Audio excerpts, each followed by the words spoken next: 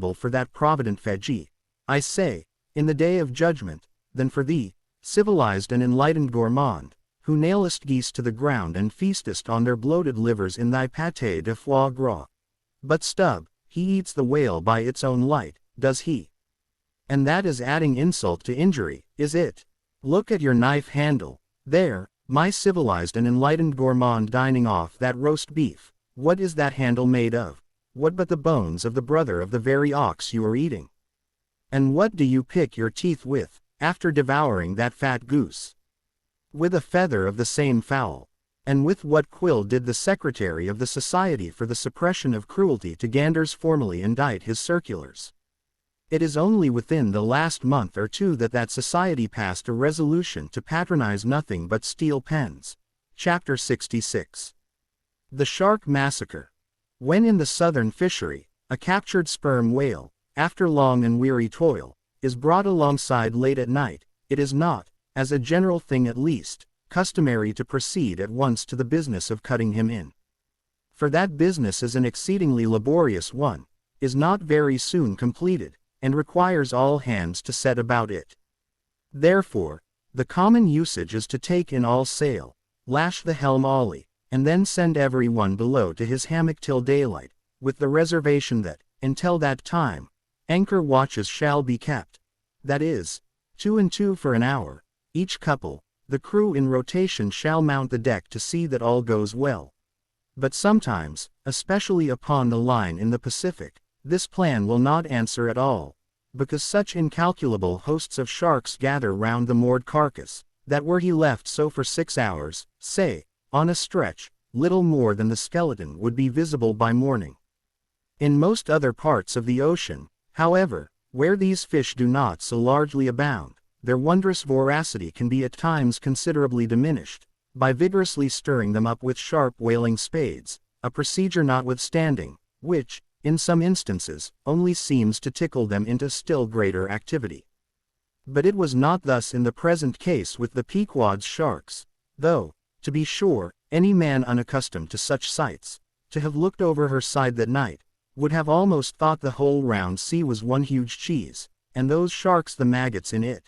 Nevertheless, upon Stubb setting the anchor watch after his supper was concluded, and when, accordingly, Queequeg and a forecastle seaman came on deck, no small excitement was created among the sharks, for immediately suspending the cutting stages over the side, and lowering 3 lanterns, so that they cast long gleams of light over the turbid sea, these 2 mariners, darting their long whaling spades, kept up an incessant murdering of the sharks, by striking the keen steel deep into their skulls, seemingly their only vital part.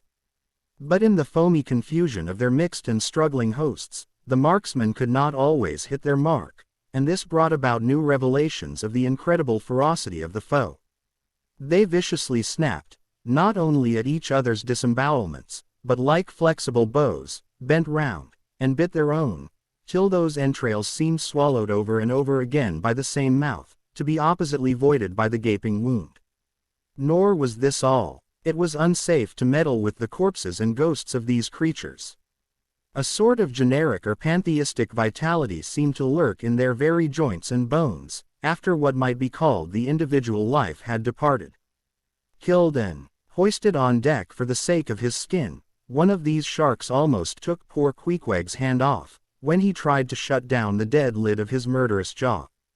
The whaling spade used for cutting in is made of the very best steel, is about the bigness of a man's spread hand, and in general shape, corresponds to the garden implement after which it is named, only its sides are perfectly flat, and its upper end considerably narrower than the lower. This weapon is always kept as sharp as possible, and when being used is occasionally honed, just like a razor.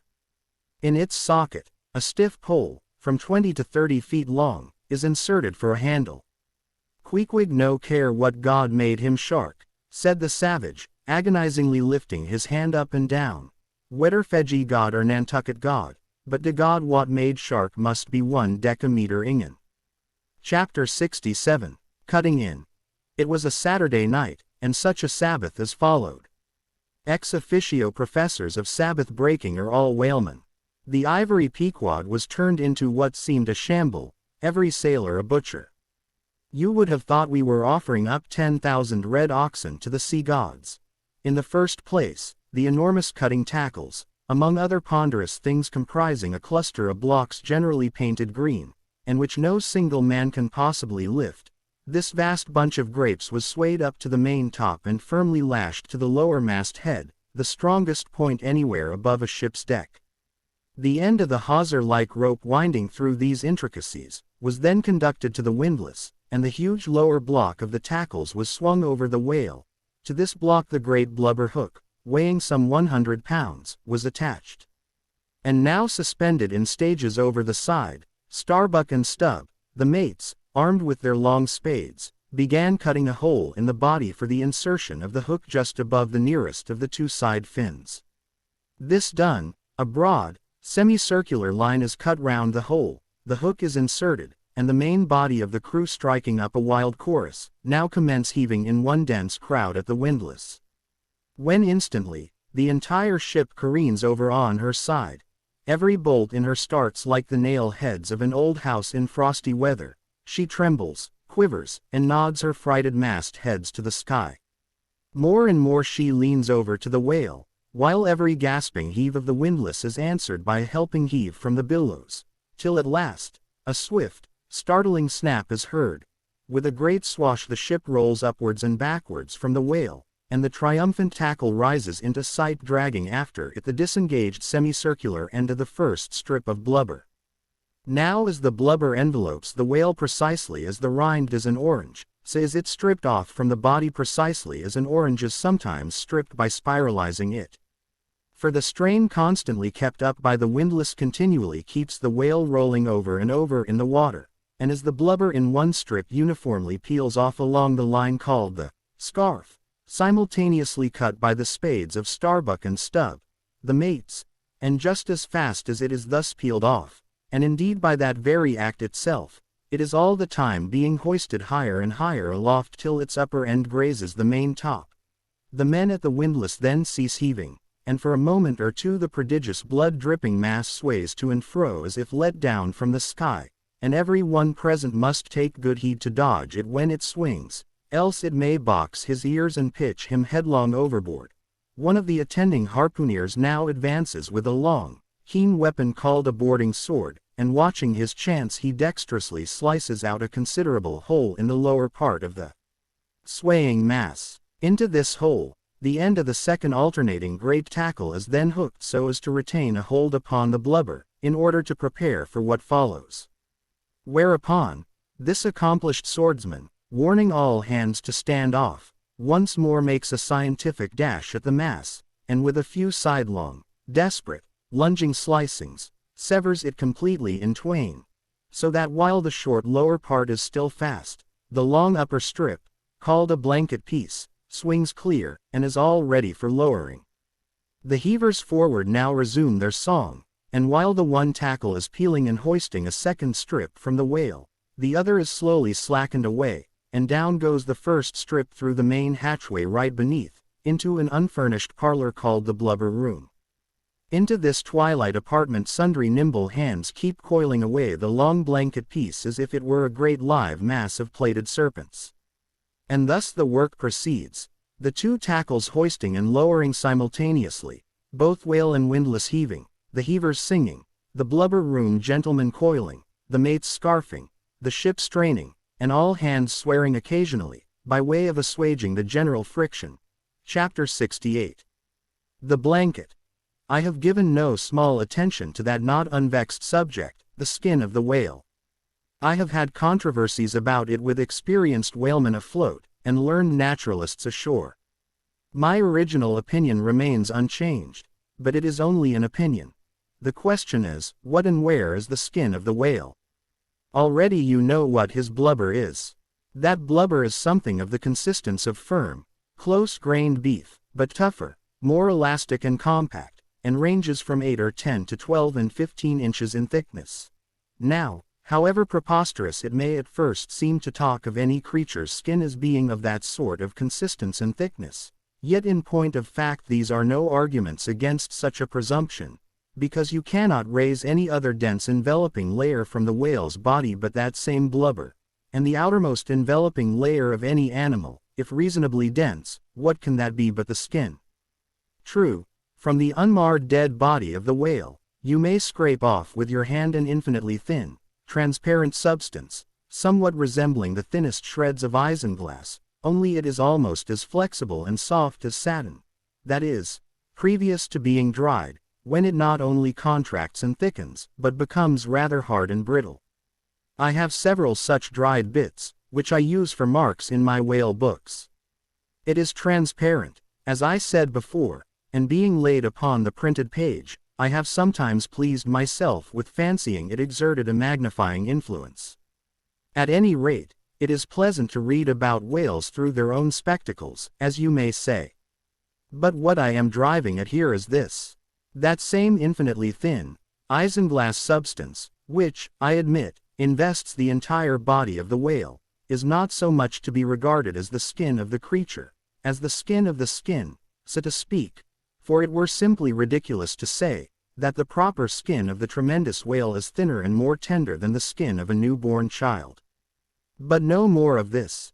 Assuming the blubber to be the skin of the whale, then, when this skin, as in the case of a very large sperm whale, will yield the bulk of 100 barrels of oil, and, when it is considered that, in quantity, or rather weight, that oil, in its expressed state, is only 3/4, and not the entire substance of the coat, some idea may hence be had of the enormousness of that animated mass, a mere part of whose mere integument yields such a lake of liquid as that.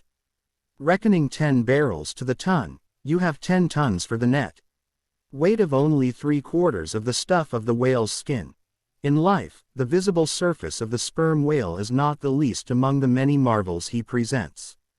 Almost invariably it is all over obliquely crossed and recrossed with numberless straight marks in thick array, something like those in the finest Italian line engravings. But these marks do not seem to be impressed upon the isinglass substance above mentioned, but seem to be seen through it, as if they were engraved upon the body itself. Nor is this all. In some instances, to the quick, observant eye, those linear marks, as in a veritable engraving, but afford the ground for far other delineations. These are hieroglyphical. That is, if you call those mysterious ciphers on the walls of pyramids hieroglyphics, then that is the proper word to use in the present connection. By my retentive memory of the hieroglyphics upon one sperm whale in particular, I was much struck with a plate representing the old Indian characters chiseled on the famous hieroglyphic palisades on the banks of the upper Mississippi. Like those mystic rocks, too, the mystic marked whale remains undecipherable. This allusion to the Indian rocks reminds me of another thing. Besides all the other phenomena which the exterior of the sperm whale presents, he not seldom displays the back, and more especially his flanks, effaced in great part of the regular linear appearance, by reason of numerous rude scratches, altogether of an irregular, random aspect. I should say that those New England rocks on the sea coast, which Agassiz imagines to bear the marks of violent scraping contact with vast floating icebergs, I should say, that those rocks must not a little resemble the sperm whale in this particular. It also seems to me that such scratches in the whale are probably made by hostile contact with other whales, for I have most remarked them in the large, full-grown bulls of the species. A word or two more concerning this matter of the skin or blubber of the whale. It has already been said, that it is stripped from him in long pieces, called blanket pieces. Like most sea terms, this one is very happy and significant. For the whale is indeed wrapped up in his blubber as in a real blanket or counterpane, or, still better, an Indian poncho slipped over his head, and skirting his extremity. It is by reason of this cozy blanketing of his body, that the whale is enabled to keep himself comfortable in all weathers, in all seas, times, and tides. What would become of a Greenland whale, say, in those shuddering, icy seas of the north, if unsupplied with his cozy surtout? True, other fish are found exceedingly brisk in those Hyperborean waters, but these, be it observed, are your cold-blooded, lungless fish, whose very bellies are refrigerators, creatures, that warm themselves under the lee of an iceberg, as a traveler in winter would bask before and in fire, whereas, like man, the whale has lungs and warm blood. Freeze his blood, and he dies. How wonderful is it then, except after explanation, that this great monster, to whom corporeal warmth is as indispensable as it is to man, how wonderful that he should be found at home, immersed to his lips for life in those Arctic waters, where, when seamen fall overboard, they are sometimes found, months afterwards, perpendicularly frozen into the hearts of fields of ice, as a fly is found glued in amber. But more surprising is it to know, as has been proved by experiment, that the blood of a polar whale is warmer than that of a Borneo Negro in summer. It does seem to me, that herein we see the rare virtue of a strong individual vitality, and the rare virtue of thick walls, and the rare virtue of interior spaciousness. Oh, man, admire and model thyself after the whale. Do thou, too, remain warm among ice. Do thou, too, live in this world without being of it. Be cool at the equator, keep thy blood fluid at the pole. Like the great dome of St. Peter's, and like the great whale, retain, O man, in all seasons a temperature of thine own. But how easy and how hopeless to teach these fine things. Of erections, how few are domed like St. Peter's. Of creatures, how few vast as the whale. Chapter 69. The funeral. Haul in the chains. Let the carcass go astern. The vast tackles have now done their duty.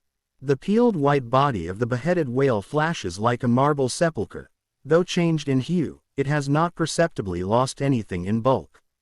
It is still colossal. Slowly it floats more and more away, the water round it torn and splashed by the insatiate sharks, and the air above vexed with rapacious flights of screaming fowls, whose beaks are like so many insulting poniards in the whale.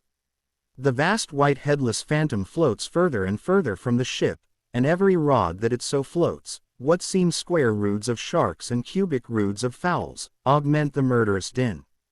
For hours and hours from the almost stationary ship that hideous sight is seen. Beneath the unclouded and mild azure sky, upon the fair face of the pleasant sea, wafted by the joyous breezes, that great mass of death floats on and on, till lost in infinite perspectives. There's a most doleful and most mocking funeral.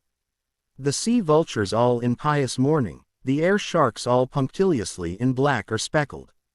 In life but few of them would have helped the whale, I ween, if peradventure he had needed it, but upon the banquet of his funeral they most piously do pounce. Oh, horrible vulturism of earth, from which not the mightiest whale is free, nor is this the end. Desecrated as the body is, a vengeful ghost survives and hovers over it to scare. Espied by some timid man of war or blundering discovery vessel from afar, when the distance obscuring the swarming fowls, nevertheless still shows the white mass floating in the sun, and the white spray heaving high against it, straightway the whale's unharming corpse, with trembling fingers is set down in the log, shoals, rocks, and breakers hereabouts. Beware. And for years afterwards, perhaps, ships shun the place, leaping over it as silly sheep leap over a vacuum, because their leader originally leapt there when a stick was held. There's your law of precedents. There's your utility of traditions. There's the story of your obstinate survival of old beliefs never bottomed on the earth, and now not even hovering in the air. There's orthodoxy. Thus, while in life the great whale's body may have been a real terror to his foes, in his death his ghost becomes a powerless panic to a world. Are you a believer in ghosts, my friend? There are other ghosts than the Cock Lane one, and far deeper men than Dr. Johnson who believe in them. Chapter 70. The Sphinx. It should not have been omitted that previous to completely stripping the body of the Leviathan, he was beheaded. Now, the beheading of the sperm whale is a scientific anatomical feat, upon which experienced whale surgeons very much pride themselves, and not without reason. Consider that the whale has nothing that can properly be called a neck. On the contrary, where his head and body seem to join, there, in that very place, is the thickest part of him. Remember, also, that the surgeon must operate from above, some 8 or 10 feet intervening between him and his subject, and that subject almost hidden in a discolored, rolling, and oftentimes tumultuous and bursting sea.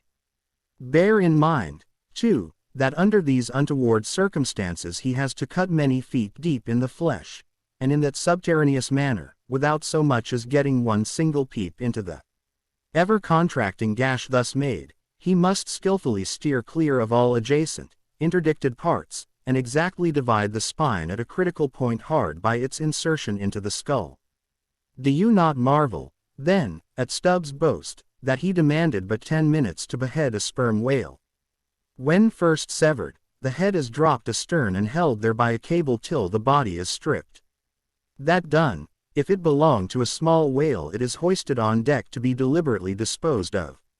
But, with a full-grown leviathan this is impossible, for the sperm whale's head embraces nearly 1/3 of his entire bulk, and completely to suspend such a burden as that, even by the immense tackles of a whaler, this were as vain a thing as to attempt weighing a Dutch barn in jewelers' scales.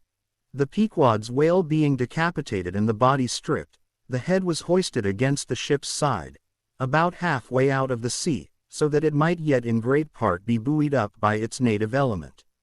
And therewith the strained craft steeply leaning over to it, by reason of the enormous downward drag from the lower mast head, and every yard arm on that side projecting like a crane over the waves, there, that blood-dripping head hung to the Pequod's waist like the giant Holofernes's from the girdle of Judith.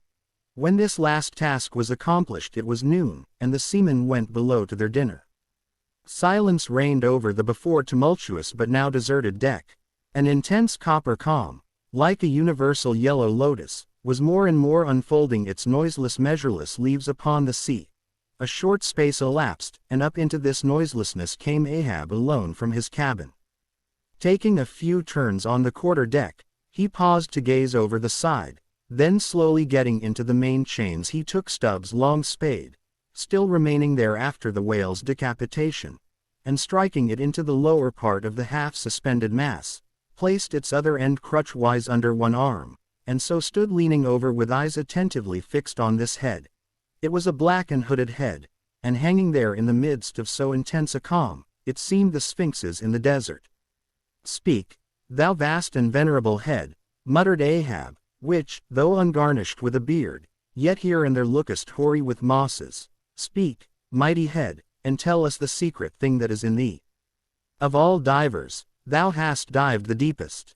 That head upon which the upper sun now gleams, has moved amid this world's foundations, where unrecorded names and navies rust, and untold hopes and anchors rot, where in her murderous hold this frigate earth is ballasted with bones of millions of the drowned.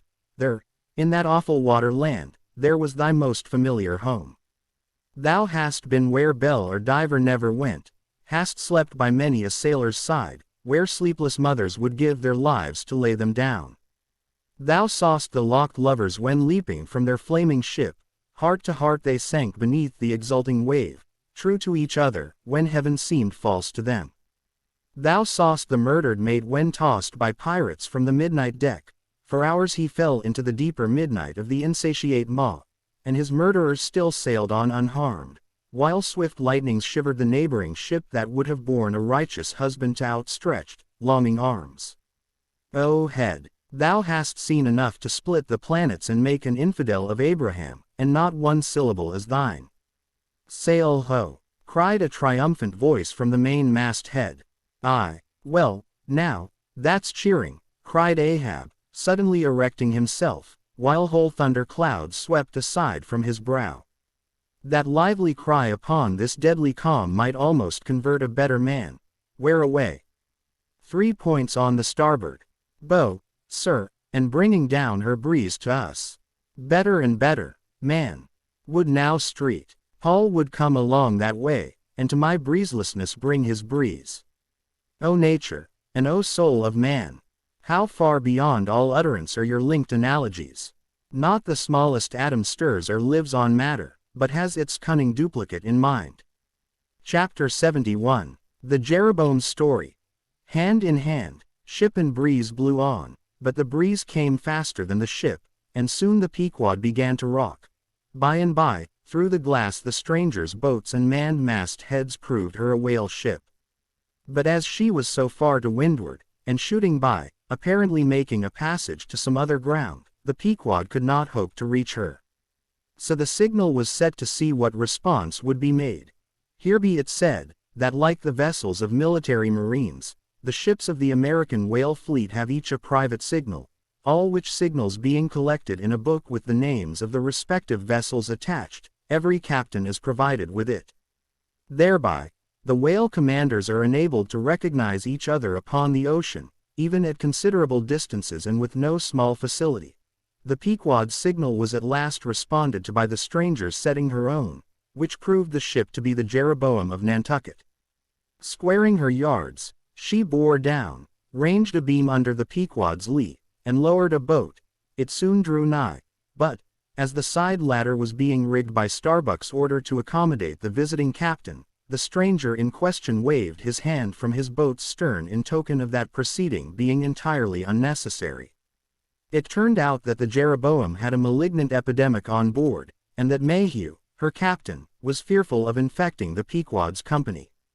For, though himself and boat's crew remained untainted, and though his ship was half a rifle shot off, and an incorruptible sea and air rolling and flowing between, yet conscientiously adhering to the timid quarantine of the land, he peremptorily refused to come into direct contact with the Pequod, but this did by no means prevent all communications. Preserving an interval of some few yards between itself and the ship, the Jeroboam's boat by the occasional use of its oars contrived to keep parallel to the Pequod, as she heavily forged through the sea, for by this time it blew very fresh, with her main topsail aback, though, indeed, at times by the sudden onset of a large rolling wave, the boat would be pushed some way ahead, but would be soon skillfully brought to her proper bearings again. Subject to this, and other the like interruptions now and then, a conversation was sustained between the two parties, but at intervals not without still another interruption of a very different sort. Pulling an oar in the Jeroboam's boat, was a man of a singular appearance, even in that wild whaling life where individual notabilities make up all totalities. He was a small, short, youngish man, sprinkled all over his face with freckles, and wearing redundant yellow hair. A long-skirted, cabalistically cut coat of a faded walnut tinge enveloped him, the overlapping sleeves of which were rolled up on his wrists. A deep, settled, fanatic delirium was in his eyes. So soon as this figure had been first descried, Stubb had exclaimed, "That's he. That's he, the long-togged scaramouch the town hose company told us of." Stubb here alluded to a strange story told of the Jeroboam, and a certain man among her crew, some time previous when the Pequod spoke the town ho. According to this account and what was subsequently learned, it seemed that the scaramouch in question had gained a wonderful ascendancy over almost everybody in the Jeroboam. His story was this: he had been originally nurtured among the crazy society of Neskayuna Shakers, where he had been a great prophet, in their cracked, secret meetings having several times descended from heaven by the way of a trap-door, announcing the speedy opening of the seventh vial, which he carried in his vest pocket, but which, instead of containing gunpowder, was supposed to be charged with laudanum. A strange, apostolic whim having seized him, he had left Neskayuna for Nantucket, where, with that cunning peculiar to craziness, he assumed a steady, common-sense exterior, and offered himself as a green-hand candidate for the Jeroboam's whaling voyage. They engaged him, but straightway upon the ship's getting out of sight of land, his insanity broke out in a freshet. He announced himself as the Archangel Gabriel, and commanded the captain to jump overboard. He published his manifesto, whereby he set himself forth as the deliverer of the Isles of the Sea and Vicar General of all Oceanica. The unflinching earnestness with which he declared these things, the dark, daring play of his sleepless, excited imagination, and all the preternatural terrors of real delirium, united to invest this Gabriel in the minds of the majority of the ignorant crew, with an atmosphere of sacredness. Moreover, they were afraid of him. As such a man, however, was not of much practical use in the ship, especially as he refused to work except when he pleased, the incredulous captain would fain have been rid of him, but apprised that that individual's intention was to land him in the first convenient port, the archangel forthwith opened all his seals and vials, devoting the ship and all hands to unconditional perdition, in case this intention was carried out. So strongly did he work upon his disciples among the crew, that at last in a body they went to the captain and told him if Gabriel was sent from the ship, not a man of them would remain. He was therefore forced to relinquish his plan. Nor would they permit Gabriel to be any way maltreated, say or do what he would, so that it came to pass that Gabriel had the complete freedom of the ship.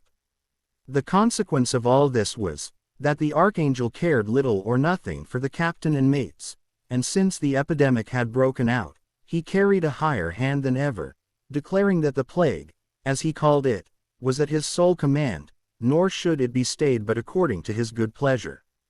The sailors, mostly poor devils, cringed, and some of them fawned before him, in obedience to his instructions, sometimes rendering him personal homage, as to a god. Such things may seem incredible, but, however wondrous, they are true. Nor is the history of fanatics half so striking in respect to the measureless self-deception of the fanatic himself, as his measureless power of deceiving and bedeviling so many others. But it is time to return to the Pequod. I fear not thy epidemic, man, said Ahab from the bulwarks, to Captain Mayhew, who stood in the boat's stern, come on board. But now Gabriel started to his feet. Think of the fevers, yellow and bilious. Beware of the horrible plague. Gabriel, Gabriel, cried Captain Mayhew, thou must either, but that instant a headlong wave shot the boat far ahead, and its seethings drowned all speech. Hast thou seen the white whale? Demanded Ahab, when the boat drifted back. Think of thy whale boat, stoven and sunk. Beware of the horrible tale. I tell thee again, Gabriel, that, but again the boat tore ahead as if dragged by fiends. Nothing was said for some moments, while a succession of riotous waves rolled by, which by one of those occasional caprices of the seas were tumbling, not heaving it. Meantime, the hoisted sperm whale's head jogged about very violently, and Gabriel was seen eyeing it with rather more apprehensiveness than his archangel nature seemed to warrant. When this interlude was over, Captain Mayhew began a dark story concerning Moby-Dick, not, however, without frequent interruptions from Gabriel, whenever his name was mentioned, and the crazy sea that seemed leagued with him. It seemed that the Jeroboam had not long left home, when upon speaking a whale ship, her people were reliably apprised of the existence of Moby-Dick, and the havoc he had made. Greedily sucking in this intelligence, Gabriel solemnly warned the captain against attacking the white whale, in case the monster should be seen, in his gibbering insanity, pronouncing the white whale to be no less a being than the Shaker God incarnated, the Shakers receiving the Bible. But when, some year or two afterwards, Moby-Dick was fairly sighted from the mastheads, Macy, the chief mate, burned with ardor to encounter him, and the captain himself being not unwilling to let him have the opportunity, despite all the archangel's denunciations and forewarnings, Macy succeeded in persuading 5 men to man his boat.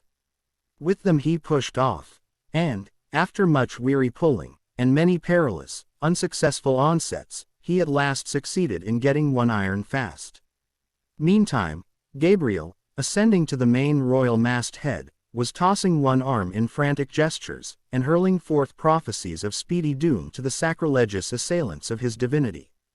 Now, while Macy, the mate, was standing up in his boat's bow, and with all the reckless energy of his tribe was venting his wild exclamations upon the whale, and essaying to get a fair chance for his poised lance, lo! A broad white shadow rose from the sea, by its quick, fanning motion, temporarily taking the breath out of the bodies of the oarsmen. Next instant, the luckless mate, so full of furious life, was smitten bodily into the air, and making a long arc in his descent, fell into the sea at the distance of about 50 yards. Not a chip of the boat was harmed, nor a hair of any oarsman's head, but the mate forever sank. It is well to parenthesize here, that of the fatal accidents in the sperm whale fishery, this kind is perhaps almost as frequent as any. Sometimes, nothing is injured but the man who is thus annihilated, oftener the boat's bow is knocked off, or the thigh board, in which the headsman stands, is torn from its place and accompanies the body. But strangest of all is the circumstance, that in more instances than one, when the body has been recovered, not a single mark of violence is discernible, the man being stark dead. The whole calamity, with the falling form of Macy, was plainly descried from the ship. Raising a piercing shriek, "The vile! The vile!" Gabriel called off the terror-stricken crew from the further hunting of the whale. This terrible event clothed the archangel with added influence, because his credulous disciples believed that he had specifically foreannounced it, instead of only making a general prophecy, which anyone might have done, and so have chanced to hit one of many marks in the wide margin allowed. He became a nameless terror to the ship. Mayhew having concluded his narration, Ahab put such questions to him, that the stranger captain could not forbear inquiring whether he intended to hunt the white whale, if opportunity should offer. To which Ahab answered, "Aye." Straightway, then, Gabriel once more started to his feet, glaring upon the old man, and vehemently exclaimed, with downward pointed finger, think of the blasphemer, dead, and down there, beware of the blasphemer's end." Ahab stolidly turned aside, then said to Mayhew, "Captain, I have just bethought me of my letter bag. There is a letter for one of thy officers, if I mistake not. Starbuck, look over the bag. Every whale ship takes out a goodly number of letters for various ships, whose delivery to the persons to whom they may be addressed, depends upon the mere chance of encountering them in the four oceans. Thus, most letters never reach their mark, and many are only received after attaining an age of 2 or 3 years or more." Soon Starbuck returned with a letter in his hand. It was sorely tumbled, damp, and covered with a dull, spotted, green mold, in consequence of being kept in a dark locker of the cabin. Of such a letter, Death himself might well have been the post-boy. "Canst not read it?" cried Ahab. "Give it me, man." Aye, it's but a dim scrawl. What's this?" As he was studying it out, Starbuck took a long cutting spade pole, and with his knife slightly split the end, to insert the letter there, and in that way, hand it to the boat, without its coming any closer to the ship. Meantime, Ahab holding the letter, muttered, "Mr. Har. Yes, Mr. Harry. A woman's pinny hand, the man's wife, I'll wager, aye, Mr. Harry Macy. Ship Jeroboam. Why, it's Macy, and he's dead. Poor fellow, poor fellow. And from his wife," sighed Mayhew, "but let me have it." "Nay, keep it thyself," cried Gabriel to Ahab, "thou art soon going that way." "Curses throttle thee," yelled Ahab. Captain Mayhew, stand by now to receive it, and taking the fatal missive from Starbuck's hands, he caught it in the slit of the pole, and reached it over towards the boat. But as he did so, the oarsman expectantly desisted from rowing. The boat drifted a little towards the ship's stern, so that, as if by magic, the letter suddenly ranged along with Gabriel's eager hand. He clutched it in an instant, seized the boat knife, and impaling the letter on it, sent it thus loaded back into the ship. It fell at Ahab's feet. Then Gabriel shrieked out to his comrades to give way with their oars, and in that manner the mutinous boat rapidly shot away from the Pequod. As, after this interlude, the seamen resumed their work upon the jacket of the whale, many strange things were hinted in reference to this wild affair. Chapter 72. The Monkey Rope. In the tumultuous business of cutting in and attending to a whale, there is much running backwards and forwards among the crew. Now hands are wanted here, and then again hands are wanted there. There is no staying in any one place, for at one and the same time everything has to be done everywhere.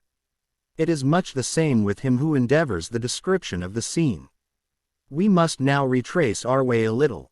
It was mentioned that upon first breaking ground in the whale's back, the blubber hook was inserted into the original hole there cut by the spades of the mates. But how did so clumsy and weighty a mass as that same hook get fixed in that hole? It was inserted there by my particular friend Queequeg, whose duty it was, as harpooner, to descend upon the monster's back for the special purpose referred to. But in very many cases, Circumstances require that the harpooner shall remain on the whale till the whole flensing or stripping operation is concluded. The whale, be it observed, lies almost entirely submerged, excepting the immediate parts operated upon. So down there, some 10 feet below the level of the deck, the poor harpooner flounders about, half on the whale and half in the water, as the vast mass revolves like a treadmill beneath him.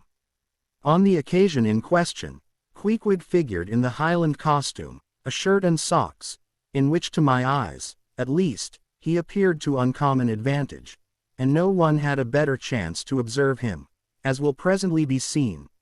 Being the savage's bowsman, that is, the person who pulled the bow oar in his boat, the second one from forward, it was my cheerful duty to attend upon him while taking that hard scramble upon the dead whale's back. You have seen Italian organ boys holding a dancing ape by a long cord.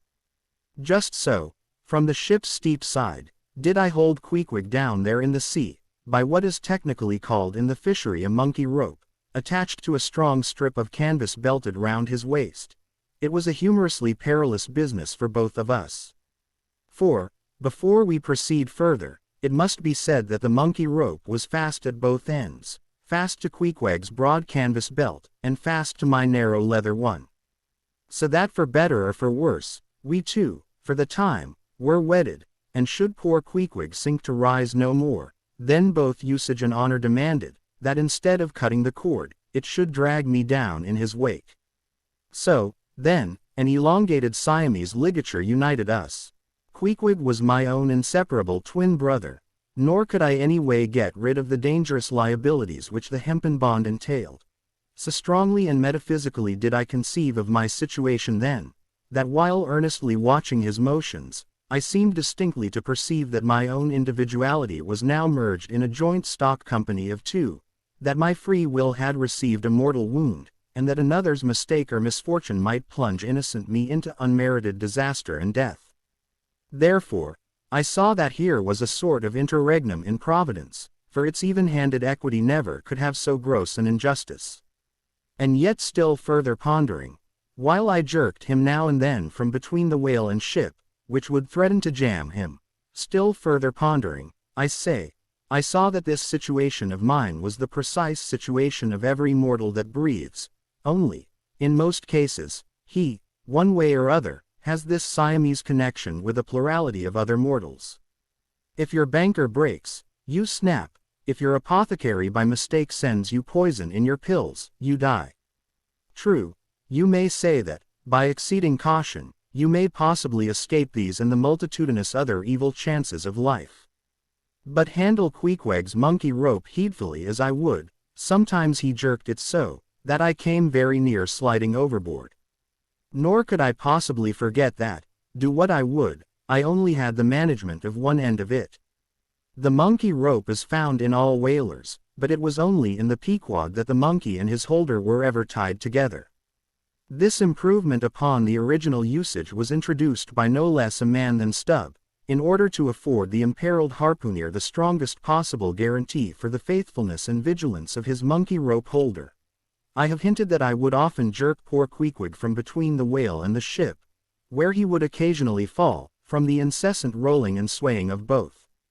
But this was not the only jamming jeopardy he was exposed to. Unappalled by the massacre made upon them during the night, the sharks now freshly and more keenly allured by the before-pent blood which began to flow from the carcass, the rabid creatures swarmed round it like bees in a beehive, and right in among those sharks was Queequeg, who often pushed them aside with his floundering feet.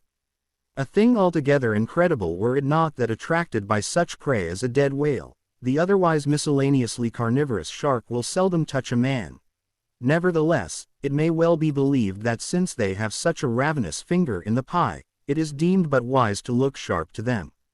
Accordingly, besides the monkey rope, with which I now and then jerked the poor fellow from too close a vicinity to the maw of what seemed a peculiarly ferocious shark, he was provided with still another protection. Suspended over the side in one of the stages, Tashtego and Dagu continually flourished over his head a couple of keen whale spades, wherewith they slaughtered as many sharks as they could reach. This procedure of theirs, to be sure, was very disinterested and benevolent of them. They meant Queequeg's best happiness, I admit, but in their hasty zeal to befriend him, and from the circumstance that both he and the sharks were at times half hidden by the blood-muddled water, those indiscreet spades of theirs would come nearer amputating a leg than a tail. But poor Queequeg, I suppose, straining and gasping there with that great iron hook, poor Queequeg, I suppose, only prayed to his Yojo, and gave up his life into the hands of his gods. Well, well, my dear comrade and twin brother, thought I, as I drew in and then slacked off the rope to every swell of the sea, what matters it, after all? Are you not the precious image of each and all of us men in this wailing world? That unsounded ocean you gasp in, is life, those sharks, your foes, those spades, your friends, and what between sharks and spades you are in a sad pickle and peril, poor lad. But courage. There is good cheer in store for you, Queequeg.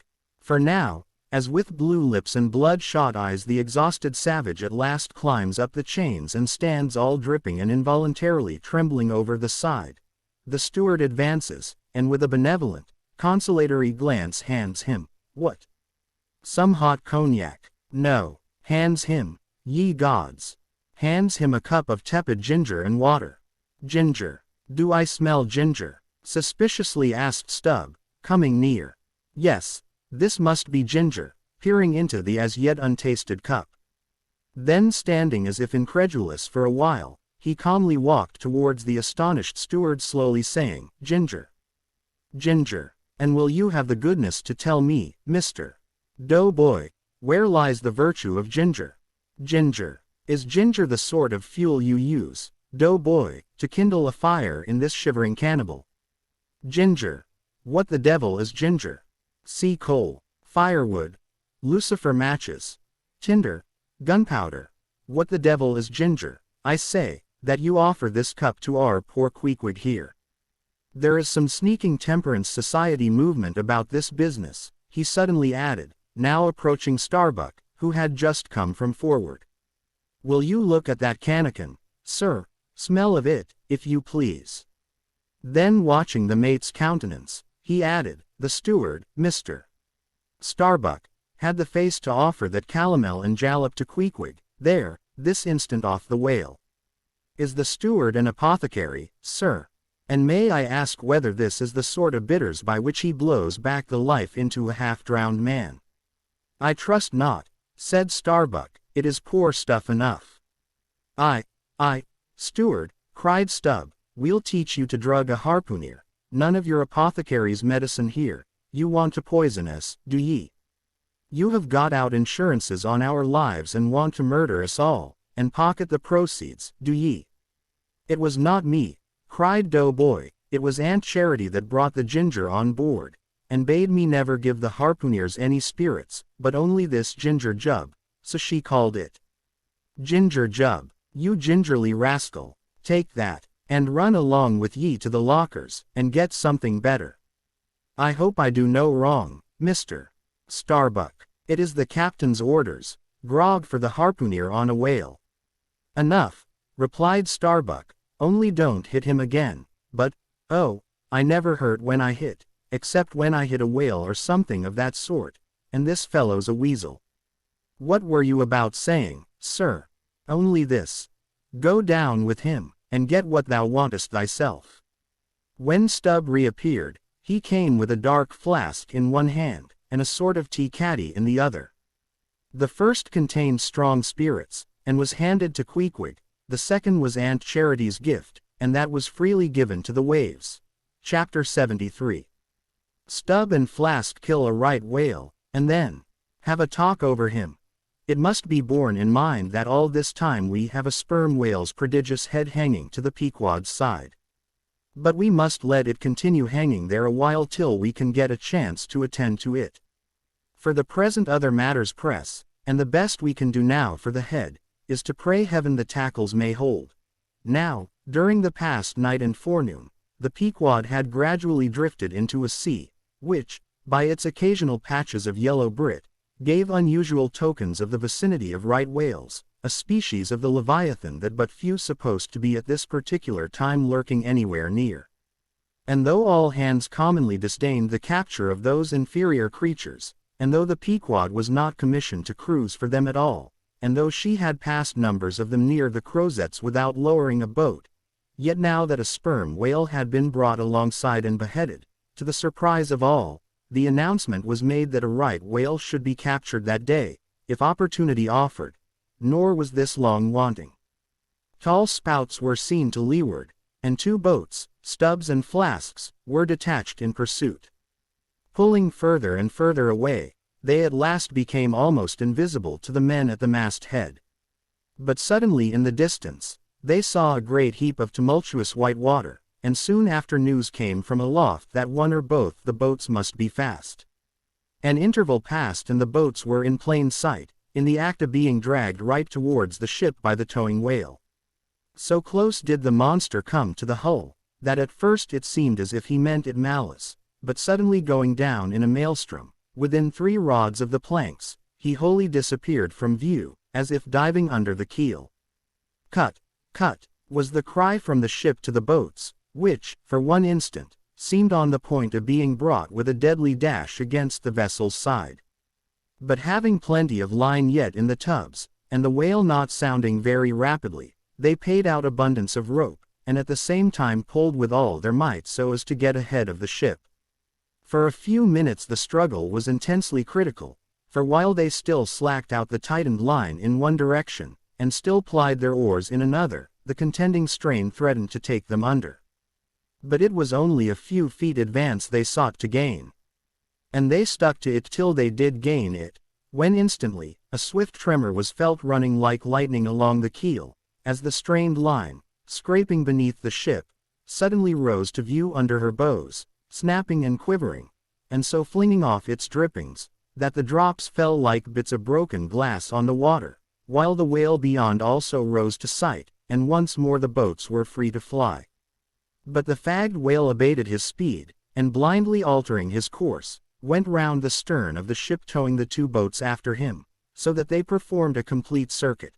Meantime, they hauled more and more upon their lines, till close flanking him on both sides, Stubb answered Flask with lance for lance, and thus round and round the Pequod the battle went, while the multitudes of sharks that had before swum round the sperm whale's body, rushed to the fresh blood that was spilled, thirstily drinking at every new gash, as the eager Israelites did at the new bursting fountains that poured from the smitten rock. At last his spout grew thick, and with a frightful roll and vomit, he turned upon his back a corpse, while the 2 headsmen were engaged in making fast cords to his flukes, and in other ways getting the mass in readiness for towing. Some conversation ensued between them. "I wonder what the old man wants with this lump of foul lard," said Stubb, not without some disgust at the thought of having to do with so ignoble a Leviathan.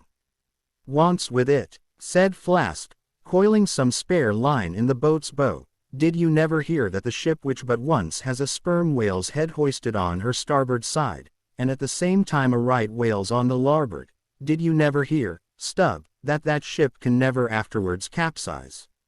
"Why not?" "I don't know, but I heard that Gamboge ghost of a Fedala saying so, and he seems to know all about ship's charms. But I sometimes think he'll charm the ship to no good at last. I don't half like that chap, Stubb. Did you ever notice how that tusk of his is a sort of carved into a snake's head, Stubb? Sink him. I never look at him at all, but if ever I get a chance of a dark night, and he's standing hard by the bulwarks, and no one by, look down there, Flask, pointing into the sea with a peculiar motion of both hands. I will.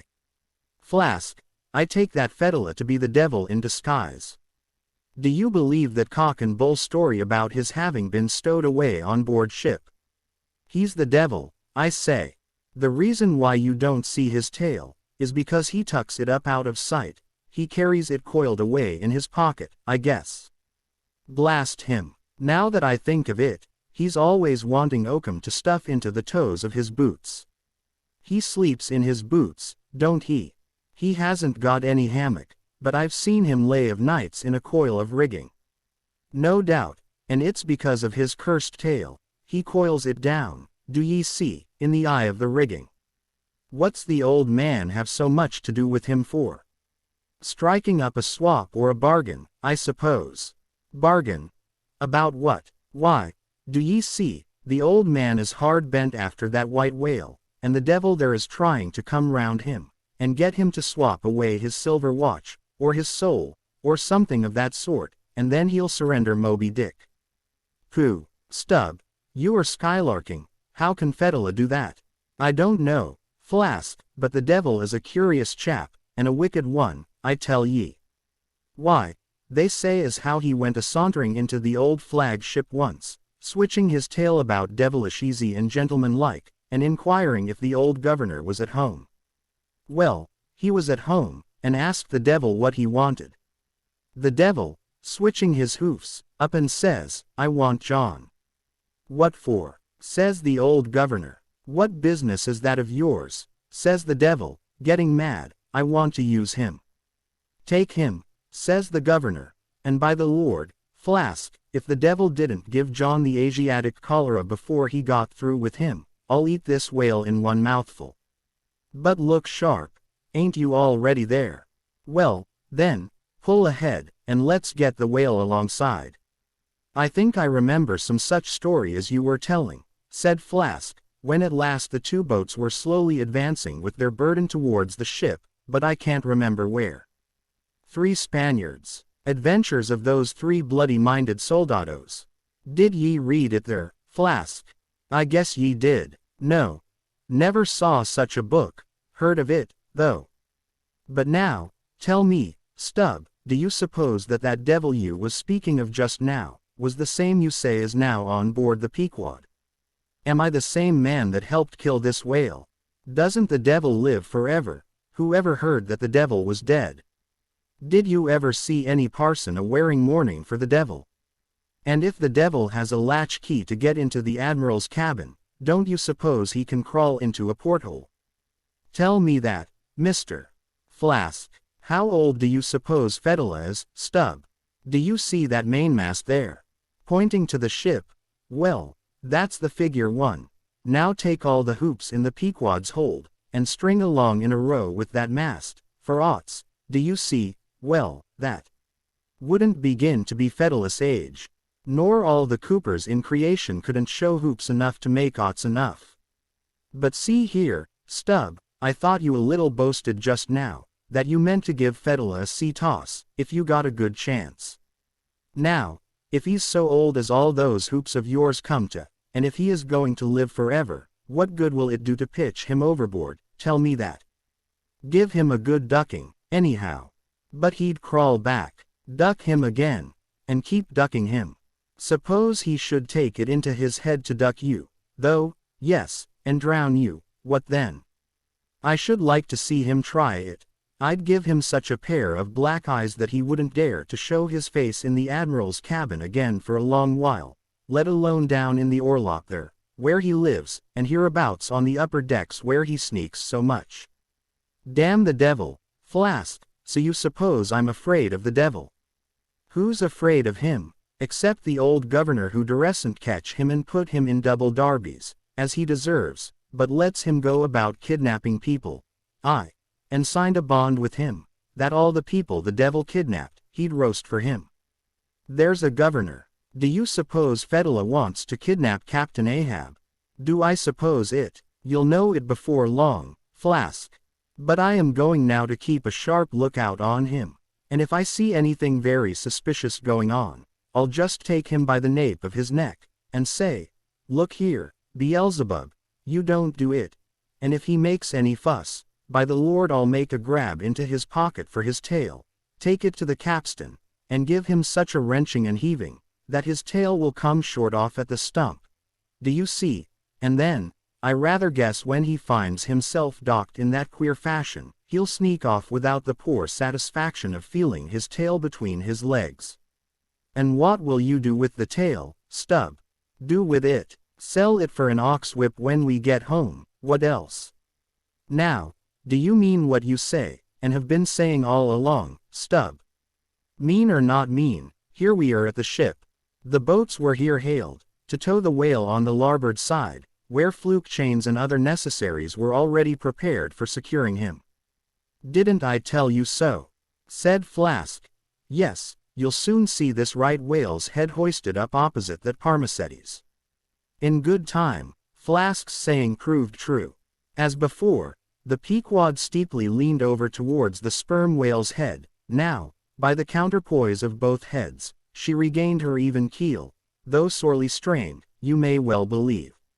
So, when on one side you hoist in Locke's head, you go over that way, but now, on the other side, hoist in Cant's and you come back again, but in very poor plight. Thus, some minds forever keep trimming boat. Oh, ye foolish, throw all these thunderheads overboard, and then you will float light and right. In disposing of the body of a right whale, when brought alongside the ship, the same preliminary proceedings commonly take place as in the case of a sperm whale. Only, in the latter instance, the head is cut off whole, but in the former the lips and tongue are separately removed and hoisted on deck, with all the well-known black bone attached to what is called the crown piece. But nothing like this, in the present case, had been done. The carcasses of both whales had dropped astern, and the head-laden ship not a little resembled a mule carrying a pair of overburdening panniers. Meantime, Fedula was calmly eyeing the right whale's head, and ever and anon glancing from the deep wrinkles there to the lines in his own hand. And Ahab chanced so to stand, that the Parsee occupied his shadow, while, if the Parsee's shadow was there at all, it seemed only to blend with, and lengthen Ahab's. As the crew toiled on, Laplandish speculations were bandied among them, concerning all these passing things. Chapter 74. The Sperm Whale's Head. Contrasted View. Here, now, are two great whales, laying their heads together. Let us join them, and lay together our own. Of the grand order of folio leviathans, the sperm whale and the right whale are by far the most noteworthy. They are the only whales regularly hunted by man. To the Nantucketer, they present the two extremes of all the known varieties of the whale. As the external difference between them is mainly observable in their heads, and as a head of each is this moment hanging from the Pequod's side, and as we may freely go from one to the other, by merely stepping across the deck, where, I should like to know, will you obtain a better chance to study practical cetology than here? In the first place, you are struck by the general contrast between these heads. Both are massive enough in all conscience, but there is a certain mathematical symmetry in the sperm whales which the right whale's sadly lacks. There is more character in the sperm whale's head. As you behold it, you involuntarily yield the immense superiority to him, in point of pervading dignity. In the present instance, too, this dignity is heightened by the pepper and salt color of his head at the summit, giving token of advanced age and large experience. In short, he is what the fishermen technically call a gray-headed whale. Let us now note what is least dissimilar in these heads, namely, the two most important organs, the eye and the ear. Far back on the side of the head, and low down, near the angle of either whale's jaw, if you narrowly search, you will at last see a lashless eye, which you would fancy to be a young colt's eye, so out of all proportion is it to the magnitude of the head. Now, from this peculiar sideway position of the whale's eyes, it is plain that he can never see an object which is exactly ahead, no more than he can one exactly astern. In a word, the position of the whale's eyes corresponds to that of a man's ears, and you may fancy, for yourself, how it would fare with you, did you sideways survey objects through your ears. You would find that you could only command some 30 degrees of vision in advance of the straight side line of sight, and about 30 more behind it. If your bitterest foe were walking straight towards you, with dagger uplifted in broad day, you would not be able to see him, any more than if he were stealing upon you from behind. In a word, you would have two backs, so to speak, but, at the same time, also, two fronts, side fronts, for what is it that makes the front of a man? What, indeed, but his eyes? Moreover, while in most other animals that I can now think of, the eyes are so planted as imperceptibly to blend their visual power, so as to produce one picture and not two to the brain. The peculiar position of the whale's eyes, effectually divided as they are by many cubic feet of solid head, which towers between them like a great mountain separating two lakes in valleys. This, of course, must wholly separate the impressions which each independent organ imparts. The whale, therefore, must see one distinct picture on this side, and another distinct picture on that side, while all between must be profound darkness and nothingness to him. Man may, in effect, be said to look out on the world from a sentry box with two joined sashes for his window. But with the whale, these two sashes are separately inserted, making two distinct windows, but sadly impairing the view. This peculiarity of the whale's eyes is a thing always to be borne in mind in the fishery, and to be remembered by the reader in some subsequent scenes. A curious and most puzzling question might be started concerning this visual matter as touching the Leviathan. But I must be content with a hint.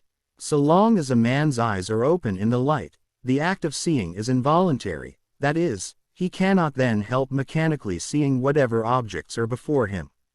Nevertheless, any one's experience will teach him that though he can take in an undiscriminating sweep of things at one glance, it is quite impossible for him, attentively and completely, to examine any two things, however large or however small, at one and the same instant of time, never mind if they lie side by side and touch each other.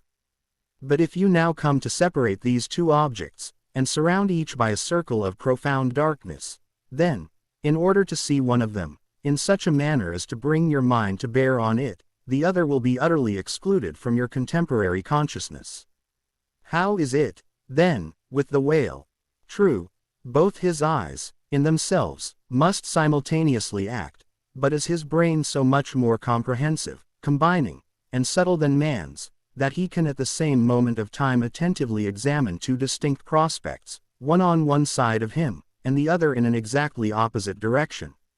If he can, then is it as marvelous a thing in him, as if a man were able simultaneously to go through the demonstrations of two distinct problems in Euclid. Nor, strictly investigated, is there any incongruity in this comparison.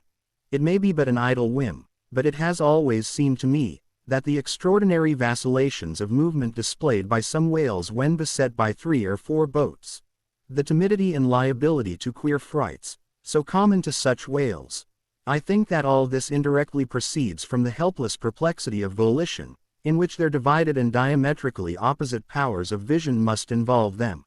But the ear of the whale is full as curious as the eye. If you were an entire stranger to their race, you might hunt over these two heads for hours, and never discover that organ.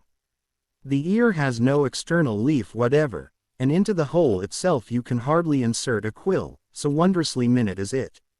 It is lodged a little behind the eye. With respect to their ears, this important difference is to be observed between the sperm whale and the right. While the ear of the former has an external opening, that of the latter is entirely and evenly covered over with a membrane, so as to be quite imperceptible from without. Is it not curious, that so vast a being as the whale should see the world through so small an eye, and hear the thunder through an ear which is smaller than a hare's? But if his eyes were broad as the lens of Herschel's great telescope, and his ears capacious as the porches of cathedrals, would that make him any longer of sight, or sharper of hearing? Not at all. Why then do you try to enlarge your mind? Subtilize it. Let us now, with whatever levers and steam engines we have at hand, cant over the sperm whale's head, that it may lie bottom up. Then, ascending by a ladder to the summit, have a peep down the mouth, and were it not that the body is now completely separated from it, with a lantern we might descend into the great Kentucky mammoth cave of his stomach. But let us hold on here by this tooth, and look about us where we are. What a really beautiful and chaste-looking mouth! From floor to ceiling, lined, or rather papered with a glistening white membrane, glossy as bridal satins. But come out now, and look at this portentous lower jaw, which seems like the long narrow lid of an immense snuff box, with the hinge at one end, instead of one side. If you pry it up, so as to get it overhead, and expose its rows of teeth, it seems a terrific portcullis, and such, alas!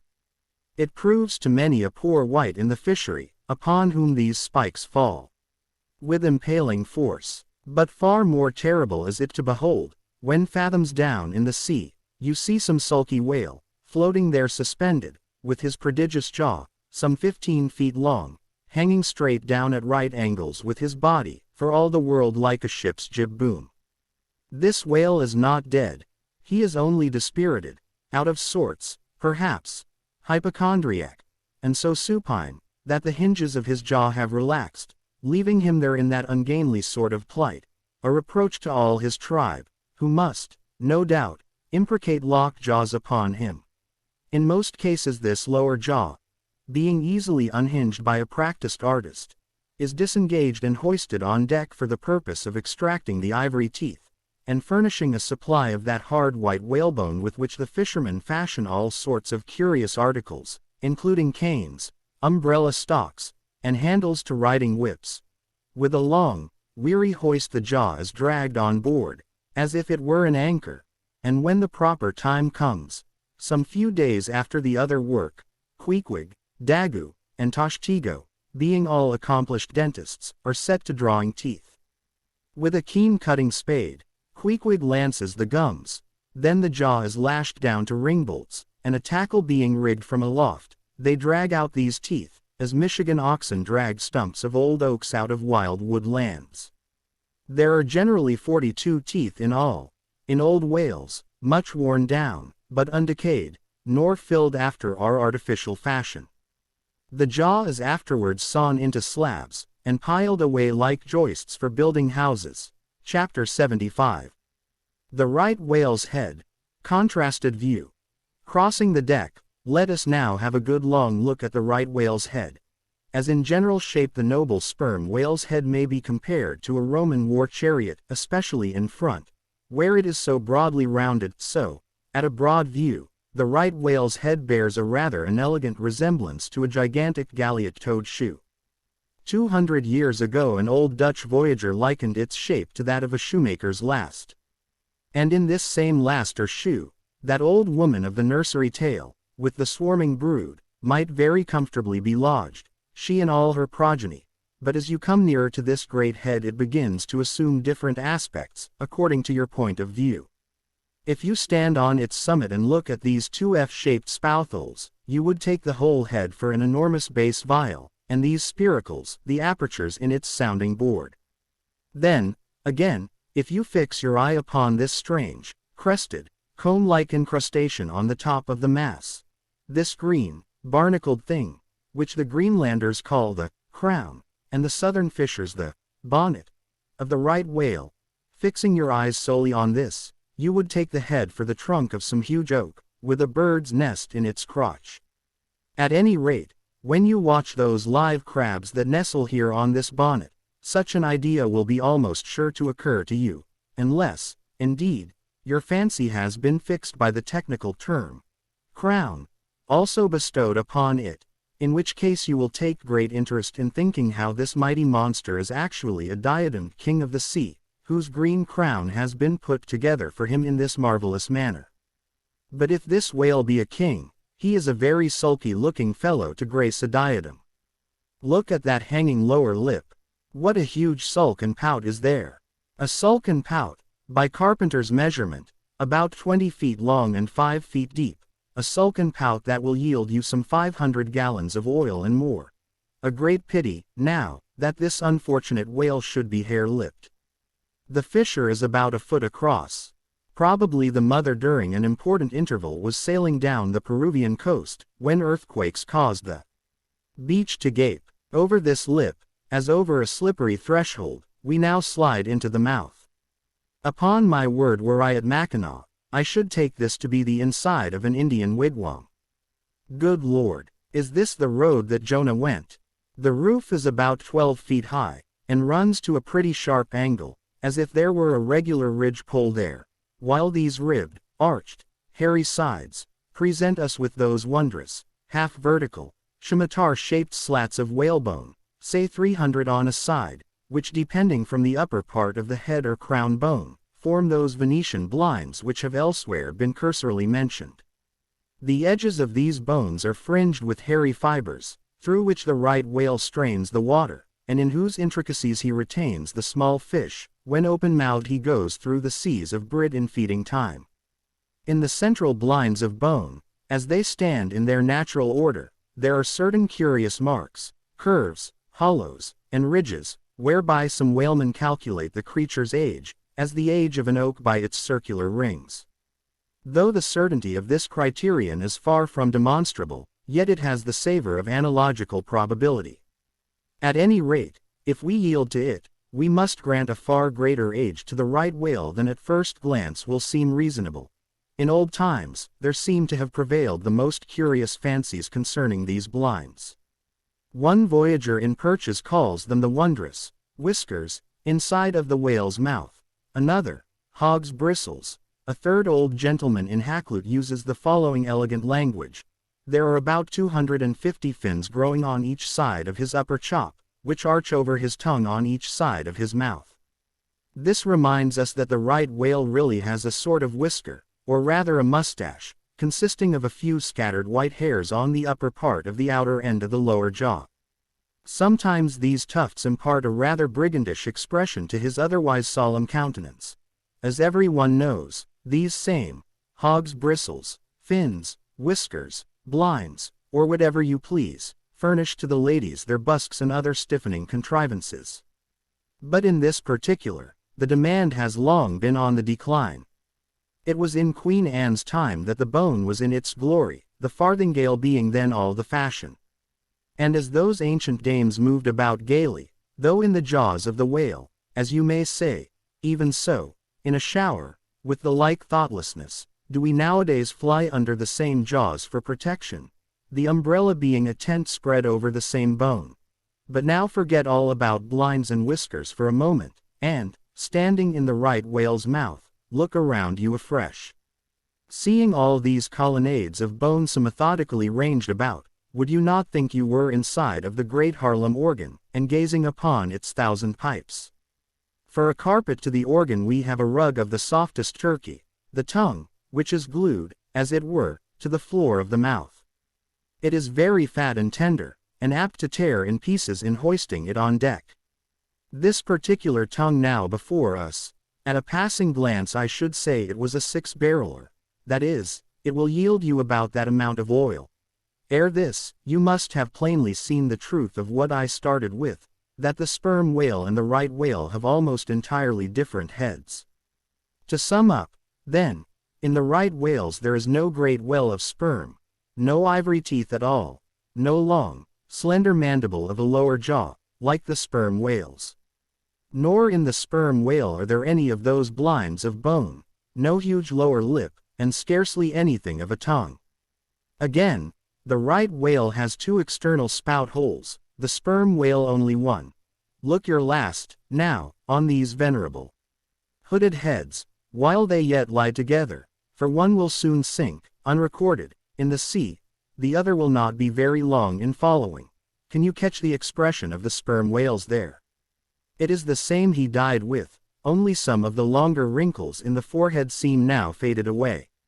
I think his broad brow to be full of a prairie-like placidity, born of a speculative indifference as to death. But mark the other head's expression. See that amazing lower lip, pressed by accident against the vessel's side, so as firmly to embrace the jaw. Does not this whole head seem to speak of an enormous practical resolution in facing death? This right whale I take to have been a Stoic, the sperm whale, a Platonian, who might have taken up Spinoza in his latter years. Chapter 76. The battering ram. Ere quitting, for the nonce, the sperm whale's head, I would have you, as a sensible physiologist, simply, particularly remark its front aspect, in all its compacted collectedness. I would have you investigate it now with the sole view of forming to yourself some unexaggerated, intelligent estimate of whatever battering ram power may be lodged there. Here is a vital point, for you must either satisfactorily settle this matter with yourself, or forever remain an infidel as to one of the most appalling, but not the less true events, perhaps anywhere to be found in all recorded history. You observe that in the ordinary swimming position of the sperm whale, the front of his head presents an almost wholly vertical plane to the water. You observe that the lower part of that front slopes considerably backwards, so as to furnish more of a retreat for the long socket which receives the boom-like lower jaw. You observe that the mouth is entirely under the head, much in the same way, indeed, as though your own mouth were entirely under your chin. Moreover, you observe that the whale has no external nose, and that what nose he has, his spout hole, is on the top of his head. You observe that his eyes and ears are at the sides of his head, nearly 1/3 of his entire length from the front. Wherefore, you must now have perceived that the front of the sperm whale's head is a dead, blind wall, without a single organ or tender prominence of any sort whatsoever.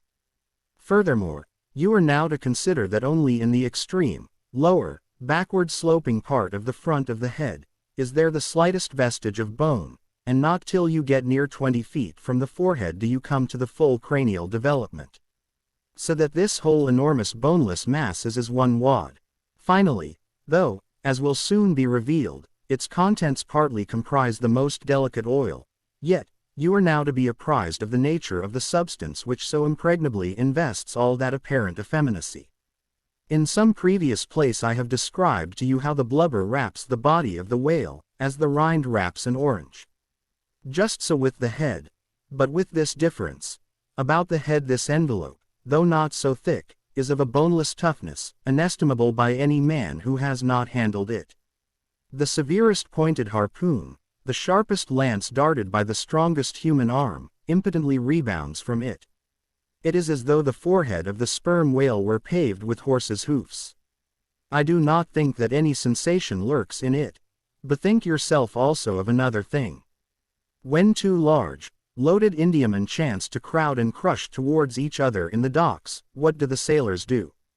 They do not suspend between them, at the point of coming contact, any merely hard substance, like iron or wood. No, they hold there a large, round wad of tow and cork, enveloped in the thickest and toughest of ox hide. That bravely and uninjured takes the jam which would have snapped all their oaken handspikes. And iron crow bars. By itself this sufficiently illustrates the obvious fact I drive at. But supplementary to this, it has hypothetically occurred to me, that as ordinary fish possess what is called a swimming bladder in them, capable, at will, of distension or contraction, and as the sperm whale, as far as I know, has no such provision in him, considering, too, the otherwise inexplicable manner in which he now depresses his head altogether beneath the surface, and anon swims with it high elevated out of the water, considering the unobstructed elasticity of its envelope, considering the unique interior of his head, it has hypothetically occurred to me, I say, that those mystical lung-celled honeycombs there may possibly have some hitherto unknown and unsuspected connection with the outer air, so as to be susceptible to atmospheric distension and contraction. If this be so, fancy the irresistibleness of that might, to which the most impalpable and destructive of all elements contributes. Now, mark. Unerringly impelling this dead, impregnable, uninjurable wall, and this most buoyant thing within, there swims behind it all a mass of tremendous life, only to be adequately estimated as piled wood as, by the cord, and all obedient to one volition, as the smallest insect. So that when I shall hereafter detail to you all the specialities and concentrations of potency everywhere lurking in this expansive monster, when I shall show you some of his more inconsiderable braining feats, I trust you will have renounced all ignorant incredulity, and be ready to abide by this, that though the sperm whale stove a passage through the Isthmus of Darien, and mixed the Atlantic with the Pacific, you would not elevate one hair of your eyebrow. For unless you own the whale, you are but a provincial and sentimentalist in truth. But clear truth is a thing for salamander giants only to encounter. How small the chances for the provincials then? What befell the weakling youth lifting the dread goddess's veil at Lais? Chapter 77. The Great Heidelberg Tun. Now comes the bailing of the case. But to comprehend it aright, you must know something of the curious internal structure of the thing operated upon.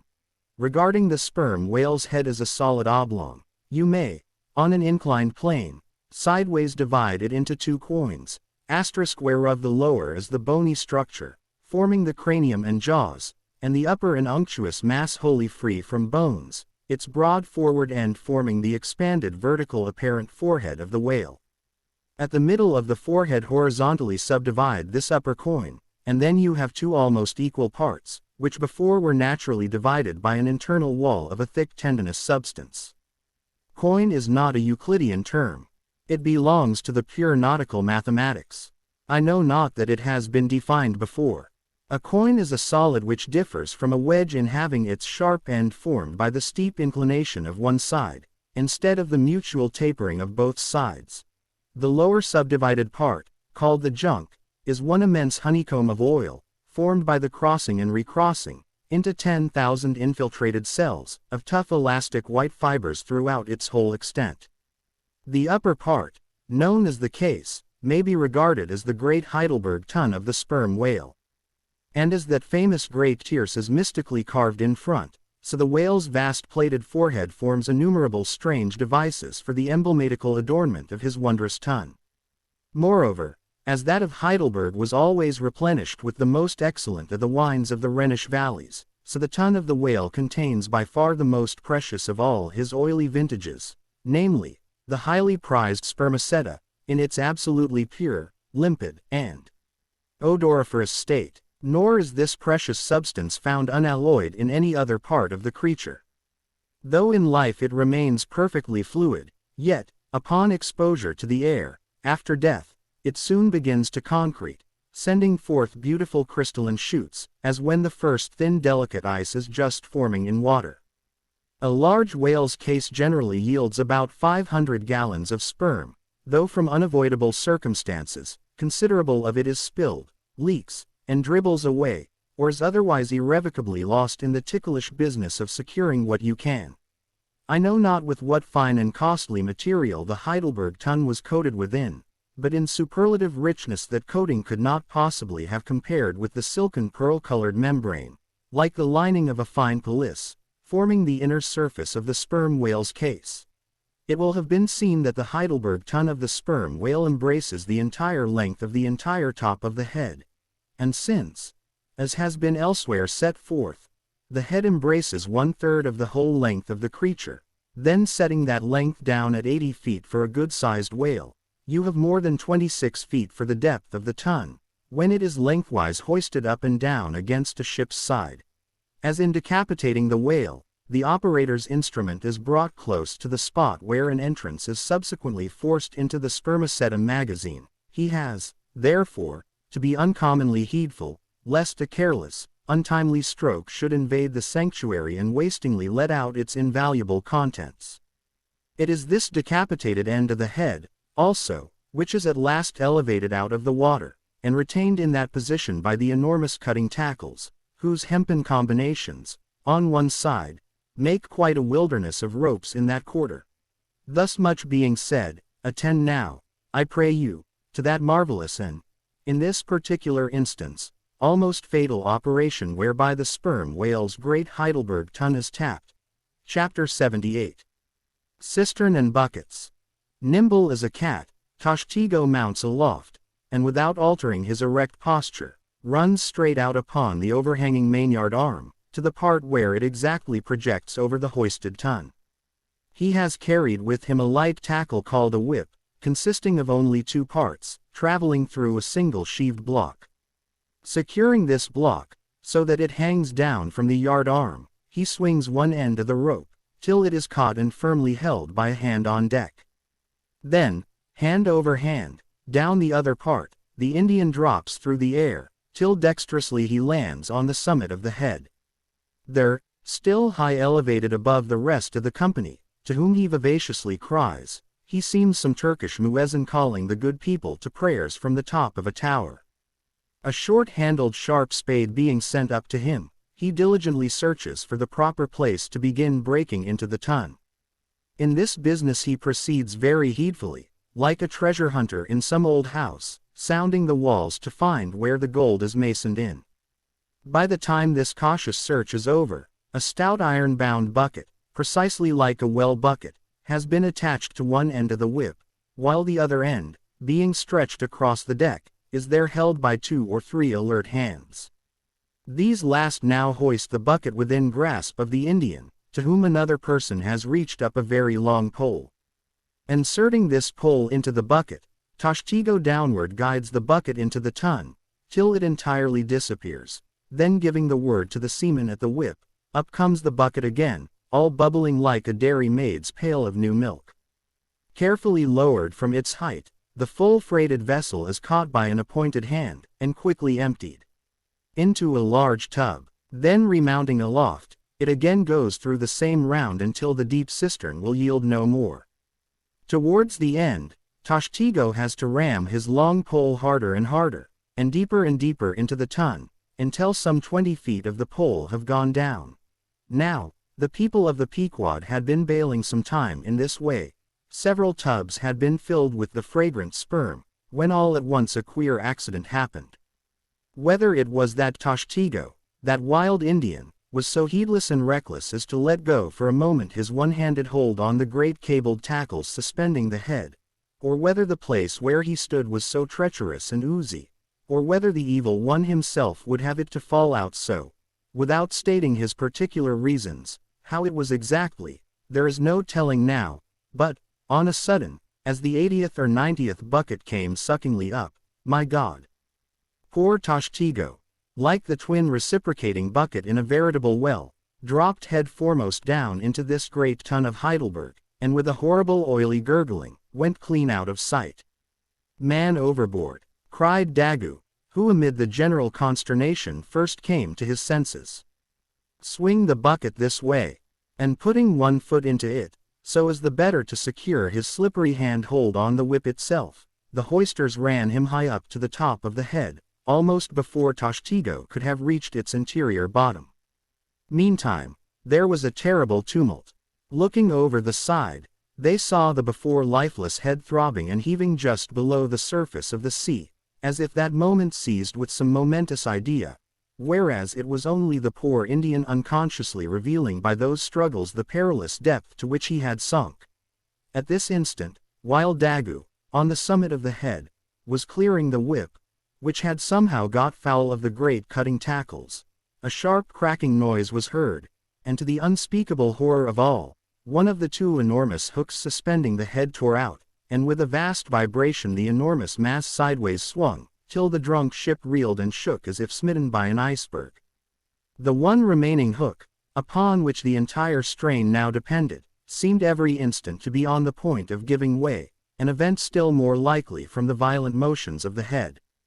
Come down, yelled the seaman to Daggoo, but with one hand holding on to the heavy tackles, so that if the head should drop, he would still remain suspended. The negro, having cleared the foul line, rammed down the bucket into the now collapsed well, meaning that the buried harpooner should grasp it, and so be hoisted out. In heaven's name, man, cried Stubb, are you ramming home a cartridge there? Avast!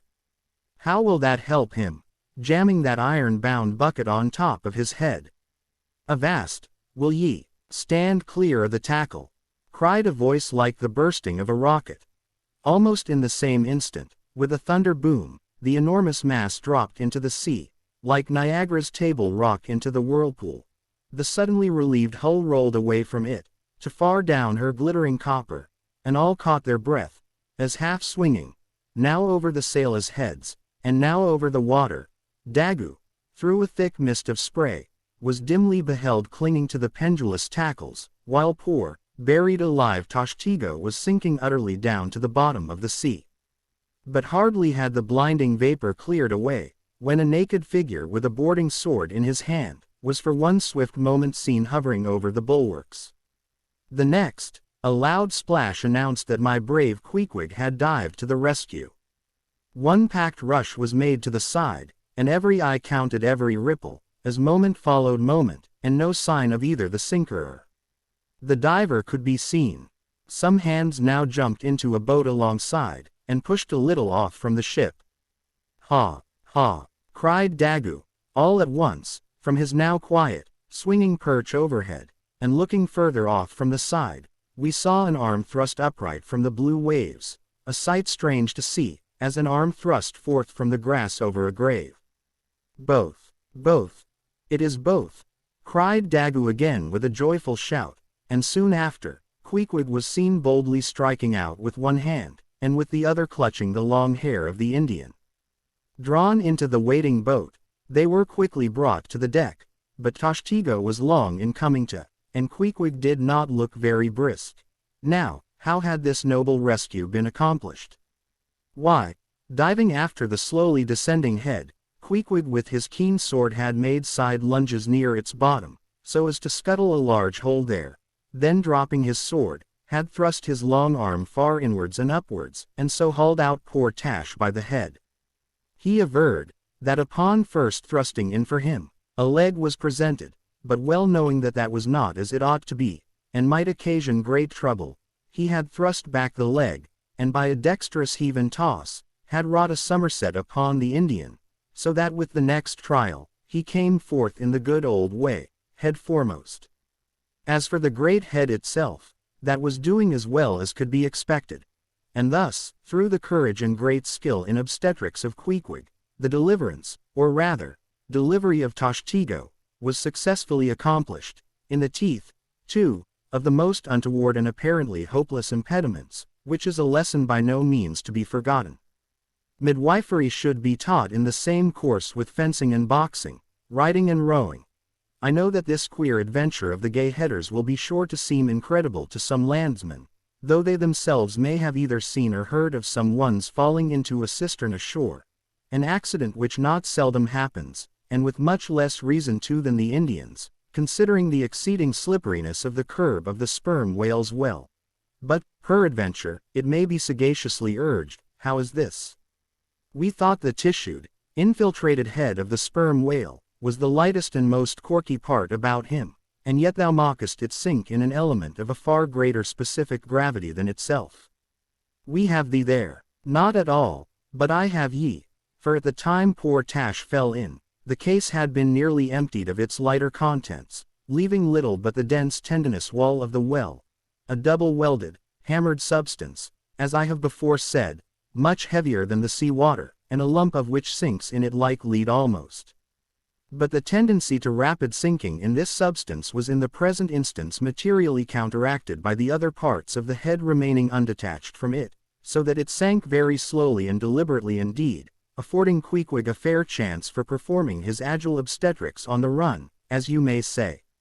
Yes, it was a running delivery, say it was. Now, had Tashtego perished in that head, it had been a very precious perishing, smothered in the very whitest and daintiest of fragrant spermaceta, coffined, hearsed, entombed in the secret inner chamber and sanctum sanctorum of the whale.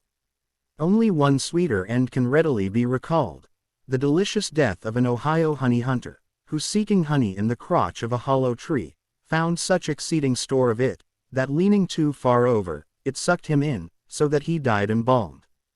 How many, think ye, have likewise fallen into Plato's honey head, and sweetly perished there? Chapter 79. The Prairie. To scan the lines of his face, or feel the bumps on the head of this Leviathan, this is a thing which no physiognomist or phrenologist has as yet undertaken. Such an enterprise would seem almost as hopeful as for Lavater to have scrutinized the wrinkles on the rock of Gibraltar, or for Gall to have mounted a ladder and manipulated the dome of the Pantheon. Still, in that famous work of his, Lavater not only treats of the various faces of men, but also attentively studies the faces of horses, birds, serpents, and fish, and dwells in detail upon the modifications of expression discernible therein. Nor have Gall and his disciple Spurzheim failed to throw out some hints touching the phrenological characteristics of other beings than man. Therefore, though I am but ill qualified for a pioneer in the application of these two semi-sciences to the whale, I will do my endeavor. I try all things. I achieve what I can. Physiognomically regarded, the sperm whale is an anomalous creature. He has no proper nose. And since the nose is the central and most conspicuous of the features, and since it perhaps most modifies and finally controls their combined expression, hence it would seem that its entire absence, as an external appendage, must very largely affect the countenance of the whale. For as in landscape gardening, a spire, cupola, monument, or tower of some sort, is deemed almost indispensable to the completion of the scene, so no face can be physiognomically in keeping without the elevated open work belfry of the nose. Dash the nose from Phidias's marble Jove, and what a sorry remainder. Nevertheless, Leviathan is of so mighty a magnitude, all his proportions are so stately, that the same deficiency which in the sculptured Jove were hideous, in him is no blemish at all. Nay, it is an added grandeur. A nose to the whale would have been impertinent. As on your physiognomical voyage you sail round his vast head in your jolly boat, your noble conceptions of him are never insulted by the reflection that he has a nose to be pulled. A pestilent conceit, which so often will insist upon obtruding even when beholding the mightiest royal beetle on his throne. In some particulars, perhaps the most imposing physiognomical view to be had of the sperm whale, is that of the full front of his head. This aspect is sublime. In thought, a fine human brow is like the east when troubled with the morning. In the repose of the pasture, the curled brow of the bull has a touch of the grand in it. Pushing heavy cannon up mountain defiles, the elephant's brow is majestic. Human or animal, the mystical brow is as that great golden seal affixed by the German emperors to their decrees. It signifies, God, done this day by my hand. But in most creatures, nay in man himself, very often the brow is but a mere strip of alpine land lying along the snow line. Few are the foreheads which like Shakespeare's or Melanchthon's rise so high, and descend so low, that the eyes themselves seem clear, eternal, tideless mountain lakes, and all above them in the forehead's wrinkles, you seem to track the antlered thoughts descending there to drink, as the Highland hunters track the snow prints of the deer. But in the great sperm whale, this high and mighty god-like dignity inherent in the brow is so immensely amplified, that gazing on it, in that full front view, you feel the deity and the dread powers more forcibly than in beholding any other object in living nature. For you see no one point precisely, not one distinct feature is revealed, no nose, eyes, ears, or mouth, no face. He has none, proper, nothing but that one broad firmament of a forehead, pleated with riddles, dumbly lowering with the doom of boats, and ships, and men. Nor, in profile, does this wondrous brow diminish, though that way viewed its grandeur does not domineer upon you so. In profile, you plainly perceive that horizontal, semi-crescentic depression in the forehead's middle, which, in man, is Lavater's mark of genius. But how? Genius in the sperm whale. Has the sperm whale ever written a book, spoken a speech? No, his great genius is declared in his doing nothing particular to prove it. It is moreover declared in his pyramidical silence. And this reminds me that had the great sperm whale been known to the young Orient world, he would have been deified by their child Magian thoughts. They deified the crocodile of the Nile, because the crocodile is tongueless, and the sperm whale has no tongue, or at least it is so exceedingly small, as to be incapable of protrusion. If hereafter any highly cultured, poetical nation shall lure back to their birthright, the merry May-Day gods of old, and livingly enthrone them again in the now egotistical sky, in the now unhaunted hill, then be sure, exalted to Jove's high seat, the great sperm whale shall lord it. Champollion deciphered the wrinkled granite hieroglyphics. But there is no Champollion to decipher the Egypt of every man's and every being's face. Physiognomy, like every other human science, is but a passing fable. If then, Sir William Jones, who read in 30 languages, could not read the simplest peasant's face in its profounder and more subtle meanings, how may unlettered Ishmael hope to read the awful Chaldee of the sperm whale's brow? I but put that brow before you. Read it if you can. Chapter 80. The nut. If the sperm whale be physiognomically a sphinx, to the phrenologist his brain seems that geometrical circle which it is impossible to square. In the full-grown creature the skull will measure at least 20 feet in length. Unhinge the lower jaw, and the side view of this skull is as the side of a moderately inclined plane resting throughout on a level base. But in life, as we have elsewhere seen, this inclined plane is angularly filled up, and almost squared by the enormous superincumbent mass of the junk and sperm. At the high end the skull forms a crater to bed that part of the mass, while under the long floor of this crater, in another cavity seldom exceeding 10 inches in length and as many in depth, reposes the mere handful of this monster's brain. The brain is at least 20 feet from his apparent forehead in life. It is hidden away behind its vast outworks, like the innermost citadel within the amplified fortifications of Quebec. So like a choice casket is it secreted in him, that I have known some whalemen who peremptorily deny that the sperm whale has any other brain than that palpable semblance of one formed by the cubic yards of his sperm magazine. Lying in strange folds, courses, and convolutions, to their apprehensions, it seems more in keeping with the idea of his general might to regard that mystic part of him as the seat of his intelligence. It is plain, then, that phrenologically the head of this Leviathan, in the creature's living intact state, is an entire delusion. As for his true brain, you can then see no indications of it, nor feel any. The whale, like all things that are mighty, wears a false brow to the common world. If you unload his skull of its spermy heaps and then take a rear view of its rear end, which is the high end, you will be struck by its resemblance to the human skull, beheld in the same situation, and from the same point of view. Indeed, place this reversed skull, scaled down to the human magnitude, among a plate of men's skulls, and you would involuntarily confound it with them.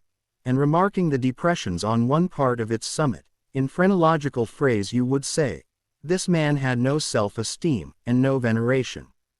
And by those negations, considered along with the affirmative fact of his prodigious bulk and power, you can best form to yourself the truest, though not the most exhilarating conception of what the most exalted potency is.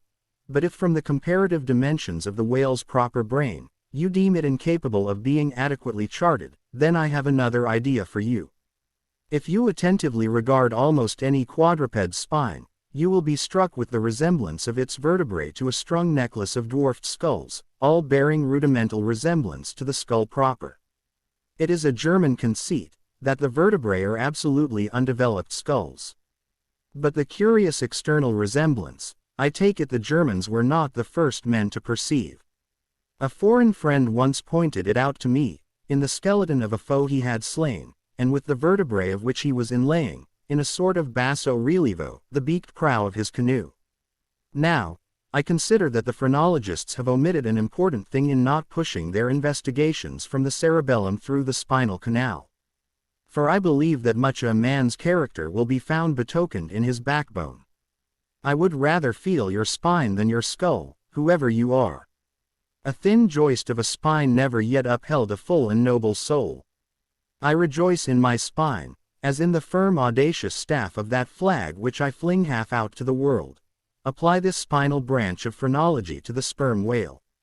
His cranial cavity is continuous with the first neck vertebra, and in that vertebra the bottom of the spinal canal will measure 10 inches across, being 8 in height, and of a triangular figure with the base downwards. As it passes through the remaining vertebrae the canal tapers in size, but for a considerable distance remains of large capacity. Now, of course, this canal is filled with much the same strangely fibrous substance, the spinal cord, as the brain, and directly communicates with the brain. And what is still more, for many feet after emerging from the brain's cavity, the spinal cord remains of an undecreasing girth, almost equal to that of the brain. Under all these circumstances, would it be unreasonable to survey and map out the whale's spine phrenologically? For, viewed in this light, the wonderful comparative smallness of his brain proper is more than compensated by the wonderful comparative magnitude of his spinal cord. But leaving this hint to operate as it may with the phrenologists, I would merely assume the spinal theory for a moment, in reference to the sperm whale's hump. This august hump, if I mistake not, rises over one of the larger vertebrae, and is, therefore, in some sort, the outer convex mold of it.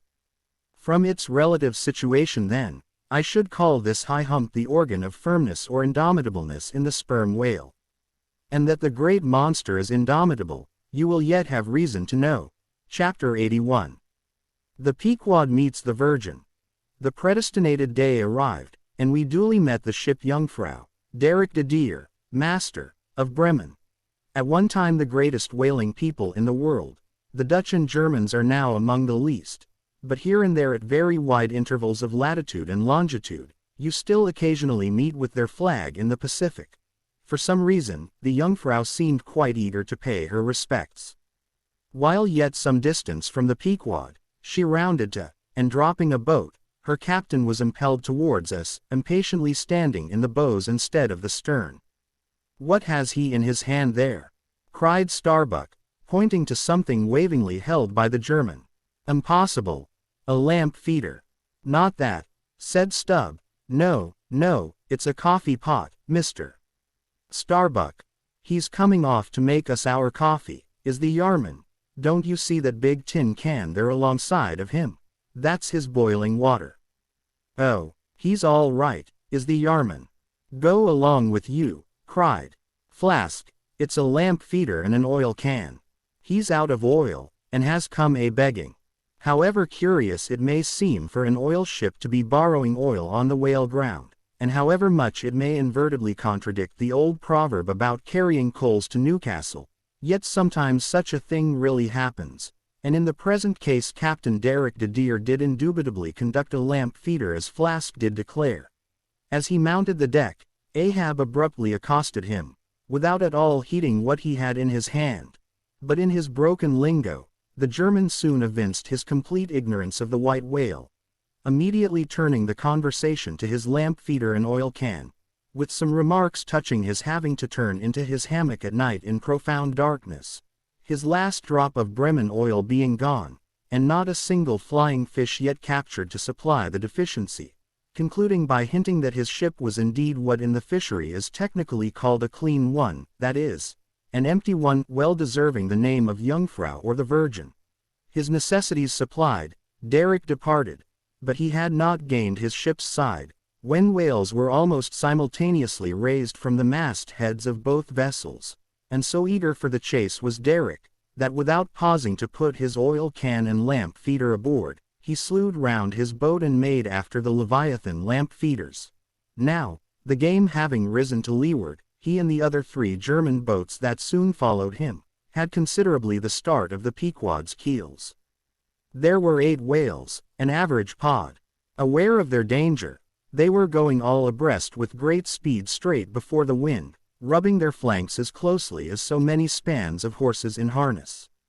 They left a great, wide wake, as though continually unrolling a great wide parchment upon the sea.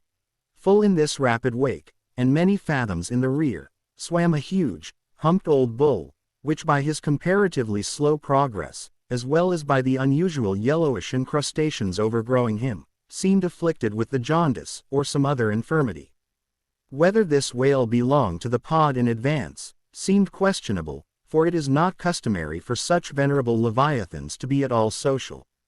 Nevertheless, he stuck to their wake, though indeed their backwater must have retarded him, because the white bone or swell at his broad muzzle was a dashed one, like the swell formed when 2 hostile currents meet.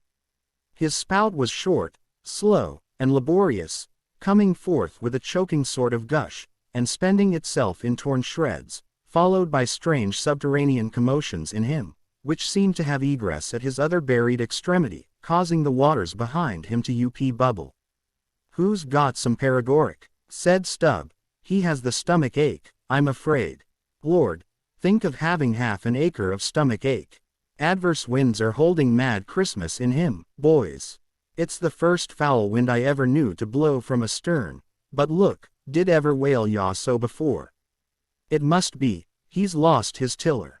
As an overladen Indiaman bearing down the Hindostan coast with a deck load of frightened horses, careens, berries, rolls, and wallows on her way, so did this old whale heave his aged bulk, and now and then partly turning over on his cumbrous rib ends, expose the cause of his devious wake in the unnatural stump of his starboard fin.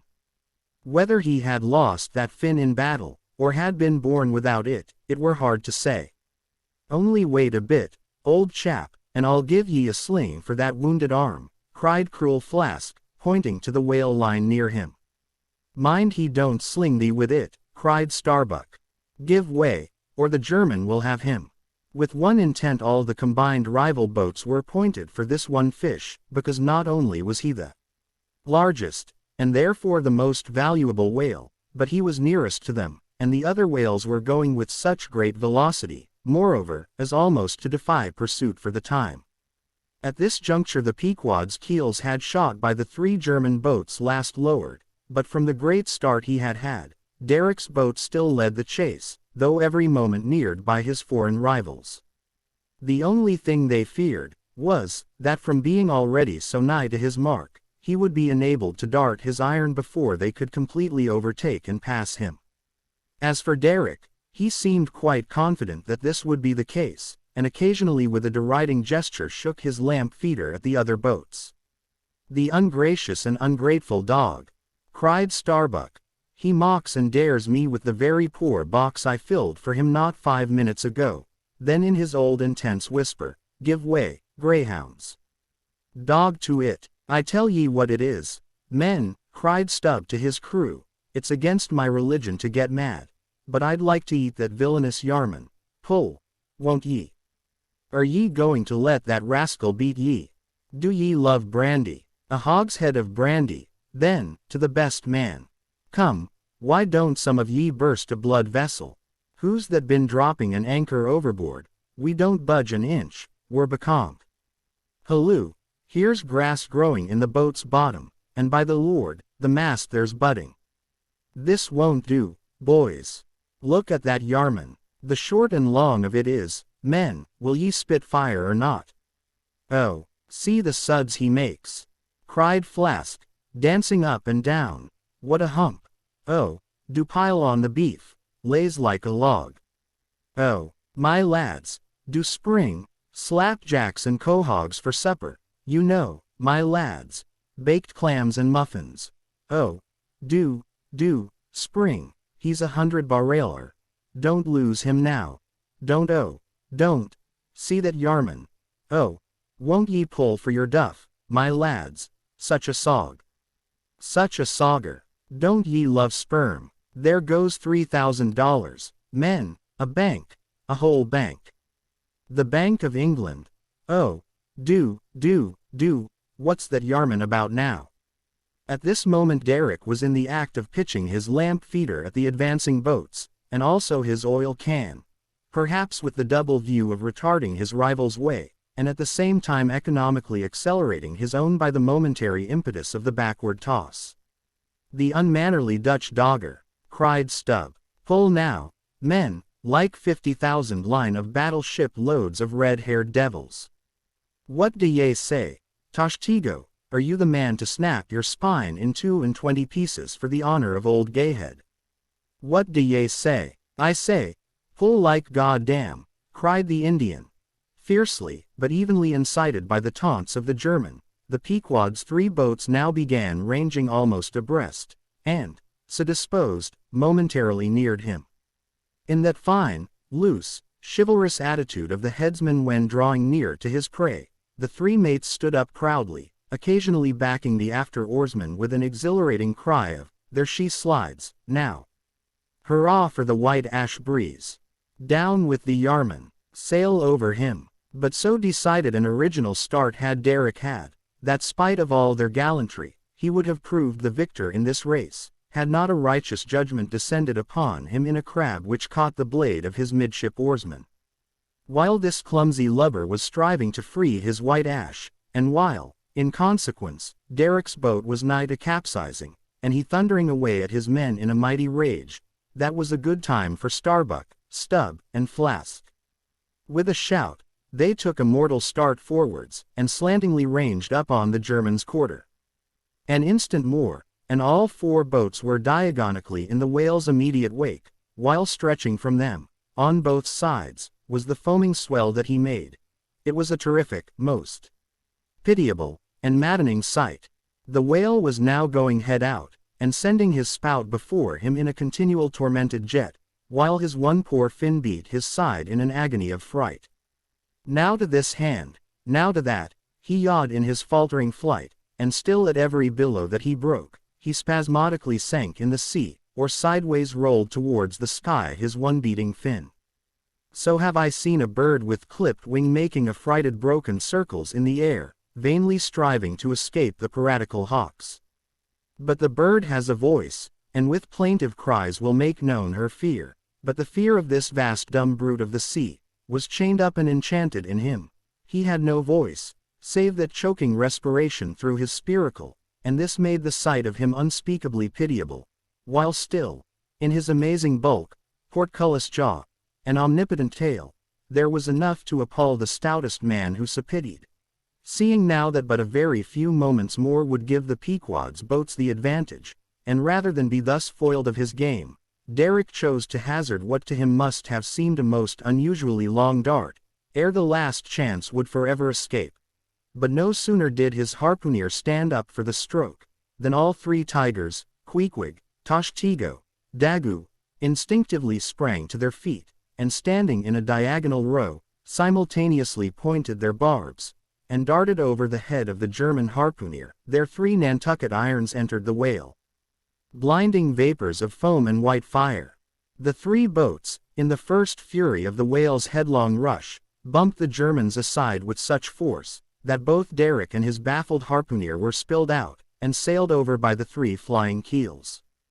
"Don't be afraid, my butter boxes," cried Stubb, casting a passing glance upon them as he shot by.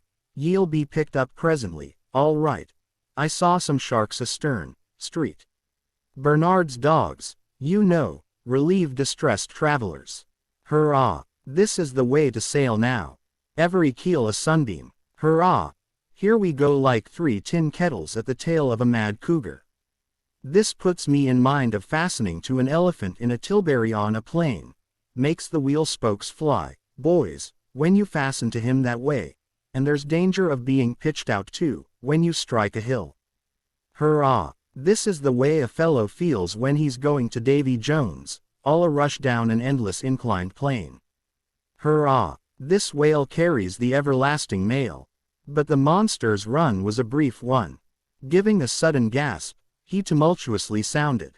With a grating rush, the 3 lines flew round the loggerheads with such a force as to gouge deep grooves in them, while so fearful were the harpooneers that this rapid sounding would soon exhaust the lines, that using all their dexterous might, they caught repeated smoking turns with the rope to hold on, till at last, owing to the perpendicular strain from the lead-lined chocks of the boats, whence the 3 ropes went straight down into the blue, the gunwales of the bows were almost even with the water, while the 3 sterns tilted high in the air. And the whale soon ceasing to sound, for some time they remained in that attitude, fearful of expending more line, though the position was a little ticklish. But though boats have been taken down and lost in this way, yet it is this, holding on, as it is called, this hooking up by the sharp barbs of his live flesh from the back, this it is that often torments the Leviathan into soon rising again to meet the sharp lance of his foes. Yet not to speak of the peril of the thing, it is to be doubted whether this course is always the best, for it is but reasonable to presume, that the longer the stricken whale stays under water, the more he is exhausted.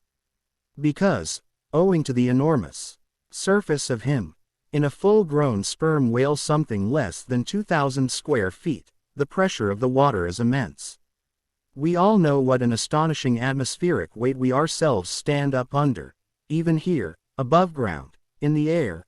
How vast, then, the burden of a whale, bearing on his back a column of 200 fathoms of ocean. It must at least equal the weight of 50 atmospheres. One whaleman has estimated it at the weight of 20 line of battle ships, with all their guns, and stores, and men on board. As the 3 boats lay there on that gently rolling sea, gazing down into its eternal blue noon, and as not a single groan or cry of any sort, nay, not so much as a ripple or a bubble came up from its depths, what landsman would have thought, that beneath all that silence and placidity, the utmost monster of the seas was writhing and wrenching in agony? Not 8 inches of perpendicular rope were visible at the bows. Seems it credible that by 3 such thin threads the great Leviathan was suspended like the big weight to an 8-day clock. Suspended, and to what? To 3 bits of board. Is this the creature of whom it was once so triumphantly said, "Canst thou fill his skin with barbed irons? Or his head with fish spears? The sword of him that layeth at him cannot hold, the spear, the dart, nor the habergeon. He esteemeth iron as straw. The arrow cannot make him flee, darts are counted as stubble, he laugheth at the shaking of a spear. This the creature, this he, oh, that unfulfillments should follow the prophets. For with the strength of 1,000 thighs in his tail, Leviathan had run his head under the mountains of the sea, to hide him from the Pequod's fish spears. In that sloping afternoon sunlight, the shadows that the 3 boats sent down beneath the surface, must have been long enough and broad enough to shade half Xerxes' army. Who can tell how appalling to the wounded whale must have been such huge phantoms flitting over his head? "Stand by, men, he stirs," cried Starbuck, as the 3 lines suddenly vibrated in the water, distinctly conducting upwards to them, as by magnetic wires, the life and death throbs of the whale, so that every oarsman felt them in his seat. The next moment, relieved in great part from the downward strain at the bows, the boats gave a sudden bounce upwards, as a small icefield will, when a dense herd of white bears are scared from it into the sea. Haul in, cried Starbuck again, he's rising. The lines, of which, hardly an instant before, not one hand's breadth could have been gained, were now in long quick coils flung back all dripping into the boats, and soon the whale broke water within 2 ships' lengths of the hunters. His motions plainly denoted his extreme exhaustion. In most land animals there are certain valves or floodgates in many of their veins, whereby when wounded, the blood is in some degree at least instantly shut off in certain directions. Not so with the whale, one of whose peculiarities it is to have an entire non-valvular structure of the blood vessels, so that when pierced even by so small a point as a harpoon, a deadly drain is at once begun upon his whole arterial system, and when this is heightened by the extraordinary pressure of water at a great distance below the surface, his life may be said to pour from him in incessant streams. Yet so vast is the quantity of blood in him, and so distant and numerous its interior fountains, that he will keep thus bleeding and bleeding for a considerable period, even as in a drought a river will flow, whose source is in the well springs of far off and undiscernible hills. Even now, when the boats pulled upon this whale, and perilously drew over his swaying flukes, and the lances were darted into him, they were followed by steady jets from the new-made wound, which kept continually playing, while the natural spout hole in his head was only at intervals, however rapid, sending its affrighted moisture into the air. From this last vent no blood yet came, because no vital part of him had thus far been struck. His life, as they significantly call it, was untouched. As the boats now more closely surrounded him, the whole upper part of his form, with much of it that is ordinarily submerged, was plainly revealed. His eyes, or rather the places where his eyes had been, were beheld. As strange mist-ground masses gather in the knot-holes of the noblest oaks when prostrate, so from the points which the whale's eyes had once occupied, now protruded blind bulbs, horribly pitiable to see. But pity there was none. For all his old age, and his one arm, and his blind eyes, he must die the death and be murdered, in order to light the gay bridals and other merry makings of men, and also to illuminate the solemn churches that preach unconditional inoffensiveness by all to all.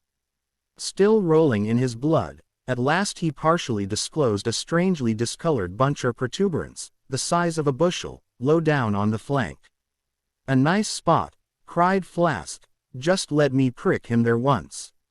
"Avast," cried Starbuck, "there's no need of that." But humane Starbuck was too late. At the instant of the dart an ulcerous jet shot from this cruel wound, and goaded by it into more than sufferable anguish, the whale now spouting thick blood, with swift fury blindly darted at the craft, bespattering them and their glorying crews all over with showers of gore, capsizing Flask's boat and marring the bows. It was his death stroke. For, by this time, suspent was he by loss of blood, that he helplessly rolled away from the wreck he had made, lay panting on his side, impotently flapped with his stumped fin, then over and over slowly revolved like a waning world, turned up the white secrets of his belly, lay like a log, and died. It was most piteous, that last expiring spout, as when by unseen hands the water is gradually drawn off from some mighty fountain, and with half-stifled melancholy gurglings the spray column lowers and lowers to the ground, so the last long dying spout of the whale. Soon, while the crews were awaiting the arrival of the ship, the body showed symptoms of sinking with all its treasures unrifled. Immediately, by Starbuck's orders, Lines were secured to it at different points, so that ere long every boat was a buoy, the sunken whale being suspended a few inches beneath them by the cords. By very heedful management, when the ship drew nigh, the whale was transferred to her side, and was strongly secured there by the stiffest fluke chains, for it was plain that unless artificially upheld, the body would at once sink to the bottom. It's a chance that almost upon first cutting into him with the spade, the entire length of a corroded harpoon was found embedded in his flesh, on the lower part of the bunch before described. But as the stumps of harpoons are frequently found in the dead bodies of captured whales, with the flesh perfectly healed around them, and no prominence of any kind to denote their place, therefore, there must needs have been some other unknown reason in the present case fully to account for the ulceration alluded to. But still more curious was the fact of a lance head of stone being found in him, not far from the buried iron, the flesh perfectly firm about it. Who had darted that stone lance? And when? It might have been darted by some West Indian long before America was discovered. What other marvels might have been rummaged out of this monstrous cabinet there is no telling. But a sudden stop was put to further discoveries, by the ship's being unprecedentedly dragged over sideways to the sea, owing to the body's immensely increasing tendency to sink. However, Starbuck, who had the ordering of affairs, hung on to it to the last, hung on to it so resolutely, indeed, that when at length the ship would have been capsized, if still persisting in locking arms with the body, then, when the command was given to break clear from it, such was the immovable strain upon the timber heads to which the fluke chains and cables were fastened, that it was impossible to cast them off. Meantime everything in the Pequod was aslant. To cross to the other side of the deck was like walking up the steep gabled roof of a house. The ship groaned and gasped. Many of the ivory inlayings of her bulwarks and cabins were started from their places, by the unnatural dislocation. In vain handspikes and crows were brought to bear upon the immovable fluke chains, to pry them adrift from the timberheads, and so low had the whale now settled that the submerged ends could not be at all approached, while every moment whole tons of ponderosity seemed added to the sinking bulk, and the ship seemed on the point of going over. Hold on, won't ye?" cried Stubb to the body, "don't be in such a devil of a hurry to sink. By thunder, men, we must do something or go for it. No use prying there. Avast, I say with your handspikes, and run one of ye for a prayer book and a penknife, and cut the big chains." "Knife, I," cried Queequeg, and seizing the carpenter's heavy hatchet, he leaned out of a porthole, and steel to iron, began slashing at the largest fluke chains. But a few strokes, full of sparks, were given, when the exceeding strain effected the rest. With a terrific snap, every fastening went adrift, the ship righted, the carcass sank. Now, this occasional inevitable sinking of the recently killed sperm whale is a very curious thing, nor has any fisherman yet adequately accounted for it. Usually the dead sperm whale floats with great buoyancy, with its side or belly considerably elevated above the surface. If the only whales that thus sank were old, meager, and broken-hearted creatures, their pads of lard diminished and all their bones heavy and rheumatic, then you might with some reason assert that this sinking is caused by an uncommon specific gravity in the fish sinking, consequent upon this absence of buoyant matter in him. But it is not so.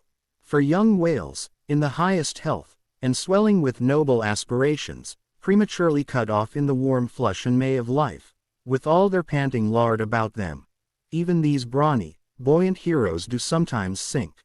Be it said, however, that the sperm whale is far less liable to this accident than any other species. Where one of that sort go down, 20 right whales do. This difference in the species is no doubt imputable in no small degree to the greater quantity of bone in the right whale, his Venetian blinds alone sometimes weighing more than a ton. From this encumbrance the sperm whale is wholly free. But there are instances where, after the lapse of many hours or several days, the sunken whale again rises, more buoyant than in life. But the reason of this is obvious. Gases are generated in him. He swells to a prodigious magnitude, becomes a sort of animal balloon.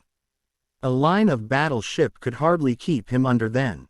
In the shore whaling, on soundings, among the bays of New Zealand, when a right whale gives token of sinking, they fasten buoys to him, with plenty of rope, so that when the body has gone down, they know where to look for it when it shall have ascended again. It was not long after the sinking of the body that a cry was heard from the Pequod's mast heads, announcing that the Jungfrau was again lowering her boats, though the only spout in sight was that of a fin back, belonging to the species of uncapturable whales, because of its incredible power of swimming. Nevertheless, the fin back's spout is so similar to the sperm whale's, that by unskillful fishermen it is often mistaken for it. And consequently Derrick and all his host were now in valiant chase of this honorable brute. The Virgin crowding all sail, made after her 4 young keels, and thus they all disappeared far to leeward, still in bold, hopeful chase. Oh! Many are the fin backs, and many are the derricks, my friend. Chapter 82. The honor and glory of whaling. There are some enterprises in which a careful disorderliness is the true method. The more I dive into this matter of whaling, and push my researches up to the very spring head of it, so much the more am I impressed with its great honorableness and antiquity, and especially when I find so many great demigods and heroes, prophets of all sorts, who one way or other have shed distinction upon it. I am transported with the reflection that I myself belong, though but subordinately, to so emblazoned a fraternity. The gallant Perseus, a son of Jupiter, was the first whaleman, and to the eternal honor of our calling be it said, that the first whale attacked by our brotherhood was not killed with any sordid intent. Those were the knightly days of our profession, when we only bore arms to succor the distressed, and not to fill men's lamp feeders. Every one knows the fine story of Perseus and Andromeda, how the lovely Andromeda, the daughter of a king, was tied to a rock on the sea coast, and as Leviathan was in the very act of carrying her off, Perseus, the prince of whalemen, intrepidly advancing, harpooned the monster, and delivered and married the maid. It was an admirable artistic exploit, rarely achieved by the best harpooneers of the present day, inasmuch as this Leviathan was slain at the very first dart. And let no man doubt this archite story, for in the ancient Joppa, now Jaffa, on the Syrian coast, in one of the pagan temples, there stood for many ages the vast skeleton of a whale, which the city's legends and all the inhabitants asserted to be the identical bones of the monster that Perseus slew. When the Romans took Joppa, the same skeleton was carried to Italy in triumph. What seems most singular and suggestively important in this story, is this: it was from Joppa that Jonah set sail. Akin to the adventure of Perseus and Andromeda, indeed, by some supposed to be indirectly derived from it, is that famous story of St. George and the dragon, which dragon I maintain to have been a whale, for in many old chronicles whales and dragons are strangely jumbled together, and often stand for each other. Thou art as a lion of the waters, and as a dragon of the sea, saith Ezekiel, hereby, plainly meaning a whale. In truth, some versions of the Bible use that word itself. Besides, it would much subtract from the glory of the exploit had St. George but encountered a crawling reptile of the land, instead of doing battle with the great monster of the deep. Any man may kill a snake, but only a Perseus, a St. George, a coffin, have the heart in them to march boldly up to a whale. Let not the modern paintings of this scene mislead us, for though the creature encountered by that valiant whaleman of old is vaguely represented of a griffin-like shape, and though the battle is depicted on land and the saint on horseback, yet considering the great ignorance of those times, when the true form of the whale was unknown to artists, and considering that as in Perseus' case, St. George's whale might have crawled up out of the sea on the beach, and considering that the animal ridden by St. George might have been only a large seal, or sea-horse, bearing all this in mind, it will not appear altogether incompatible with the sacred legend and the ancientest drafts of the scene, to hold this so-called dragon no other than the great Leviathan himself. In fact, placed before the strict and piercing truth, this whole story will fare like that fish, flesh, and foul idol of the Philistines, Dagon by name, who being planted before the ark of Israel, his horse's head and both the palms of his hands fell off from him, and only the stump or fishy part of him remained. Thus, then, one of our own noble stamp, even a whaleman, is the tutelary guardian of England, and by good rights, we harpooneers of Nantucket should be enrolled in the most noble order of St. George, and therefore, let not the knights of that honorable company, none of whom, I venture to say, have ever had to do with a whale like their great patron, let them never eye a Nantucketer with disdain, since even in our woolen frocks and tarred trousers we are much better entitled to St. George's decoration than they. Whether to admit Hercules among us or not, concerning this I long remained dubious, for though according to the Greek mythologies, that antique Crockett and Kit Carson, that brawny doer of rejoicing good deeds, was swallowed down and thrown up by a whale, still, whether that strictly makes a whaleman of him, that might be mooted. It nowhere appears that he ever actually harpooned his fish, unless, indeed, from the inside. Nevertheless, he may be deemed a sort of involuntary whaleman, at any rate the whale caught him, if he did not the whale. I claim him for one of our clan. But, by the best contradictory authorities, this Grecian story of Hercules and the whale is considered to be derived from the still more ancient Hebrew story of Jonah and the whale, and vice versa. Certainly they are very similar. If I claim the demigod then, why not the prophet?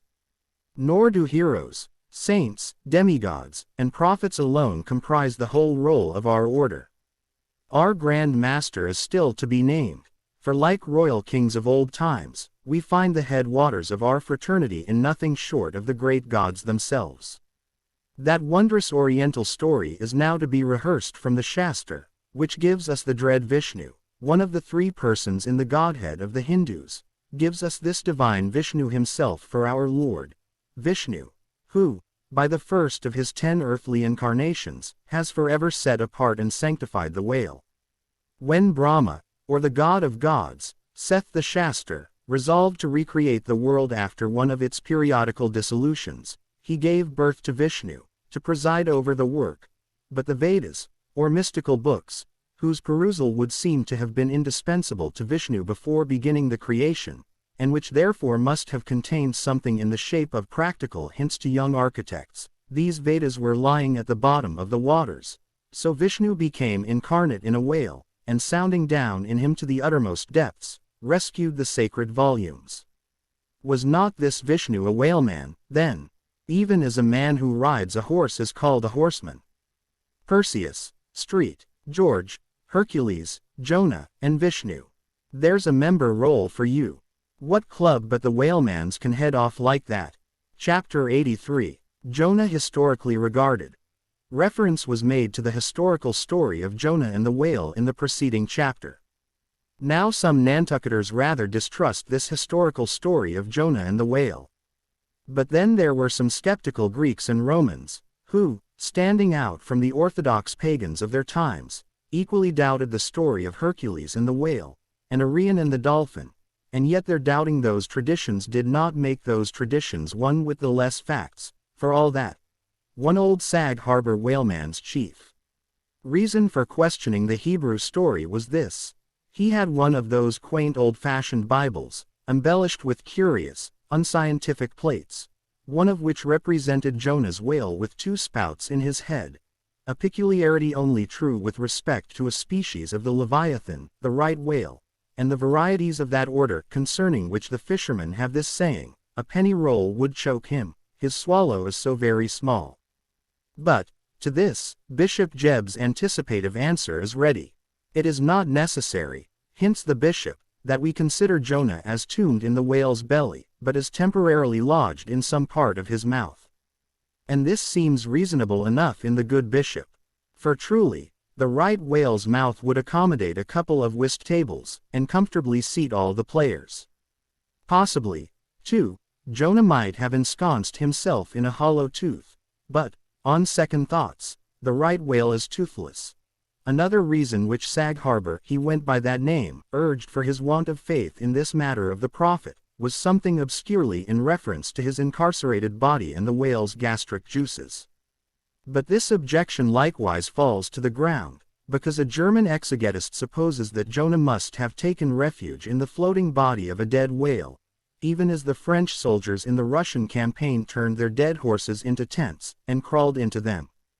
Besides, it has been divined by other continental commentators, that when Jonah was thrown overboard from the Joppa ship, he straightway effected his escape to another vessel nearby, some vessel with a whale for a figurehead, and, I would add, possibly called, the whale, as some craft are nowadays christened the shark, the gull, the eagle. Nor have there been wanting learned exegetists who have opined that the whale mentioned in the book of Jonah merely meant a life preserver, an inflated bag of wind, which the endangered prophet swam to, and so was saved from a watery doom. Poor Sag Harbor, therefore, seems worsted all round. But he had still another reason for his want of faith. It was this, if I remember right. Jonah was swallowed by the whale in the Mediterranean Sea, and after 3 days he was vomited up somewhere within 3 days' journey of Nineveh, a city on the Tigris, very much more than 3 days' journey across from the nearest point of the Mediterranean coast. How is that? But was there no other way for the whale to land the prophet within that short distance of Nineveh? Yes, he might have carried him round by the way of the Cape of Good Hope. But not to speak of the passage through the whole length of the Mediterranean, and another passage up the Persian Gulf and Red Sea, such a supposition would involve the complete circumnavigation of all Africa in 3 days, not to speak of the Tigris waters, near the site of Nineveh, being too shallow for any whale to swim in. Besides, this idea of Jonah's weathering the Cape of Good Hope at so early a day would wrest the honor of the discovery of that great headland from Bartholomew Diaz, its reputed discoverer, and so make modern history a liar. But all these foolish arguments of old Sag Harbor only evinced his foolish pride of reason, a thing still more reprehensible in him, seeing that he had but little learning except what he had picked up from the sun and the sea. I say it only shows his foolish, impious pride, and abominable, devilish rebellion against the reverend clergy. For by a Portuguese Catholic priest, this very idea of Jonah's going to Nineveh via the Cape of Good Hope was advanced as a signal magnification of the general miracle. And so it was. Besides, to this day, the highly enlightened Turks devoutly believe in the historical story of Jonah. And some 3 centuries ago, an English traveler in Old Harris Voyages speaks of a Turkish mosque built in honor of Jonah, in which mosque was a miraculous lamp that burnt without any oil. Chapter 84. Pitchpalling. To make them run easily and swiftly, the axles of carriages are anointed, and for much the same purpose, some whalers perform an analogous operation upon their boat. They grease the bottom. Nor is it to be doubted that as such a procedure can do no harm, it may possibly be of no contemptible advantage, considering that oil and water are hostile, that oil is a sliding thing, and that the object in view is to make the boat slide bravely. Queequeg believed strongly in anointing his boat, and one morning not long after the German ship Jungfrau disappeared, took more than customary pains in that occupation, crawling under its bottom, where it hung over the side, and rubbing in the unctuousness as though diligently seeking to ensure a crop of hair from the craft's bald keel. He seemed to be working in obedience to some particular presentiment. Nor did it remain unwarranted by the event. Towards noon whales were raised, but so soon as the ship sailed down to them, they turned and fled with swift precipitancy, a disordered flight, as of Cleopatra's barges from Actium. Nevertheless, the boats pursued, and Stubbs was foremost. By great exertion, Tashtego at last succeeded in planting one iron, but the stricken whale, without at all sounding, still continued his horizontal flight, with added fleetness. Such unintermitted strainings upon the planted iron must sooner or later inevitably extract it. It became imperative to lance the flying whale, or be content to lose him. But to haul the boat up to his flank was impossible, he swam so fast and furious. What then remained? Of all the wondrous devices and dexterities, the sleights of hand and countless subtleties, to which the veteran whaleman is so often forced, none exceed that fine maneuver with the lance called pitchpalling. Small sword, or broad sword, in all its exercises boasts nothing like it. It is only indispensable with an inveterate running whale. Its grand fact and feature is the wonderful distance to which the long lance is accurately darted from a violently rocking, jerking boat, under extreme headway. Steel and wood included, the entire spear is some 10 or 12 feet in length. The staff is much slighter than that of the harpoon, and also of a lighter material, pine. It is furnished with a small rope called a warp, of considerable length, by which it can be hauled back to the hand after darting. But before going further, it is important to mention here, that though the harpoon may be pitchpoled in the same way with the lance, yet it is seldom done, and when done, is still less frequently successful, on account of the greater weight and inferior length of the harpoon as compared with the lance, which in effect becomes serious drawbacks. As a general thing, therefore, you must first get fast to a whale, before any pitchpolling comes into play. Look now at Stubb, a man who from his humorous, deliberate coolness and equanimity in the direst emergencies was specially qualified to excel in pitchpolling. Look at him. He stands upright in the tossed bow of the flying boat, wrapped in fleecy foam. The towing whale is 40 feet ahead. Handling the long lance lightly, glancing twice or thrice along its length to see if it be exactly straight, Stubb whistlingly gathers up the coil of the warp in one hand, so as to secure its free end in his grasp, leaving the rest unobstructed. Then holding the lance full before his waistband's middle, he levels it at the whale, when, covering him with it, he steadily depresses the butt end in his hand, thereby elevating the point till the weapon stands fairly balanced upon his palm, 15 feet in the air. He minds you somewhat of a juggler, balancing a long staff on his chin. Next moment with a rapid, nameless impulse, in a superb lofty arch the bright steel spans the foaming distance, and quivers in the life spot of the whale. Instead of sparkling water, he now spouts red blood. That drove the spigot out of him, cried Stubb. 'Tis July's immortal 4th, all fountains must run wine today. Would now, it were old Orleans whiskey, or old Ohio, or unspeakable old Monongahela. Then, Toshtigo, lad, I'd have ye hold a cannikin to the jet, and we'd drink round it. Yea, verily, hearts alive, we'd brew choice punch in the spread of his spout hole there, and from that live punch bowl quaff the living stuff. Again and again to such gamesome talk, the dexterous dart is repeated, the spear returning to its master like a greyhound held in skillful leash. The agonized whale goes into his flurry, the tow line is slackened, and the pitchpoler dropping astern, folds his hands, and mutely watches the monster die. Chapter 85. The fountain. That for 6,000 years, and no one knows how many millions of ages before, the great whales should have been spouting all over the sea, and sprinkling and mystifying the gardens of the deep, as with so many sprinkling or mystifying pots, and that for some centuries back, thousands of hunters should have been close by the fountain of the whale, watching these sprinklings and spoutings, that all this should be, and yet, that down to this blessed minute 15¼ minutes past 1 o'clock p.m. of this 16th day of December, AD 1851, it should still remain a problem, whether these spoutings are, after all, really water, or nothing but vapor. This is surely a noteworthy thing. Let us, then, look at this matter, along with some interesting items contingent. Every one knows that by the peculiar cunning of their gills, the finny tribes in general breathe the air which at all times is combined with the element in which they swim. Hence, a herring or a cod might live a century, and never once raise its head above the surface. But owing to his marked internal structure which gives him regular lungs, like a human being's, the whale can only live by inhaling the disengaged air in the open atmosphere. Wherefore the necessity for his periodical visits to the upper world. But he cannot in any degree breathe through his mouth, for, in his ordinary attitude, the sperm whale's mouth is buried at least 8 feet beneath the surface, and what is still more, his windpipe has no connection with his mouth. No, he breathes through his spiracle alone, and this is on the top of his head.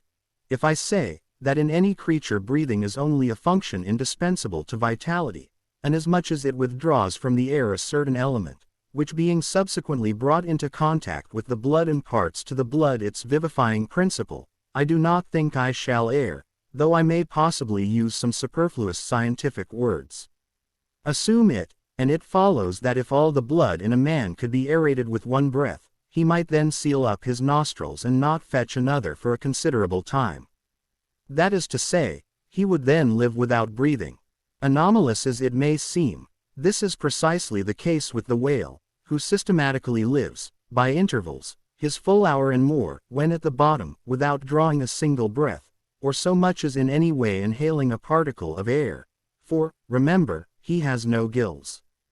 How is this? Between his ribs and on each side of his spine he is supplied with a remarkable involved Cretan labyrinth of vermicelli-like vessels, which vessels, when he quits the surface, are completely distended with oxygenated blood. So that for an hour or more, 1,000 fathoms in the sea, he carries a surplus stock of vitality in him, just as the camel crossing the waterless desert carries a surplus supply of drink for future use in its 4 supplementary stomachs. The anatomical fact of this labyrinth is indisputable, and that the supposition founded upon it is reasonable and true, seems the more cogent to me, when I consider the otherwise inexplicable obstinacy of that Leviathan in having his spoutings out, as the fishermen phrase it. This is what I mean. If unmolested, upon rising to the surface, the sperm whale will continue there for a period of time exactly uniform with all his other unmolested risings. Say he stays 11 minutes, and jets 70 times, that is, respires 70 breaths. Then whenever he rises again, he will be sure to have his 70 breaths over again, to a minute. Now, if after he fetches a few breaths you alarm him, so that he sounds, he will be always dodging up again to make good his regular allowance of air. And not till those 70 breaths are told, will he finally go down to stay out his full term below. Remark, however, that in different individuals these rates are different, but in any one they are alike. Now, why should the whale thus insist upon having his spoutings out, unless it be to replenish his reservoir of air descending for good? How obvious is it, too, that this necessity for the whale's rising exposes him to all the fatal hazards of the chase. For not by hook or by net could this vast Leviathan be caught, when sailing 1,000 fathoms beneath the sunlight. Not so much thy skill, then, O hunter, as the great necessities that strike the victory to thee. In man, breathing is incessantly going on, one breath only serving for 2 or 3 pulsations, so that whatever other business he has to attend to, waking or sleeping, breathe he must, or die he will. But the sperm whale only breathes about 1/7 or Sunday of his time. It has been said that the whale only breathes through his spout hole. If it could truthfully be added that his spouts are mixed with water, then I opine we should be furnished with the reason why his sense of smell seems obliterated in him, for the only thing about him that at all answers to his nose is that identical spout hole, and being so clogged with 2 elements, it could not be expected to have the power of smelling. But owing to the mystery of the spout, whether it be water or whether it be vapor, no absolute certainty can as yet be arrived at on this head. Sure it is, nevertheless, that the sperm whale has no proper olfactories. But what does he want of them? No roses, no violets, no cologne water in the sea. Furthermore, as his windpipe solely opens into the tube of his spouting canal, and as that long canal, like the Grand Erie Canal, is furnished with a sort of locks that open and shut, for the downward retention of air or the upward exclusion of water, therefore the whale has no voice, unless you insult him by saying, that when he so strangely rumbles, he talks through his nose. But then again, what has the whale to say? Seldom have I known any profound being that had anything to say to this world, unless forced to stammer out something by way of getting a living. Oh, happy that the world is such an excellent listener. Now, the spouting canal of the sperm whale, chiefly intended as it is for the conveyance of air, and for several feet laid along, horizontally, just beneath the upper surface of his head, and a little to one side, this curious canal is very much like a gas pipe laid down in a city on one side of a street. But the question returns whether this gas pipe is also a water pipe, in other words, whether the spout of the sperm whale is the mere vapor of the exhaled breath, or whether that exhaled breath is mixed with water taken in at the mouth, and discharged through the spiracle. It is certain that the mouth indirectly communicates with the spouting canal, but it cannot be proved that this is for the purpose of discharging water through the spiracle. Because the greatest necessity for so doing would seem to be, when in feeding he accidentally takes in water. But the sperm whale's food is far beneath the surface, and there he cannot spout even if he would.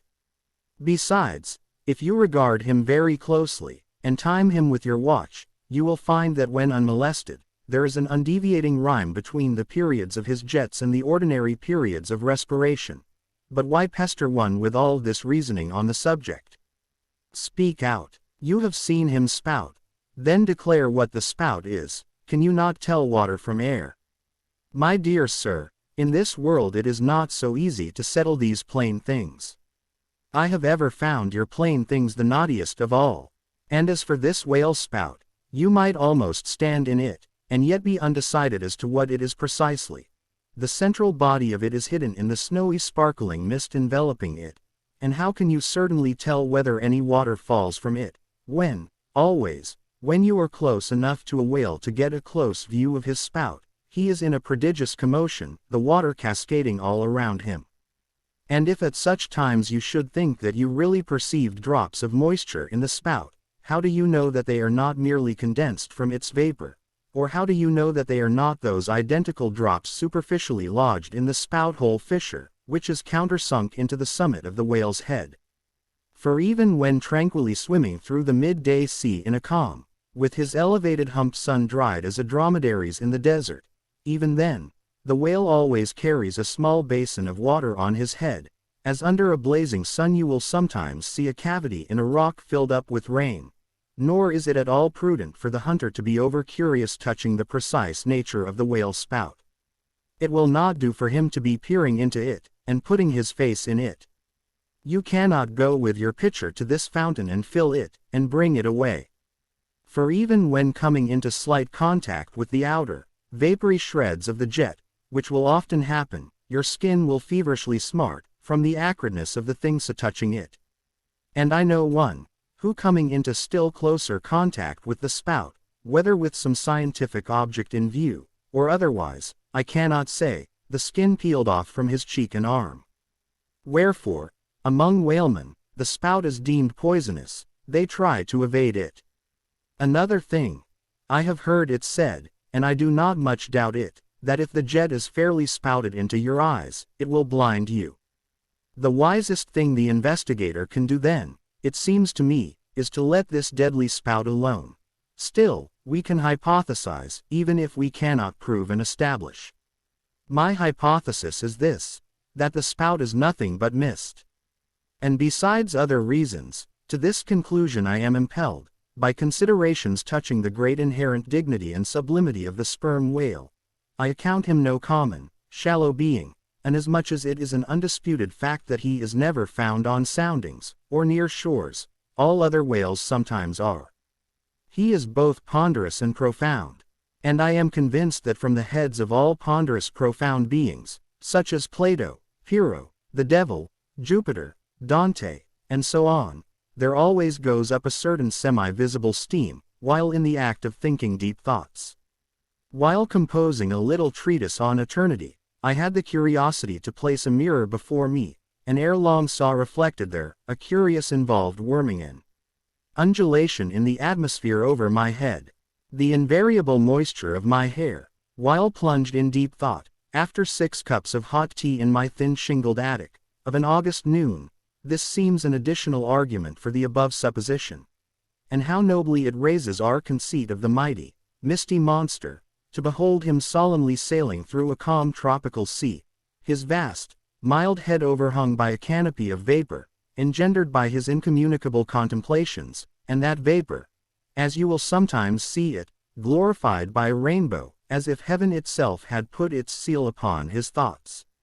For, do ye see, rainbows do not visit the clear air, they only irradiate vapor. And so, through all the thick mists of the dim doubts in my mind, divine intuitions now and then shoot, enkindling my fog with a heavenly ray. And for this I thank God, for all have doubts, many deny, but doubts are denials, few along with them, have intuitions. Doubts of all things earthly, and intuitions of some things heavenly, This combination makes neither believer nor infidel, but makes a man who regards them both with equal eye. Chapter 86. The tail. Other poets have warbled the praises of the soft eye of the antelope, and the lovely plumage of the bird that never alights. Less celestial, I celebrate a tail. Reckoning the largest sized sperm whale's tail to begin at that point of the trunk where it tapers to about the girth of a man, it comprises upon its upper surface alone an area of at least 50 square feet. The compact round body of its root expands into two broad, firm, flat palms or flukes, gradually shoaling away to less than an inch in thickness. At the crotch or junction, these flukes slightly overlap, then sideways recede from each other like wings, leaving a wide vacancy between. In no living thing are the lines of beauty more exquisitely defined than in the crescentic borders of these flukes. At its utmost expansion in the full-grown whale, the tail will considerably exceed 20 feet across. The entire member seems a dense webbed bed of welded sinews, but cut into it, and you find that three distinct strata compose it: upper, middle, and lower. The fibers in the upper and lower layers are long and horizontal, those of the middle one very short, and running crosswise between the outside layers. This triune structure, as much as anything else, imparts power to the tail.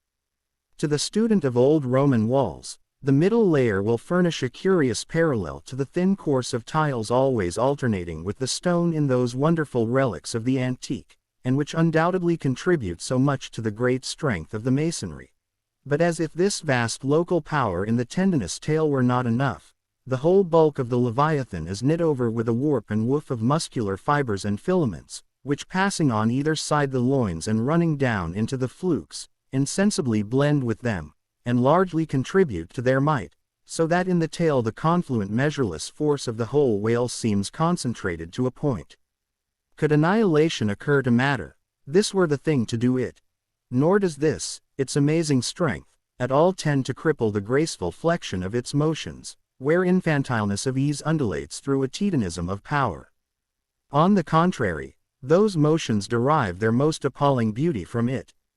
Real strength never impairs beauty or harmony, but it often bestows it, and in everything imposingly beautiful, strength has much to do with the magic.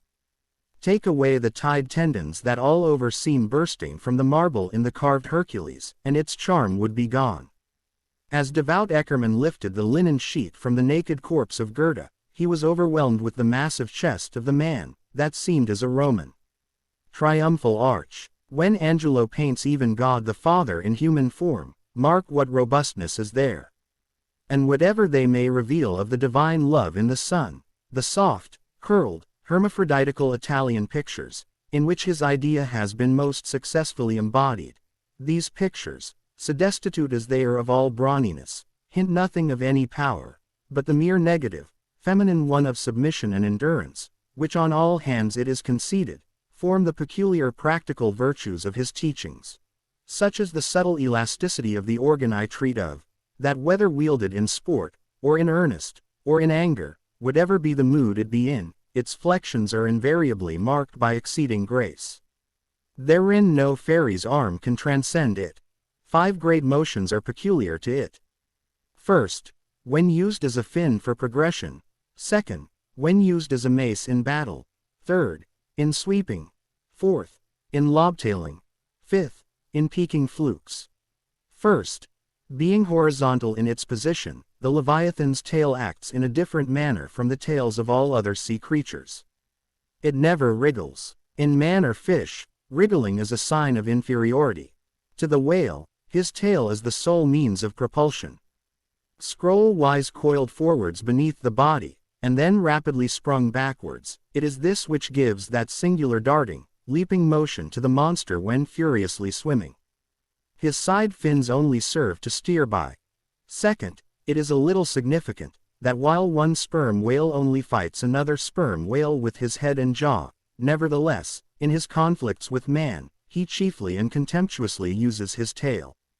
In striking at a boat, he swiftly curves away his flukes from it, and the blow is only inflicted by the recoil.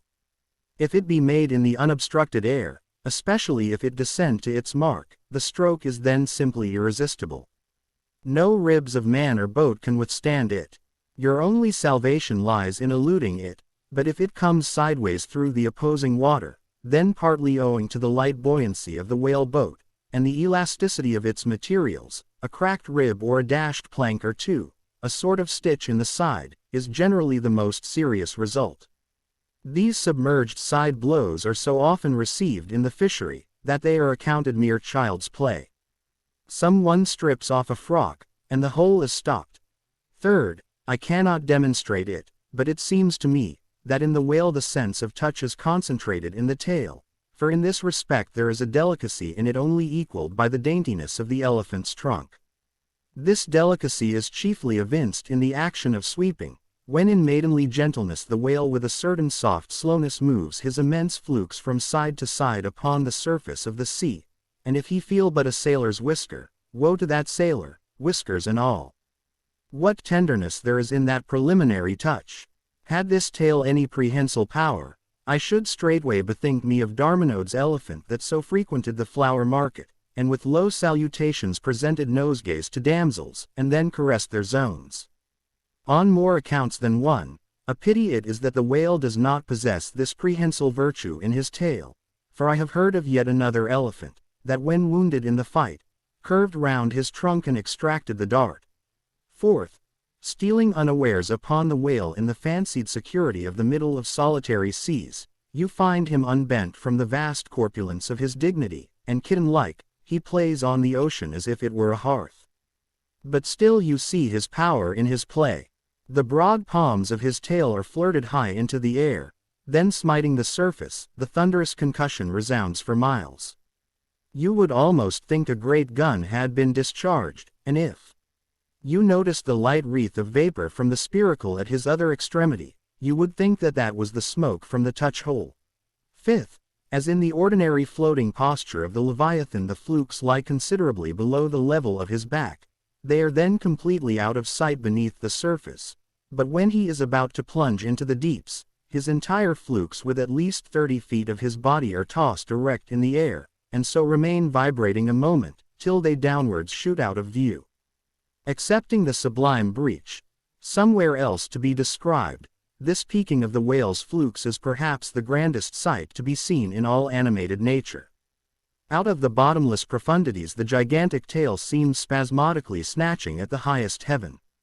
So in dreams, have I seen majestic Satan thrusting forth his tormented colossal claw from the flame Baltic of hell. But in gazing at such scenes, it is all in all what mood you are in. If in the Dantine, the devils will occur to you, if in that of Isaiah, the archangels. Standing at the mast-head of my ship during a sunrise that crimsoned sky and sea, I once saw a large herd of whales in the east, all heading towards the sun, and for a moment vibrating in concert with peaked flukes.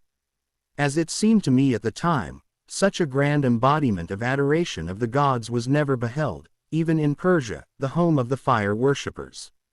As Ptolemy Philopater testified of the African elephant, I then testified of the whale, pronouncing him the most devout of all beings.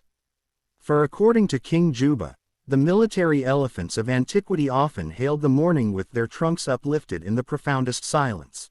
The chance comparison in this chapter, between the whale and the elephant, so far as some aspects of the tail of the one and the trunk of the other are concerned, should not tend to place those two opposite organs on an equality, much less the creatures to which they respectively belong. For as the mightiest elephant is but a terrier to Leviathan, so, compared with Leviathan's tail, his trunk is but the stalk of a lily. The most direful blow from the elephant's trunk were as the playful tap of a fan, compared with the measureless crush and crash of the sperm whale's ponderous flukes, which in repeated instances have one after the other hurled entire boats with all their oars and crews into the air, very much as an Indian juggler tosses his balls.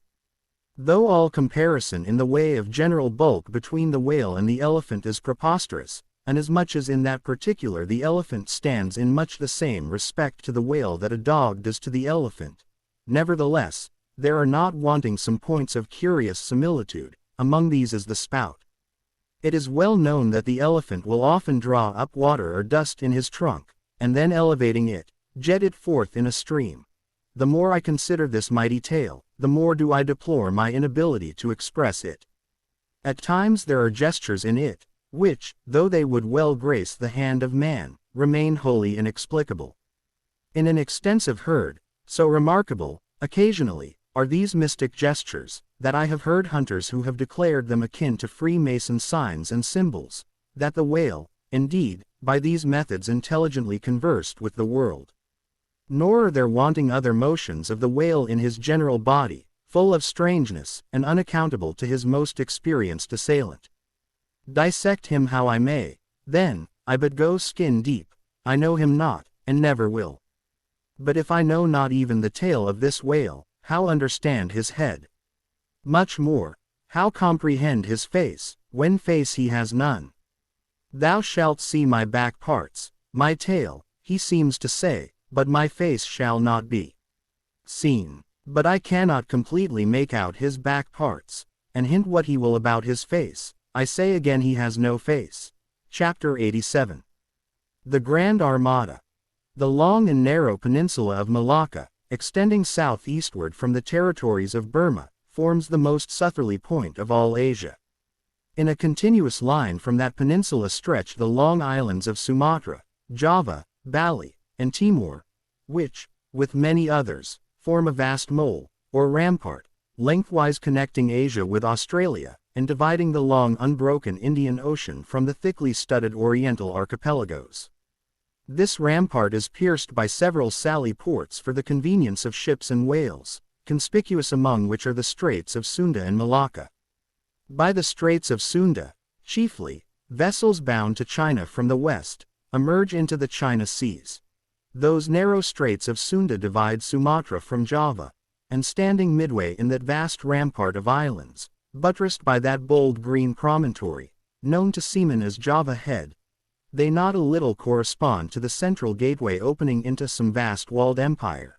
And considering the inexhaustible wealth of spices, and silks, and jewels, and gold, and ivory, with which the 1,000 islands of that Oriental Sea are enriched, it seems a significant provision of nature, that such treasures, by the very formation of the land, should at least bear the appearance, however ineffectual, of being guarded from the all-grasping Western world. The shores of the Straits of Sunda are unsupplied with those domineering fortresses which guard the entrances to the Mediterranean, the Baltic, and the Propontis. Unlike the Danes, these Orientals do not demand the obsequious homage of lowered top sails from the endless procession of ships before the wind, which for centuries past, by night and by day, have passed between the islands of Sumatra and Java, freighted with the costliest cargoes of the East. But while they freely waive a ceremonial like this, they do by no means renounce their claim to more solid tribute. Time out of mind the piratical proas of the Malays, lurking among the low-shaded coves and islets of Sumatra, have sallied out upon the vessels sailing through the straits, fiercely demanding tribute at the point of their spears.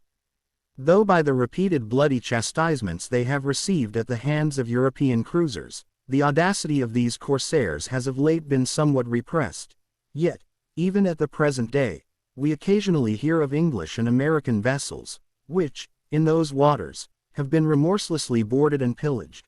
With a fair, fresh wind, the Pequod was now drawing nigh to these straits, Ahab purposing to pass through them into the Javan Sea, and thence, cruising northwards, over waters known to be frequented here and there by the sperm whale, sweep inshore by the Philippine Islands, and gain the far coast of Japan, in time for the great whaling season there.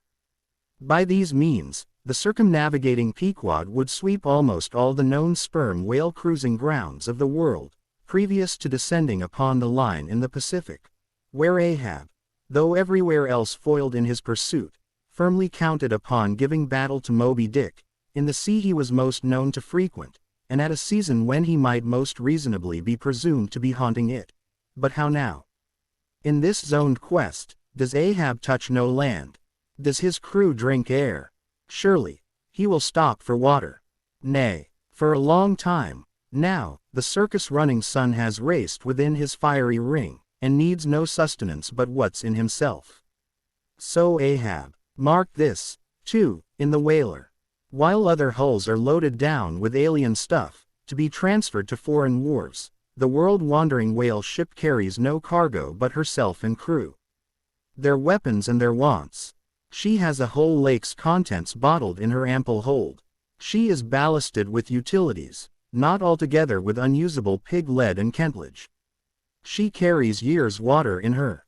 Clear old prime Nantucket water, which, when 3 years afloat, the Nantucketer, in the Pacific, prefers to drink before the brackish fluid, but yesterday rafted off in casks, from the Peruvian or Indian streams. Hence it is, that, while other ships may have gone to China from New York, and back again, touching at a score of ports, the whale ship, in all that interval, may not have sighted one grain of soil, her crew having seen no man but floating seamen like themselves. So that did you carry them the news that another flood had come, they would only answer, well, boys, here's the ark. Now, as many sperm whales had been captured off the western coast of Java, in the near vicinity of the Straits of Sunda, indeed, as most of the ground, roundabout, was generally recognized by the fishermen as an excellent spot for cruising. Therefore, as the Pequod gained more and more upon Java Head, the lookouts were repeatedly hailed, and admonished to keep wide awake. But though the green palmy cliffs of the land soon loomed on the starboard bow, and with delighted nostrils the fresh cinnamon was snuffed in the air, yet not a single jet was descried. Almost renouncing all thought of falling in with any game hereabouts, the ship had well nigh entered the straits, when the customary cheering cry was heard from aloft, and ere long a spectacle of singular magnificence saluted us. But here be it premised, that owing to the unwearied activity with which of late they have been hunted over all 4 oceans, the sperm whales, instead of almost invariably sailing in small detached companies, as in former times, are now frequently met with in extensive herds, sometimes embracing so great a multitude, that it would almost seem as if numerous nations of them had sworn solemn league and covenant for mutual assistance and protection. To this aggregation of the sperm whale into such immense caravans, may be imputed the circumstance that even in the best cruising grounds, you may now sometimes sail for weeks and months together, without being greeted by a single spout, and then be suddenly saluted by what sometimes seems thousands on thousands. Broad on both bows, at the distance of some 2 or 3 miles, and forming a great semicircle, embracing one half of the level horizon, a continuous chain of whale jets were up playing and sparkling in the noonday air. Unlike the straight perpendicular twin jets of the right whale, which, dividing at top, fall over in 2 branches, like the cleft drooping boughs of a willow, the single forward slanting spout of the sperm whale presents a thick curled bush of white mist, continually rising and falling away to leeward. Seen from the Pequod's deck, then, as she would rise on a high hill of the sea, this host of vapory spouts, individually curling up into the air, and beheld through a blending atmosphere of bluish haze, showed like the 1,000 cheerful chimneys of some dense metropolis, descried of a balmy autumnal morning, by some horseman on a height. As marching armies approaching an unfriendly defile in the mountains, accelerate their march, all eagerness to place that perilous passage in their rear, and once more expand in comparative security upon the plain, even so did this vast fleet of whales now seem hurrying forward through the straits, gradually contracting the wings of their semicircle, and swimming on, in one solid, but still crescentic center. Crowding all sail, the Pequod pressed after them, the harpooneers handling their weapons, and loudly cheering from the heads of their yet suspended boats. If the wind only held, little doubt had they, that chased through these straits of Sunda, the vast host would only deploy into the oriental seas to witness the capture of not a few of their number. And who could tell whether, in that congregated caravan, Moby-Dick himself might not temporarily be swimming, like the worshipped white elephant in the coronation procession of the Siamese. So with stun sail piled on stun sail, we sailed along, driving these leviathans before us, when, of a sudden, the voice of Tashtego was heard, loudly directing attention to something in our wake. Corresponding to the crescent in our van, we beheld another in our rear. It seemed formed of detached white vapors, rising and falling something like the spouts of the whales, only they did not so completely come and go, for they constantly hovered, without finally disappearing. Leveling his glass at this sight, Ahab quickly revolved in his pivot hole, crying, "Aloft there, and rig whips and buckets to wet the sails, Malays, sir, and after us." As if too long lurking behind the headlands, till the Pequod should fairly have entered the straits, these rascally Asiatics were now in hot pursuit, to make up for their overcautious delay. But when the swift Pequod, with a fresh letting wind, was herself in hot chase, how very kind of these tawny philanthropists to assist in speeding her on to her own chosen pursuit, mere riding whips and rowels to her, that they were. As with glass under arm, Ahab to and fro paced the deck, in his forward turn beholding the monsters he chased, and in the after one the bloodthirsty pirates chasing him, some such fancy as the above seemed his. And when he glanced upon the green walls of the watery defile in which the ship was then sailing, and bethought him that through that gate lay the route to his vengeance, and beheld, how that through that same gate he was now both chasing and being chased to his deadly end, and not only that, but a herd of remorseless wild pirates and inhuman atheistical devils were infernally cheering him on with their curses. When all these conceits had passed through his brain, Ahab's brow was left gaunt and ribbed, like the black sand beach after some stormy tide has been gnawing it, without being able to drag the firm thing from its place. But thoughts like these troubled very few of the reckless crew, and when, after steadily dropping and dropping the pirates astern, the Pequod at last shot by the vivid green cockatoo point on the Sumatra side, emerging at last upon the broad waters beyond, then, the harpooneers seemed more to grieve that the swift whales had been gaining upon the ship, than to rejoice that the ship had so victoriously gained upon the Malays. But still driving on in the wake of the whales, at length they seemed abating their speed, gradually the ship neared them, and the wind now dying away, word was passed to spring to the boats. But no sooner did the herd, by some presumed wonderful instinct of the sperm whale, become notified of the three keels that were after them, though as yet a mile in their rear, than they rallied again, and forming in close ranks and battalions, so that their spouts all looked like flashing lines of stacked bayonets, moved on with redoubled velocity. Stripped to our shirts and drawers, we sprang to the white ash, and after several hours pulling were almost disposed to renounce the chase, when a general pausing commotion among the whales gave animating token that they were now at last under the influence of that strange perplexity of inert irresolution, which, when the fishermen perceive it in the whale, they say he is gallied.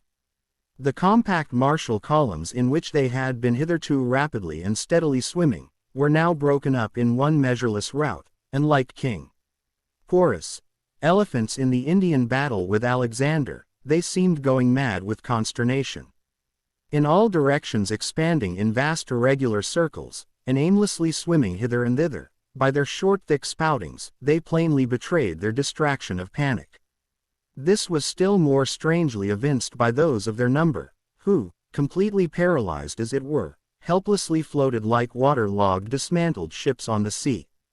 Had these leviathans been but a flock of simple sheep, pursued over the pasture by three fierce wolves, they could not possibly have evinced such excessive dismay.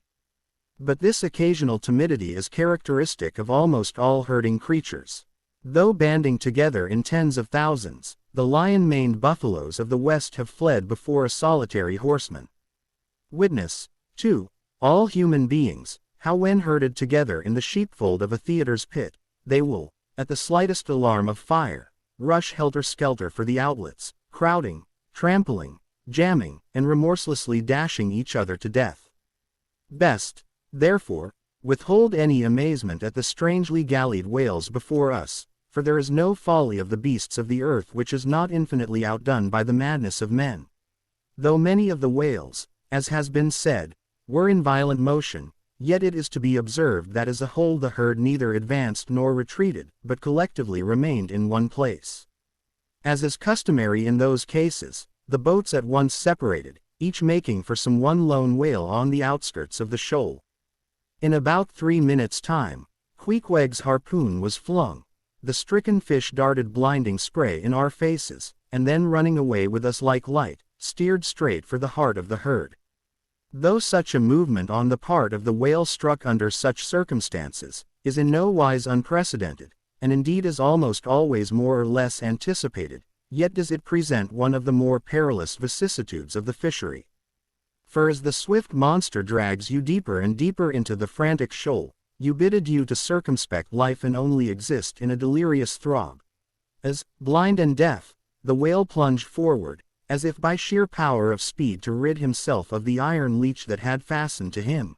As we thus tore a white gash in the sea, on all sides menaced as we flew, by the crazed creatures to and fro rushing about us, our beset boat was like a ship mobbed by ice isles in a tempest, and striving to steer through their complicated channels and straits, knowing not at what moment it may be locked in and crushed. But not a bit daunted, Queequeg steered us manfully, now sheering off from this monster directly across our route in advance, now edging away from that, whose colossal flukes were suspended overhead, while all the time, Starbuck stood up in the bows, lance in hand, pricking out of our way whatever whales he could reach by short darts, for there was no time to make long ones. Nor were the oarsmen quite idle, though their wonted duty was now altogether dispensed with. They chiefly attended to the shouting part of the business. "Out of the way, Commodore!" cried one, to a great dromedary that of a sudden rose bodily to the surface, and for an instant threatened to swamp us. "Hard down with your tail, there!" cried a second to another, which, close to our gunwale, seemed calmly cooling himself with his own fan-like extremity. All whaleboats carry certain curious contrivances, originally invented by the Nantucket Indians, called drugs. Two thick squares of wood of equal size are stoutly clenched together, so that they cross each other's grain at right angles. A line of considerable length is then attached to the middle of this block, and the other end of the line being looped, it can in a moment be fastened to a harpoon. It is chiefly among gallied whales that this drug is used, for then, more whales are close round you than you can possibly chase at one time. But sperm whales are not every day encountered. While you may, then, you must kill all you can. And if you cannot kill them all at once, you must wing them, so that they can be afterwards killed at your leisure. Hence it is, that at times like these the drug comes into requisition. Our boat was furnished with 3 of them. The first and second were successfully darted, and we saw the whales staggeringly running off, fettered by the enormous sidelong resistance of the towing drug. They were cramped like malefactors with the chain and ball. But upon flinging the third, in the act of tossing overboard the clumsy wooden block, it caught under one of the seats of the boat, and in an instant tore it out and carried it away, dropping the oarsman in the boat's bottom as the seat slid from under him. On both sides the sea came in at the wounded planks, but we stuffed 2 or 3 drawers and shirts in, and so stopped the leaks for the time. It had been next to impossible to dart these drugged harpoons, were it not that as we advanced into the herd, our whale's way greatly diminished. Moreover, that as we went still further and further from the circumference of commotion, the direful disorders seemed waning. So that when at last the jerking harpoon drew out, and the towing whale sideways vanished, then, with the tapering force of his parting momentum, we glided between 2 whales into the innermost heart of the shoal, as if from some mountain torrent we had slid into a serene valley lake. Here the storms in the roaring glens between the outermost whales were heard but not felt. In this central expanse the sea presented that smooth satin-like surface, called a sleek, produced by the subtle moisture thrown off by the whale in his more quiet moods. Yes, we were now in that enchanted calm which they say lurks at the heart of every commotion. And still in the distracted distance we beheld the tumults of the outer concentric circles, and saw successive pods of whales, 8 or 10 in each, swiftly going round and round, like multiplied spans of horses in a ring, and so closely shoulder to shoulder, that a titanic circus rider might easily have overarched the middle ones, and so have gone round on their backs. Owing to the density of the crowd of reposing whales, more immediately surrounding the embayed axis of the herd, no possible chance of escape was at present afforded us. We must watch for a breach in the living wall that hemmed us in, the wall that had only admitted us in order to shut us up. Keeping at the center of the lake, we were occasionally visited by small tame cows and calves, the women and children of this routed host. Now, inclusive of the occasional wide intervals between the revolving outer circles, and inclusive of the spaces between the various pods in any one of those circles, the entire area at this juncture, embraced by the whole multitude, must have contained at least 2 or 3 square miles. At any rate, though indeed such a test at such a time might be deceptive, spoutings might be discovered from our low boat that seemed playing up almost from the rim of the horizon. I mention this circumstance, because, as if the cows and calves had been purposely locked up in this innermost fold, and as if the wide extent of the herd had hitherto prevented them from learning the precise cause of its stopping, or, possibly, being so young, unsophisticated, and every way innocent and inexperienced, however it may have been, these smaller whales, now and then visiting our becalmed boat from the margin of the lake, evinced a wondrous fearlessness and confidence, or else a still becharmed panic which it was impossible not to marvel at. Like household dogs they came snuffling round us, right up to our gunwales, and touching them, till it almost seemed that some spell had suddenly domesticated them. Queequeg patted their foreheads. Starbuck scratched their backs with his lance, but fearful of the consequences, for the time refrained from darting it. But far beneath this wondrous world upon the surface, another and still stranger world met our eyes as we gazed over the side. For, suspended in those watery vaults, floated the forms of the nursing mothers of the whales, and those that by their enormous girths seemed shortly to become mothers.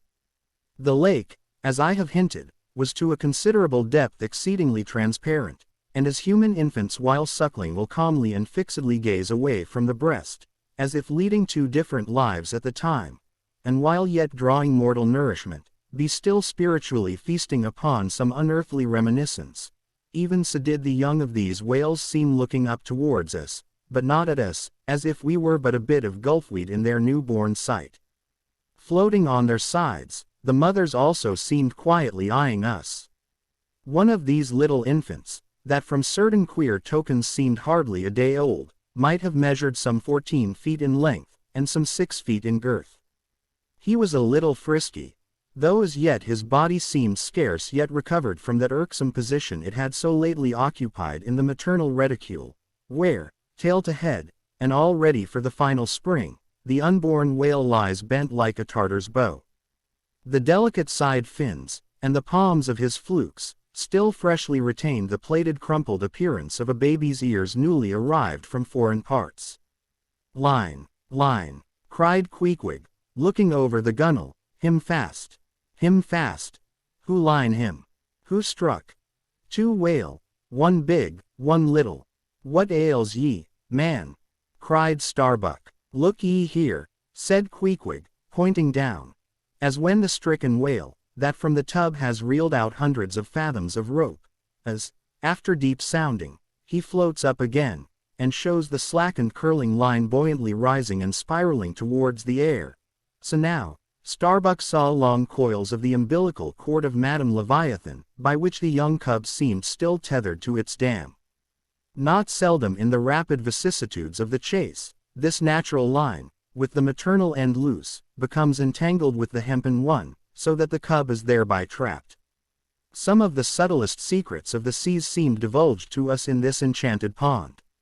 We saw young Leviathan amours in the deep. The sperm whale, as with all other species of the Leviathan, but unlike most other fish, breeds indifferently at all seasons, after a gestation which may probably be set down at 9 months, producing but one at a time, though in some few known instances giving birth to an Esau and Jacob. A contingency provided for in suckling by 2 teats, curiously situated, one on each side of the anus, but the breasts themselves extend upwards from that. When by chance these precious parts in a nursing whale are cut by the hunter's lance, the mothers pouring milk and blood rivalingly discolor the sea for rods. The milk is very sweet and rich, it has been tasted by man, it might do well with strawberries. When overflowing with mutual esteem, the whales salute more hominum. And thus, though surrounded by circle upon circle of consternations and affrights, did these inscrutable creatures at the center freely and fearlessly indulge in all peaceful concernments, yea, serenely reveled in dalliance and delight. But even so, amid the tornadoed Atlantic of my being, do I myself still forever centrally disport in mute calm, and while ponderous planets of unwaning woe revolve round me, deep down and deep inland there I still bathe me in eternal mildness of joy. Meanwhile, as we thus lay entranced, the occasional sudden frantic spectacles in the distance evinced the activity of the other boats, still engaged in drugging the whales on the frontier of the host, or possibly carrying on the war within the first circle, where abundance of room and some convenient retreats were afforded them. But the sight of the enraged drugged whales now and then blindly darting to and fro across the circles, was nothing to what at last met our eyes. It is sometimes the custom when fast to a whale more than commonly powerful and alert, to seek to hamstring him, as it were, by sundering or maiming his gigantic tail tendon. It is done by darting a short-handled cutting spade, to which is attached a rope for hauling it back again. A whale wounded, as we afterwards learned, in this part, but not effectually, as it seemed, had broken away from the boat, carrying along with him half of the harpoon line, and in the extraordinary agony of the wound, he was now dashing among the revolving circles like the lone mounted desperado Arnold, at the Battle of Saratoga, carrying dismay wherever he went. But agonizing as was the wound of this whale, and an appalling spectacle enough, anyway, yet the peculiar horror with which he seemed to inspire the rest of the herd, was owing to a cause which at first the intervening distance obscured from us. But at length we perceived that by one of the unimaginable accidents of the fishery, this whale had become entangled in the harpoon line that he towed. He had also run away with the cutting spade in him, and while the free end of the rope attached to that weapon, had permanently caught in the coils of the harpoon line round his tail, the cutting spade itself had worked loose from his flesh. So that, tormented to madness, he was now churning through the water, violently flailing with his flexible tail, and tossing the keen spade about him, wounding and murdering his own comrades. This terrific object seemed to recall the whole herd from their stationary fright. First, the whales forming the margin of our lake began to crowd a little, and tumble against each other, as if lifted by half-spent billows from afar. Then the lake itself began faintly to heave and swell. The submarine bridal chambers and nurseries vanished. In more and more contracting orbits the whales in the more central circles began to swim in thickening clusters. Yes, the long calm was departing. A low advancing hum was soon heard, and then, like to the tumultuous masses of block ice when the great river Hudson breaks up in spring, the entire host of whales came tumbling upon their inner center, as if to pile themselves up in one common mountain. Instantly Starbuck and Queequeg changed places, Starbuck taking the stern. Oars, oars, he intensely whispered, seizing the helm, gripe your oars, and clutch your souls, now. My God, men, stand by. Shove him off, you Queequeg, the whale there, prick him, hit him. Stand up, and stay so. Spring, men, pull, men, never mind their backs, scrape them, scrape away. The boat was now all but jammed between two vast black bulks, leaving the narrow Dardanelles between their long lengths. But by desperate endeavor we at last shot into a temporary opening, then giving way rapidly, and at the same time earnestly watching for another outlet. After many similar hair-breadth escapes, we at last swiftly glided into what had just been one of the outer circles, but now crossed by random whales, all violently making for one center.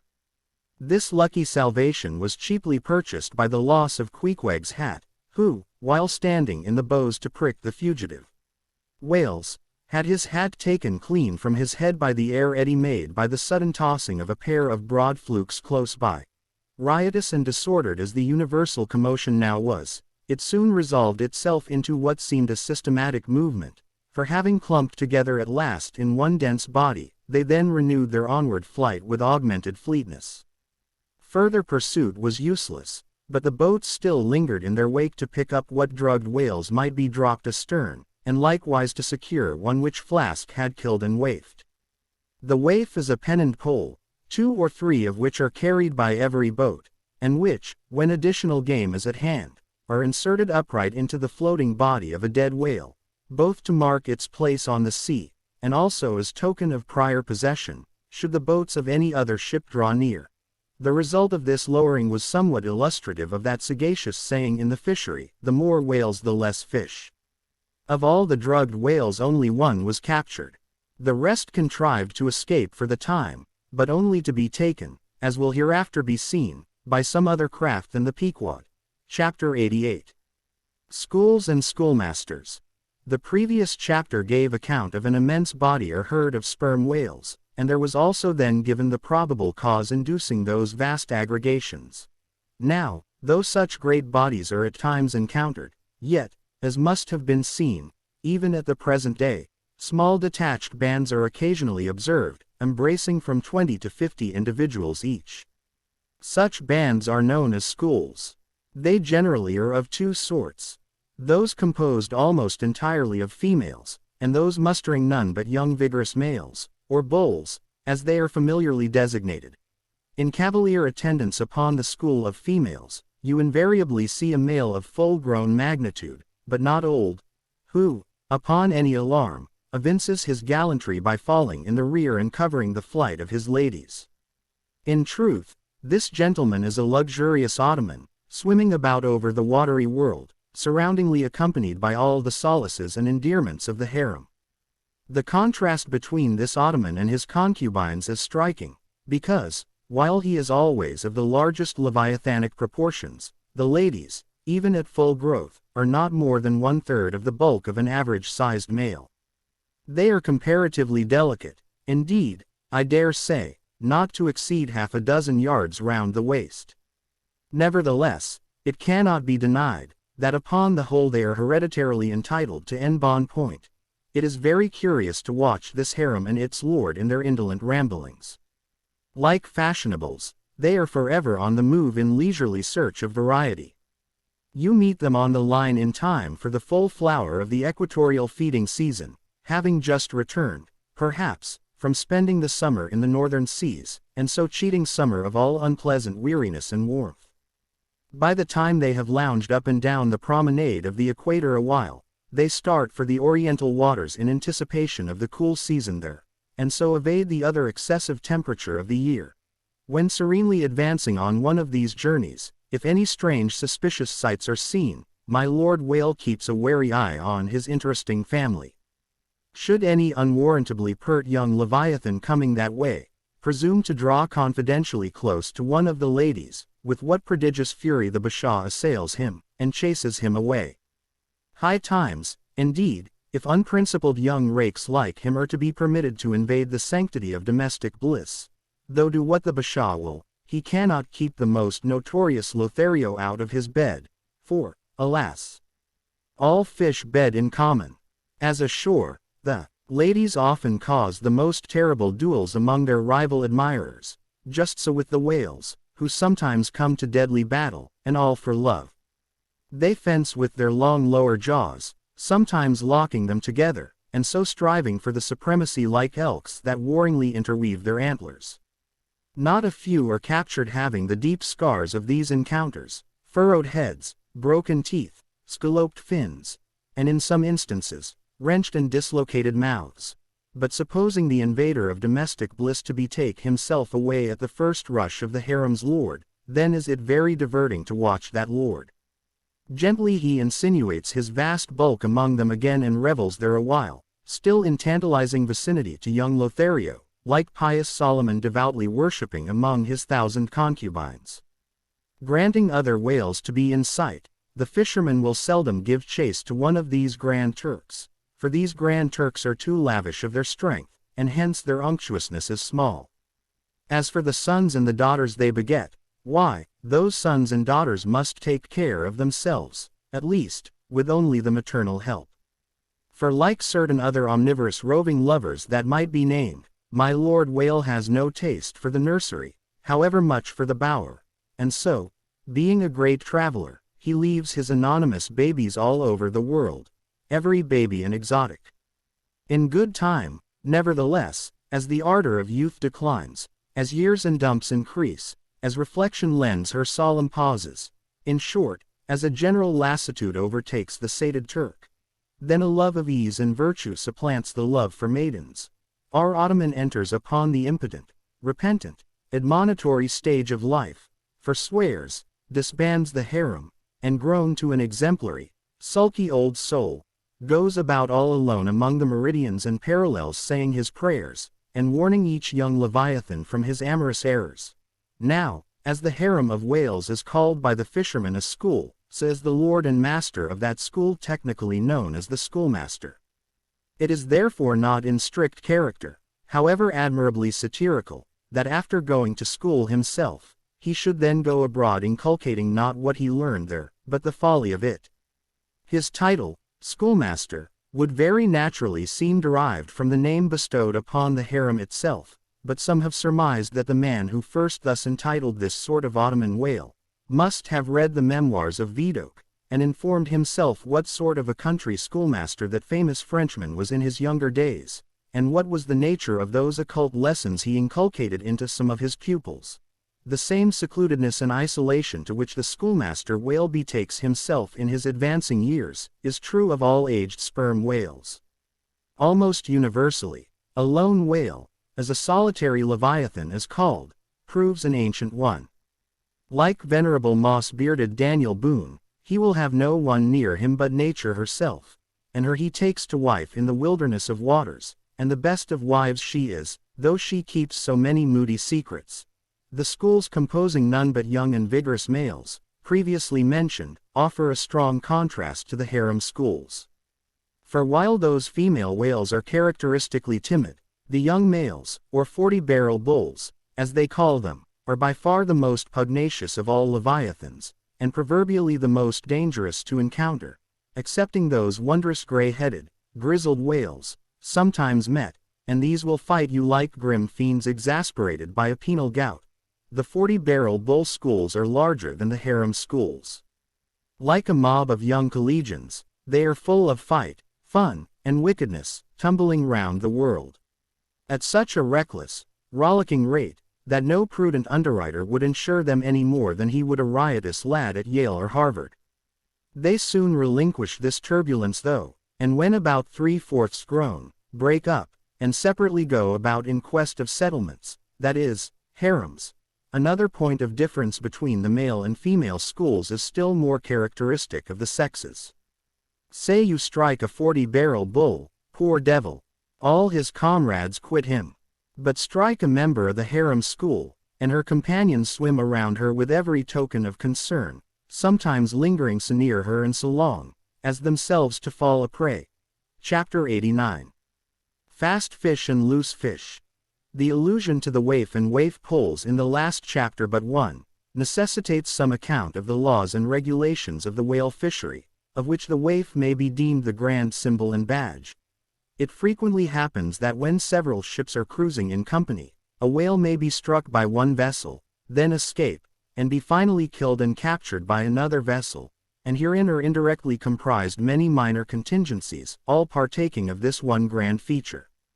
For example, after a weary and perilous chase and capture of a whale, the body may get loose from the ship by reason of a violent storm, and drifting far away to leeward, be retaken by a second whaler, who, in a calm, snugly tows it alongside, without risk of life or line. Thus the most vexatious and violent disputes would often arise between the fishermen, were there not some written or unwritten, universal, undisputed law applicable to all cases. Perhaps the only formal whaling code authorized by legislative enactment was that of Holland. It was decreed by the States General in A.D. 1695. But though no other nation has ever had any written whaling law, yet the American fishermen have been their own legislators and lawyers in this matter. They have provided a system which for terse comprehensiveness surpasses Justinian's Pandects and the by-laws of the Chinese Society for the suppression of meddling with other people's business. Yes, these laws might be engraven on a Queen Anne's farthing, or the barb of a harpoon, and worn round the neck, so small are they.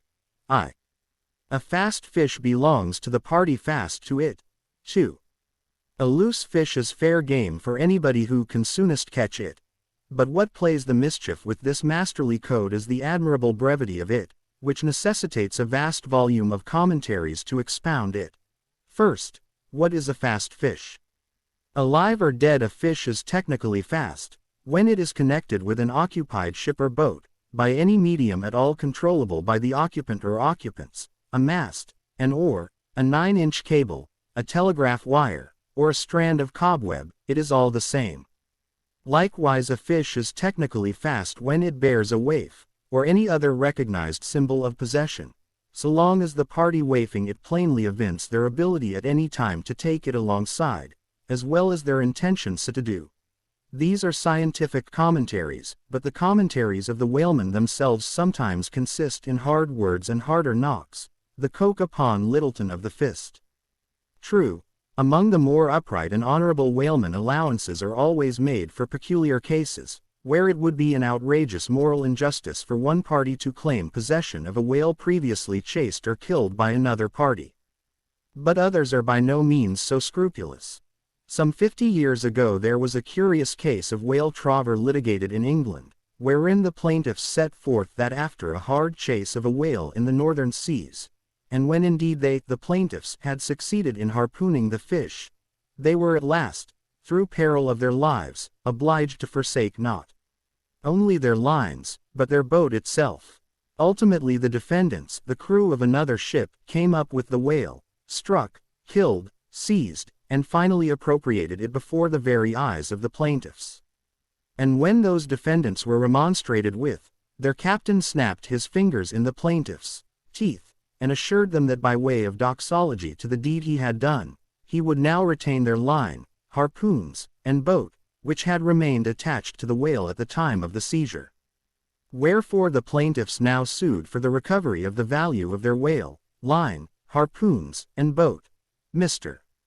Erskine was counsel for the defendants. Lord Ellenborough was the judge. In the course of the defense, the witty Erskine went on to illustrate his position, by alluding to a recent con. case, wherein a gentleman, after in vain trying to bridle his wife's viciousness, had at last abandoned her upon the seas of life, but in the course of years, repenting of that step, he instituted an action to recover possession of her.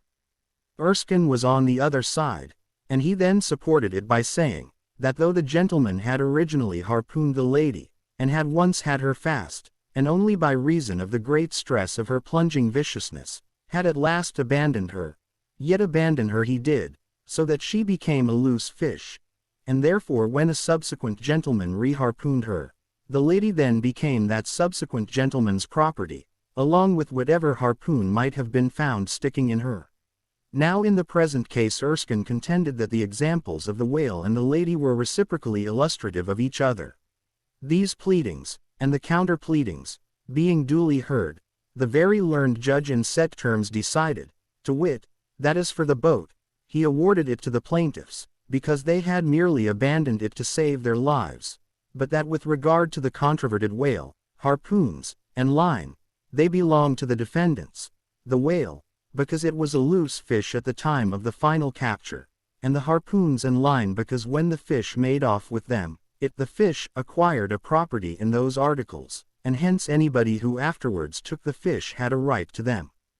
Now the defendants afterwards took the fish, ergo, the aforesaid articles were theirs. A common man looking at this decision of the very learned judge, might possibly object to it. But plowed up to the primary rock of the matter, the two great principles laid down in the twin whaling laws previously quoted, and applied and elucidated by Lord Ellenborough in the above-cited case. These two laws touching fast fish and loose fish, I say, will, on reflection, be found the fundamentals of all human jurisprudence, for notwithstanding its complicated tracery of sculpture, the temple of the law, like the temple of the Philistines, has but two props to stand on. Is it not a saying in every one's mouth, possession is half of the law? That is, regardless of how the thing came into possession. But often possession is the whole of the law. What are the sinews and souls of Russian serfs and Republican slaves but fast fish, whereof possession is the whole of the law? What to the rapacious landlord is the widow's last mite but a fast fish? What is yonder undetected villain's marble mansion with a door plate for a waif? What is that but a fast fish? What is the ruinous discount which Mordecai, the broker, gets from poor Woebegone, the bankrupt, on a loan to keep Woebegone's family from starvation? What is that ruinous discount but a fast fish? What is the Archbishop of Savisol's income of £100,000 seized from the scant bread and cheese of hundreds of thousands of broken-backed laborers all sure of heaven without any of Savisol's? Help, what is that globular £100,000 but a fast fish? What are the Duke of Dunder's hereditary towns and hamlets but fast fish? What to that redoubted harpooner, John Bull, is poor Ireland, but a fast fish? What to that apostolic lancer, Brother Jonathan, is Texas but a fast fish? And concerning all these, is not possession the whole of the law? But if the doctrine of fast fish be pretty generally applicable, the kindred doctrine of loose fish is still more widely so. That is internationally and universally applicable. What was America in 1492 but a loose fish, in which Columbus struck the Spanish standard by way of waifing it for his royal master and mistress? What was Poland to the Tsar? What Greece to the Turk? What India to England? What at last will Mexico be to the United States? All loose fish. What are the rights of man and the liberties of the world but loose fish? What all men's minds and opinions but loose fish? What is the principle of religious belief in them but a loose fish? What to the ostentatious smuggling verbalists are the thoughts of thinkers but loose fish? What is the great globe itself but a loose fish? And what are you, reader, but a loose fish and a fast fish, too? Chapter 90. Heads or tails? De Bellina vero suffocat, si rex habet caput, et regina caudam. Bracton, L. 3, circa. 3. Latin from the books of the laws of England, which taken along with the context, means, that of all whales captured by anybody on the coast of that land, the king, as honorary grand harpooner, must have the head, and the queen be respectfully presented with the tail.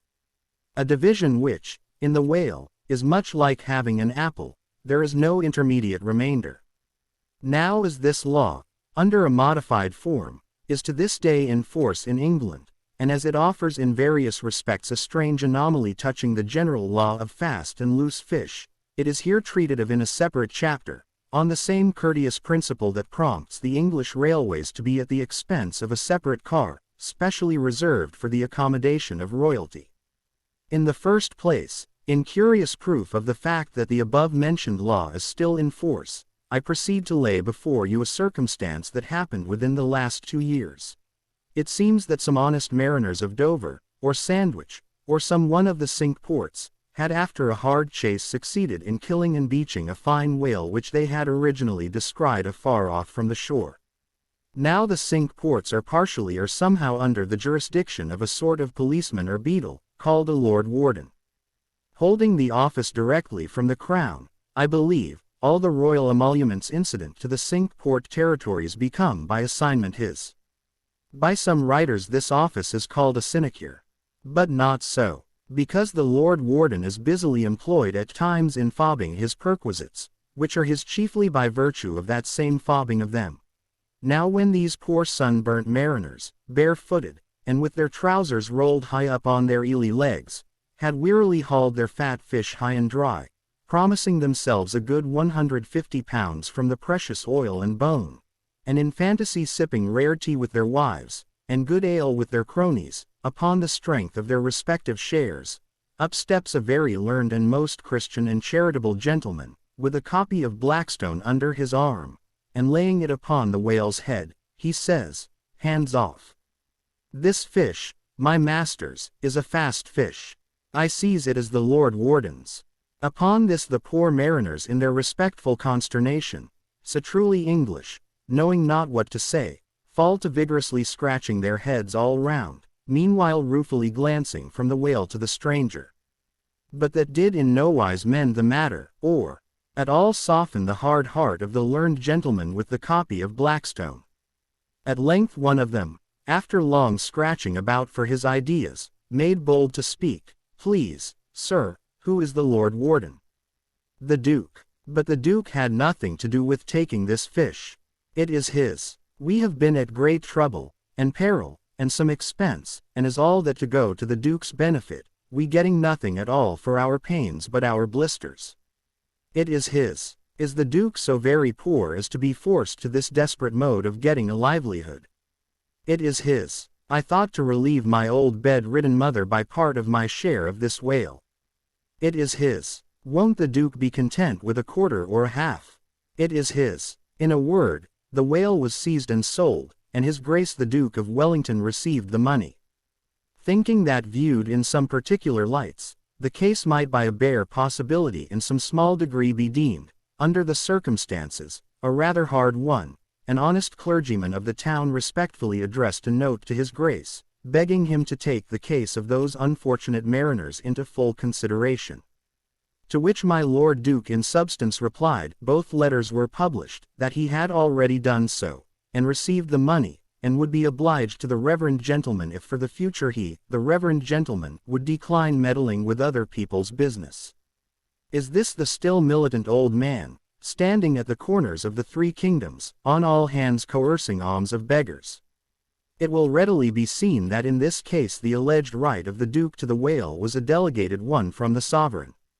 We must needs inquire then on what principle the sovereign is originally invested with that right. The law itself has already been set forth. But Plodin gives us the reason for it. Says Plodin, the whale so caught belongs to the king and queen, because of its superior excellence. And by the soundest commentators this has ever been held a cogent argument in such matters. But why should the king have the head, and the queen the tail? A reason for that, ye lawyers. In his treatise on Queen Gold, or Queen Pinmoney, an old King's Bench author, one William Prynne, thus discourseth, ye tail as ye queens, that ye queens' wardrobe may be supplied with ye whalebone. Now this was written at a time when the black limber bone of the Greenland or right whale was largely used in ladies' bodices. But this same bone is not in the tail, it is in the head, which is a sad mistake for a sagacious lawyer like Prynne. But is the queen a mermaid, to be presented with a tail? An allegorical meaning may lurk here. There are two royal fish so styled by the English law writers, the whale and the sturgeon, both royal property under certain limitations, and nominally supplying the 10th branch of the Crown's ordinary revenue. I know not that any other author has hinted of the matter, but by inference it seems to me that the sturgeon must be divided in the same way as the whale, the king receiving the highly dense and elastic head peculiar to that fish, which, symbolically regarded, may possibly be humorously grounded upon some presumed congeniality. And thus there seems a reason in all things, even in law. Chapter 91. The Pequod meets the rose-bud. In vain it was to rake for ambergris in the paunch of this leviathan, insufferable fetor denying not inquiry. Sir T. Brown, v.e. it was a week or two after the last whaling scene recounted, and when we were slowly sailing over a sleepy, vapory, midday sea, that the many noses on the Pequod's deck proved more vigilant discoverers than the 3 pairs of eyes aloft. A peculiar and not very pleasant smell was smelt in the sea. I will bet something now, said Stubb, that somewhere hereabouts are some of those drugged whales we tickled the other day. I thought they would keel up before long. Presently, the vapors in advance slid aside, and there in the distance lay a ship, whose furled sails betokened that some sort of whale must be alongside. As we glided nearer, the stranger showed French colors from his peak, and by the eddying cloud of vulture seafowl that circled, and hovered, and swooped around him, it was plain that the whale alongside must be what the fishermen call a blasted whale, that is, a whale that has died unmolested on the sea, and so floated an unappropriated corpse. It may well be conceived, what an unsavory odor such a mass must exhale, worse than an Assyrian city in the plague, when the living are incompetent to bury the departed. So intolerable indeed is it regarded by some, that no cupidity could persuade them to moor alongside of it.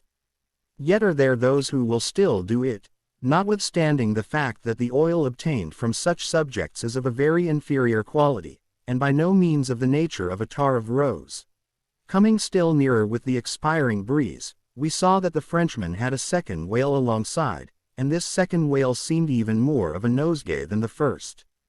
In truth, it turned out to be one of those problematical whales that seem to dry up and die with a sort of prodigious dyspepsia, or indigestion, leaving their defunct bodies almost entirely bankrupt of anything like oil. Nevertheless, in the proper place we shall see that no knowing fisherman will ever turn up his nose at such a whale as this, however much he may shun blasted whales in general. The Pequod had now swept so nigh to the stranger, that Stubb vowed he recognized his cutting spade pole entangled in the lines that were knotted round the tail of one of these whales. "There's a pretty fellow. Now," he banteringly laughed, "standing in the ship's bows, there's a jackal for ye. I well know that these crapos of Frenchmen are but poor devils in the fishery, sometimes lowering their boats for breakers, mistaking them for sperm whale spouts, yes, and sometimes sailing from their port with their hold full of boxes of tallow candles, and cases of snuffers, foreseeing that all the oil they will get won't be enough to dip the captain's wick into. Aye, we all know these things, but look ye, here's a crapo that is content with our leavings, the drugged whale there, I mean, aye, and is content too with scraping the dry bones of that other precious fish he has there. Poor devil, I say, pass round a hat, some one, and let's make him a present of a little oil for dear Charity's sake. For what oil he'll get from that drugged whale there, wouldn't be fit to burn in a jail, no, not in a condemned cell. And as for the other whale, why, I'll agree to get more oil by chopping up and trying out these 3 masts of ours, than he'll get from that bundle of bones, though, now that I think of it, it may contain something worth a good deal more than oil, yes, ambergris. I wonder now if our old man has thought of that. It's worth trying. Yes, I'm for it," and so saying he started for the quarter-deck. By this time the faint air had become a complete calm, so that whether or no, the Pequod was now fairly entrapped in the smell, with no hope of escaping except by its breezing up again. Issuing from the cabin, Stubb now called his boat's crew, and pulled off for the stranger. Drawing across her bow, he perceived that in accordance with the fanciful French taste, the upper part of her stem piece was carved in the likeness of a huge drooping stalk, was painted green, and for thorns had copper spikes projecting from it here and there, the whole terminating in a symmetrical folded bulb of a bright red color. Upon her head-boards, in large gilt letters, he read, "Bouton de Rose, Rose Button, or Rose Bud," and this was the romantic name of this aromatic ship. Though Stubb did not understand the Bouton part of the inscription, yet the word rose, and the bulbous figure head put together, sufficiently explained the whole to him. "A wooden rose bud, eh?" he cried with his hand to his nose, "that will do very well, but how like all creation it smells." Now in order to hold direct communication with the people on deck, he had to pull round the bows to the starboard side, and thus come close to the blasted whale, and so talk over it. Arrived then at this spot, with one hand still to his nose, he bawled, "Bouton de Rose, ahoy! Are there any of you Bouton de Roses that speak English?" "Yes," rejoined a Guernsey man from the bulwarks, who turned out to be the chief mate. "Well, then, my Bouton de Rose bud, have you seen the white whale?" "What whale?" "The white whale, a sperm whale, Moby-Dick, have ye seen him?" "Never heard of such a whale." "Cachalot Blanche, white whale." "No." "Very good. Then, goodbye now, and I'll call again in a minute." Then rapidly pulling back towards the Pequod, and seeing Ahab leaning over the quarter-deck rail awaiting his report, he molded his 2 hands into a trumpet and shouted, "No, sir. No." Upon which Ahab retired, and Stubb returned to the Frenchman. He now perceived that the Guernsey man, who had just got into the chains, and was using a cutting spade, had slung his nose in a sort of bag. "What's the matter with your nose, there?" said Stubb. "Broke it. I wish it was broken, or that I didn't have any nose at all," answered the Guernsey man, who did not seem to relish the job he was at very much. "But what are you holding yours for?" "Oh, nothing. It's a wax nose. I have to hold it on. Fine day, ain't it? Air rather gardeny, I should say. Throw us a bunch of posies, will ye, Bouton de Rose?" "What in the devil's name do you want here?" roared the Guernseyman, flying into a sudden passion. "Oh, keep cool. Cool, yes, that's the word. Why don't you pack those whales in ice while you're working at 'em? But joking aside, though, do you know, Rosebud, that it's all nonsense trying to get any oil out of such whales. As for that dried up one, there, he hasn't a gill in his whole carcass.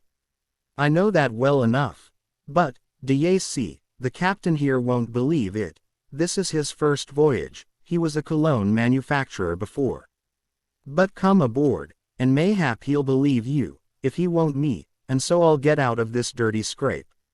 Anything to oblige ye, my sweet and pleasant fellow, rejoined Stubb, and with that he soon mounted to the deck.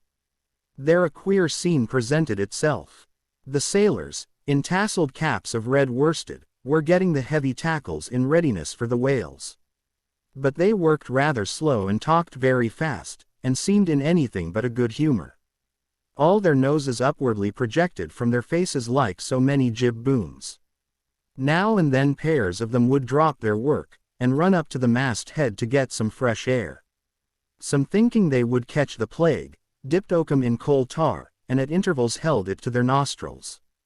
Others, having broken the stems of their pipes almost short off at the bowl, were vigorously puffing tobacco smoke, so that it constantly filled their olfactories. Stubb was struck by a shower of outcries and anathemas proceeding from the captain's round house abaft, and looking in that direction saw a fiery face thrust from behind the door, which was held ajar from within. This was the tormented surgeon, who, after in vain remonstrating against the proceedings of the day, had betaken himself to the captain's round-house cabinet he called it, to avoid the pest, but still, could not help yelling out his entreaties and indignations at times.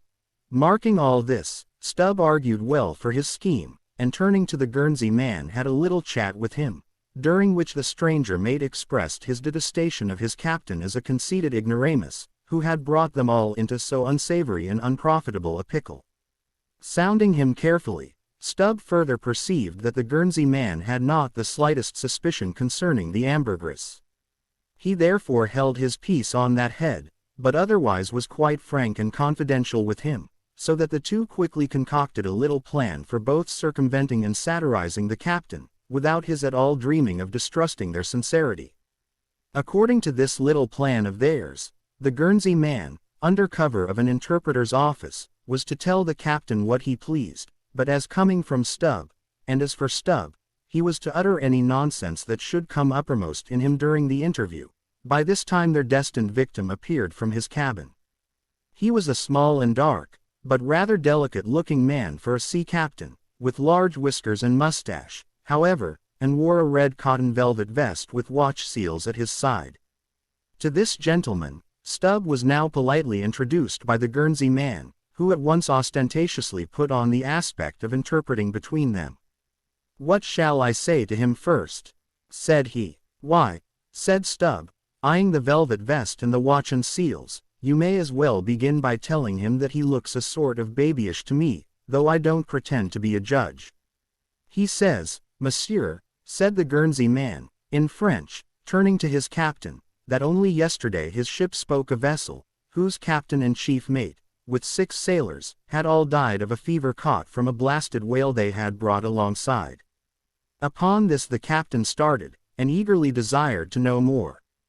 "What now?" said the Guernsey man to Stubb.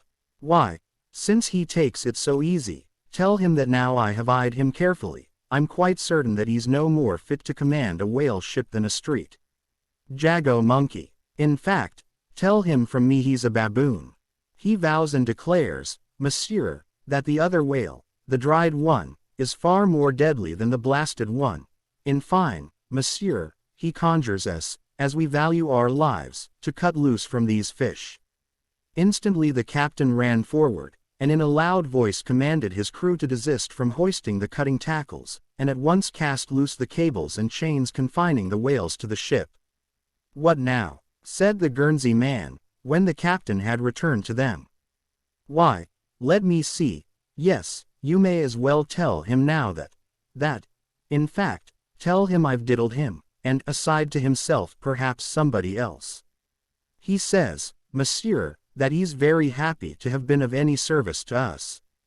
Hearing this, The captain vowed that they were the grateful parties, meaning himself and mate, and concluded by inviting Stubb down into his cabin to drink a bottle of Bordeaux. "He wants you to take a glass of wine with him," said the interpreter.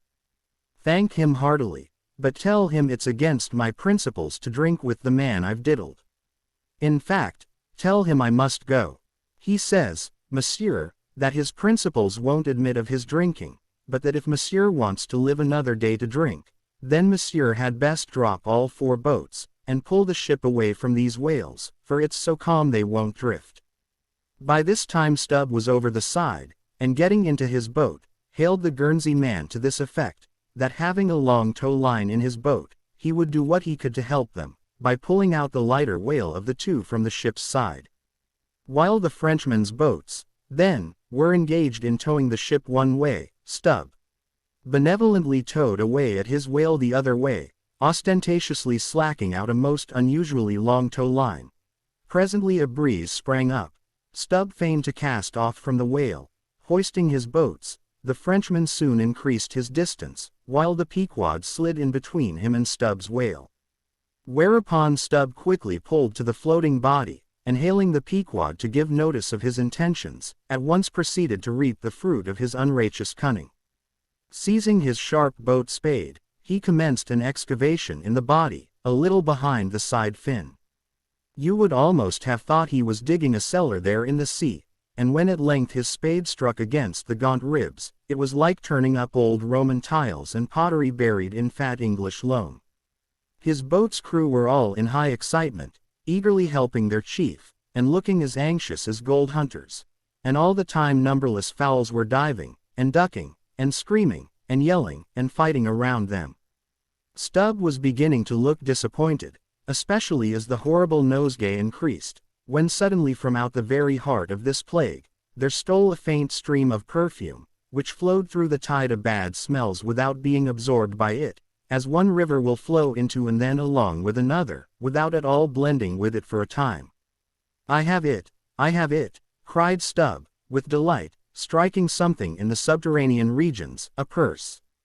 A purse. Dropping his spade, he thrust both hands in, and drew out handfuls of something that looked like ripe Windsor soap, or rich mottled old cheese, very unctuous and savory withal. You might easily dent it with your thumb. It is of a hue between yellow and ash color. And this, good friends, is ambergris, worth a gold guinea an ounce to any druggist. Some 6 handfuls were obtained, but more was unavoidably lost in the sea, and still more, perhaps, might have been secured were it not for impatient Ahab's loud command to Stubb to desist, and come on board, else the ship would bid them good-bye. Chapter 92. Ambergris. Now this ambergris is a very curious substance, and so important as an article of commerce, that in 1791 a certain Nantucket-born Captain Coffin was examined at the bar of the English House of Commons on that subject. For at that time, and indeed until a comparatively late day, the precise origin of ambergris remained, like amber itself, a problem to the learned. Though the word ambergris is but the French compound for grey amber, yet the 2 substances are quite distinct. For amber, though at times found on the sea coast, is also dug up in some far inland soils, whereas ambergris is never found except upon the sea. Besides, amber is a hard, transparent, brittle, odorless substance, used for mouthpieces to pipes, for beads and ornaments, but ambergris is soft, waxy, and so highly fragrant and spicy, that it is largely used in perfumery, in pastils, precious candles, hair powders, and pomatum. The Turks use it in cooking, and also carry it to Mecca, for the same purpose that frankincense is carried to St. Peter's in Rome. Some wine merchants drop a few grains into claret, to flavor it. Who would think, then, that such fine ladies and gentlemen should regale themselves with an essence found in the inglorious bowels of a sick whale? Yet so it is. By some, ambergris is supposed to be the cause, and by others the effect, of the dyspepsia in the whale. How to cure such a dyspepsia it were hard to say, unless by administering 3 or 4 boat loads of Branderth's pills, and then running out of harm's way, as laborers do in blasting rocks. I have forgotten to say that there were found in this ambergris certain hard, round, bony plates, which at first Stubb thought might be sailors' trousers buttons, but it afterwards turned out that they were nothing more than pieces of small squid bones embalmed in that manner. Now that the incorruption of this most fragrant ambergris should be found in the heart of such decay, is this nothing? Bethink thee of that saying of St. Paul in Corinthians, about corruption and incorruption, how that we are sown in dishonor, but raised in glory. And likewise call to mind that saying of Paracelsus about what it is that maketh the best musk. Also forget not the strange fact that of all things of ill savor, cologne water, in its rudimental manufacturing stages, is the worst. I should like to conclude the chapter with the above appeal, but cannot, owing to my anxiety to repel a charge often made against whalemen, and which, in the estimation of some already biased minds, might be considered as indirectly substantiated by what has been said of the Frenchman's 2 whales. Elsewhere in this volume the slanderous aspersion has been disproved, that the vocation of whaling is throughout a slatternly, untidy business. But there is another thing to rebut. They hint that all whales always smell bad. Now how did this odious stigma originate? I opine that it is plainly traceable to the first arrival of the Greenland whaling ships in London, more than 2 centuries ago. Because those whalemen did not then, and do not now, try out their oil at sea as the southern ships have always done, but cutting up the fresh blubber in small bits, thrust it through the bung holes of large casks, and carry it home in that manner, the shortness of the season in those icy seas, and the sudden and violent storms to which they are exposed, forbidding any other course. The consequence is, that upon breaking into the hold, and unloading one of these whale cemeteries, in the Greenland dock, a savor is given forth somewhat similar to that arising from excavating an old city graveyard, for the foundations of a lying-in hospital. I partly surmise also, that this wicked charge against whalers may be likewise imputed to the existence on the coast of Greenland, in former times, of a Dutch village called Schmerenberg or Smeerenberg, which latter name is the one used by the learned Fogo von Slack, in his great work on smells, a text-book on that subject. As its name imports smear, fat, berg, to put up, this village was founded in order to afford a place for the blubber of the Dutch whale fleet to be tried out, without being taken home to Holland for that purpose. It was a collection of furnaces, fat kettles, and oil sheds, and when the works were in full operation certainly gave forth no very pleasant savor. But all this is quite different with a South Sea sperm whaler, which in a voyage of 4 years perhaps, after completely filling her hold with oil, does not, perhaps, consume 50 days in the business of boiling out, and in the state that it is cast, the oil is nearly scentless. The truth is, that living or dead, if but decently treated, whales as a species are by no means creatures of ill odor, nor can whalemen be recognized, as the people of the Middle Ages affected to detect a Jew in the company, by the nose. Nor indeed can the whale possibly be otherwise than fragrant, when, as a general thing, he enjoys such high health, taking abundance of exercise, always out of doors, though, it is true, seldom in the open air. I say, that the motion of a sperm whale's flukes above water dispenses a perfume, as when a musk-scented lady rustles her dress in a warm parlor. What then shall I liken the sperm whale to for fragrance, considering his magnitude? Must it not be to that famous elephant, with jeweled tusks, and redolent with myrrh, which was led out of an Indian town to do honor to Alexander the Great? Chapter 93. The Castaway. It was but some few days after encountering the Frenchman, that a most significant event befell the most insignificant of the Pequod's crew, an event most lamentable, and which ended in providing the sometimes madly merry and predestinated craft with a living and ever-accompanying prophecy of whatever shattered sequel might prove her own. Now, in the whale ship, it is not every one that goes in the boats. Some few hands are reserved called ship-keepers, whose province it is to work the vessel while the boats are pursuing the whale. As a general thing, these ship-keepers are as hardy fellows as the men comprising the boats' crews. But if there happen to be an unduly slender, clumsy, or timorous wight in the ship, that wight is certain to be made a ship-keeper. It was so in the Pequod with the little Negro Pippin by nickname, Pip by abbreviation. Poor Pip.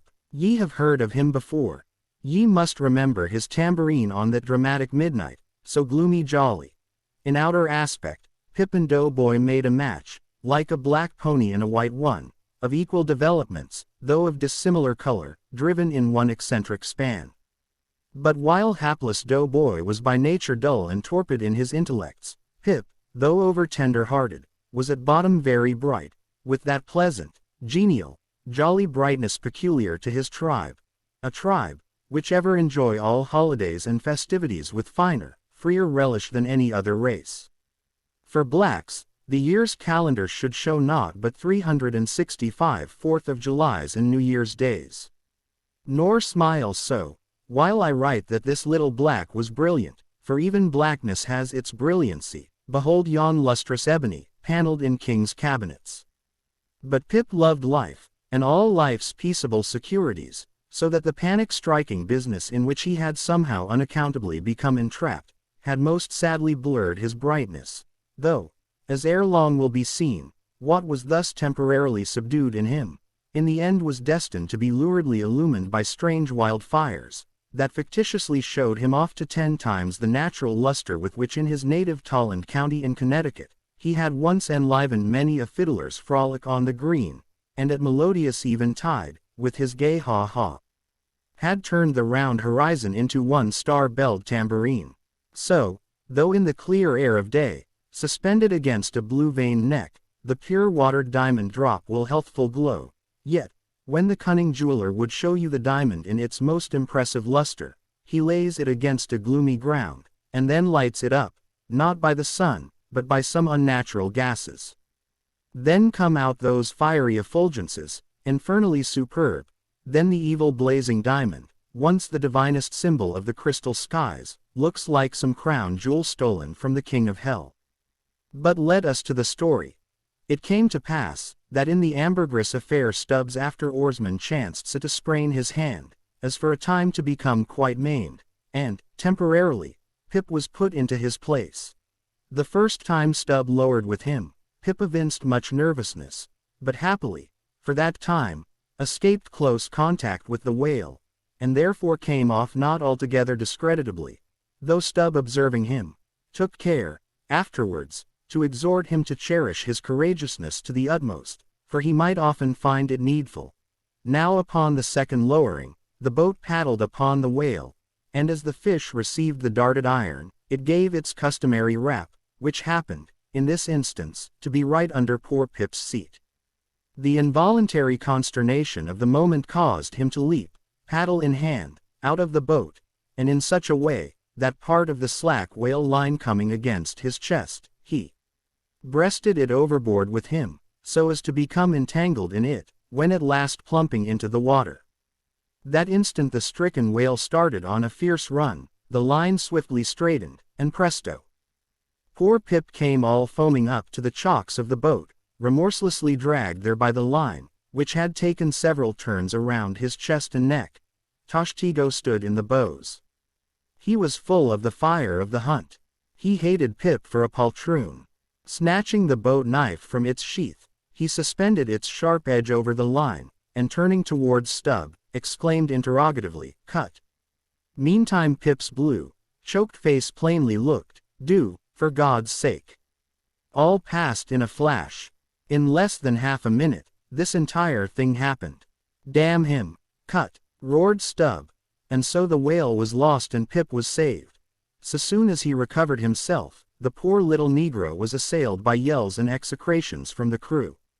Tranquilly permitting these irregular cursings to evaporate, Stubb then in a plain, business-like, but still half-humorous manner, cursed Pip officially, and that done, unofficially gave him much wholesome advice. The substance was, never jump from a boat, Pip, except, but all the rest was indefinite, as the soundest advice ever is. Now, in general, stick to the boat, is your true motto in whaling, but cases will sometimes happen when leap from the boat, is still better. Moreover, as if perceiving at last that if he should give undiluted conscientious advice to Pip, he would be leaving him too wide a margin to jump in for the future, Stubbs suddenly dropped all advice, and concluded with a peremptory command, "Stick to the boat, Pip, or by the Lord, I won't pick you up if you jump, mind that. We can't afford to lose whales by the likes of you. A whale would sell for 30 times what you would, Pip, in Alabama. Bear that in mind, and don't jump any more." Hereby perhaps Stubb indirectly hinted, that though man loved his fellow, yet man is a money-making animal, which propensity too often interferes with his benevolence. But we are all in the hands of the gods, and Pip jumped again. It was under very similar circumstances to the first performance, but this time he did not breast out the line, and hence, when the whale started to run, Pip was left behind on the sea, like a hurried traveler's trunk. Alas, Stubb was but too true to his word. It was a beautiful, bounteous, blue day, the spangled sea calm and cool, and flatly stretching away, all round, to the horizon, like gold beaters skin hammered out to the extremest. Bobbing up and down in that sea, Pip's ebon head showed like a head of cloves. No boat knife was lifted when he fell so rapidly astern. Stubb's inexorable back was turned upon him, and the whale was winged. In 3 minutes, a whole mile of shoreless ocean was between Pip and Stubb. Out from the center of the sea, poor Pip turned his crisp, curling, black head to the sun, another lonely castaway, though the loftiest and the brightest. Now, in calm weather, to swim in the open ocean is as easy to the practiced swimmer as to ride in a spring carriage ashore. But the awful lonesomeness is intolerable. The intense concentration of self in the middle of such a heartless immensity, my God! Who can tell it? Mark, how when sailors in a dead calm bathe in the open sea, mark how closely they hug their ship and only coast along her sides. But had Stubb really abandoned the poor little Negro to his fate? No, he did not mean to, at least. Because there were 2 boats in his wake, and he supposed, no doubt, that they would of course come up to Pip very quickly, and pick him up, though, indeed, such considerations towards oarsmen jeopardized through their own timidity, is not always manifested by the hunters in all similar instances, and such instances not unfrequently occur. Almost invariably in the fishery, a coward, so called, is marked with the same ruthless detestation peculiar to military navies and armies. But it so happened, that those boats, without seeing Pip, suddenly spying whales close to them on one side, turned, and gave chase, and Stubb's boat was now so far away, and he and all his crew so intent upon his fish, that Pip's ringed horizon began to expand around him miserably. By the merest chance the ship itself at last rescued him, but from that hour the little Negro went about the deck an idiot, such, at least, they said he was. The sea had jeeringly kept his finite body up, but drowned the infinite of his soul. Not drowned entirely, though, rather carried down alive to wondrous depths, where strange shapes of the unwarped primal world glided to and fro before his passive eyes, and the miser merman, wisdom, revealed his hoarded heaps, and among the joyous, heartless, ever-juvenile eternities, Pip saw the multitudinous, God omnipresent, coral insects, that out of the firmament of waters heaved the colossal orbs. He saw God's foot upon the treadle of the loom, and spoke it, and therefore his shipmates called him mad. So man's insanity is heaven's sense, and wandering from all mortal reason, man comes at last to that celestial thought, which, to reason, is absurd and frantic, and weal or woe, feels then incompromised, indifferent as his God. For the rest, blame not Stubb too hardly. The thing is common in that fishery, and in the sequel of the narrative, it will then be seen what like abandonment befell myself. Chapter 94. A squeeze of the hand. That whale of Stubb's, so dearly purchased, was duly brought to the Pequod's side, where all those cutting and hoisting operations previously detailed, were regularly gone through, even to the bailing of the Heidelberg tun, or case. While some were occupied with this latter duty, others were employed in dragging away the larger tubs, so soon as filled with the sperm, and when the proper time arrived, this same sperm was carefully manipulated ere going to the try-works, of which anon. It had cooled and crystallized to such a degree, that when, with several others, I sat down before a large Constantine's bath of it, I found it strangely concreted into lumps, here and there rolling about in the liquid part. It was our business to squeeze these lumps back into fluid. A sweet and unctuous duty. No wonder that in old times this sperm was such a favorite cosmetic. Such a clearer, such a sweetener, such a softener, such a delicious mollifier. After having my hands in it for only a few minutes, my fingers felt like eels, and began, as it were, to serpentine and spiralize. As I sat there at my ease, cross-legged on the deck, after the bitter exertion at the windlass, under a blue tranquil sky, the ship under indolent sail, and gliding so serenely along, as I bathed my hands among those soft, gentle globules of infiltrated tissues, woven almost within the hour, as they richly broke to my fingers, and discharged all their opulence, like fully ripe grapes their wine, as I snuffed up that uncontaminated aroma, literally and truly, like the smell of spring violets, I declare to you, that for the time I lived as in a musky meadow. I forgot all about our horrible oath. In that inexpressible sperm, I washed my hands and my heart of it. I almost began to credit the old Paracelsian superstition that sperm is of rare virtue in allaying the heat of anger. While bathing in that bath, I felt divinely free from all ill will, or petulance, or malice, of any sort whatsoever. Squeeze.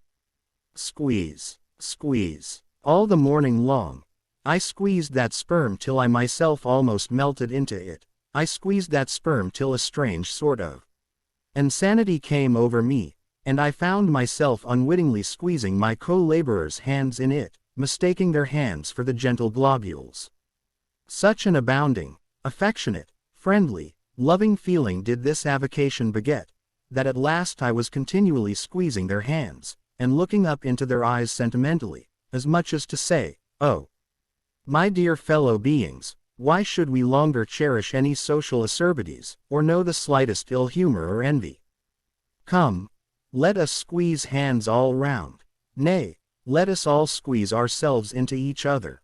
Let us squeeze ourselves universally into the very milk and sperm of kindness. Would that I could keep squeezing that sperm forever. For now, since by many prolonged, repeated experiences, I have perceived that in all cases man must eventually lower, or at least shift, his conceit of attainable felicity, not placing it anywhere in the intellect or the fancy, but in the wife, the heart, the bed, the table, the saddle, the fireside, the country. Now that I have perceived all this, I am ready to squeeze case eternally. In thoughts of the visions of the night, I saw long rows of angels in paradise, each with his hands in a jar of spermaceta. Now, while discoursing of sperm, it behooves to speak of other things akin to it, in the business of preparing the sperm whale for the try-works. First comes white horse, so called, which is obtained from the tapering part of the fish, and also from the thicker portions of his flukes. It is tough with congealed tendons, a wad of muscle, but still contains some oil. After being severed from the whale, the white horse is first cut into portable oblongs ere going to the mincer. They look much like blocks of Berkshire marble. Plum pudding is the term bestowed upon certain fragmentary parts of the whale's flesh, here and there adhering to the blanket of blubber, and often participating to a considerable degree in its unctuousness. It is a most refreshing, convivial, beautiful object to behold. As its name imports, it is of an exceedingly rich, mottled tint, with a bestraked snowy and golden ground, dotted with spots of the deepest crimson and purple. It is plums of rubies, in pictures of citron. Spite of reason, it is hard to keep yourself from eating it. I confess, that once I stole behind the foremast to try it. It tasted something as I should conceive a royal cutlet from the thigh of Louis le Gros might have tasted, supposing him to have been killed the first day after the venison season, and that particular venison season contemporary with an unusually fine vintage of the vineyards of Champagne. There is another substance, and a very singular one, which turns up in the course of this business, but which I feel it to be very puzzling adequately to describe. It is called slobgolion, an appellation original with the whalemen, and even so is the nature of the substance. It is an ineffably oozy, stringy affair, most frequently found in the tubs of sperm, after a prolonged squeezing, and subsequent decanting. I hold it to be the wondrously thin, ruptured membranes of the case, coalescing. Gurry, so called, is a term properly belonging to right whalemen, but sometimes incidentally used by the sperm fishermen. It designates the dark, glutinous substance which is scraped off the back of the Greenland or right whale, and much of which covers the decks of those inferior souls who hunt that ignoble leviathan. Nippers. Strictly this word is not indigenous to the whale's vocabulary. But as applied by whalemen, it becomes so. A whaleman's nipper is a short firm strip of tendinous stuff cut from the tapering part of leviathan's tail. It averages an inch in thickness, and for the rest, is about the size of the iron part of a hoe. Edgewise moved along the oily deck, it operates like a leathern squilgy, and by nameless blandishments, as of magic, allures along with it all impurities. But to learn all about these recondite matters, your best way is at once to descend into the blubber room, and have a long talk with its inmates. This place has previously been mentioned as the receptacle for the blanket pieces, when stripped and hoisted from the whale. When the proper time arrives for cutting up its contents, this apartment is a scene of terror to all tyros, especially by night. On one side, lit by a dull lantern, a space has been left clear for the workmen. They generally go in pairs, a pike and gaffman and a spade man. The whaling pike is similar to a frigate's boarding weapon of the same name. The gaff is something like a boat hook. With his gaff, the gaffman hooks onto a sheet of blubber, and strives to hold it from slipping, as the ship pitches and lurches about. Meanwhile, the spade man stands on the sheet itself, perpendicularly chopping it into the portable horse pieces. This spade as sharp as hone can make it. The spademan's feet are shoeless. The thing he stands on will sometimes irresistibly slide away from him, like a sledge. If he cuts off one of his own toes, or one of his assistants', would you be very much astonished? Toes are scarce among veteran blubber room men. Chapter 95. The cassock. Had you stepped on board the Pequod at a certain juncture of this post-mortemizing of the whale, and had you strolled forward nigh the windlass, pretty sure am I that you would have scanned with no small curiosity a very strange, enigmatical object, which you would have seen there, lying along lengthwise in the lee scuppers. Not the wondrous cistern in the whale's huge head, not the prodigy of his unhinged lower jaw, not the miracle of his symmetrical tail, none of these would surprise you, as half a glimpse of that unaccountable cone, longer than a Kentuckian is tall, nigh a foot in diameter at the base, and jet black as Yojo, the ebony idol of Queequeg. And an idol, indeed, it is, or, rather, in old times, its likeness was. Such an idol as that found in the secret groves of Queen Macha in Judea, and for worshipping which, King Asa, her son, did depose her, and destroyed the idol, and burnt it for an abomination at the brook Kedron, as darkly set forth in the 15th chapter of the first book of Kings. Look at the sailor, called the mincer, who now comes along, and assisted by two allies, heavily backs the grandissimus, as the mariners call it, and with bowed shoulders, staggers off with it as if he were a grenadier carrying a dead comrade from the field. Extending it upon the forecastle deck, he now proceeds cylindrically to remove its dark pelt, as an African hunter the pelt of a boa. This done he turns the pelt inside out, like a pantaloon leg, gives it a good stretching, so as almost to double its diameter, and at last hangs it, well spread, in the rigging, to dry. Ere long, it is taken down, when removing some 3 feet of it, towards the pointed extremity, and then cutting 2 slits for armholes at the other end, he lengthwise slips himself bodily into it. The mincer now stands before you invested in the full canonicals of his calling. Immemorial to all his order, this investiture alone will adequately protect him, while employed in the peculiar functions of his office. That office consists in mincing the horse pieces of blubber for the pots, an operation which is conducted at a curious wooden horse, planted endwise against the bulwarks, and with a capacious tub beneath it, into which the minced pieces drop, fast as the sheets from a rapt orator's desk. Arrayed in decent black, occupying a conspicuous pulpit, intent on Bible leaves, what a candidate for an archbishopric, what a lad for a pope were. This mincer, Bible leaves, Bible leaves. This is the invariable cry from the mates to the mincer.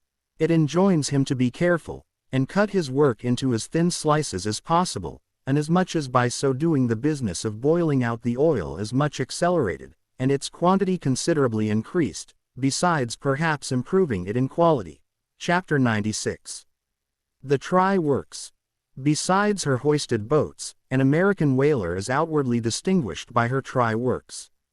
She presents the curious anomaly of the most solid masonry joining with oak and hemp in constituting the completed ship. It is as if from the open field a brick kiln were transported to her planks. The try-works are planted between the foremast and mainmast, the most roomy part of the deck. The timbers beneath are of a peculiar strength, fitted to sustain the weight of an almost solid mass of brick and mortar, some 10 feet by 8 square, and 5 in height. The foundation does not penetrate the deck, but the masonry is firmly secured to the surface by ponderous knees of iron bracing it on all sides, and screwing it down to the timbers. On the flanks it is cased with wood, and at top completely covered by a large, sloping, battened hatchway. Removing this hatch we expose the great try-pots, 2 in number, and each of several barrels capacity. When not in use, they are kept remarkably clean. Sometimes they are polished with soapstone and sand, till they shine within like silver punch bowls. During the night watches some cynical old sailors will crawl into them and coil themselves away there for a nap. While employed in polishing them, one man in each pot, side by side, many confidential communications are carried on, over the iron lips. It is a place also for profound mathematical meditation. It was in the left-hand tripod of the Pequod, with the soapstone diligently circling round me, that I was first indirectly struck by the remarkable fact, that in geometry all bodies gliding along the cycloid, my soapstone for example, will descend from any point in precisely the same time. Removing the fireboard from the front of the try-works, the bare masonry of that side is exposed, penetrated by the 2 iron mouths of the furnaces, directly underneath the pots. These mouths are fitted with heavy doors of iron. The intense heat of the fire is prevented from communicating itself to the deck, by means of a shallow reservoir extending under the entire enclosed surface of the works. By a tunnel inserted at the rear, this reservoir is kept replenished with water as fast as it evaporates. There are no external chimneys, they open direct from the rear wall. And here let us go back for a moment. It was about 9 o'clock at night that the Pequod's try-works were first started on this present voyage. It belonged to Stubb to oversee the business. All ready there. Off hatch, then, and start her. You cook. Fire the works. This was an easy thing, for the carpenter had been thrusting his shavings into the furnace throughout the passage. Here be it said that in a whaling voyage the first fire in the try-works has to be fed for a time with wood. After that no wood is used, except as a means of quick ignition to the staple fuel. In a word, after being tried out, the crisp, shriveled blubber, now called scraps or fritters, still contains considerable of its unctuous properties. These fritters feed the flames. Like a plethoric burning martyr, or a self-consuming misanthrope, once ignited, the whale supplies his own fuel and burns by his own body. Would that he consumed his own smoke. For his smoke is horrible to inhale, and inhale it you must, and not only that, but you must live in it for the time. It has an unspeakable, wild, Hindu odor about it, such as may lurk in the vicinity of funereal pyres. It smells like the left wing of the Day of Judgment. It is an argument for the pit. By midnight the works were in full operation. We were clear from the carcass. Sail had been made. The wind was freshening. The wild ocean darkness was intense. But that darkness was licked up by the fierce flames, which at intervals forked forth from the sooty flues, and illuminated every lofty rope in the rigging, as with the famed Greek fire. The burning ship drove on, as if remorselessly commissioned to some vengeful deed. So the pitch and sulphur-freighted brigs of the bold Hydriote, Canaris, issuing from their midnight harbors, with broad sheets of flame for sails, bore down upon the Turkish frigates, and folded them in conflagrations. The hatch, removed from the top of the works, now afforded a wide hearth in front of them. Standing on this were the Tartarian shapes of the pagan harpooneers, always the whale ship's stokers. With huge pronged poles they pitched hissing masses of blubber into the scalding pots, or stirred up the fires beneath, till the snaky flames darted, curling, out of the doors to catch them by the feet. The smoke rolled away in sullen heaps. To every pitch of the ship there was a pitch of the boiling oil, which seemed all eagerness to leap into their faces. Opposite the mouth of the works, on the further side of the wide wooden hearth, was the windlass. This served for a sea sofa.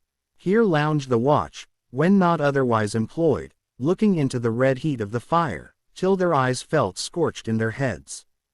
Their tawny features, now all begrimed with smoke and sweat, their matted beards, and the contrasting barbaric brilliancy of their teeth, all these were strangely revealed in the capricious emblazonings of the works.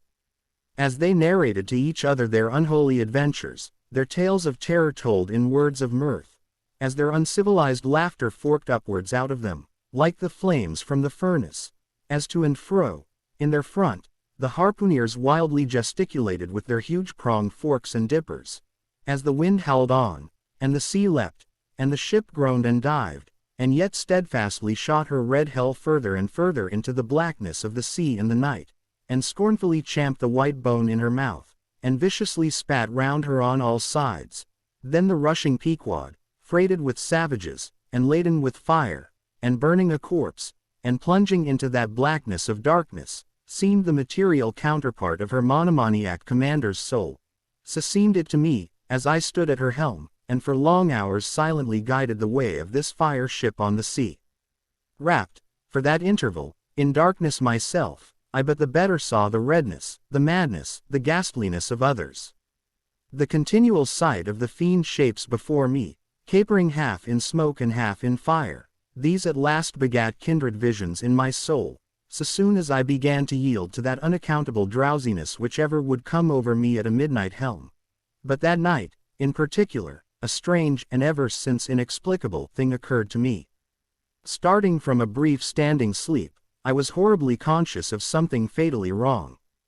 The jaw-bone tiller smote my side, which leaned against it. In my ears was the low hum of sails, just beginning to shake in the wind. I thought my eyes were open. I was half conscious of putting my fingers to the lids and mechanically stretching them still further apart. But, spite of all this, I could see no compass before me to steer by, though it seemed but a minute since I had been watching the card, by the steady binnacle lamp illuminating it. Nothing seemed before me but a jet gloom, now and then made ghastly by flashes of redness. Uppermost was the impression, that, whatever swift, rushing thing I stood on was not so much bound to any haven ahead as rushing from all havens astern. A stark, bewildered feeling, as of death, came over me. Convulsively my hands grasped the tiller, but with the crazy conceit that the tiller was, somehow, in some enchanted way, inverted. My God, what is the matter with me? Thought I. Lo, in my brief sleep I had turned myself about, and was fronting the ship's stern, with my back to her prow and the compass. In an instant I faced back, just in time to prevent the vessel from flying up into the wind, and very probably capsizing her. How glad and how grateful the relief from this unnatural hallucination of the night, and the fatal contingency of being brought by the lee. Look not too long in the face of the fire, O man. Never dream with thy hand on the helm. Turn not thy back to the compass. Accept the first hint of the hitching tiller. Believe not the artificial fire, when its redness makes all things look ghastly. Tomorrow, in the natural sun, the skies will be bright. Those who glared like devils in the forking flames, the morn will show in far other, at least gentler, relief, the glorious, golden, glad sun, the only true lamp, all others but liars. Nevertheless the sun hides not Virginia's dismal swamp, nor Rome's accursed Campagna, nor wide Sahara, nor all the millions of miles of deserts and of griefs beneath the moon. The sun hides not the ocean, which is the dark side of this earth, and which is 2/3 of this earth. So, therefore, that mortal man who hath more of joy than sorrow in him, that mortal man cannot be true, not true, or undeveloped. With books the same. The truest of all men was the man of sorrows, and the truest of all books is Solomon's, and Ecclesiastes is the fine hammered steel of woe. All is vanity, all. This wilful world hath not got hold of unchristian Solomon's wisdom yet. But he who dodges hospitals and jails, and walks fast crossing graveyards, and would rather talk of operas than hell, calls Cowper, Young, Pascal, Rousseau, poor devils all of sick men, and throughout a care-free lifetime swears by Rabelais as passing wise, and therefore jolly, not that man is fitted to sit down on tombstones, and break the green damp mold with unfathomably wondrous Solomon. But even Solomon, he says, the man that wandereth out of the way of understanding shall remain, i.e., even while living in the congregation of the dead. Give not thyself up, then, to fire, lest it invert thee, deaden thee, as for the time it did me. There is a wisdom that is woe, but there is a woe that is madness. And there is a Catskill eagle in some souls that can alike dive down into the blackest gorges, and soar out of them again and become invisible in the sunny spaces. And even if he forever flies within the gorge, that gorge is in the mountains, so that even in his lowest swoop the mountain eagle is still higher than other birds upon the plain, even though they soar. Chapter 97. The lamp. Had you descended from the Pequod's try-works to the Pequod's forecastle, where the off-duty watch were sleeping, for one single moment you would have almost thought you were standing in some illuminated shrine of canonized kings and counselors. There they lay in their triangular oaken vaults, each mariner a chiseled muteness, a score of lamps flashing upon his hooded eyes. In merchantmen, oil for the sailor is more scarce than the milk of queens. To dress in the dark, and eat in the dark, and stumble in darkness to his palate, this is his usual lot. But the whaleman, as he seeks the food of light, so he lives in light. He makes his berth in Aladdin's lamp, and lays him down in it, so that in the pitchiest night the ship's black hull still houses an illumination. See with what entire freedom the whaleman takes his handful of lamps, often but old bottles and vials, though, to the copper cooler at the try-works, and replenishes them there, as mugs of ale at a vat. He burns, too, the purest of oil, in its unmanufactured, and, therefore, unvitiated state, a fluid unknown to solar, lunar, or astral contrivances ashore. It is sweet as early grass butter in April. He goes and hunts for his oil, so as to be sure of its freshness and genuineness, even as the traveler on the prairie hunts up his own supper of game. Chapter 98. Stowing down and clearing up. Already has it been related how the great Leviathan is afar off descried from the mast-head, how he is chased over the watery moors, and slaughtered in the valleys of the deep, how he is then towed alongside and beheaded, and how, on the principle which entitled the headsman of old to the garments in which the beheaded was killed, his great padded surtout becomes the property of his executioner. How, in due time, he is condemned to the pots, and, like Shadrach, Meshach, and Abednego, his spermaceta, oil, and bone pass unscathed through the fire. But now it remains to conclude the last chapter of this part of the description by rehearsing, singing, if I may, the romantic proceeding of decanting off his oil into the casks and striking them down into the hold, where once again Leviathan returns to his native profundities, sliding along beneath the surface as before, but, alas, never more to rise and blow.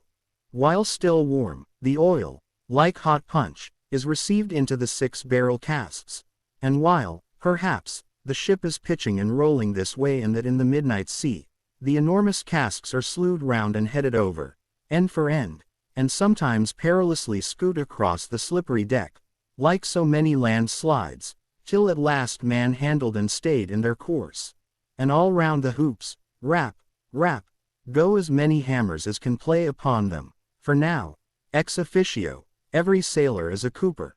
At length, when the last pint is cast, and all is cool, then the great hatchways are unsealed, the bowels of the ship are thrown open, and down go the casks to their final rest in the sea. This done, the hatches are replaced, and hermetically closed, like a closet walled up. In the sperm fishery, this is perhaps one of the most remarkable incidents in all the business of whaling.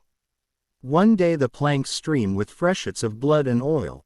On the sacred quarter-deck enormous masses of the whale's head are profanely piled. Great rusty casks lie about, as in a brewery yard. The smoke from the try-works has besooted all the bulwarks. The mariners go about suffused with unctuousness. The entire ship seems great Leviathan himself, while on all hands the din is deafening. But a day or two after, you look about you, and prick your ears in this self-same ship, and were it not for the tell-tale boats and try-works, you would all but swear you trod some silent merchant vessel, with a most scrupulously neat commander. The unmanufactured sperm oil possesses a singularly cleansing virtue. This is the reason why the decks never look so white as just after what they call an affair of oil. Besides, from the ashes of the burned scraps of the whale, a potent lye is readily made, and whenever any adhesiveness from the back of the whale remains clinging to the side, that lye quickly exterminates it. Hands go diligently along the bulwarks, and with buckets of water and rags restore them to their full tidiness. The soot is brushed from the lower rigging. All the numerous implements which have been in use are likewise faithfully cleansed and put away. The great hatch is scrubbed and placed upon the try-works, completely hiding the pots. Every cask is out of sight. All tackles are coiled in unseen nooks, and when, by the combined and simultaneous industry of almost the entire ship's company, the whole of this conscientious duty is at last concluded, then the crew themselves proceed to their own ablutions, shift themselves from top to toe, and finally issue to the immaculate deck, fresh and all aglow, as bridegrooms new leapt from out the daintiest holland.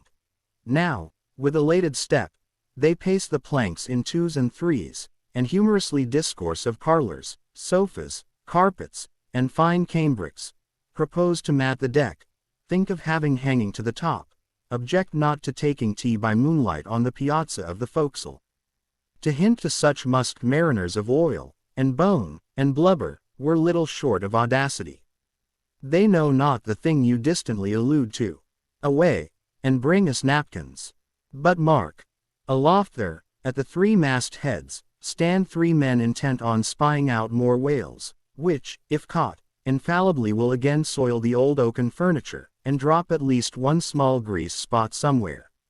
Yes, and many is the time, when, after the severest uninterrupted labors, which know no night, continuing straight through for 96 hours, when from the boat, where they have swelled their wrists with all day rowing on the line, they only step to the deck to carry vast chains, and heave the heavy windlass, and cut and slash, yea, and in their very sweatings to be smoked and burned anew by the combined fires of the equatorial sun and the equatorial try-works, when, on the heel of all this, they have finally bestirred themselves to cleanse the ship, and make a spotless dairy room of it, many is the time the poor fellows, just buttoning the necks of their clean frocks, are startled by the cry of, "There she blows!"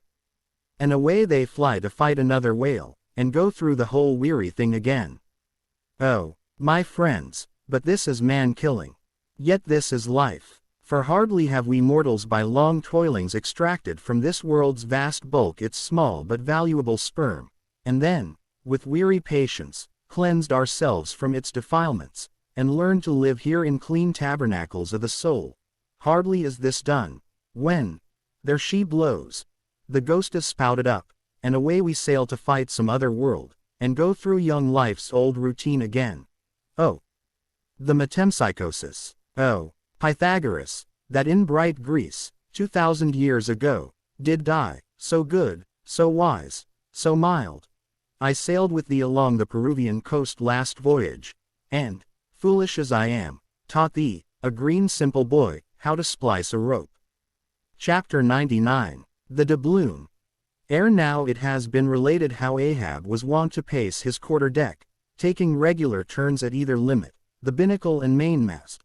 But in the multiplicity of other things requiring narration it has not been added how that sometimes in these walks, when most plunged in his mood, he was wont to pause in turn at each spot, and stand there strangely eyeing the particular object before him. When he halted before the binnacle, with his glance fastened on the pointed needle in the compass, that glance shot like a javelin with the pointed intensity of his purpose, and when resuming his walk he again paused before the mainmast, Then, as the same riveted glance fastened upon the riveted gold coin there, he still wore the same aspect of nailed firmness, only dashed with a certain wild longing, if not hopefulness. But one morning, turning to pass the doubloon, he seemed to be newly attracted by the strange figures and inscriptions stamped on it, as though now for the first time beginning to interpret for himself in some monomaniac way whatever significance might lurk in them. And some certain significance lurks in all things, else all things are little worth, and the round world itself but an empty cipher, except to sell by the cartload, as they do hills about Boston, to fill up some morass in the Milky Way. Now this doubloon was of purest, virgin gold, raked somewhere out of the heart of gorgeous hills, whence, east and west, over golden sands, the head waters of many a Pactolus flows. And though now nailed amidst all the rustiness of iron bolts and the verdigris of copper spikes, yet, untouchable and immaculate to any foulness, it still preserved its Quito glow. Nor, though placed amongst a ruthless crew and every hour passed by ruthless hands, and through the livelong nights shrouded with thick darkness which might cover any pilfering approach, nevertheless every sunrise found the doubloon where the sunset left it last. For it was set apart and sanctified to one awe-striking end, and however wanton in their sailor ways, one and all, the mariners revered it as the white whale's talisman. Sometimes they talked it over in the weary watch by night, wondering whose it was to be at last, and whether he would ever live to spend it. Now those noble golden coins of South America are as medals of the sun and tropic token pieces. Here palms, alpacas, and volcanoes, suns, disks and stars, ecliptics, horns of plenty, and rich banners waving, are in luxuriant profusion stamped, so that the precious gold seems almost to derive an added preciousness and enhancing glories, by passing through those fancy mints, so Spanishly poetic. It's a chance that the doubloon of the Pequod was a most wealthy example of these things. On its round border it bore the letters, República del Ecuador, Quito. So this bright coin came from a country planted in the middle of the world, and beneath the great equator, and named after it, and it had been cast midway up the Andes, in the unwaning clime that knows no autumn. Zoned by those letters you saw the likeness of 3 Andes summits, from one a flame, a tower on another, on the third a crowing cock, while arching over all was a segment of the partitioned zodiac, the signs all marked with their usual cabalistics, and the keystone sun entering the equinoctial point at Libra. Before this equatorial coin, Ahab, not unobserved by others, was now pausing. There's something ever egotistical in mountain tops and towers, and all other grand and lofty things. Look here, 3 peaks as proud as Lucifer. The firm tower, that is Ahab. The volcano, that is Ahab. The courageous, the undaunted, and victorious fowl, that, too, is Ahab. All are Ahab, and this round gold is but the image of the rounder globe, which, like a magician's glass, to each and every man in turn but mirrors back his own mysterious self. Great pains, small gains for those who ask the world to solve them, it cannot solve itself. Methinks now this coined sun wears a ruddy face, but see. He enters the sign of storms, the equinox. And but 6 months before he wheeled out of a former equinox at Aries. From storm to storm, so be it, then. Born in throes, 'tis fit that man should live in pains and die in pangs. So be it, then. Here's stout stuff for woe to work on. So be it, then. No fairy fingers can have pressed the gold, but devil's claws must have left their moldings there since yesterday, murmured Starbuck to himself, leaning against the bulwarks. The old man seems to read Belshazzar's awful writing. I have never marked the coin inspectingly. He goes below, let me read. A dark valley between 3 mighty, heaven-abiding peaks, that almost seem the Trinity, in some faint earthly symbol. So in this vale of death, God girds us round, and over all our gloom, the sun of righteousness still shines a beacon and a hope. If we bend down our eyes, the dark veil shows her moldy soil, but if we lift them, the bright sun meets our glance halfway, to cheer. Yet, oh, the great sun is no fixture, and if, at midnight, we would fain snatch some sweet solace from him, we gaze for him in vain. This coin speaks wisely, mildly, truly, but still sadly to me. I will quit it, lest truth shake me falsely. There now's the old mogul, soliloquized Stubb by the try-works, he's been twigging it, and there goes Starbuck from the same, and both with faces which I should say might be somewhere within 9 fathoms long. And all from looking at a piece of gold, which did I have it now on Negro Hill or in Corlaer's Hook, I'd not look at it very long ere spending it. Humph. In my poor, insignificant opinion, I regard this as queer. I have seen doubloons before now in my voyagings, your doubloons of old Spain, your doubloons of Peru, your doubloons of Chile, your doubloons of Bolivia, your doubloons of Popayan, with plenty of gold moidores and pistoles, and joes, and half-joes, and quarter-joes. What then should there be in this doubloon of the equator that is so killing wonderful? By Golconda, let me read it once. Halloa, here's signs and wonders truly. That, now, is what old Bowditch in his epitome calls the zodiac, and what my almanac below calls ditto. I'll get the almanac, and as I have heard devils can be raised with Dabble's arithmetic, I'll try my hand at raising a meaning out of these queer curvicues here with the Massachusetts calendar. Here's the book. Let's see now. Signs and wonders, and the sun, he's always among 'em. Hem, hem, hem, here they go, all alive. Aries, or the ram, Taurus, or the bull and Jimmy. Here's Gemini himself, or the twins. Well, the sun he wheels among 'em. Aye, here on the coin he's just crossing the threshold between 2 of 12 sitting rooms all in a ring. Book, you lie there. The fact is, you books must know your places. You'll do to give us the bare words and facts, but we come in to supply the thoughts. That's my small experience, so far as the Massachusetts calendar, and Bowditch's navigator, and Dabble's arithmetic go. Signs and wonders, eh?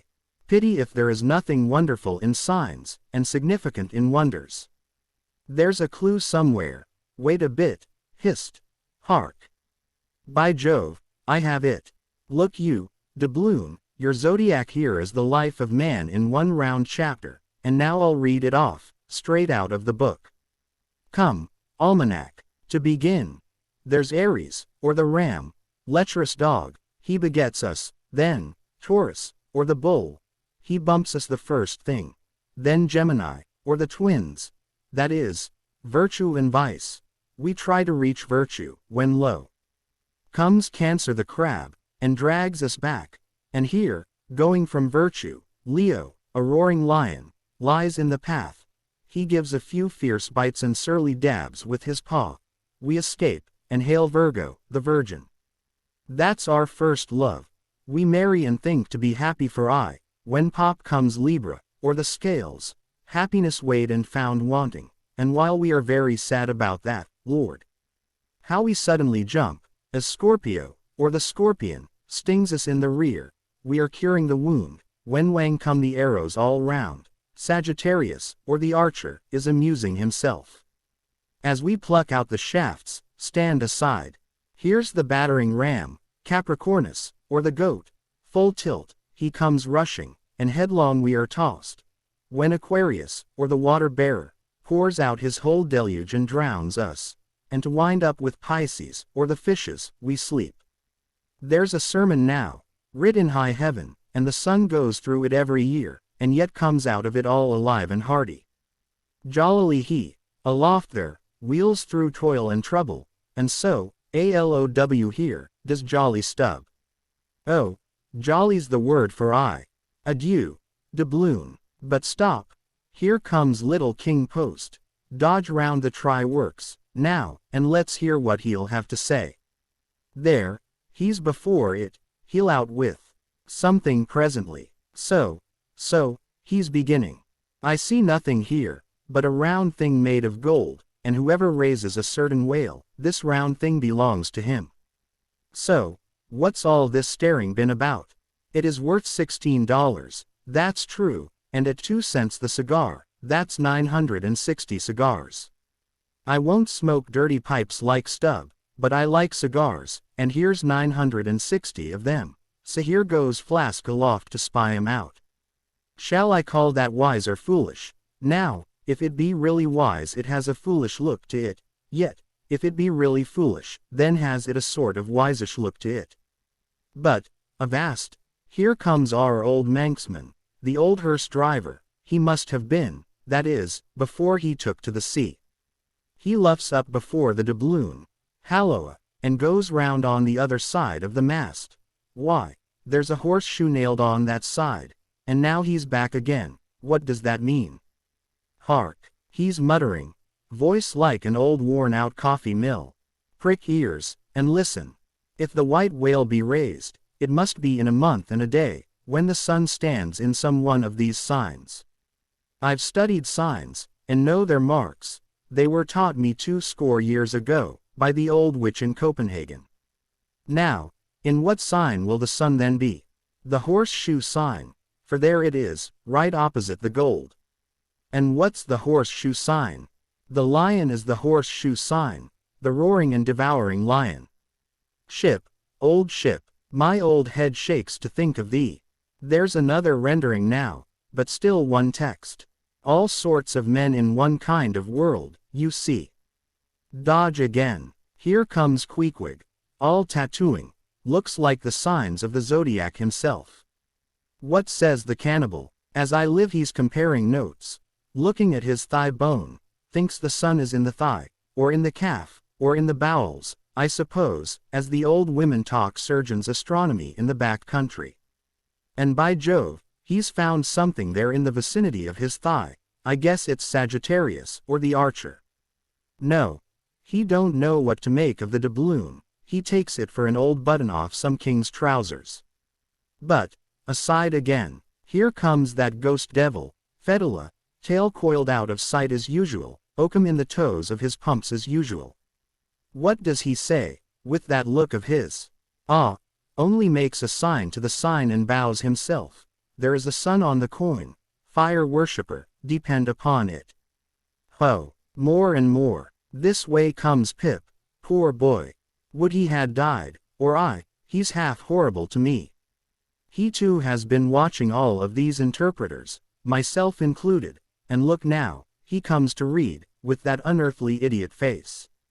Stand away again and hear him. Hark, I look, you look, he looks, we look, ye look, they look. Upon my soul, he's been studying Murray's grammar, improving his mind, poor fellow. But what's that he says now? Hist. I look, you look, he looks, we look, ye look, they look. Why, he's getting it by heart. Hist. Again. I look, you look, he looks, we look, ye look, they look. Well, that's funny. And I, you, and he, and we, ye, and they, are all bats, and I'm a crow, especially when I stand atop of this pine tree here. Caw, caw, caw, caw, caw, caw, ain't I a crow? And where's the scarecrow? There he stands, 2 bones stuck into a pair of old trousers, and 2 more poked into the sleeves of an old jacket. Wonder if he means me. Complimentary, poor lad. I could go hang myself. Anyway, for the present, I'll quit Pip's vicinity. I can stand the rest, for they have plain wits, but he's too crazy witty for my sanity. So, I leave him muttering. Here's the ship's navel, this doubloon here, and they are all on fire to unscrew it. But, unscrew your navel, and what's the consequence?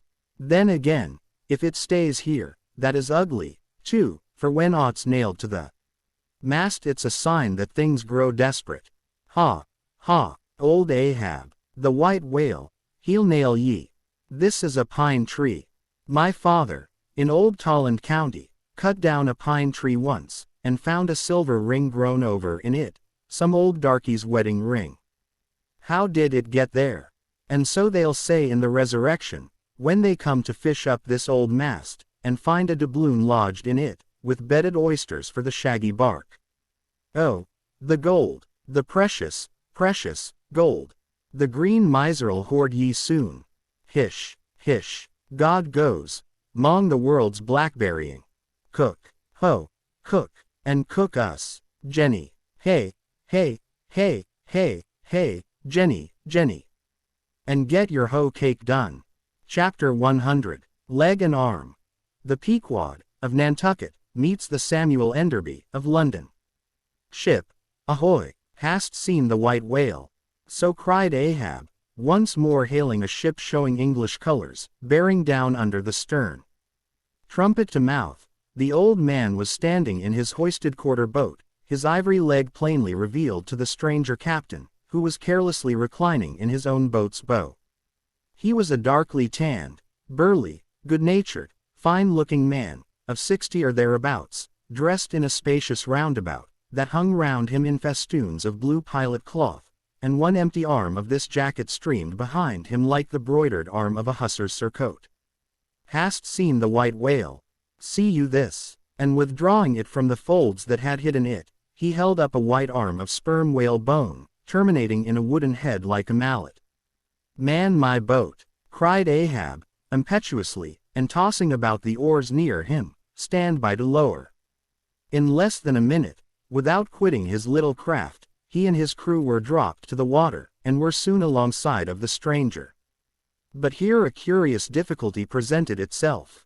In the excitement of the moment, Ahab had forgotten that since the loss of his leg he had never once stepped on board of any vessel at sea but his own, and then it was always by an ingenious and very handy mechanical contrivance peculiar to the Pequod, and a thing not to be rigged and shipped in any other vessel at a moment's warning.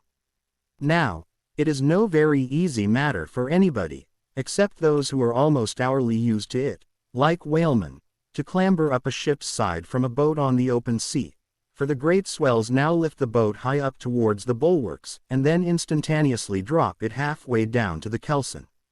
So, deprived of one leg, and the strange ship of course being altogether unsupplied with the kindly invention, Ahab now found himself abjectly reduced to a clumsy landsman again, hopelessly eyeing the uncertain changeful height he could hardly hope to attain.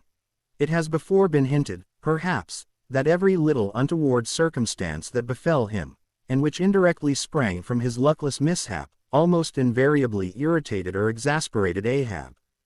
And in the present instance, all this was heightened by the sight of the two officers of the strange ship, leaning over the side, by the perpendicular ladder of nailed cleats there, and swinging towards him a pair of tastefully ornamented man-ropes, for at first they did not seem to bethink them that a one-legged man must be too much a cripple to use their sea banisters.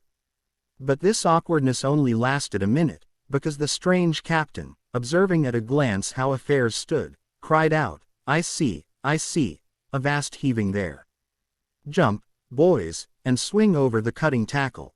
As good luck would have it, they had had a whale alongside a day or two previous, and the great tackles were still aloft, and the massive curved blubber hook, now clean and dry, was still attached to the end.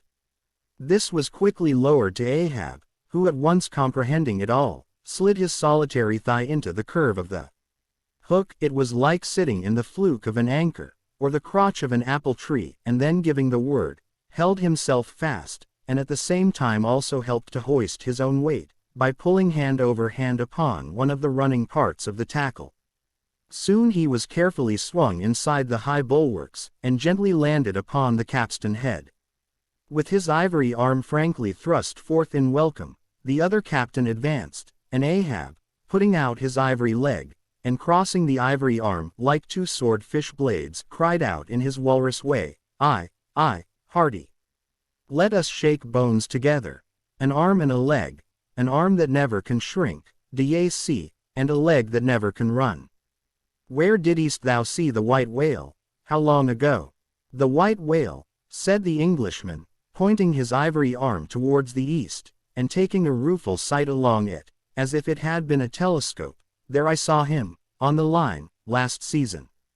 And he took that arm off, did he? Asked Ahab, now sliding down from the capstan, and resting on the Englishman's shoulder, as he did so. Aye, he was the cause of it, at least, and that leg, too. Spin me the yarn, said Ahab. How was it? It was the first time in my life that I ever cruised on the line, began the Englishman. I was ignorant of the white whale at that time.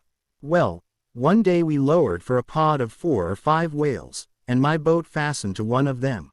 A regular circus horse he was, too, that went milling and milling round so, that my boat's crew could only trim dish, by sitting all their sterns on the outer gunwale. Presently up breaches from the bottom of the sea a bouncing great whale, with a milky white head and hump, all crow's feet and wrinkles. It was he, cried Ahab, suddenly letting out his suspended breath, and harpoons sticking in near his starboard fin. Aye, they were mine, my irons, cried Ahab, exultingly, but on. Give me a chance, then, said the Englishman, good-humoredly. Well, this old great-grandfather, with the white head and hump, runs all AFOAM into the pod, and goes to snapping furiously at my fast line. I see, wanted to part it, free the fast fish, an old trick, I know him. How it was exactly, continued the one-armed commander, I do not know, but in biting the line, it got foul of his teeth, caught there somehow, but we didn't know it then, so that when we afterwards pulled on the line, bounce we came plump onto his hump. Instead of the other whales, that went off to windward, all fluking. Seeing how matters stood, and what a noble great whale it was, the noblest and biggest I ever saw, sir, in my life, I resolved to capture him, spite of the boiling rage he seemed to be in. And thinking the haphazard line would get loose, or the tooth it was tangled to might draw, for I have a devil of a boat's crew for a pull on a whale line, seeing all this, I say, I jumped into my first mate's boat, Mr. Mounttop's here, by the way, Captain, Mounttop. The captain, as I was saying, I jumped into Mounttop's boat, which, d'ye see, was gunwale and gunwale with mine, then, and snatching the first harpoon, let this old great-grandfather have it. But, Lord, look you, sir, hearts and souls alive, man, the next instant, in a jiff, I was blind as a bat, both eyes out, all befogged and beddeadened with black foam, the whale's tail looming straight up out of it, perpendicular in the air, like a marble steeple. No use sterning all, then, but as I was groping at midday, with a blinding sun, all crown jewels, as I was groping, I say, after the second iron, to toss it overboard, down comes the tail like a Lima tower, cutting my boat in two, leaving each half in splinters, and, flukes first, the white hump backed through the wreck, as though it was all chips. We all struck out. To escape his terrible flailings, I seized hold of my harpoon pole sticking in him, and for a moment clung to that like a sucking fish.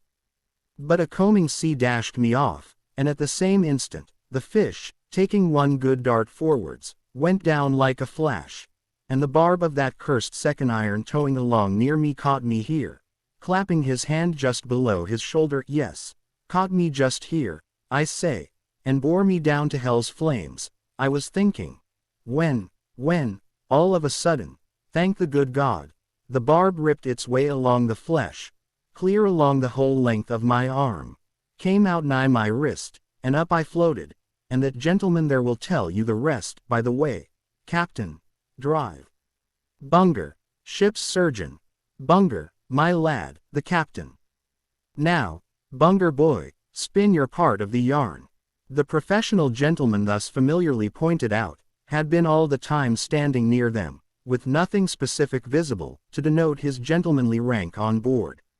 His face was an exceedingly round but sober one. He was dressed in a faded blue woolen frock or shirt, and patched trousers, and had thus far been dividing his attention between a marlingspike he held in one hand, and a pill-box held in the other, occasionally casting a critical glance at the ivory limbs of the two crippled captains.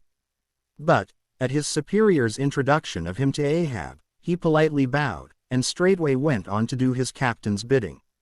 It was a shocking bad wound, began the whale surgeon, and, taking my advice, Captain Boomer here, stood our old Sammy. Samuel Enderby is the name of my ship, interrupted the one-armed captain, addressing Ahab. Go on, boy. Stood our old Sammy off to the northward, to get out of the blazing hot weather there on the line. But it was no use. I did all I could. Sat up with him nights, was very severe with him in the matter of diet. Oh, very severe," chimed in the patient himself. Then suddenly altering his voice, "drinking hot rum toddies with me every night, till he couldn't see to put on the bandages, and sending me to bed, half seas over, about 3 o'clock in the morning.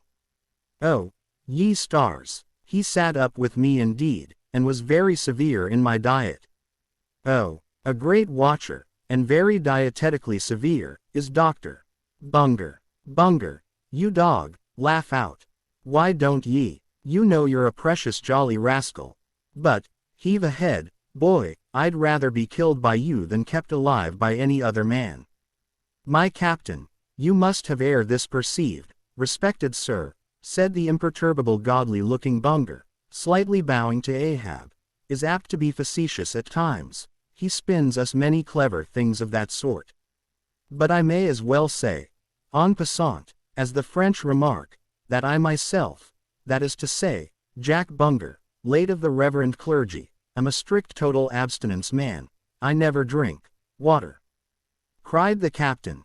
"He never drinks it, it's a sort of fits to him. Fresh water throws him into the hydrophobia. But go on with the arm story." "Yes, I may as well," said the surgeon, coolly. "I was about observing, sir, before Captain Boomer's facetious interruption, that spite of my best and severest endeavors, the wound kept getting worse and worse. The truth was, sir, it was as ugly gaping wound as surgeon ever saw, more than 2 feet and several inches long. I measured it with the lead line. In short, it grew black. I knew what was threatened, and off it came. But I had no hand in shipping that ivory arm there. That thing is against all rule," pointing at it with the marlingspike. "That is the captain's work, not mine. He ordered the carpenter to make it. He had that club hammer there put to the end, to knock someone's brains out with, I suppose, as he tried mine once. He flies into diabolical passions sometimes. Do ye see this dent, sir?" removing his hat, and brushing aside his hair, and exposing a bowl-like cavity in his skull, but which bore not the slightest scary trace, or any token of ever having been a wound. "Well, the captain there will tell you how that came here, he knows." "No, I don't," said the captain, "but his mother did, he was born with it." "Oh, you solemn rogue, you Bunger. Was there ever such another Bunger in the watery world? Bunger, when you die, you ought to die in pickle, you dog. You should be preserved to future ages, you rascal." "What became of the white whale?" now cried Ahab, who thus far had been impatiently listening to this by-play between the two Englishmen. "Oh," cried the one-armed captain, "oh, yes. Well, after he sounded, we didn't see him again for some time. In fact, as I before hinted, I didn't then know what whale it was that had served me such a trick, till some time afterwards, when coming back to the line, we heard about Moby-Dick, as some call him, and then I knew it was he." "Didst thou cross his wake again?" "Twice, but could not fasten. Didn't want to try to. Ain't one limb enough. What should I do without this other arm? And I'm thinking Moby-Dick doesn't bite so much as he swallows." "Well, then," interrupted Bunger, "give him your left arm for bait to get the right. Do you know, gentlemen," very gravely and mathematically bowing to each captain in succession, "do you know, gentlemen, that the digestive organs of the whale are so inscrutably constructed by divine providence, that it is quite impossible for him to completely digest even a man's arm. And he knows it too. So that what you take for the white whale's malice is only his awkwardness. For he never means to swallow a single limb, he only thinks to terrify by feints. But sometimes he is like the old juggling fellow, formerly a patient of mine in Ceylon, that making believe swallow jack-knives, once upon a time let one drop into him in good earnest, and there it stayed for a 12-month or more, when I gave him an emetic, and he heaved it up in small tacks, d'ye see. No possible way for him to digest that jack-knife, and fully incorporate it into his general bodily system. Yes, Captain Boomer, if you are quick enough about it, and have a mind to pawn one arm for the sake of the privilege of giving decent burial to the other, Why in that case the arm is yours. Only let the whale have another chance at you shortly, that's all. No, thank ye, Bunger, said the English captain, he's welcome to the arm he has, since I can't help it, and didn't know him then, but not to another one. No more white whales for me, I've lowered for him once, and that has satisfied me. There would be great glory in killing him, I know that, and there is a shipload of precious sperm in him, but, hark ye, he's best let alone. Don't you think so, Captain? Glancing at the ivory leg. He is, but he will still be hunted, for all that. What is best let alone? That accursed thing is not always what least allures. He's all a magnet. How long since thou saw'st him last? Which way heading? Bless my soul, and curse the foul fiends, cried Bunger, stoopingly walking round Ahab, and like a dog, strangely snuffing. This man's blood. Bring the thermometer, it's at the boiling point. His pulse makes these planks beat, sir. Taking a lancet from his pocket and drawing near to Ahab's arm. Avast, roared Ahab, dashing him against the bulwarks, man the boat. Which way heading? Good God, cried the English captain, to whom the question was put. What's the matter? He was heading east, I think. Is your captain crazy? Whispering Fedula. But Fedula, putting a finger on his lip, slid over the bulwarks to take the boat's steering oar, and Ahab, swinging the cutting tackle towards him, commanded the ship's sailors to stand by to lower. In a moment he was standing in the boat's stern, and the Manila men were springing to their oars. In vain the English captain hailed him.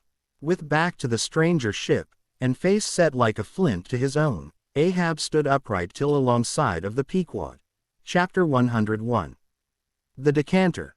Ere the English ship fades from sight, be it set down here, that she hailed from London, and was named after the late Samuel Enderby, merchant of that city, the original of the famous whaling house of Enderby and Sons, a house which in my poor whaleman's opinion, comes not far behind the united royal houses of the Tudors and Bourbons, in point of real historical interest. How long, prior to the year of our Lord 1775, this great whaling house was in existence, my numerous fish documents do not make plain, but in that year 1775 it fitted out the first English ships that ever regularly hunted the sperm whale, though for some score of years previous ever since 1726 our valiant coffins and macies of Nantucket and the Vineyard had in large fleets pursued that leviathan, but only in the North and South Atlantic, not elsewhere. Be it distinctly recorded here, that the Nantucketers were the first among mankind to harpoon with civilized steel the great sperm whale, and that for half a century they were the only people of the whole globe who so harpooned him.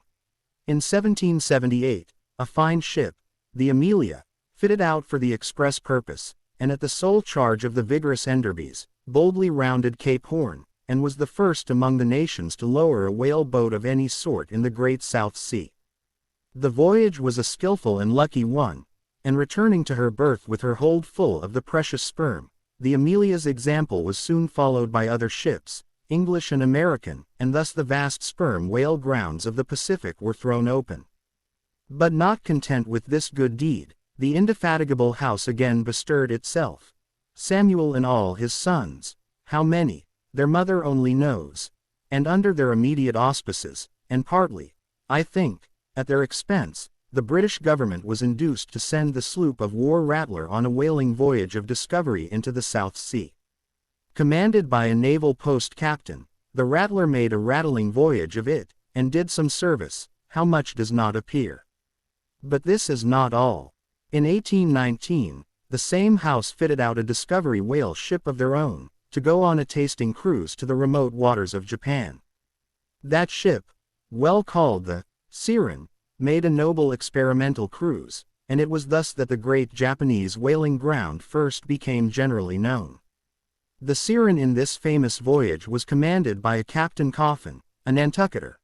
All honor to the Enderbys, therefore, whose house, I think, exists to the present day, though doubtless the original Samuel must long ago have slipped his cable for the great South Sea of the other world. The ship named after him was worthy of the honor, being a very fast sailor and a noble craft every way. I boarded her once at midnight somewhere off the Patagonian coast, and drank good flip down in the forecastle.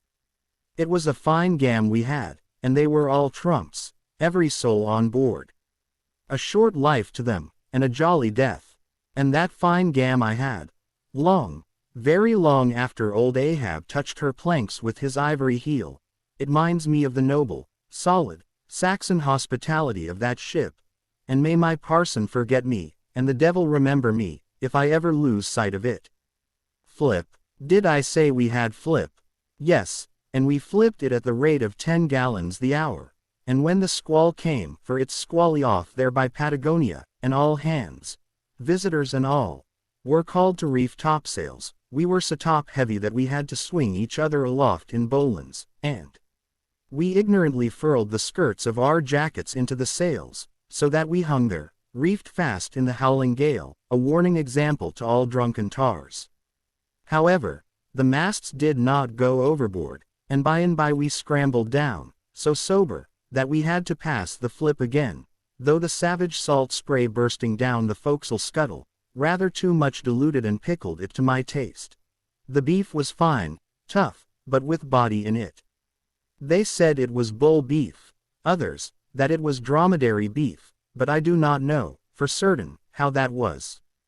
They had dumplings too, small, but substantial, symmetrically globular, and indestructible dumplings.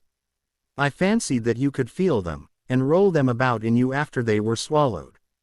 If you stooped over too far forward, you risked their pitching out of you like billiard balls. The bread, but that couldn't be helped. Besides, it was an anti-scorbutic. In short, the bread contained the only fresh fare they had. But the forecastle was not very light, and it was very easy to step over into a dark corner when you ate it. But all in all, taking her from truck to helm, considering the dimensions of the cook's boilers, including his own live parchment boilers, fore and aft, I say, the Samuel Enderby was a jolly ship, of good fare and plenty, fine flip and strong, crack fellows all, and capital from boot heels to hat band. But why was it, think ye, that the Samuel Enderby, and some other English whalers I know of, not all though, were such famous, hospitable ships, that passed round the beef, and the bread, and the can, and the joke, and were not soon weary of eating, and drinking, and laughing? I will tell you, the abounding good cheer of these English whalers is matter for historical research. Nor have I been at all sparing of historical whale research, when it has seemed needed. The English were preceded in the whale fishery by the Hollanders, Zealanders, and Danes, from whom they derived many terms still extant in the fishery, and what is yet more, their fat old fashions, touching plenty to eat and drink.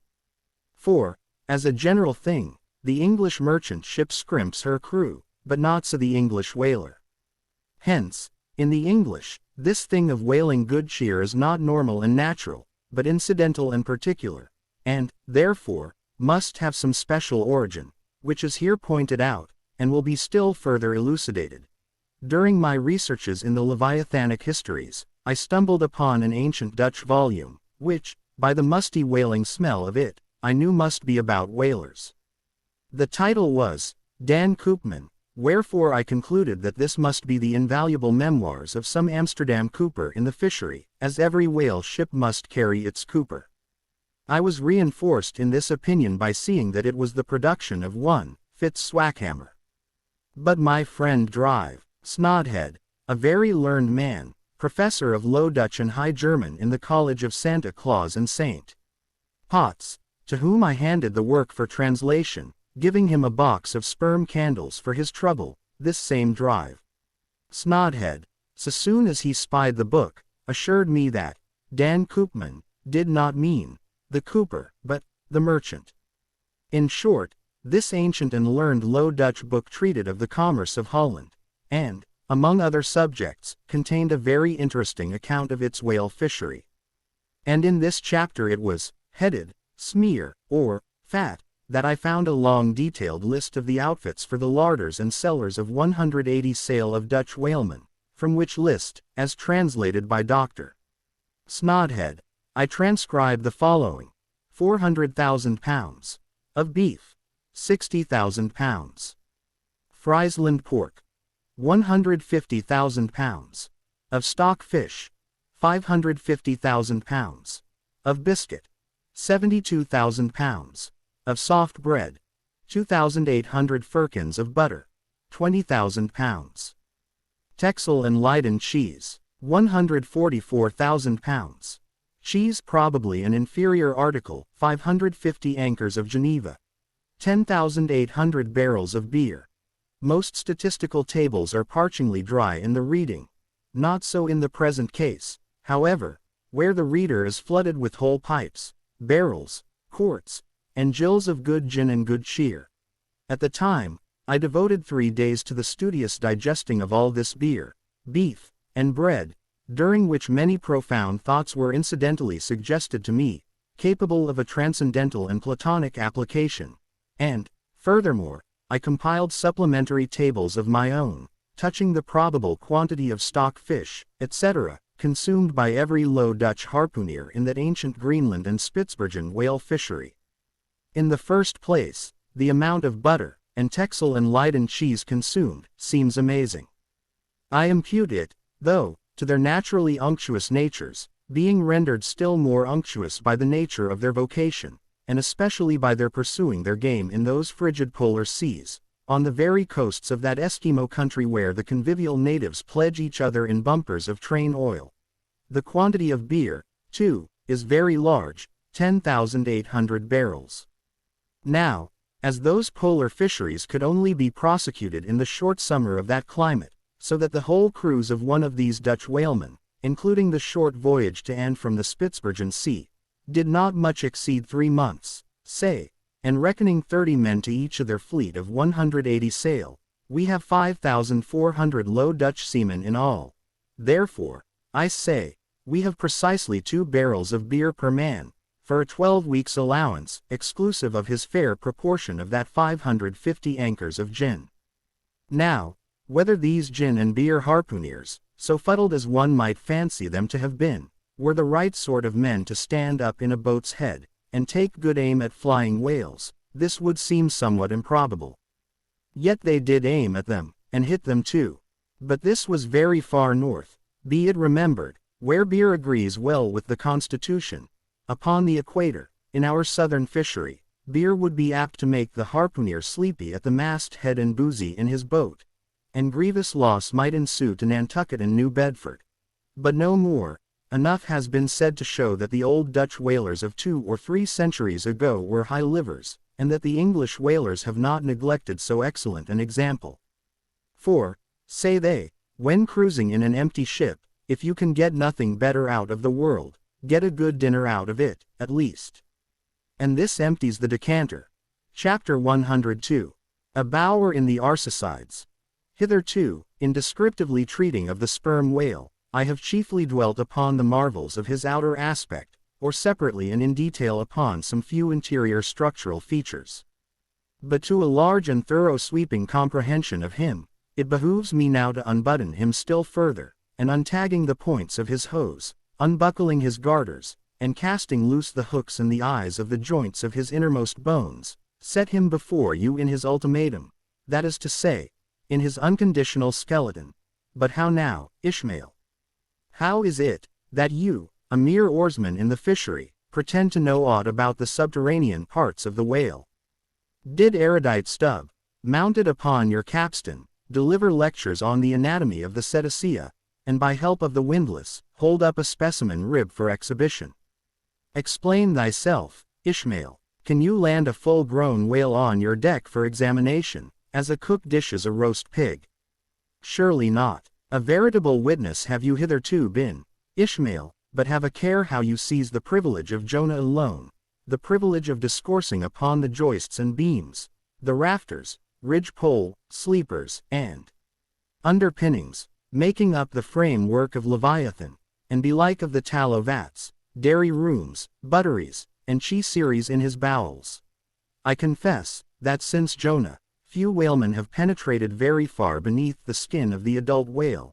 Nevertheless, I have been blessed with an opportunity to dissect him in miniature. In a ship I belonged to, a small cub sperm whale was once bodily hoisted to the deck for his poker bag, to make sheaths for the barbs of the harpoons, and for the heads of the lances. Think you I let that chance go, without using my boat hatchet and jackknife, and breaking the seal and reading all the contents of that young cub? And as for my exact knowledge of the bones of the Leviathan in their gigantic, full-grown development, for that rare knowledge I am indebted to my late royal friend Tranquo, King of Trank, one of the Arsacides. For being at Trank, years ago, when attached to the trading ship Day of Algiers, I was invited to spend part of the Arsacidine holidays with the Lord of Trank, at his retired palm villa at Pupella, a seaside glen not very far distant from what our sailors called Bamboo Town, his capital. Among many other fine qualities, my royal friend Tranquo, being gifted with a devout love for all matters of barbaric virtue, had brought together in Pupella whatever rare things the more ingenious of his people could invent, chiefly carved woods of wonderful devices, chiseled shells, inlaid spears, costly paddles, aromatic canoes, and all these distributed among whatever natural wonders, the wonder-freighted, tribute-rendering waves had cast upon his shores. Chief among these latter was a great sperm whale, which, after an unusually long raging gale, had been found dead and stranded, with his head against a cocoa-nut tree, whose plumage-like, tufted droopings seemed his verdant jet. When the vast body had at last been stripped of its fathom-deep enfoldings, and the bones become dust-dry in the sun, then the skeleton was carefully transported up the Pupella Glen, where a grand temple of lordly palms now sheltered it. The ribs were hung with trophies, the vertebrae were carved with Arsacidine annals, in strange hieroglyphics. In the skull, the priests kept up an unextinguished aromatic flame, so that the mystic head again sent forth its vapory spout, while, suspended from a bough, the terrific lower jaw vibrated over all the devotees, like the hair-hung sword that so affrighted Damocles. It was a wondrous sight. The wood was green as mosses of the icy glen. The trees stood high and haughty, feeling their living sap. The industrious earth beneath was as a weaver's loom, with a gorgeous carpet on it, whereof the ground vine tendrils formed the warp and woof, and the living flowers the figures. All the trees, with all their laden branches, all the shrubs, and ferns, and grasses, the message-carrying air, all these unceasingly were active. Through the lacings of the leaves, the great sun seemed a flying shuttle weaving the unwearied verdure. Oh, busy weaver, unseen weaver! Pause, one word, whither flows the fabric? What palace may it deck? Wherefore all these ceaseless toilings? Speak, weaver, stay thy hand, but one single word with thee. Nay, the shuttle flies, the figures float from forth the loom, the freshet rushing carpet forever slides away. The weaver God, he weaves, and by that weaving is he deafened, that he hears no mortal voice, and by that humming, we, too, who look on the loom are deafened, and only when we escape it shall we hear the thousand voices that speak through it. For even so it is in all material factories. The spoken words that are inaudible among the flying spindles, those same words are plainly heard without the walls, bursting from the opened casements. Thereby have villainies been detected. Ah, mortal, then, be heedful, for so, in all this din of the great world's loom, thy subtlest thinkings may be overheard afar. Now, amid the green, life-restless loom of that Arsacidine wood, the great, white, worshipped skeleton lay lounging, a gigantic idler. Yet, as the ever-woven verdant warp and woof intermixed and hummed around him, the mighty idler seemed the cunning weaver, himself all woven over with the vines, every month assuming greener, fresher verdure, but himself a skeleton. Life folded death. Death trellised life. The grim god wived with youthful life, and begat him curly-headed glories.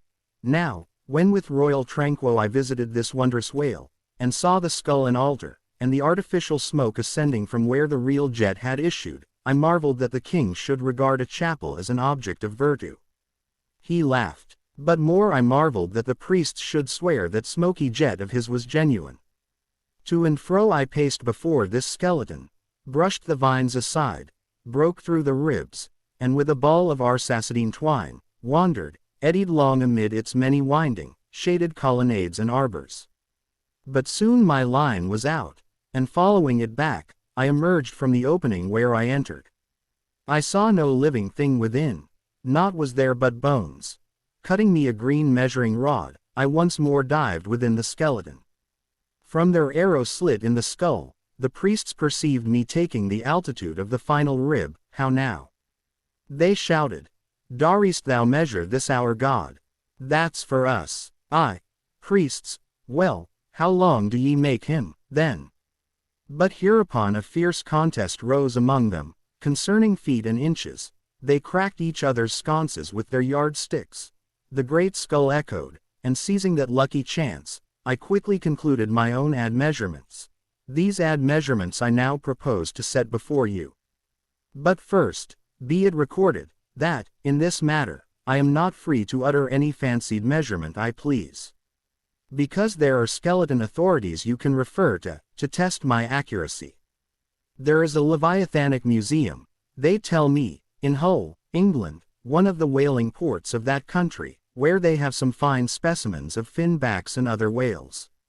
Likewise, I have heard that in the Museum of Manchester, in New Hampshire, they have what the proprietors call the only perfect specimen of a Greenland or river whale in the United States. Moreover, at a place in Yorkshire, England, Burton Constable by name, a certain Sir Clifford Constable has in his possession the skeleton of a sperm whale, but of moderate size, by no means of the full-grown magnitude of my friend King Tranquo's. In both cases, the stranded whales to which these two skeletons belonged, were originally claimed by their proprietors upon similar grounds. King Tranquo seizing his because he wanted it, and Sir Clifford, because he was lord of the seigniories of those parts. Sir Clifford's whale has been articulated throughout, so that, like a great chest of drawers, you can open and shut him, in all his bony cavities, spread out his ribs like a gigantic fan, and swing all day upon his lower jaw. Locks are to be put upon some of his trap doors and shutters, and a footman will show round future visitors with a bunch of keys at his side. Sir Clifford thinks of charging twopence for a peep at the whispering gallery in the spinal column, threepence to hear the echo in the hollow of his cerebellum, and sixpence for the unrivaled view from his forehead. The skeleton dimensions I shall now proceed to set down are copied verbatim from my right arm, where I had them tattooed, as in my wild wanderings at that period, there was no other secure way of preserving such valuable statistics. But as I was crowded for space, and wished the other parts of my body to remain a blank page for a poem I was then composing, at least, what untattooed parts might remain, I did not trouble myself with the odd inches, nor, indeed, should inches at all enter into a congenial ad measurement of the whale. Chapter 103. Measurement of the whale's skeleton. In the first place, I wish to lay before you a particular, plain statement, touching the living bulk of this Leviathan, whose skeleton we are briefly to exhibit. Such a statement may prove useful here. According to a careful calculation I have made, and which I partly base upon Captain Scoresby's estimate, of 70 tons for the largest sized Greenland whale of 60 feet in length. According to my careful calculation, I say, a sperm whale of the largest magnitude, between 85 and 90 feet in length, and something less than 40 feet in its fullest circumference, such a whale will weigh at least 90 tons, so that, reckoning 13 men to a ton, he would considerably outweigh the combined population of a whole village of 1,100 inhabitants. Think you not then that brains, like yoked cattle, should be put to this Leviathan, to make him at all budge to any landsman's imagination? Having already in various ways put before you his skull, spout hole, jaw, teeth, tail, forehead, fins, and divers other parts, I shall now simply point out what is most interesting in the general bulk of his unobstructed bones. But as the colossal skull embraces so very large a proportion of the entire extent of the skeleton, as it is by far the most complicated part, and as nothing is to be repeated concerning it in this chapter, you must not fail to carry it in your mind, or under your arm, as we proceed, otherwise you will not gain a complete notion of the general structure we are about to view. In length, the sperm whale's skeleton at Trank measured 72 feet, so that when fully invested and extended in life, he must have been 90 feet long, for in the whale, the skeleton loses about 1/5 in length compared with the living body. Of this 72 feet, his skull and jaw comprised some 20 feet, leaving some 50 feet of plain backbone. Attached to this backbone, for something less than a third of its length, was the mighty circular basket of ribs which once enclosed his vitals. To me this vast ivory-ribbed chest, with the long, unrelieved spine, extending far away from it in a straight line, not a little resembled the hull of a great ship new laid upon the stocks, when only some 20 of her naked bow ribs are inserted, and the keel is otherwise, for the time, but a long, disconnected timber. The ribs were 10 on a side. The first, to begin from the neck, was nearly 6 feet long. The second, third, and fourth were each successively longer, till you came to the climax of the fifth, or one of the middle ribs, which measured 8 feet and some inches. From that part, the remaining ribs diminished, till the 10th and last only spanned 5 feet and some inches. In general thickness, they all bore a seemly correspondence to their length. The middle ribs were the most arched. In some of the arsacides they are used for beams whereon to lay footpath bridges over small streams. In considering these ribs, I could not but be struck anew with the circumstance, so variously repeated in this book, that the skeleton of the whale is by no means the mold of his invested form. The largest of the Trank ribs, one of the middle ones, occupied that part of the fish which, in life, is greatest in depth. Now, the greatest depth of the invested body of this particular whale must have been at least 16 feet, whereas, the corresponding rib measured but little more than 8 feet. So that this rib only conveyed half of the true notion of the living magnitude of that part. Besides, for some way, where I now saw but a naked spine, all that had been once wrapped round with tons of added bulk in flesh, muscle, blood, and bowels. Still more, for the ample fins, I here saw but a few disordered joints, and in place of the weighty and majestic, but boneless flukes, an utter blank. How vain and foolish, then, thought I, for timid untraveled man to try to comprehend aright this wondrous whale, by merely poring over his dead attenuated skeleton, stretched in this peaceful wood. No, only in the heart of quickest perils, only when within the eddyings of his angry flukes, only on the profound unbounded sea, can the fully invested whale be truly and livingly found out. But the spine. For that, the best way we can consider it is, with a crane, to pile its bones high up on end. No speedy enterprise. But now it's done, it looks much like Pompey's pillar. There are 40 and odd vertebrae in all, which in the skeleton are not locked together. They mostly lie like the great knobbed blocks on a Gothic spire, forming solid courses of heavy masonry. The largest, a middle one, is in width something less than 3 feet, and in depth more than 4. The smallest, where the spine tapers away into the tail, is only 2 inches in width, and looks something like a white billiard ball. I was told that there were still smaller ones, but they had been lost by some little cannibal urchins, the priest's children, who had stolen them to play marbles with. Thus we see how that the spine of even the hugest of living things tapers off at last into simple child's play. Chapter 104. The Fossil Whale. From his mighty bulk the whale affords a most congenial theme whereon to enlarge, amplify, and generally expatiate. Would you could not compress him. By good rights he should only be treated of in imperial folio. Not to tell over again his furlongs from spiracle to tail, and the yards he measures about the waist. Only think of the gigantic involutions of his intestines, where they lie in him like great cables and hawsers coiled away in the subterranean orlop deck of a line of battle ship. Since I have undertaken to manhandle this Leviathan, it behooves me to approve myself omnisciently exhaustive in the enterprise, not overlooking the minutest seminal germs of his blood, and spinning him out to the uttermost coil of his bowels.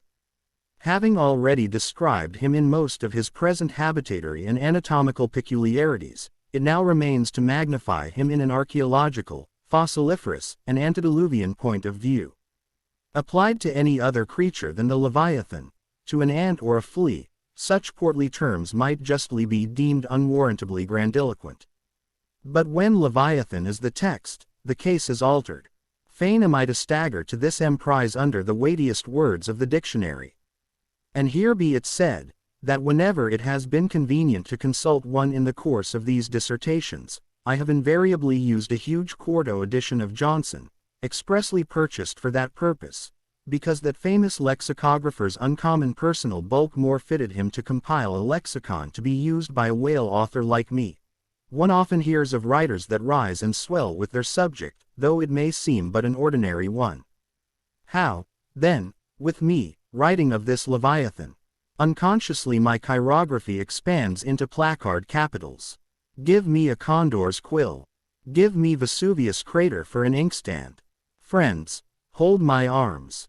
For in the mere act of penning my thoughts of this Leviathan, they weary me, and make me faint with their outreaching comprehensiveness of sweep, as if to include the whole circle of the sciences, and all the generations of whales, and men, and mastodons, past, present, and to come, with all the revolving panoramas of empire on earth, and throughout the whole universe, not excluding its suburbs. Such, and so magnifying, is the virtue of a large and liberal theme. We expand to its bulk. To produce a mighty book, you must choose a mighty theme. No great and enduring volume can ever be written on the flea, though many there be who have tried it. Ere entering upon the subject of fossil whales, I present my credentials as a geologist, by stating that in my miscellaneous time I have been a stone mason, and also a great digger of ditches, canals and wells, wine vaults, cellars, and cisterns of all sorts. Likewise, by way of preliminary, I desire to remind the reader, that while in the earlier geological strata there are found the fossils of monsters now almost completely extinct, the subsequent relics discovered in what are called the tertiary formations seem the connecting, or at any rate intercepted links, between the antichronical creatures, and those whose remote posterity are said to have entered the ark. All the fossil whales hitherto discovered belong to the tertiary period, which is the last preceding the superficial formations. And though none of them precisely answer to any known species of the present time, they are yet sufficiently akin to them in general respects, to justify their taking rank as cetacean fossils. Detached broken fossils of pre-Adamite whales, fragments of their bones and skeletons, have within 30 years past, at various intervals, been found at the base of the Alps, in Lombardy, in France, in England, in Scotland, and in the states of Louisiana, Mississippi, and Alabama. Among the more curious of such remains is part of a skull, which in the year 1779 was disinterred in the Rue Dauphine in Paris, a short street opening almost directly upon the Palace of the Tuileries, and bones disinterred in excavating the great docks of Antwerp, in Napoleon's time. Cuvier pronounced these fragments to have belonged to some utterly unknown leviathanic species. But by far the most wonderful of all cetacean relics was the almost complete vast skeleton of an extinct monster, found in the year 1842, on the plantation of Judge Krieg, in Alabama. The awe-stricken credulous slaves in the vicinity took it for the bones of one of the fallen angels. The Alabama doctors declared it a huge reptile, and bestowed upon it the name of Basilosaurus. But some specimen bones of it being taken across the sea to Owen, the English anatomist, it turned out that this alleged reptile was a whale, though of a departed species. A significant illustration of the fact, again and again repeated in this book, that the skeleton of the whale furnishes but little clue to the shape of his fully invested body. So Owen rechristened the monster Zeuglodon, and in his paper read before the London Geological Society, pronounced it, in substance, one of the most extraordinary creatures which the mutations of the globe have blotted out of existence. When I stand among these mighty leviathan skeletons, skulls, tusks, jaws, ribs, and vertebrae, all characterized by partial resemblances to the existing breeds of sea monsters, but at the same time bearing on the other hand similar affinities to the annihilated antichronical leviathans, their incalculable seniors, I am, by a flood, borne back to that wondrous period, ere time itself can be said to have begun, for time began with man. Here Saturn's gray chaos rolls over me, and I obtain dim, shuddering glimpses into those polar eternities, when wedged bastions of ice pressed hard upon what are now the tropics, and in all the 25,000 miles of this world's circumference, not an inhabitable hand's breadth of land was visible. Then the whole world was the whale's, and, king of creation, he left his wake along the present lines of the Andes and the Himalayas. Who can show a pedigree like Leviathan? Ahab's harpoon had shed older blood than the Pharaoh's. Methuselah seems a school boy. I look round to shake hands with Shem. I am horror-struck at this antimosaic, unsourced existence of the unspeakable terrors of the whale, which, having been before all time, must needs exist after all humane ages are over. But not alone has this Leviathan left his pre-Adamite traces in the stereotyped plates of nature, and in limestone and marl bequeathed his ancient bust, but upon Egyptian tablets, whose antiquity seems to claim for them an almost fossiliferous character, we find the unmistakable print of his fin. In an apartment of the great temple of Dendera, some 50 years ago, there was discovered upon the granite ceiling a sculptured and painted planisphere, abounding in centaurs, griffins, and dolphins, similar to the grotesque figures on the celestial globe of the moderns. Gliding among them, old Leviathan swam as of yore, was there swimming in that planisphere, centuries before Solomon was cradled. Nor must there be omitted another strange attestation of the antiquity of the whale, in his own osseous post-Diluvian reality, as set down by the venerable John Leo, the old Barbary traveler. Not far from the seaside, they have a temple, the rafters and beams of which are made of whale bones, for whales of a monstrous size are oftentimes cast up dead upon that shore. The common people imagine that by a secret power bestowed by God upon the temple, no whale can pass it without immediate death. But the truth of the matter is, that on either side of the temple, there are rocks that shoot 2 miles into the sea, and wound the whales when they light upon them. They keep a whale's rib of an incredible length for a miracle, which lying upon the ground with its convex part uppermost, makes an arch, the head of which cannot be reached by a man upon a camel's back. This rib, says John Leo, is said to have lain there 100 years before I saw it. Their historians affirm that a prophet who prophesied of Muhammad came from this temple, and some do not stand to assert that the prophet Jonas was cast forth by the whale at the base of the temple. In this Afric temple of the whale I leave you, reader, and if you be a Nantucketer, and a whaleman, you will silently worship there. Chapter 105. Does the whale's magnitude diminish? Will he perish? Inasmuch, then, as this Leviathan comes floundering down upon us from the headwaters of the eternities, it may be fitly inquired, whether, in the long course of his generations, he has not degenerated from the original bulk of his sires. But upon investigation we find, that not only are the whales of the present day superior in magnitude to those whose fossil remains are found in the tertiary system, embracing a distinct geological period prior to man, but of the whales found in that tertiary system, those belonging to its latter formations exceed in size those of its earlier ones. Of all the pre-Adamite whales yet exhumed, by far the largest is the Alabama one mentioned in the last chapter, and that was less than 70 feet in length in the skeleton.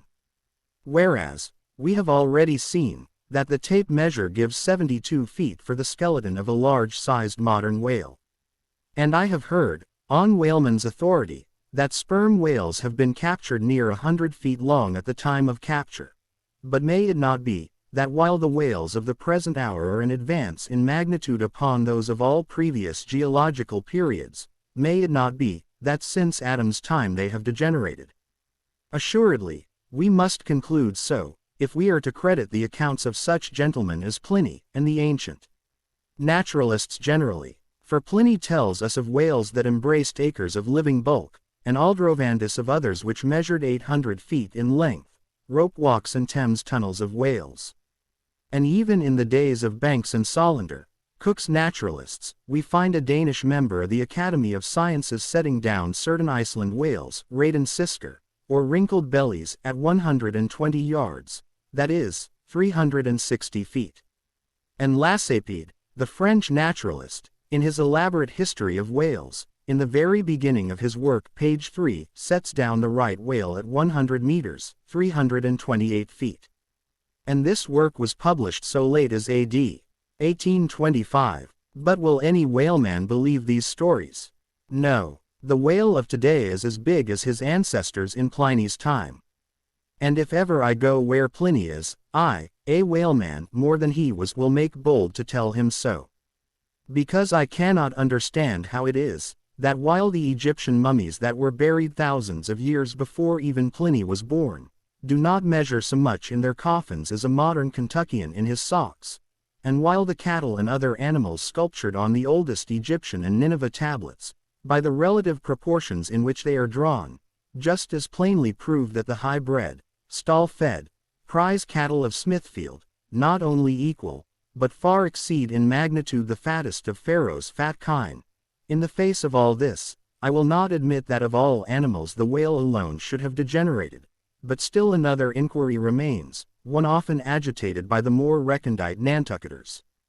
Whether owing to the almost omniscient lookouts at the mastheads of the whale ships, now penetrating even through Bering Straits, and into the remotest secret drawers and lockers of the world, and the thousand harpoons and lances darted along all continental coasts, the moot point is, whether Leviathan can long endure so wide a chase, and so remorseless a havoc, whether he must not at last be exterminated from the waters, and the last whale, like the last man, smoke his last pipe, and then himself evaporate in the final puff.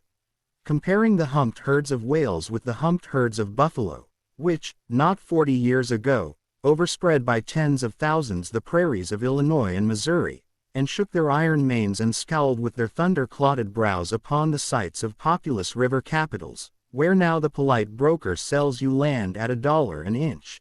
In such a comparison an irresistible argument would seem furnished, to show that the hunted whale cannot now escape speedy extinction. But you must look at this matter in every light.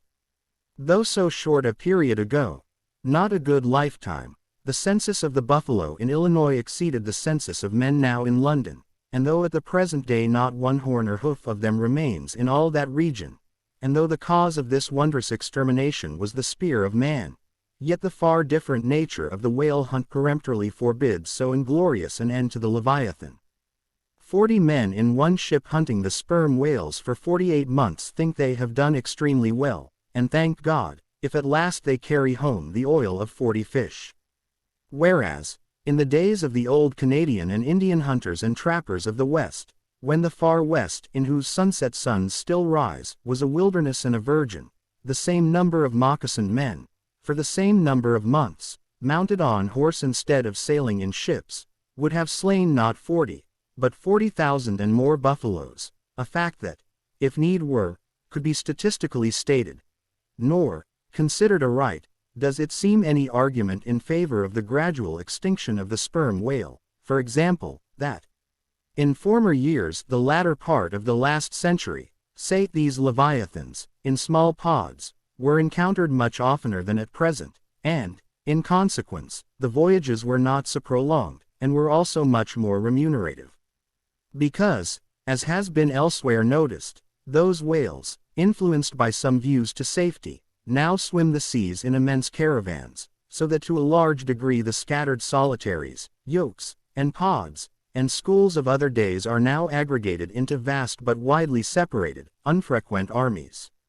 That is all, and equally fallacious seems the conceit, that because the so-called whale-bone whales no longer haunt many grounds in former years abounding with them, hence that species also is declining.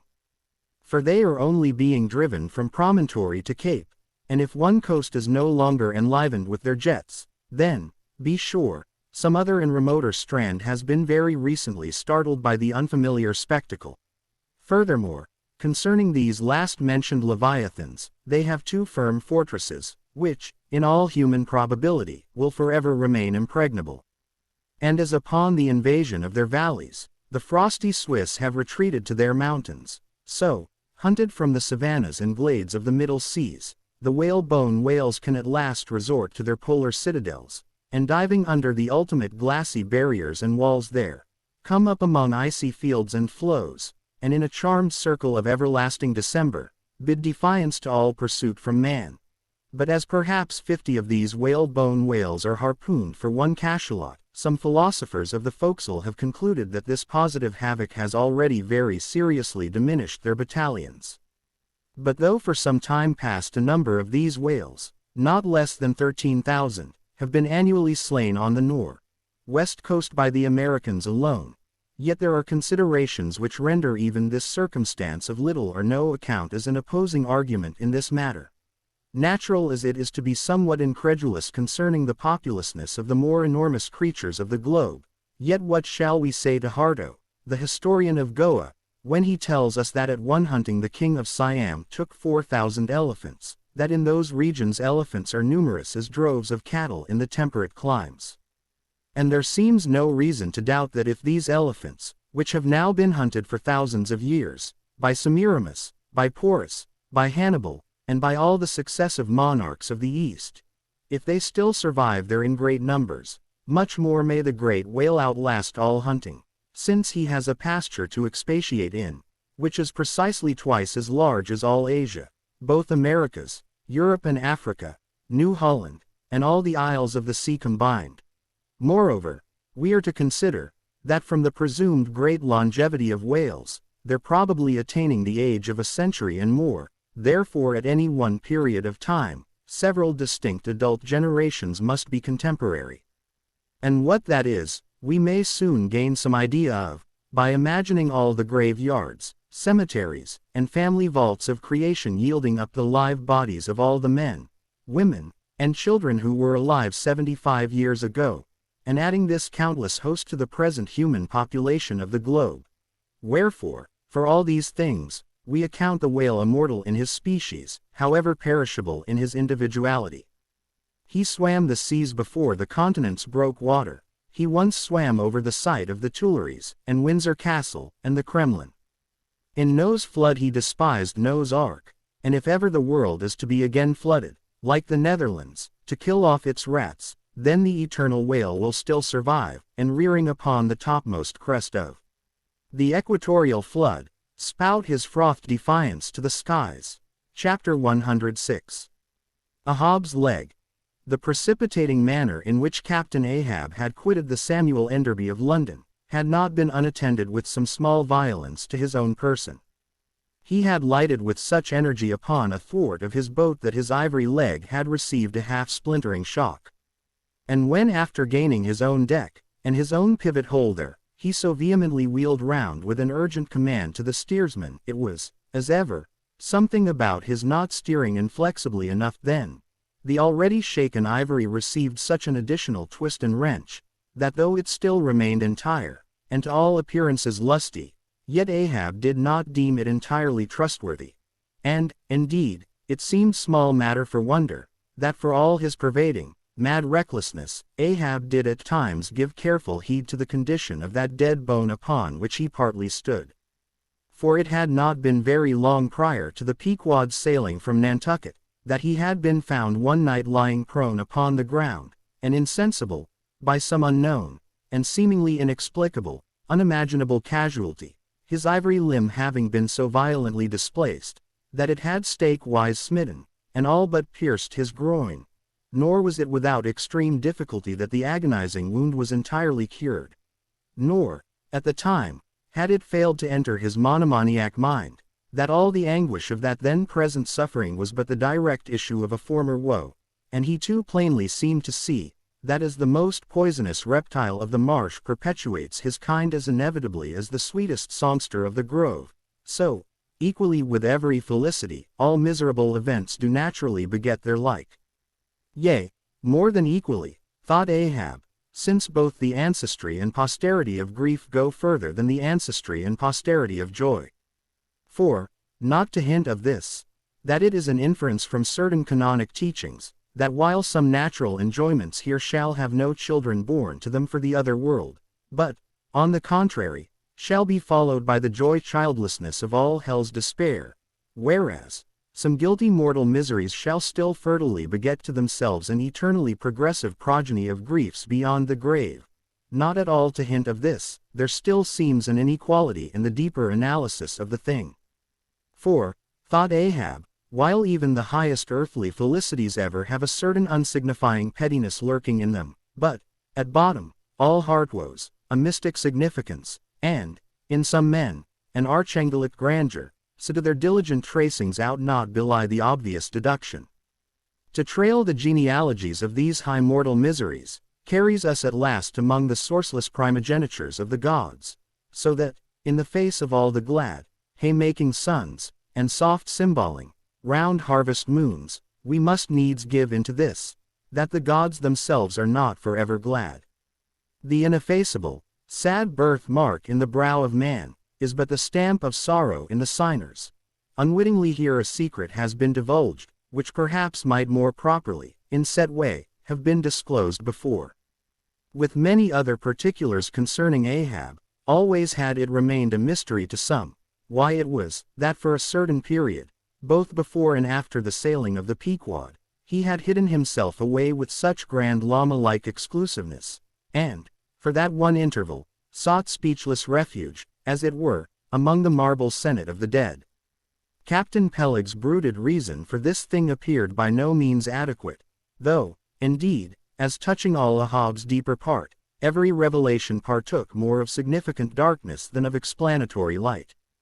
But, in the end, it all came out. This one matter did, at least. That direful mishap was at the bottom of his temporary recluseness. And not only this, but to that ever-contracting, dropping circle ashore, who, for any reason, possessed the privilege of a less band approach to him. To that timid circle the above hinted casualty, remaining, as it did, moodily unaccounted for by Ahab, invested itself with terrors not entirely underived from the land of spirits and of whales. So that, through their zeal for him, they had all conspired, so far as in them lay, to muffle up the knowledge of this thing from others, and hence it was, that not till a considerable interval had elapsed, did it transpire upon the Pequod's decks. But be all this as it may, let the unseen, ambiguous synod in the air, or the vindictive princes and potentates of fire, have to do or not with earthly Ahab, yet, in this present matter of his leg, he took plain practical procedures. He called the carpenter. And when that functionary appeared before him, he bade him without delay set about making a new leg, and directed the mates to see him supplied with all the studs and joists of jaw ivory, sperm whale, which had thus far been accumulated on the voyage, in order that a careful selection of the stoutest, clearest grained stuff might be secured. This done, the carpenter received orders to have the leg completed that night, and to provide all the fittings for it, independent of those pertaining to the distrusted one in use. Moreover, the ship's forge was ordered to be hoisted out of its temporary idleness in the hold, and, to accelerate the affair, the blacksmith was commanded to proceed at once to the forging of whatever iron contrivances might be needed. Chapter 107. The carpenter. Seat thyself sultanically among the moons of Saturn, and take high abstracted man alone, and he seems a wonder, a grandeur, and a woe. But from the same point, take mankind in mass, and for the most part, they seem a mob of unnecessary duplicates, both contemporary and hereditary. But most humble though he was, and far from furnishing an example of the high, humane abstraction, the Pequod's carpenter was no duplicate. Hence, he now comes in person on this stage. Like all sea-going ship carpenters, and more especially those belonging to whaling vessels, he was, to a certain off-handed, practical extent, alike experienced in numerous trades and callings collateral to his own, the carpenter's pursuit being the ancient and outbranching trunk of all those numerous handicrafts which more or less have to do with wood as an auxiliary material. But, besides the application to him of the generic remark above, this carpenter of the Pequod was singularly efficient in those thousand nameless mechanical emergencies continually recurring in a large ship, upon a 3 or 4 years' voyage, in uncivilized and far distant seas.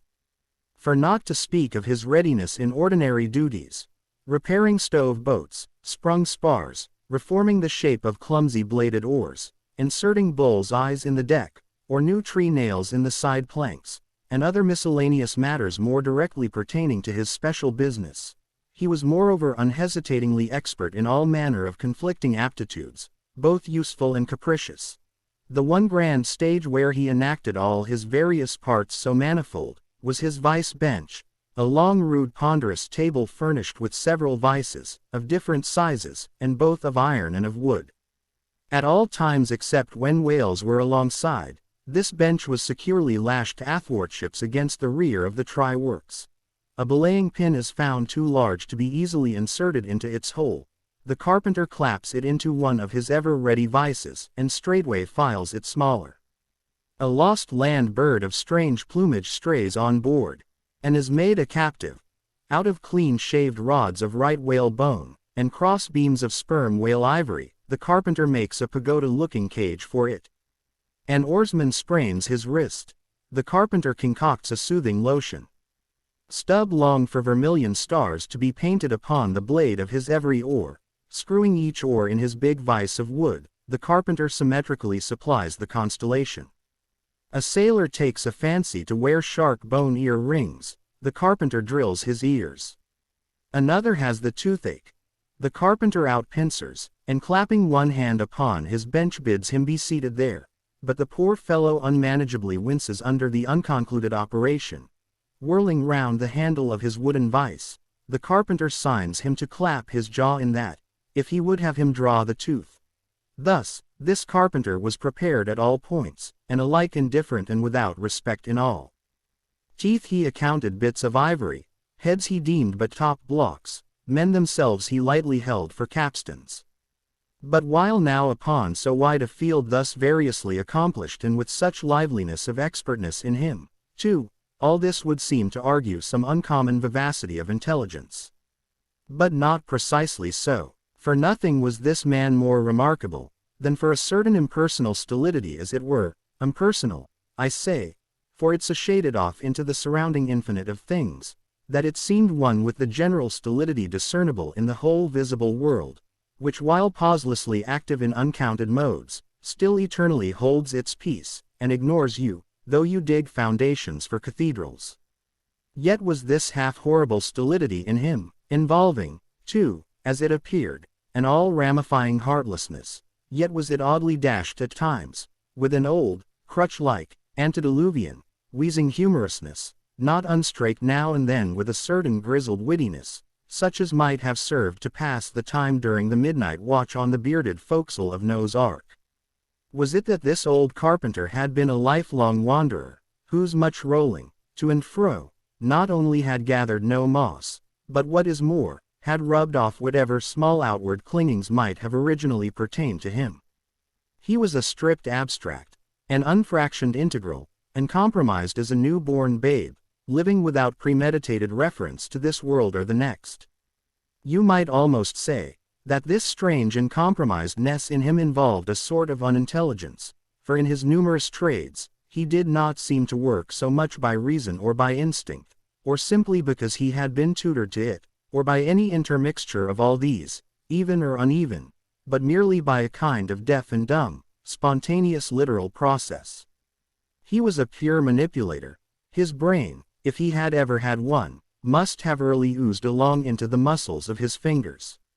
He was like one of those unreasoning but still highly useful, multum in parvo, Sheffield contrivances, assuming the exterior, though a little swelled, of a common pocket knife, but containing, not only blades of various sizes, but also screw-drivers, cork-screws, tweezers, awls, pens, rulers, nail-filers, countersinkers. So, if his superiors wanted to use the carpenter for a screw-driver, all they had to do was to open that part of him, and the screw was fast, or if for tweezers, take him up by the legs, and there they were. Yet, as previously hinted, this omnitooled, open and shut carpenter, was, after all, no mere machine of an automaton. If he did not have a common soul in him, he had a subtle something that somehow anomalously did its duty. What that was, whether essence of quicksilver, or a few drops of hartshorn, there is no telling.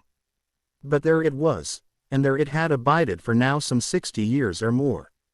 And this it was, this same unaccountable, cunning life principle in him, this it was, that kept him a great part of the time soliloquizing, but only like an unreasoning wheel, which also hummingly soliloquizes, or rather, his body was a sentry box and this soliloquizer on guard there, and talking all the time to keep himself awake.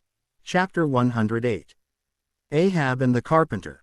The deck, first night watch. Carpenter standing before his vice bench, and by the light of 2 lanterns busily filing the ivory joist for the leg, which joist is firmly fixed in the vice.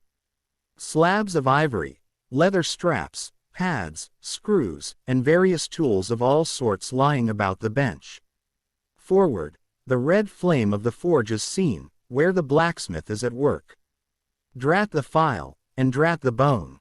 That is hard which should be soft, and that is soft which should be hard. So we go, who file old jaws and shinbones.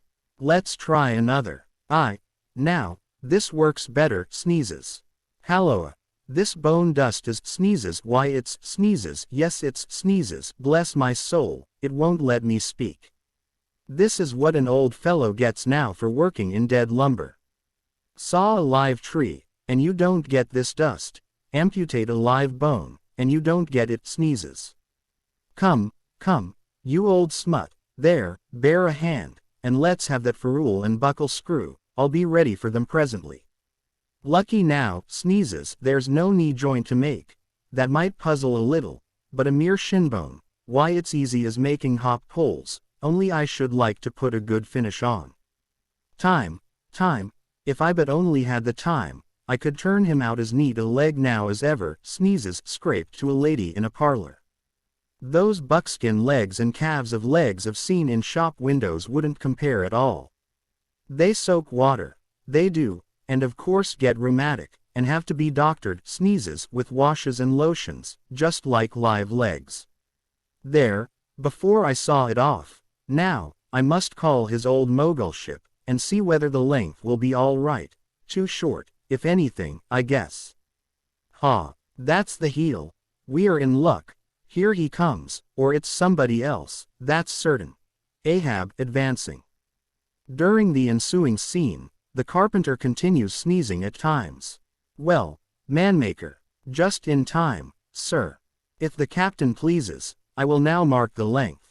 Let me measure, sir. Measured for a leg. Good. Well, it's not the first time. About it. There. Keep thy finger on it. This is a cogent vice thou hast here, carpenter, let me feel its grip once. So, it does pinch some. Oh, sir, it will break bones, beware, beware. No fear. I like a good grip. I like to feel something in this slippery world that can hold, man. What's Prometheus about there? The blacksmith, I mean, what's he about? He must be forging the buckle screw, sir, now. Right. It's a partnership. He supplies the muscle part. He makes a fierce red flame there. Aye, sir, he must have the white heat for this kind of fine work. So he must. I do deem it now a most meaning thing, that old Greek, Prometheus, who made men, they say, should have been a blacksmith, and animated them with fire, for what's made in fire must properly belong to fire, and so hell's probable. How the soot flies. This must be the remainder the Greek made the Africans of. Carpenter, when he's through with that buckle, tell him to forge a pair of steel shoulder blades. There's a peddler aboard with a crushing pack. Sir. Hold.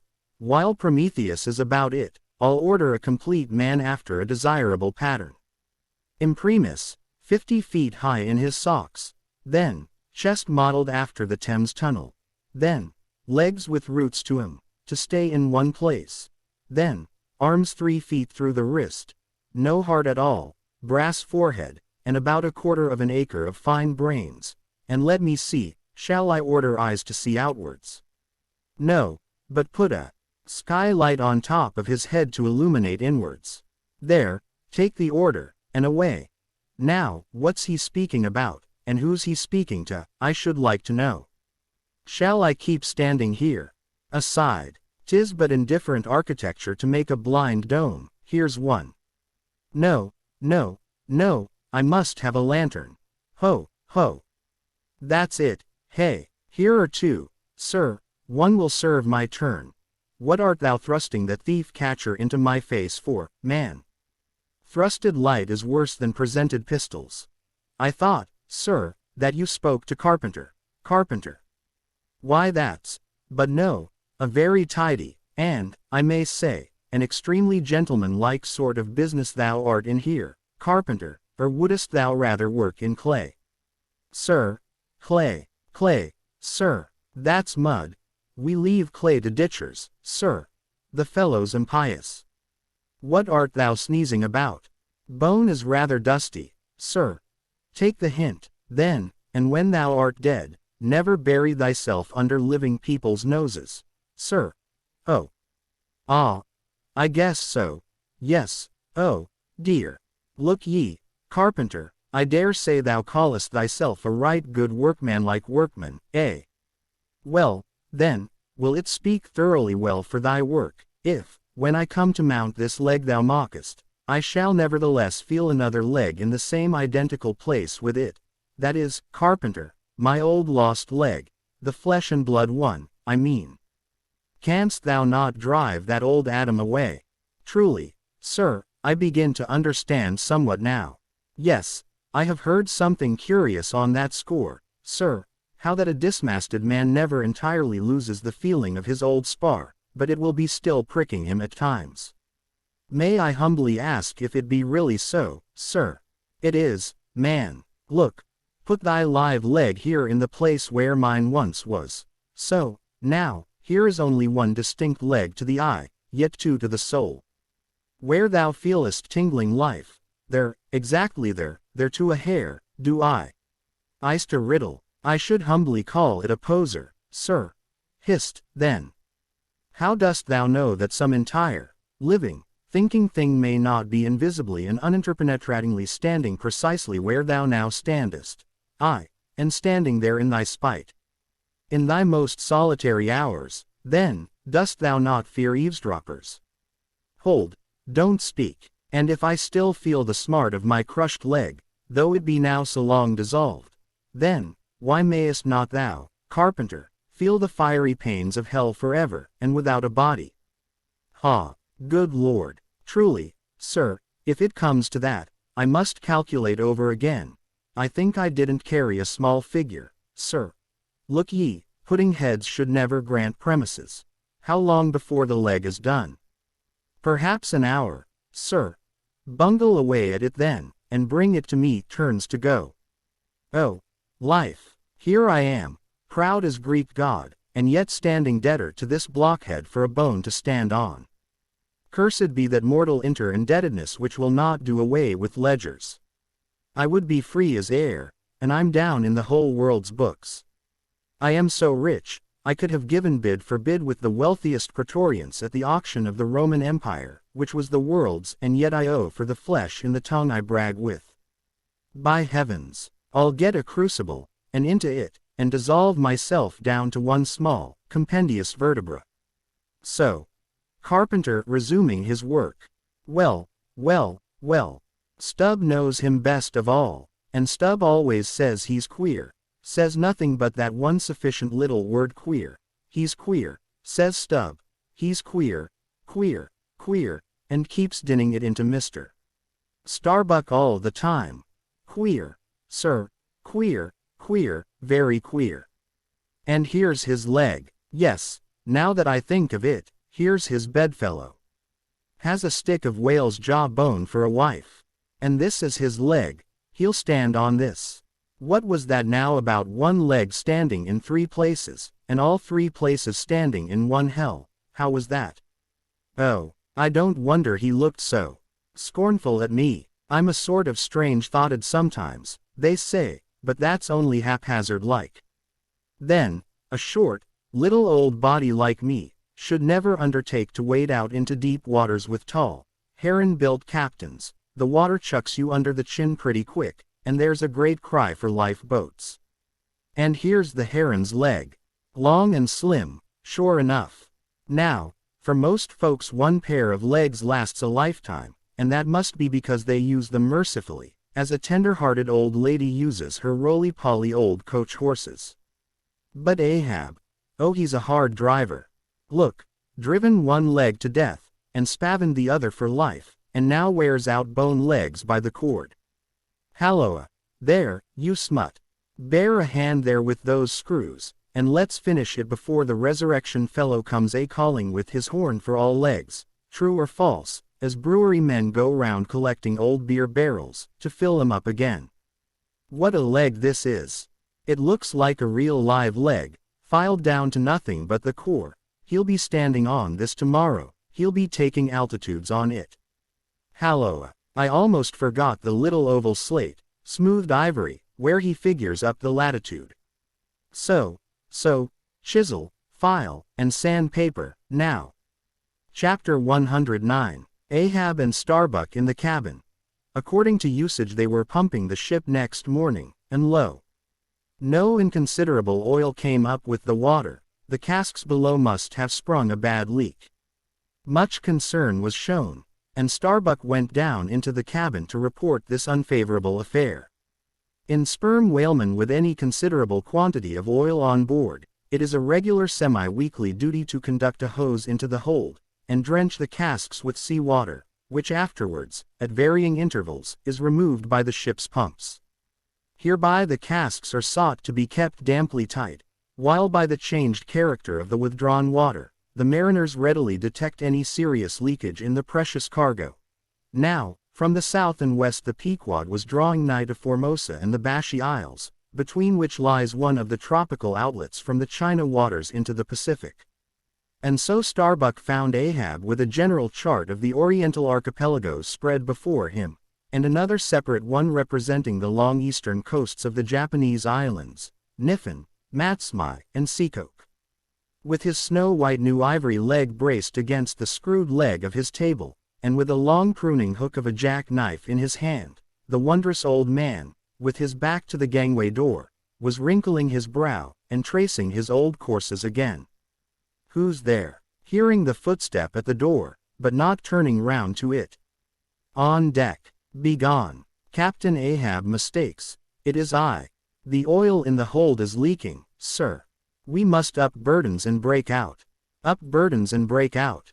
Now that we are nearing Japan, heave to here for a week to tinker a parcel of old hoops. Either do that, sir, or waste in one day more oil than we may make good in a year. What we come 20,000 miles to get is worth saving, sir. So it is, if we get it. I was speaking of the oil in the hold, sir. And I was not speaking or thinking of that at all. Begone. Let it leak. I'm all a leak myself. Aye, leaks in leaks. Not only full of leaky casks, but those leaky casks are in a leaky ship, and that's a far worse plight than the Pequod's, man. Yet I don't stop to plug my leak, for who can find it in the deep loaded hull, or how hope to plug it, even if found, in this life's howling gale? Starbuck, I'll not have the burdens hoisted. What will the owners say, sir? Let the owners stand on Nantucket Beach and outyell the typhoons. What cares Ahab? Owners, owners. Thou art always prating to me, Starbuck, about those miserly owners, as if the owners were my conscience. But look ye, the only real owner of anything is its commander, and hark ye, my conscience is in this ship's keel, on deck. Captain Ahab, said the reddening mate, moving further into the cabin, with a daring so strangely respectful and cautious that it almost seemed not only every way seeking to avoid the slightest outward manifestation of itself, but within also seemed more than half distrustful of itself. A better man than I might well pass over in thee what he would quickly enough resent in a younger man. Aye, and in a happier, Captain Ahab. Devils! Dost thou then so much as dare to critically think of me, on deck? Nay, sir, not yet, I do entreat. And I do dare, sir, to be forbearing. Shall we not understand each other better than hitherto, Captain Ahab? Ahab seized a loaded musket from the rack forming part of most South Sea men's cabin furniture, and pointing it towards Starbuck, exclaimed, There is one God that is Lord over the earth, and one captain that is lord over the Pequod. On deck. For an instant in the flashing eyes of the mate, and his fiery cheeks, you would have almost thought that he had really received the blaze of the leveled tube. But, mastering his emotion, He half calmly rose, and as he quitted the cabin, paused for an instant and said, "Thou hast outraged, not insulted me, sir. But for that I ask thee not to beware of Starbuck. Thou wouldst but laugh. But let Ahab beware of Ahab. Beware of thyself, old man.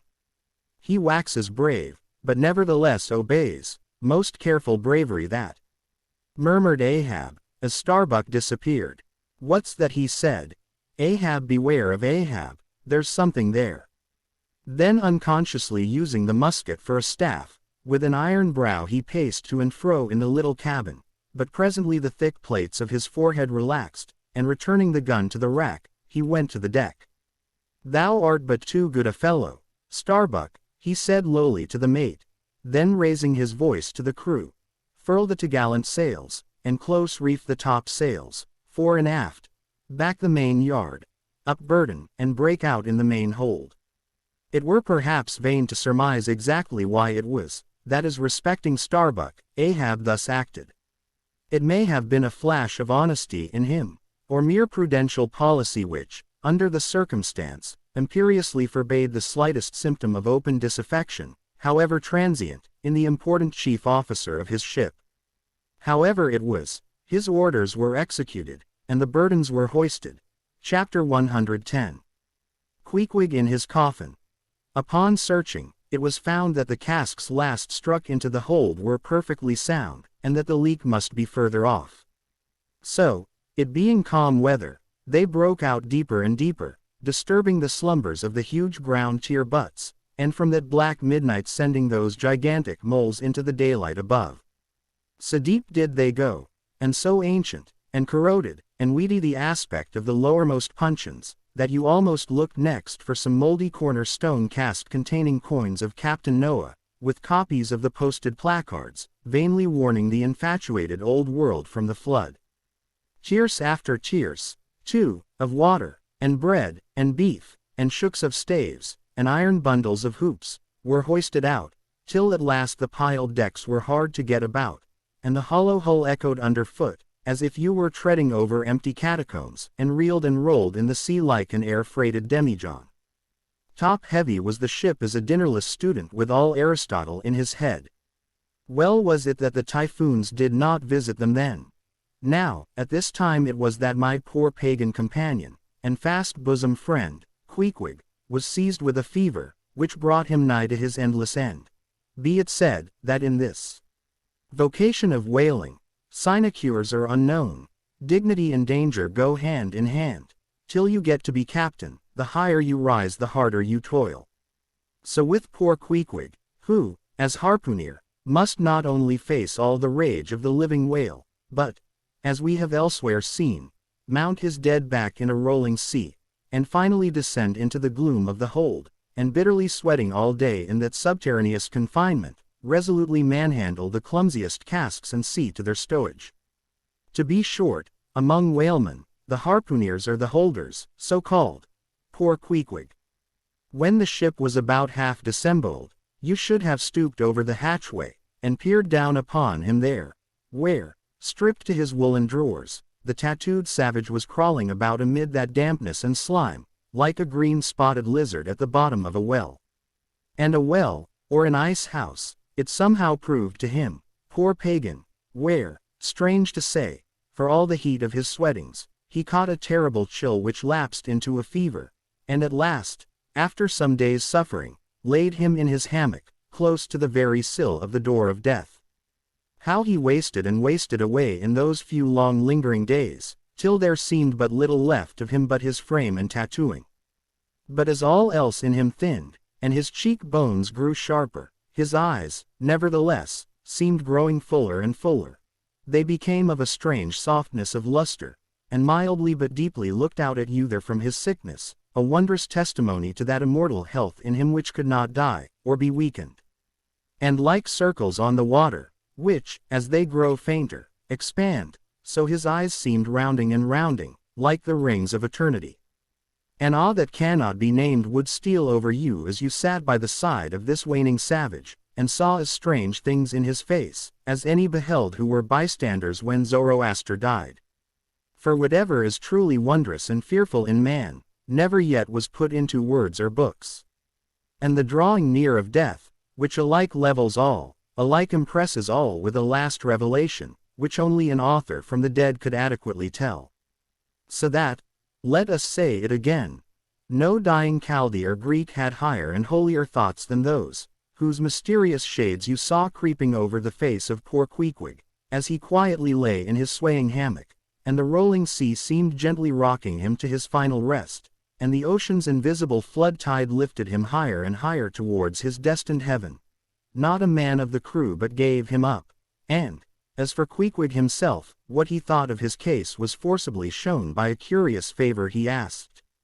He called one to him in the grey morning watch, when the day was just breaking, and taking his hand, said that while in Nantucket he had chanced to see certain little canoes of dark wood, like the rich war wood of his native isle, and upon inquiry, he had learned that all whalemen who died in Nantucket were laid in those same dark canoes, and that the fancy of being so laid had much pleased him, for it was not unlike the custom of his own race, who, after embalming a dead warrior, stretched him out in his canoe, and so left him to be floated away to the starry archipelagos, for not only do they believe that the stars are isles, but that far beyond all visible horizons, their own mild, uncontinented seas, interflow with the blue heavens, and so form the white breakers of the Milky Way.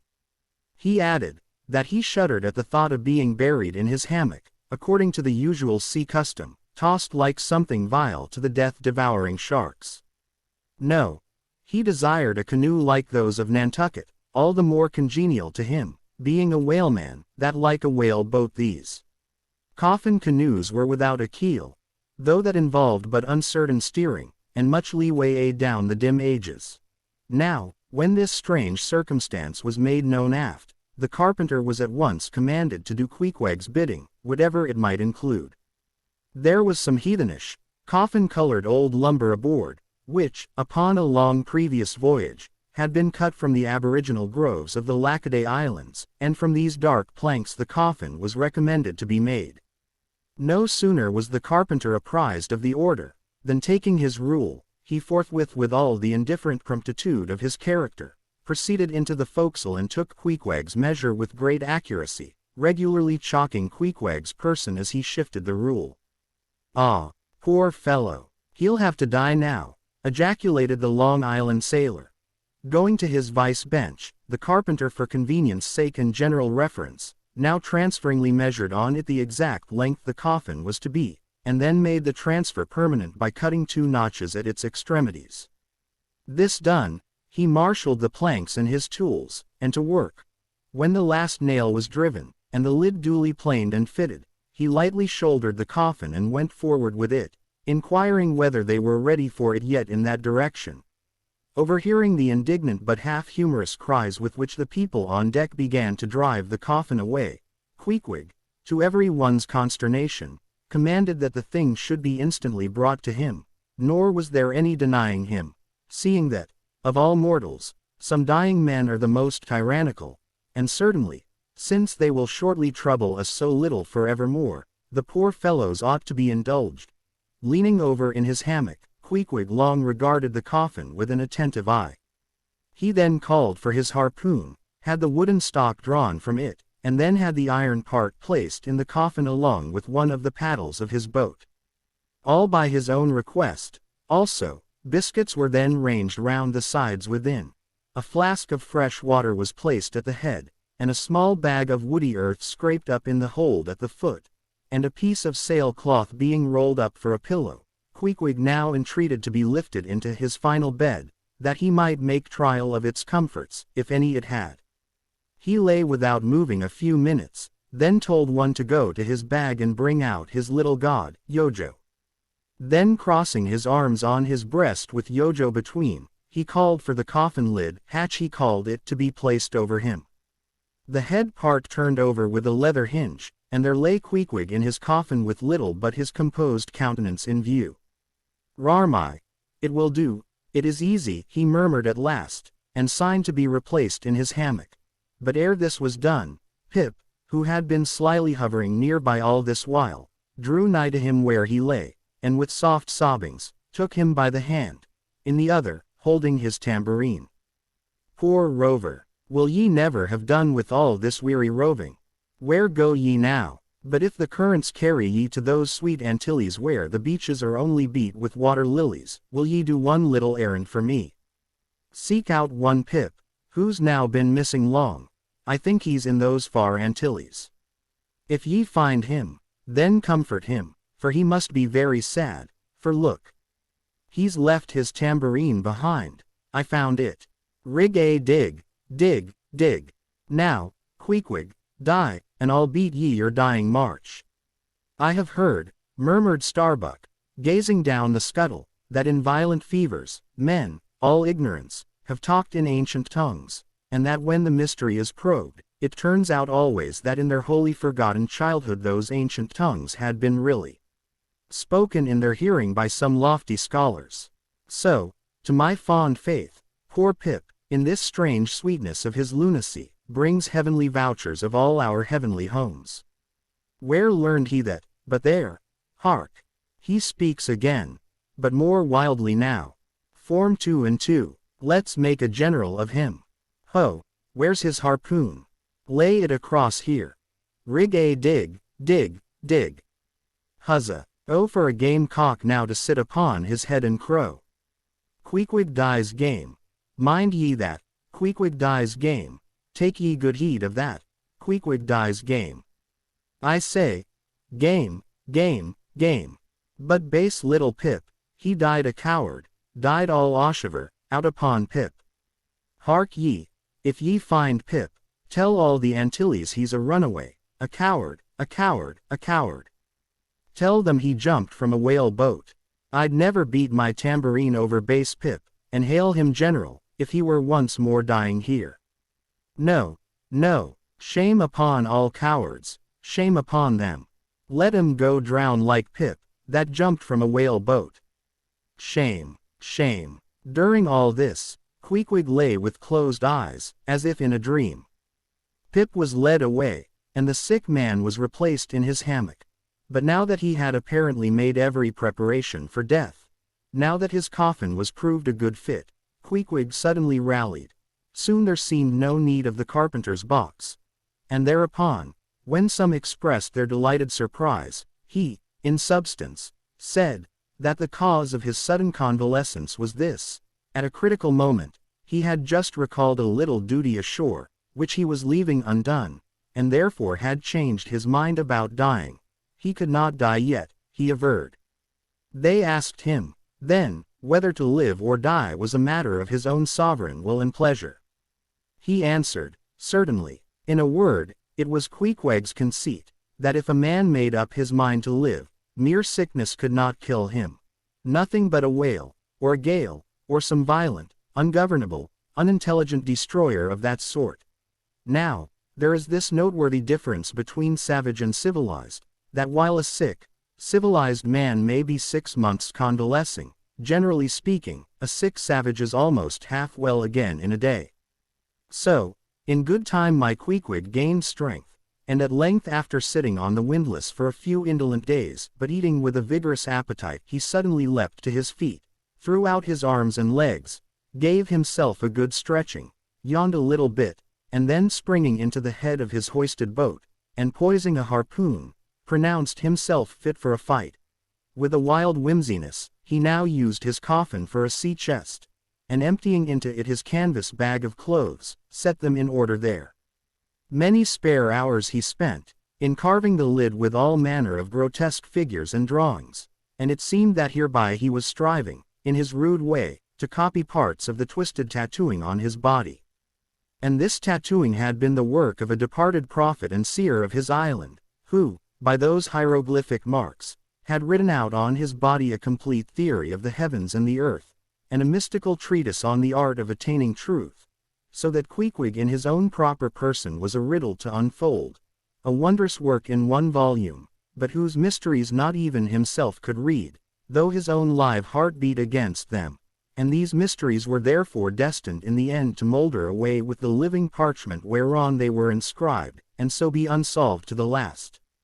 And this thought it must have been which suggested to Ahab that wild exclamation of his, when one morning turning away from surveying poor Queequeg, oh, devilish tantalization of the gods. Chapter 111. The Pacific. When gliding by the Bashy Isles we emerged at last upon the great South Sea. Were it not for other things, I could have greeted my dear Pacific with uncounted thanks, for now the long supplication of my youth was answered. That serene ocean rolled eastwards from me 1,000 leagues of blue.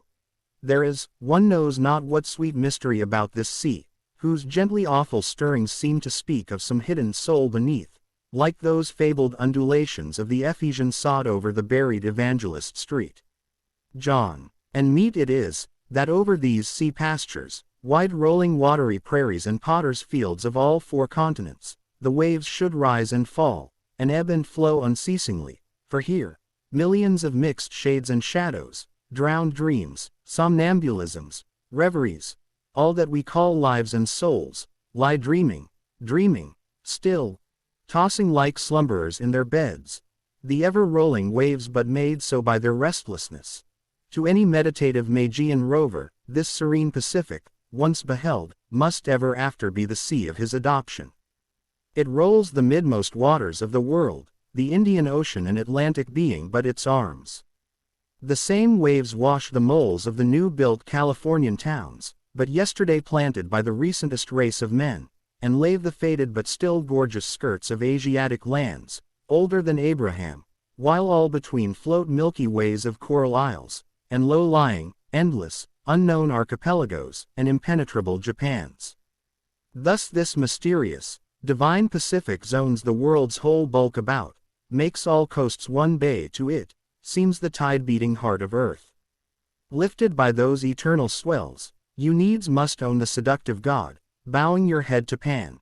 But few thoughts of Pan stirred Ahab's brain, as standing like an iron statue at his accustomed place beside the mizzen rigging, with one nostril he unthinkingly snuffed the sugary musk from the Bashy Isles, in whose sweet woods mild lovers must be walking, and with the other consciously inhaled the salt breath of the new-found sea, that sea in which the hated white whale must even then be swimming.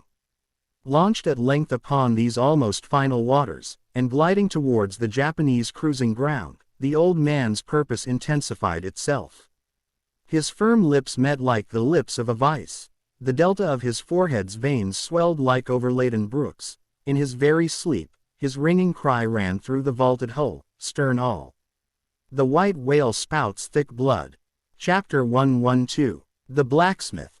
Availing himself of the mild, summer cool weather that now reigned in these latitudes, and in preparation for the peculiarly active pursuits shortly to be anticipated, Perth, the begrimed, blistered old blacksmith, had not removed his portable forge to the hold again, after concluding his contributory work for Ahab's leg, but still retained it on deck, fast lashed to ringbolts by the foremast, being now almost incessantly invoked by the headsmen, and harpooneers, and bowsmen to do some little job for them, altering, or repairing, or new shaping their various weapons and boat furniture.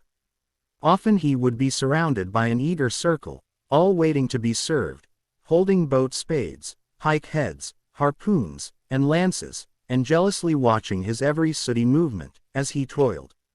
Nevertheless, this old man's was a patient hammer wielded by a patient arm. No murmur, no impatience, no petulance did come from him.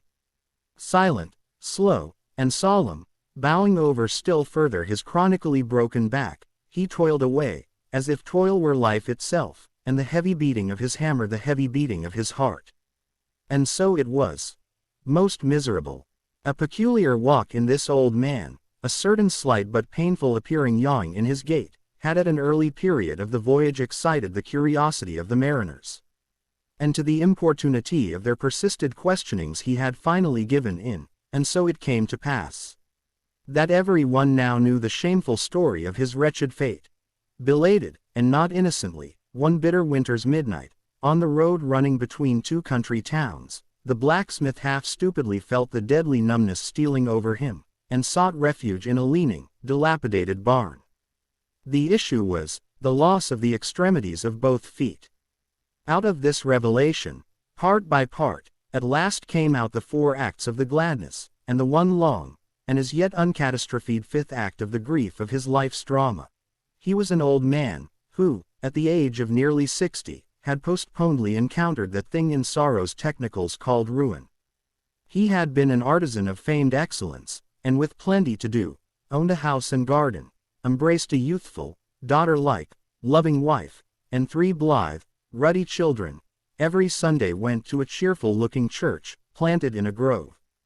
But one night, under cover of darkness, and further concealed in a most cunning disguisement, a desperate burglar slid into his happy home, and robbed them all of everything. And darker yet to tell, the blacksmith himself did ignorantly conduct this burglar into his family's heart. It was the bottle conjurer. Upon the opening of that fatal cork, forth flew the fiend, and shriveled up his home.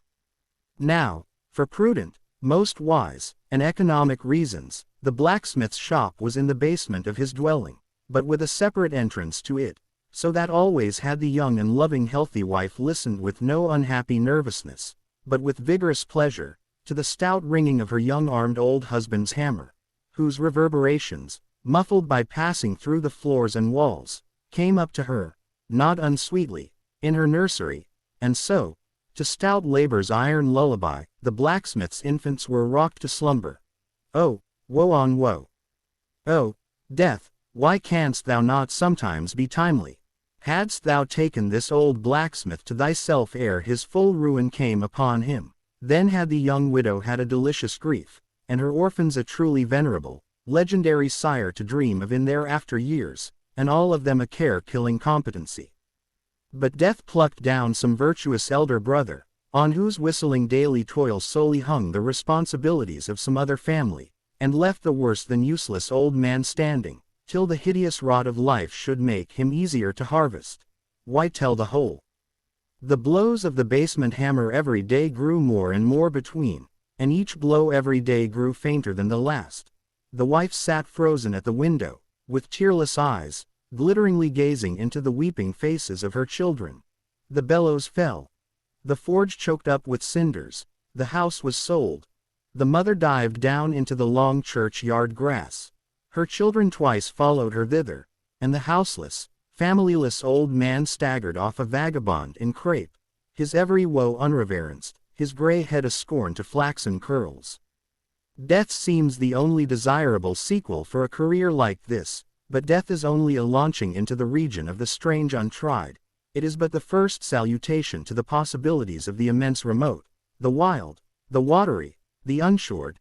Therefore, to the death-longing eyes of such men, who still have left in them some interior compunctions against suicide, does the all-contributed and all-receptive ocean alluringly spread forth his whole plain of unimaginable, taking terrors, and wonderful, new life adventures, and from the hearts of infinite Pacifics, the 1,000 mermaids sing to them, "Come hither, broken-hearted, here is another life without the guilt of intermediate death, here are wonders supernatural, without dying for them. Come hither, bury thyself in a life which, to your now equally abhorred and abhorring landed world, is more oblivious than death. Come hither, put up thy gravestone, too, within the churchyard, and come hither, till we marry thee." Hearkening to these voices, east and west, by early sunrise, and by fall of eve, the blacksmith's soul responded, I come. And so Perth went a-wailing. Chapter 113. The Forge. With matted beard, and swathed in a bristling shark-skin apron, about midday, Perth was standing between his forge and anvil, the latter placed upon an ironwood log, with one hand holding a pike head in the coals, and with the other at his forge's lungs, when Captain Ahab came along, carrying in his hand a small rusty-looking leathern bag. While yet a little distance from the forge, moody Ahab paused, till at last, Perth, withdrawing his iron from the fire, began hammering it upon the anvil, the red mass sending off the sparks in thick hovering flights, some of which flew close to Ahab. "Are these thy mother Carrie's chickens, Perth? They are always flying in thy wake. Birds of good omen, too, but not to all. Look here, they burn, but thou livest among them without a scorch." "Because I am scorched all over, Captain Ahab," answered Perth, resting for a moment on his hammer. I am past scorching, not easily canst thou scorch a scar. Well, well, no more. Thy shrunk voice sounds too calmly, sanely woeful to me. In no paradise myself, I am impatient of all misery in others that is not mad. Thou shouldest go mad, blacksmith, say, why dost thou not go mad? How canst thou endure without being mad? Do the heavens yet hate thee, that thou canst not go mad? What wert thou making there? Welding an old pike head, sir, there were seams and dents in it. And canst thou make it all smooth again, blacksmith, after such hard usage as it had? I think so, sir. And I suppose thou canst smooth almost any seams and dents, never mind how hard the metal, blacksmith. Aye, sir, I think I can, all seams and dents but one. Look ye here, then, cried Ahab, passionately advancing, and leaning with both hands on Perth's shoulders, look ye here, here. Can ye smooth out a seam like this, blacksmith, sweeping one hand across his ribbed brow? If thou couldst, blacksmith, glad enough would I lay my head upon thy anvil, and feel thy heaviest hammer between my eyes. Answer. Canst thou smooth this seam? Oh, that is the one, sir. Said I not all seams and dents but one? Aye, blacksmith, it is the one. Aye, man, it is unsmoothable, for though thou only seest it here in my flesh, it has worked down into the bone of my skull, that is all wrinkles. But, away with child's play, no more gaffs and pikes today. Look ye here, jingling the leathern bag, as if it were full of gold coins. I, too, want a harpoon made, one that 1,000 yoke of fiends could not part, Perth, something that will stick in a whale like his own fin bone. There's the stuff, flinging the pouch upon the anvil.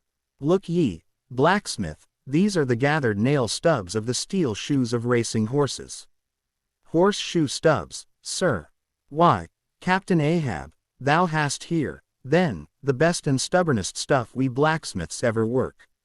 I know it, old man, these stubs will weld together like glue from the melted bones of murderers. Quick, forge me the harpoon, and forge me first 12 rods for its shank, then wind, and twist, and hammer these 12 together like the yarns and strands of a tow line. Quick, I'll blow the fire. When at last the 12 rods were made, Ahab tried them, one, by spiraling them, with his own hand, round a long, heavy iron bolt. A flaw, rejecting the last one. Work that over again, Perth. This done, Perth was about to begin welding the 12 into one, when Ahab stayed his hand, and said he would weld his own iron. As, then, with regular, gasping hems, he hammered on the anvil, Perth passing to him the glowing rods, one after the other, and the hard-pressed forge shooting up its intense straight flame, the Parsee passed silently, and bowing over his head towards the fire, seemed invoking some curse or some blessing on the toil. But, as Ahab looked up, he slid aside. What's that bunch of lucifers dodging about there for? Muttered Stubb, looking on from the forecastle. That Parsee smells fire like a fusee, and smells of it himself, like a hot musket's powder pan. At last the shank, in one complete rod, received its final heat, and as Perth, to temper it, plunged it all hissing into the cask of water nearby, the scalding steam shot up into Ahab's bent face. Wouldst thou brand me, Perth? Wincing for a moment with the pain, have I been but forging my own branding iron, then? Pray God, not that, yet I fear something, Captain Ahab. Is not this harpoon for the white whale? For the white fiend? But now for the barbs, thou must make them thyself, man. Here are my razors, the best of steel, here, and make the barbs sharp as the needle sleet of the icy sea. For a moment, the old blacksmith eyed the razors as though he would fain not use them. Take them, man, I have no need for them, for I now neither shave, sup, nor pray till, but here, to work. Fashioned at last into an arrowy shape, and welded by Perth to the shank, the steel soon pointed the end of the iron, and as the blacksmith was about giving the barbs their final heat, prior to tempering them, he cried to Ahab to place the water cask near. No, no, no water for that, I want it of the true death temper. Ahoy, there, Tashtego, Queequeg, Dagu. What say ye, pagans? Will ye give me as much blood as will cover this barb? Holding it high up, a cluster of dark nods replied, yes.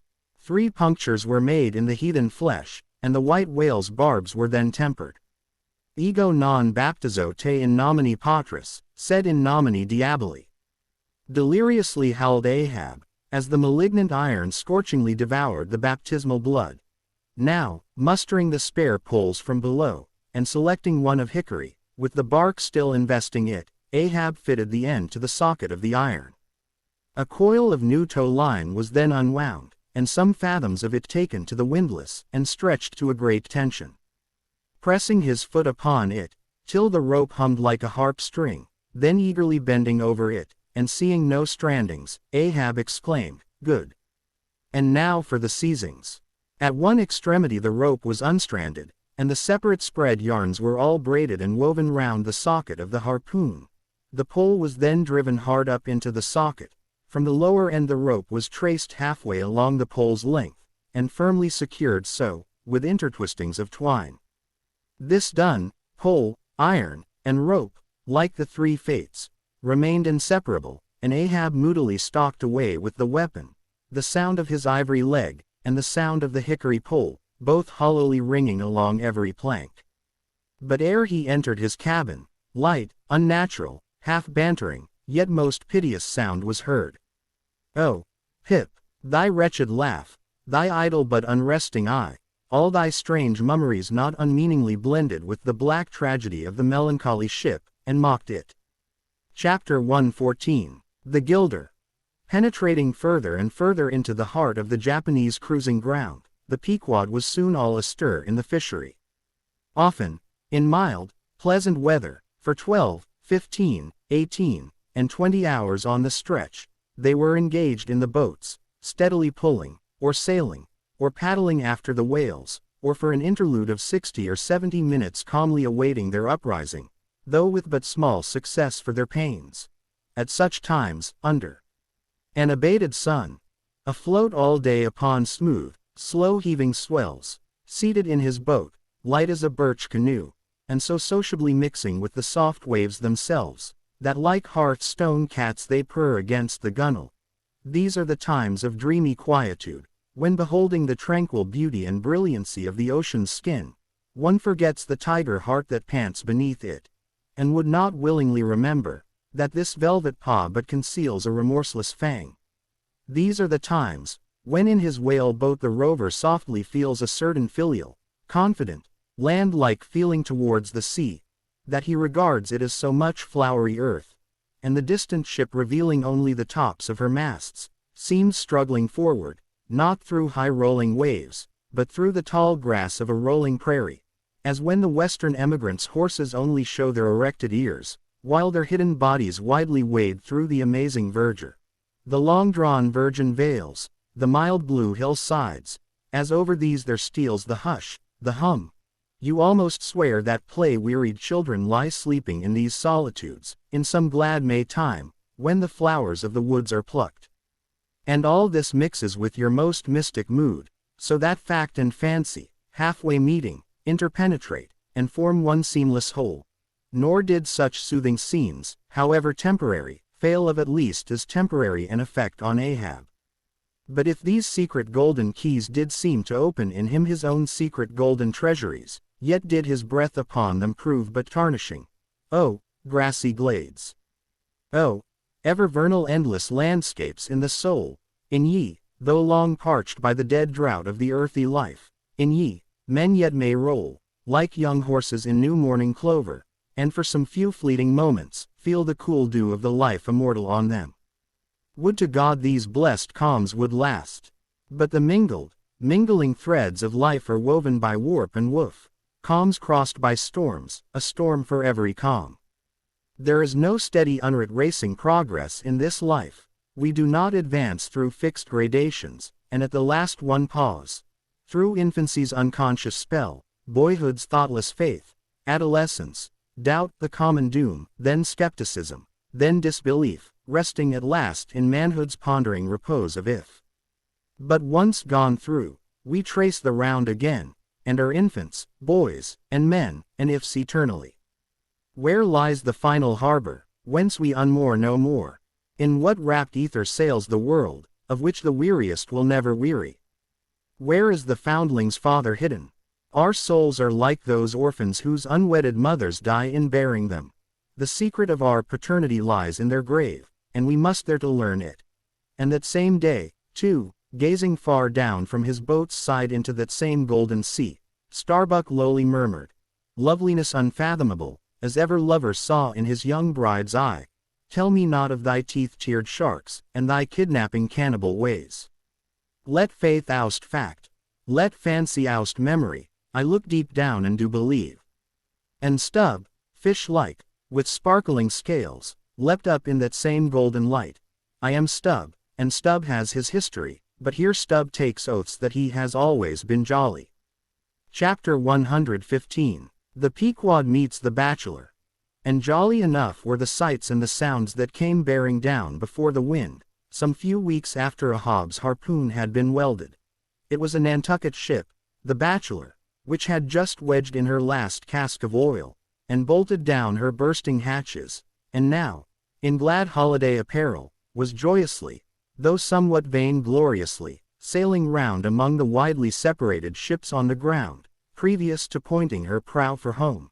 The 3 men at her mast-head wore long streamers of narrow red bunting at their hats. From the stern, a whale-boat was suspended, bottom down, and hanging captive from the bowsprit was seen the long lower jaw of the last whale they had slain. Signals, ensigns, and jacks of all colors were flying from her rigging, on every side. Sideways lashed in each of her 3 basketed tops were 2 barrels of sperm, above which, in her topmast cross-trees, you saw slender breakers of the same precious fluid, and nailed to her main truck was a brazen lamp. As was afterwards learned, the Bachelor had met with the most surprising success, all the more wonderful, for that while cruising in the same seas numerous other vessels had gone entire months without securing a single fish. Not only had barrels of beef and bread been given away to make room for the far more valuable sperm, but additional supplemental casks had been bartered from the ships she had met, and these were stowed along the deck, and in the captain's and officers' state-rooms.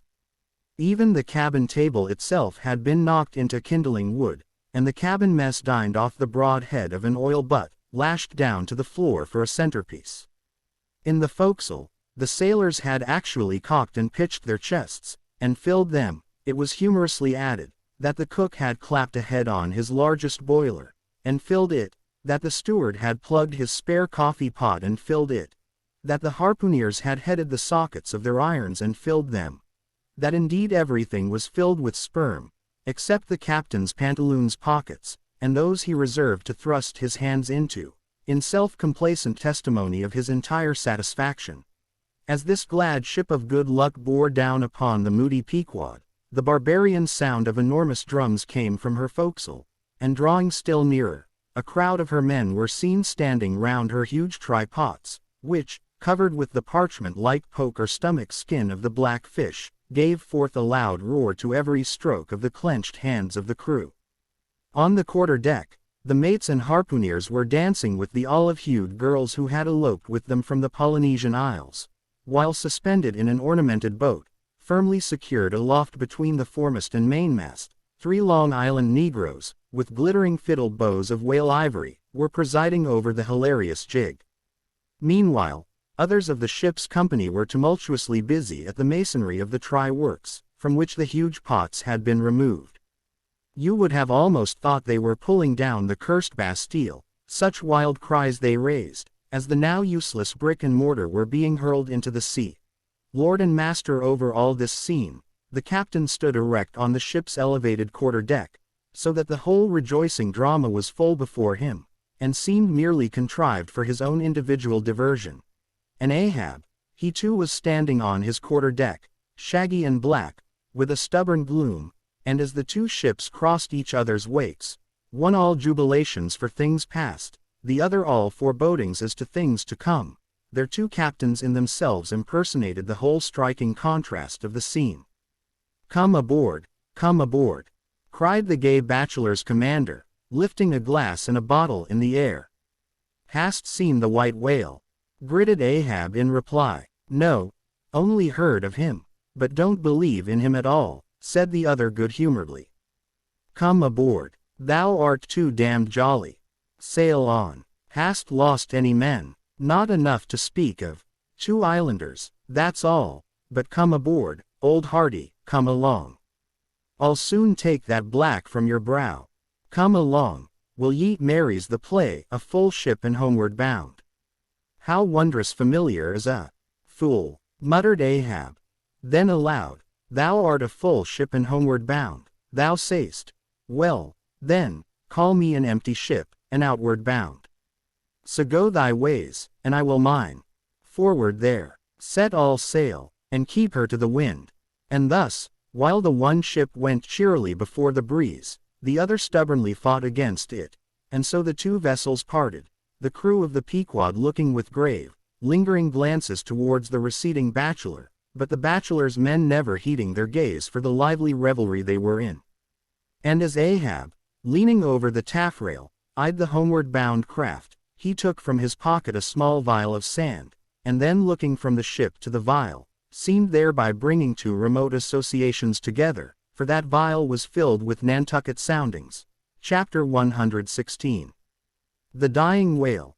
Not seldom in this life, when, on the right side, fortune's favorites sail close by us, we, though all adroop before, catch somewhat of the rushing breeze, and joyfully feel our bagging sails fill out. So seemed it with the Pequod. For next day after encountering the gay bachelor, whales were seen and 4 were slain, and one of them by Ahab. It was far down the afternoon, and when all the spearings of the crimson fight were done, and floating in the lovely sunset sea and sky, sun and whale both stilly died together, then, such a sweetness and such plaintiveness, such enwreathing orisons curled up in that rosy air, that it almost seemed as if far over from the deep green convent valleys of the Manila Isles, the Spanish land breeze, wantonly turned sailor, had gone to sea, freighted with these vesper hymns. Soothed again, but only soothed to deeper gloom, Ahab, who had sterned off from the whale, sat intently watching his final wanings from the now tranquil boat. For that strange spectacle observable in all sperm whales dying, the turning sunwards of the head, and so expiring, that strange spectacle, beheld of such a placid evening, somehow to Ahab conveyed a wondrousness unknown before. He turns and turns him to it, how slowly, but how steadfastly, his homage rendering and invoking brow, with his last dying motions. He too worships fire. Most faithful, broad, baronial vassal of the sun, oh that these 2 favoring eyes should see these 2 favoring sights. Look, here, far water locked, beyond all hum of human weal or woe, in these most candid and impartial seas, where to traditions no rocks furnish tablets, where for long Chinese ages, the billows have still rolled on speechless and unspoken to, as stars that shine upon the Niger's unknown source. Here, too, life dies sunwards full of faith, but see. No sooner dead, than death whirls round the corpse, and it heads some other way. Oh, thou dark Hindu half of nature, who of drowned bones hast builded thy separate throne somewhere in the heart of these unverdured seas, thou art an infidel, thou queen, and too truly speakest to me in the wide slaughtering typhoon, and the hushed burial of its after calm. Nor has this thy whale sunwards turned his dying head, and then gone round again, without a lesson to me. Oh, trebly hooped and welded hip of power! Oh, high aspiring, rainbowed jet, that one strivest, this one jettest all in vain.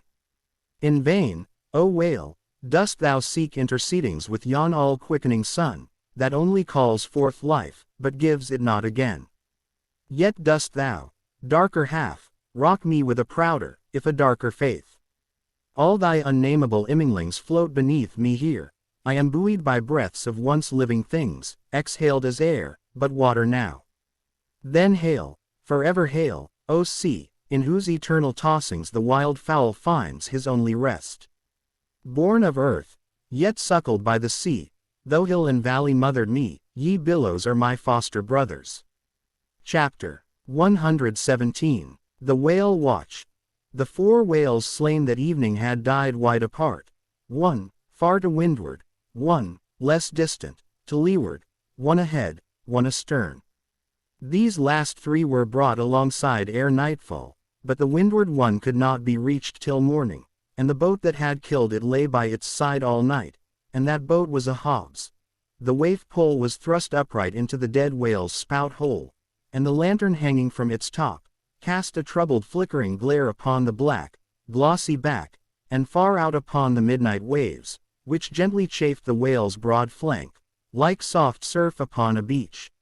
Ahab and all his boat's crew seemed asleep but the Parsee, who crouching in the bow, sat watching the sharks, that spectrally played round the whale, and tapped the light cedar planks with their tails. A sound like the moaning in squadrons over asphaltites of unforgiven ghosts of Gomorrah ran shuddering through the air. Started from his slumbers, Ahab, face to face, saw the Parsee, and hooped round by the gloom of the night they seemed the last men in a flooded world. I have dreamed it again, said he. Of the hearses, have I not said, old man, that neither hearse nor coffin can be thine? And who are here's that die on the sea? But I said, old man, that ere thou couldst die on this voyage, 2 hearses must verily be seen by thee on the sea, the first not made by mortal hands, and the visible wood of the last one must be grown in America. Aye, a strange sight that, Parsee, a hearse and its plumes floating over the ocean with the waves for the pall-bearers. Ha, such a sight we shall not soon see. Believe it or not, thou canst not die till it be seen, old man. And what was that saying about thyself? Though it come to the last, I shall still go before thee thy pilot.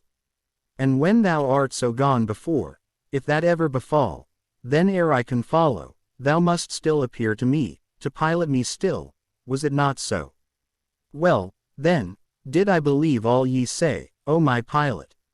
I have here 2 pledges that I shall yet slay Moby-Dick and survive it. Take another pledge, old man, said the Parsee, as his eyes lighted up like fireflies in the gloom. Hemp only can kill thee. The gallows, ye mean? I am immortal then, on land and on sea, cried Ahab, with a laugh of derision, immortal on land and on sea. Both were silent again, as one man.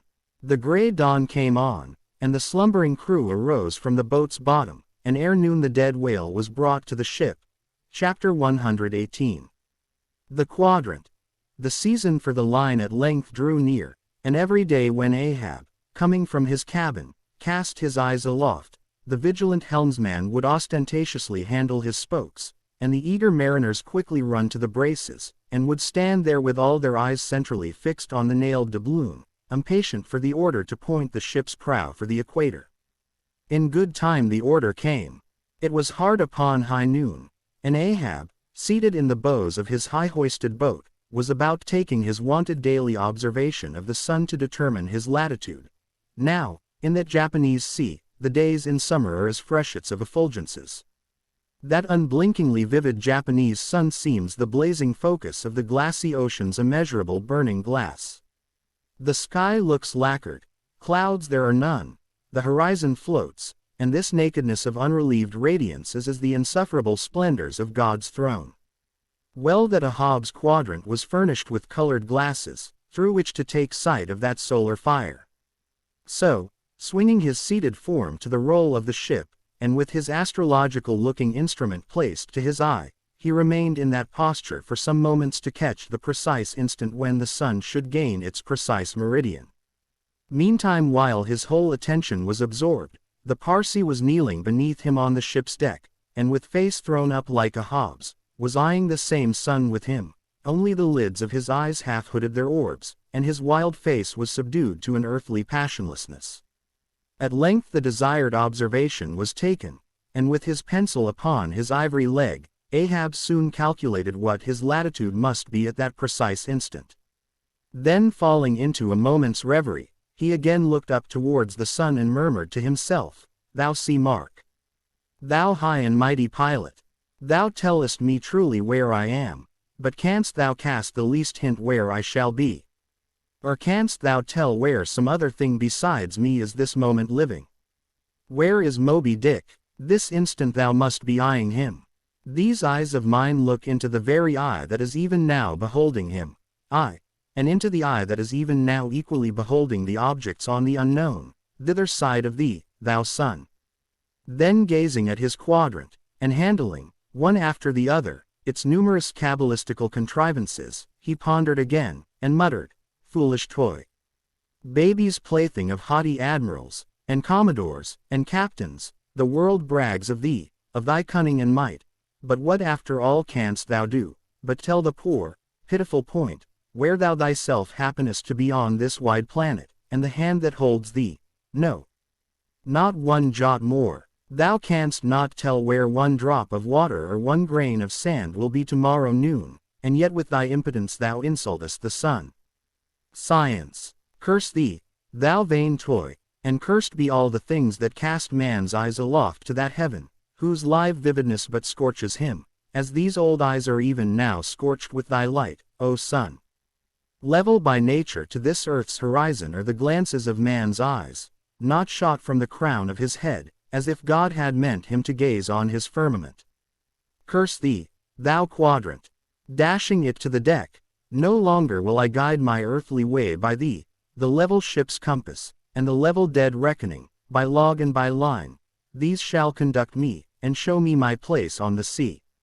I, lighting from the boat to the deck, thus I trample on thee, thou paltry thing that feebly pointest on high, thus I split and destroy thee. As the frantic old man thus spoke and thus trampled with his live and dead feet, a sneering triumph that seemed meant for Ahab, and a fatalistic despair that seemed meant for himself, these passed over the mute, motionless Parsi's face. Unobserved he rose and glided away, while, awestruck by the aspect of their commander, the seamen clustered together on the forecastle, till Ahab, troubledly pacing the deck, shouted out, to the braces. Up helm! Square in! In an instant the yard swung round, and as the ship half-wheeled upon her heel, her three firm-seated graceful masts erectly poised upon her long, ribbed hull, seemed as the three Horatii pirouetting on one sufficient steed.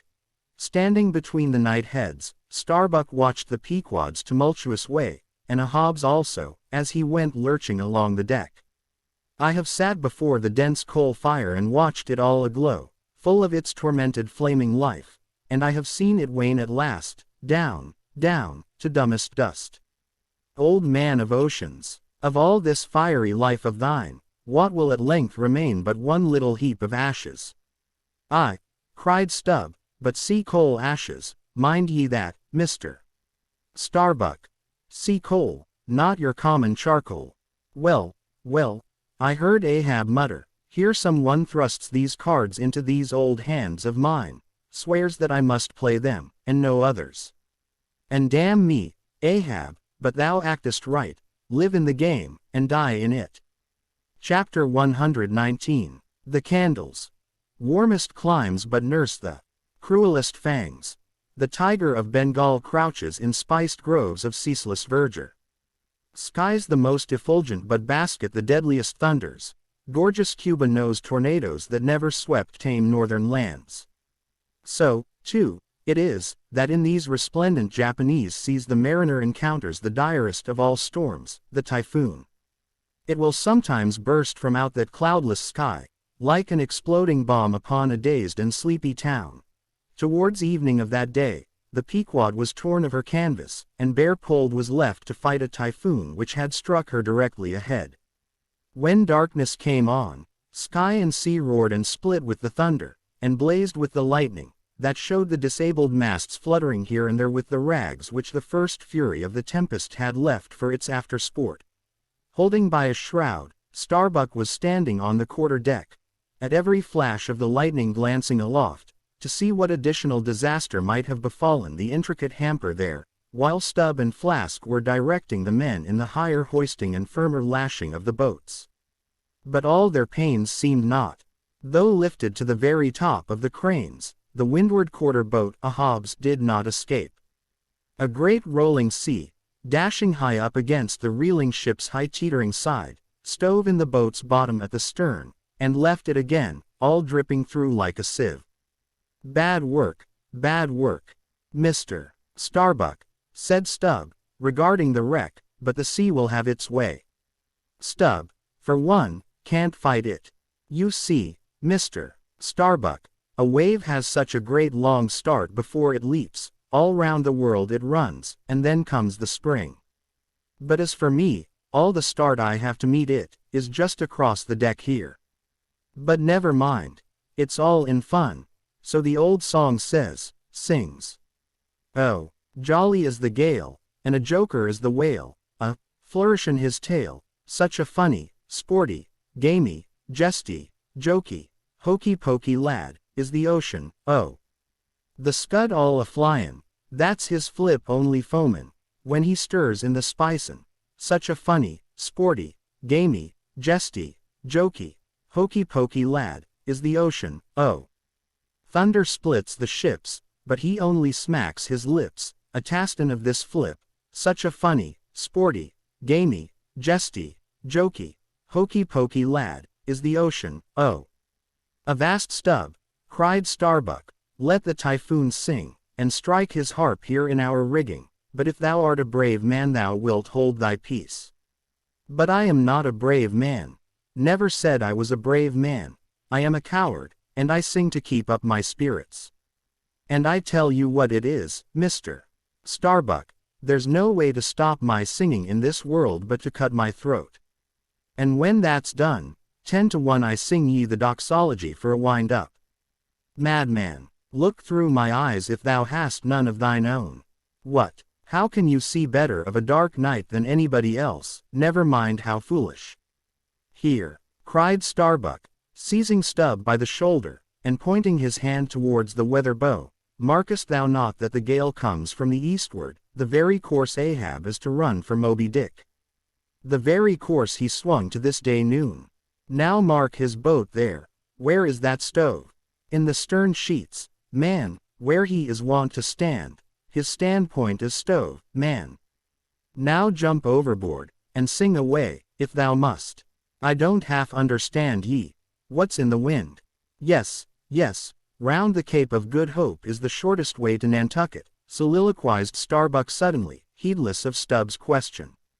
The gale that now hammers at us to stave us, we can turn it into a fair wind that will drive us towards home.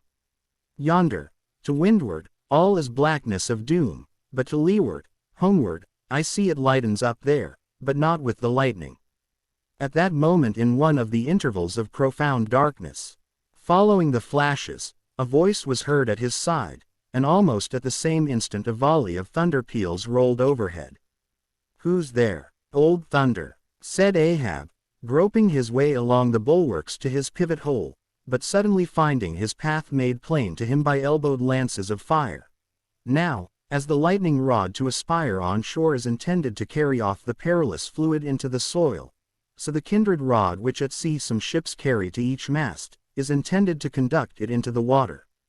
But as this conductor must descend to considerable depth, that its end may avoid all contact with the hull, and as moreover, if kept constantly towing there, it would be liable to many mishaps, besides interfering not a little with some of the rigging, and more or less impeding the vessel's way in the water. Because all this, the lower parts of a ship's lightning rods are not always overboard, but are generally made in long slender links, so as to be the more readily hauled up into the chains outside, or thrown down into the sea, as occasion may require.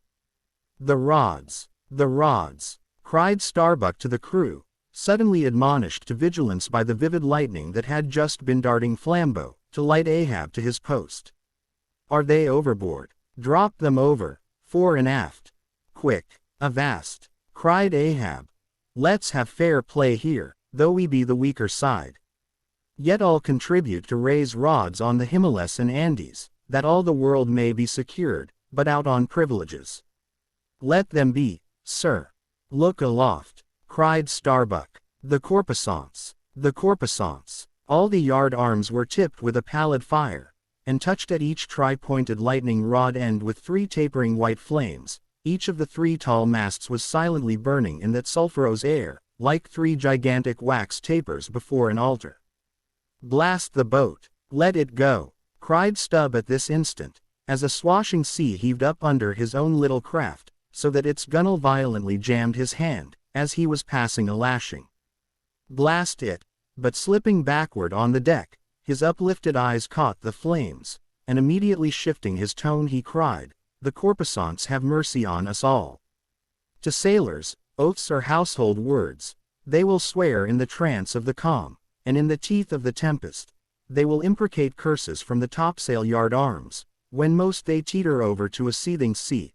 But in all my voyagings, seldom have I heard a common oath when God's burning finger has been laid on the ship, when his mean, Tekla parson, has been woven into the shrouds and the cordage.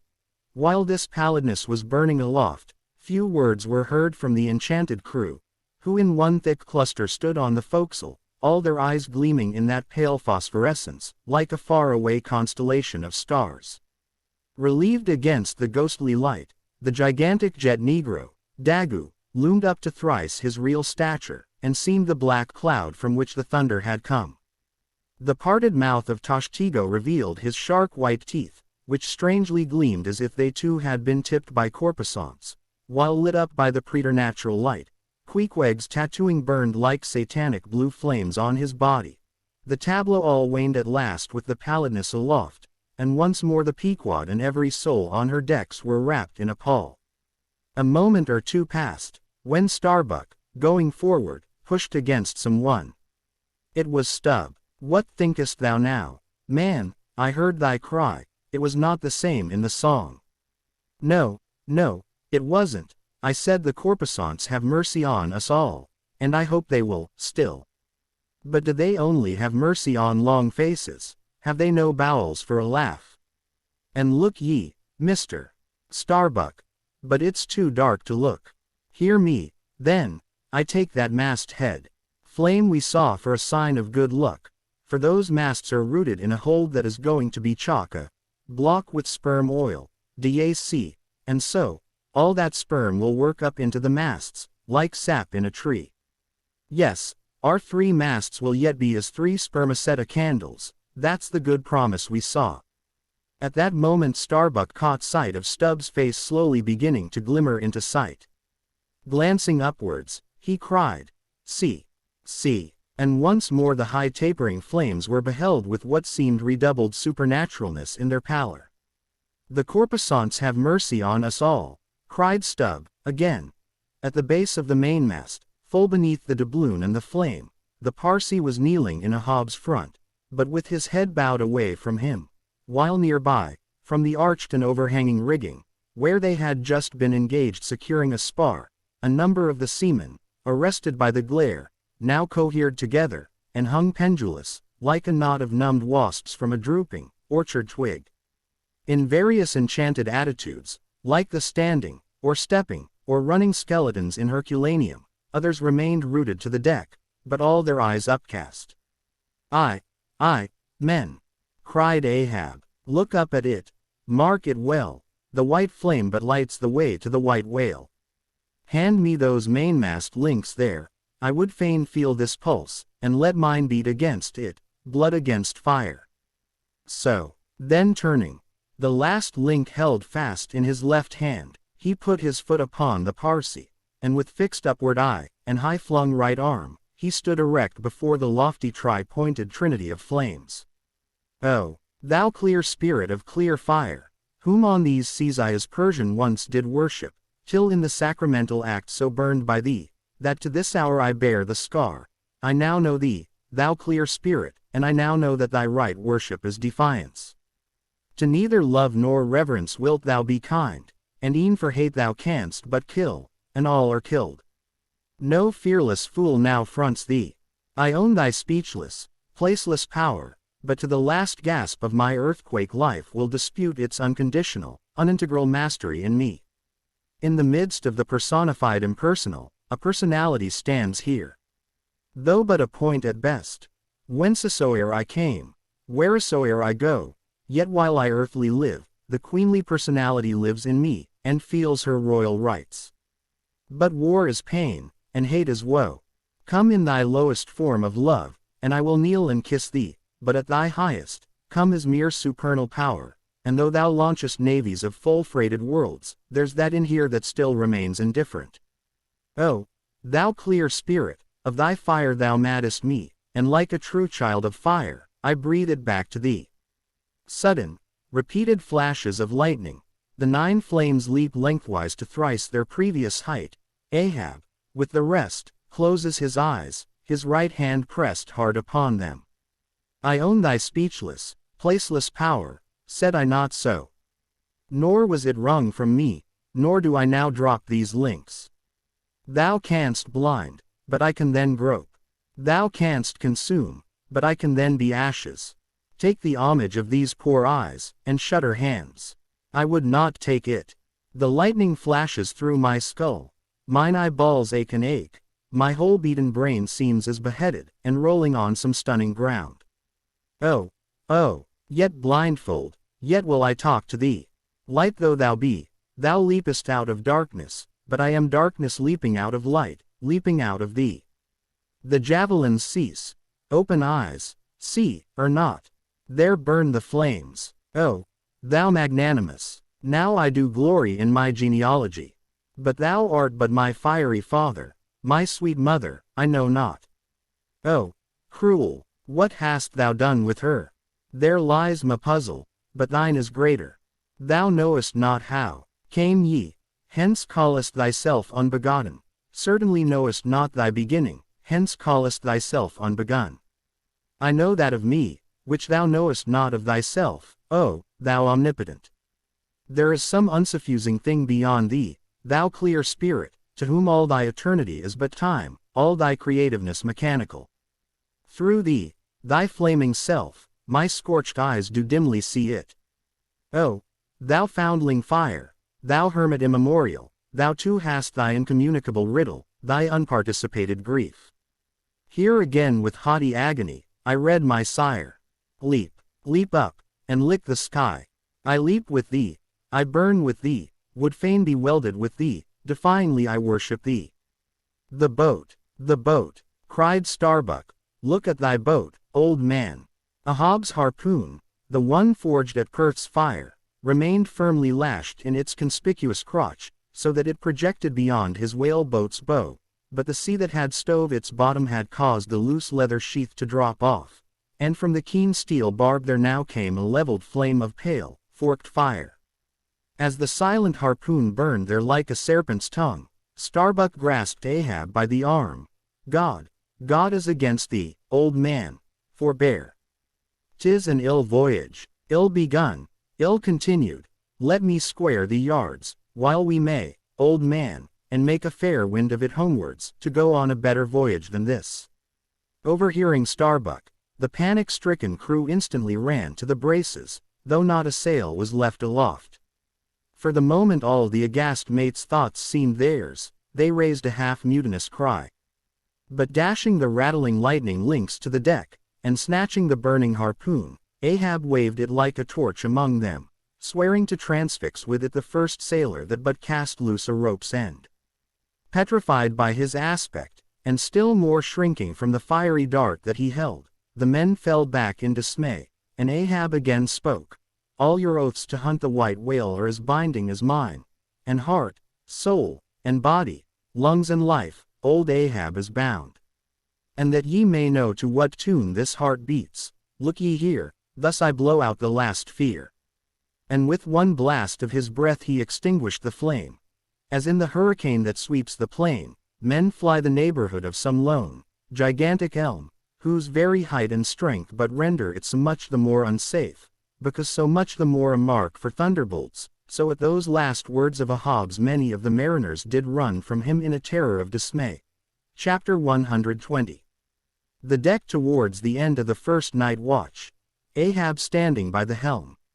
Starbuck approaching him. We must send down the main topsail yard, sir. The band is working loose and the lee lift is half stranded. Shall I strike it, sir? Strike nothing. Lash it.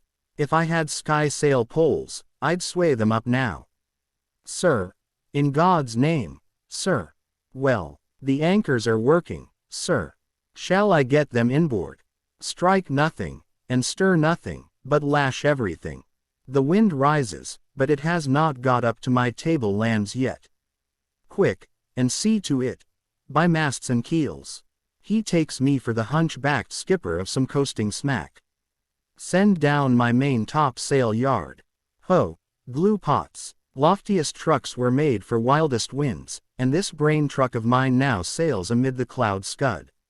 Shall I strike that? Oh, none but cowards send down their brain trucks in tempest time. What a hoorush aloft there! I would e'en take it for sublime, did I not know that the colic is a noisy malady. Oh, take medicine, take medicine. Chapter 121. Midnight. The forecastle bulwarks. Stub and Flask mounted on them, and passing additional lashings over the anchors there hanging. No, Stub, you may pound that knot there as much as you please, but you will never pound into me what you were just now saying. And, how long ago is it since you said the very contrary? Didn't you once say that whatever ship Ahab sails in, that ship should pay something extra on its insurance policy, just as though it were loaded with powder barrels aft and boxes of lucifers forward? Stop. Now, didn't you say so?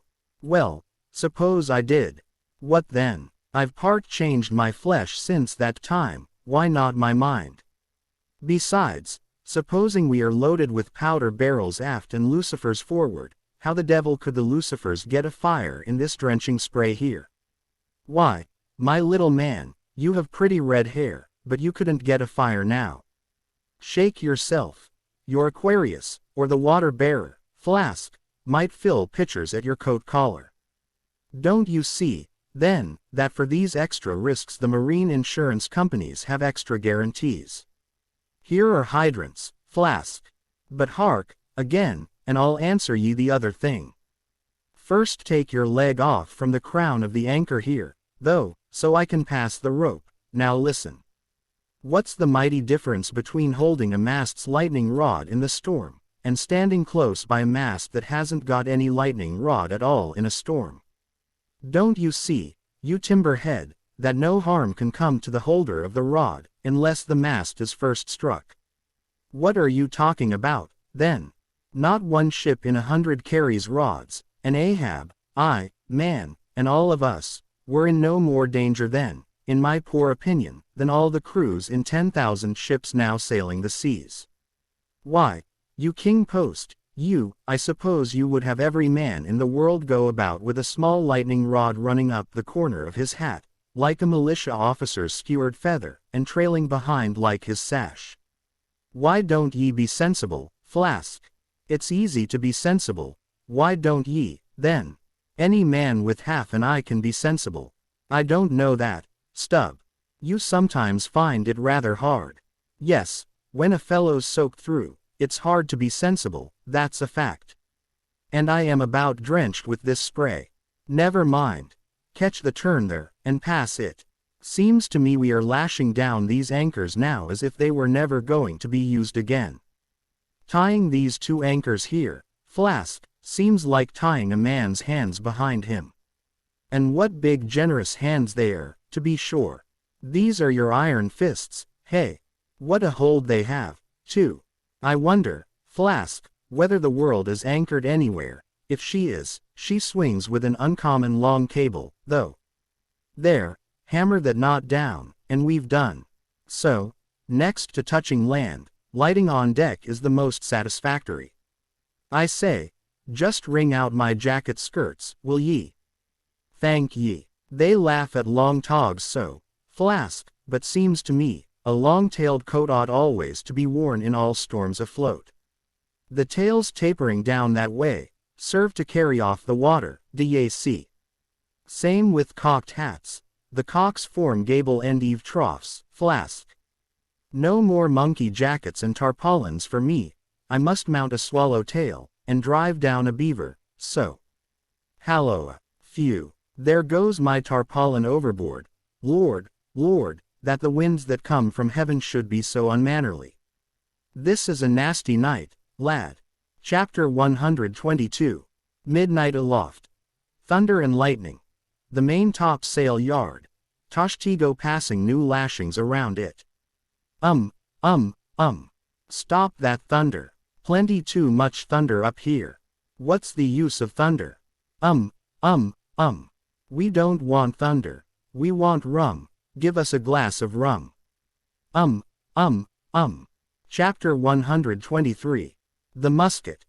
During the most violent shocks of the typhoon, the man at the Pequod's jawbone tiller had several times been reelingly hurled to the deck by its spasmodic motions, even though preventer tackles had been attached to it, for they were slack, because some play to the tiller was indispensable.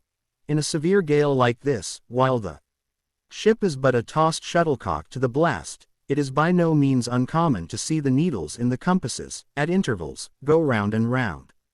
It was thus with the Pequods. At almost every shock the helmsman had not failed to notice the whirling velocity with which they revolved upon the cards. It is a sight that hardly anyone can behold without some sort of unwanted emotion. Some hours after midnight, the typhoon abated so much, that through the strenuous exertions of Starbuck and Stubb, one engaged forward and the other aft, the shivered remnants of the jib and fore and main topsails were cut adrift from the spars, and went eddying away to leeward, like the feathers of an albatross, which sometimes are cast to the winds when that storm-tossed bird is on the wing.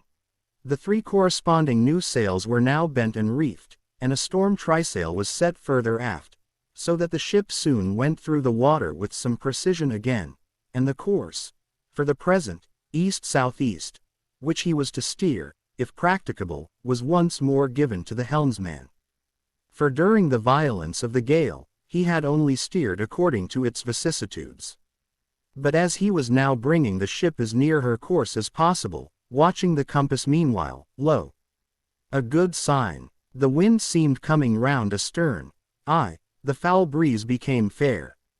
Instantly the yards were squared, to the lively song of, ho! The fair wind, O ye ho, cheerly men! The crew singing for joy, that so promising an event should so soon have falsified the evil portents preceding it. In compliance with the standing order of his commander, to report immediately, and at any one of the 24 hours, any decided change in the affairs of the deck, Starbuck had no sooner trimmed the yards to the breeze, however reluctantly and gloomily, than he mechanically went below to apprise Captain Ahab of the circumstance. Ere knocking at his state-room, he involuntarily paused before it a moment. The cabin lamp, taking long swings this way and that, was burning fitfully, and casting fitful shadows upon the old man's bolted door, a thin one, with fixed blinds inserted, in place of upper panels. The isolated subterraneousness of the cabin made a certain humming silence to reign there, though it was hooped round by all the roar of the elements. The loaded muskets in the rack were shiningly revealed, as they stood upright against the forward bulkhead. Starbuck was an honest, upright man, but out of Starbuck's heart, at that instant when he saw the muskets, there strangely evolved an evil thought, but so blent with its neutral or good accompaniments that for the instant he hardly knew it for itself. He would have shot me once, he murmured. Yes, there's the very musket that he pointed at me, that one with the studded stock. Let me touch it, lift it. Strange, that I, who have handled so many deadly lances, strange, that I should shake so now. Loaded, I must see. Aye, and powder in the pan, that's not good. Best spill it. Wait, I'll cure myself of this. I'll hold the musket boldly while I think. I come to report a fair wind to him. But how fair? Fair for death and doom. That's fair for Moby-Dick. It's a fair wind that's only fair for that accursed fish. The very tube he pointed at me, the very one, this one, I hold it here, he would have killed me with the very thing I handle now. Aye, and he would fain kill all his crew. Does he not say he will not strike his spars to any gale? Has he not dashed his heavenly quadrant? And in these same perilous seas, gropes he not his way by mere dead reckoning of the error-abounding log? And in this very typhoon, did he not swear that he would have no lightning rods? But shall this crazed old man be tamely suffered to drag a whole ship's company down to doom with him? Yes, it would make him the wilful murderer of 30 men and more, if this ship come to any deadly harm. And come to deadly harm, my soul swears this ship will, if Ahab have his way. If, then, he were this instant put aside, that crime would not be his. Ha! Is he muttering in his sleep? Yes, just there, in there, he's sleeping. Sleeping. Aye, but still alive, and soon awake again. I can't withstand thee, then, old man. Not reasoning, not remonstrance, not entreaty wilt thou hearken to, all this thou scornest. Flat obedience to thy own flat commands, this is all thou breathest. Aye, and say'st the men have vowed thy vow, say'st all of us are Ahab's. Great God forbid, but is there no other way? No lawful way? Make him a prisoner to be taken home. What? Hope to wrest this old man's living power from his own living hands. Only a fool would try it. Say he were pinioned even, not at all over with ropes and hawsers, chained down to ring bolts on this cabin floor, he would be more hideous than a caged tiger, then. I could not endure the sight, could not possibly fly his howlings. All comfort, sleep itself, inestimable reason would leave me on the long intolerable voyage. What, then, remains? The land is hundreds of leagues away, and locked Japan the nearest. I stand alone here upon an open sea, with 2 oceans and a whole continent between me and law. Aye, 'tis so. Is heaven a murderer when its lightning strikes a would-be murderer in his bed, tindering sheets and skin together? And would I be a murderer, then, if, and slowly, stealthily, and half sideways looking, he placed the loaded musket's end against the door? On this level, Ahab's hammock swings within, his head this way. A touch, and Starbuck may survive to hug his wife and child again. Oh Mary! Mary! Boy, boy, boy! But if I wake thee not to death, old man, who can tell to what unsounded deeps Starbuck's body this day week may sink, with all the crew? Great God, where art thou? Shall I? The wind has gone down and shifted, sir, the fore and main topsails are reefed and set, she heads her course. Stern all. O Moby-Dick, I clutch thy heart at last. Such were the sounds that now came hurtling from out the old man's tormented sleep, as if Starbuck's voice had caused the long dumb dream to speak. The yet leveled musket shook like a drunkard's arm against the panel. Starbuck seemed wrestling with an angel, but turning from the door, he placed the death tube in its rack, and left the place. He's too sound asleep, Mr. Stubb. Go thou down, and wake him, and tell him. I must see to the deck here. Thou knowst what to say. Chapter 124. The Needle. Next morning the not yet subsided sea rolled in long slow billows of mighty bulk, and striving in the Pequod's gurgling track, pushed her on like giants' palms outspread. The strong, unstaggering breeze abounded so, that sky and air seemed vast outbellying sails, the whole world boomed before the wind. Muffled in the full morning light, the invisible sun was only known by the spread intensity of his place, where his bayonet rays moved on in stacks. Emblazonings, as of crowned Babylonian kings and queens, reigned over everything. The sea was as a crucible of molten gold, that bubblingly leaps with light and heat.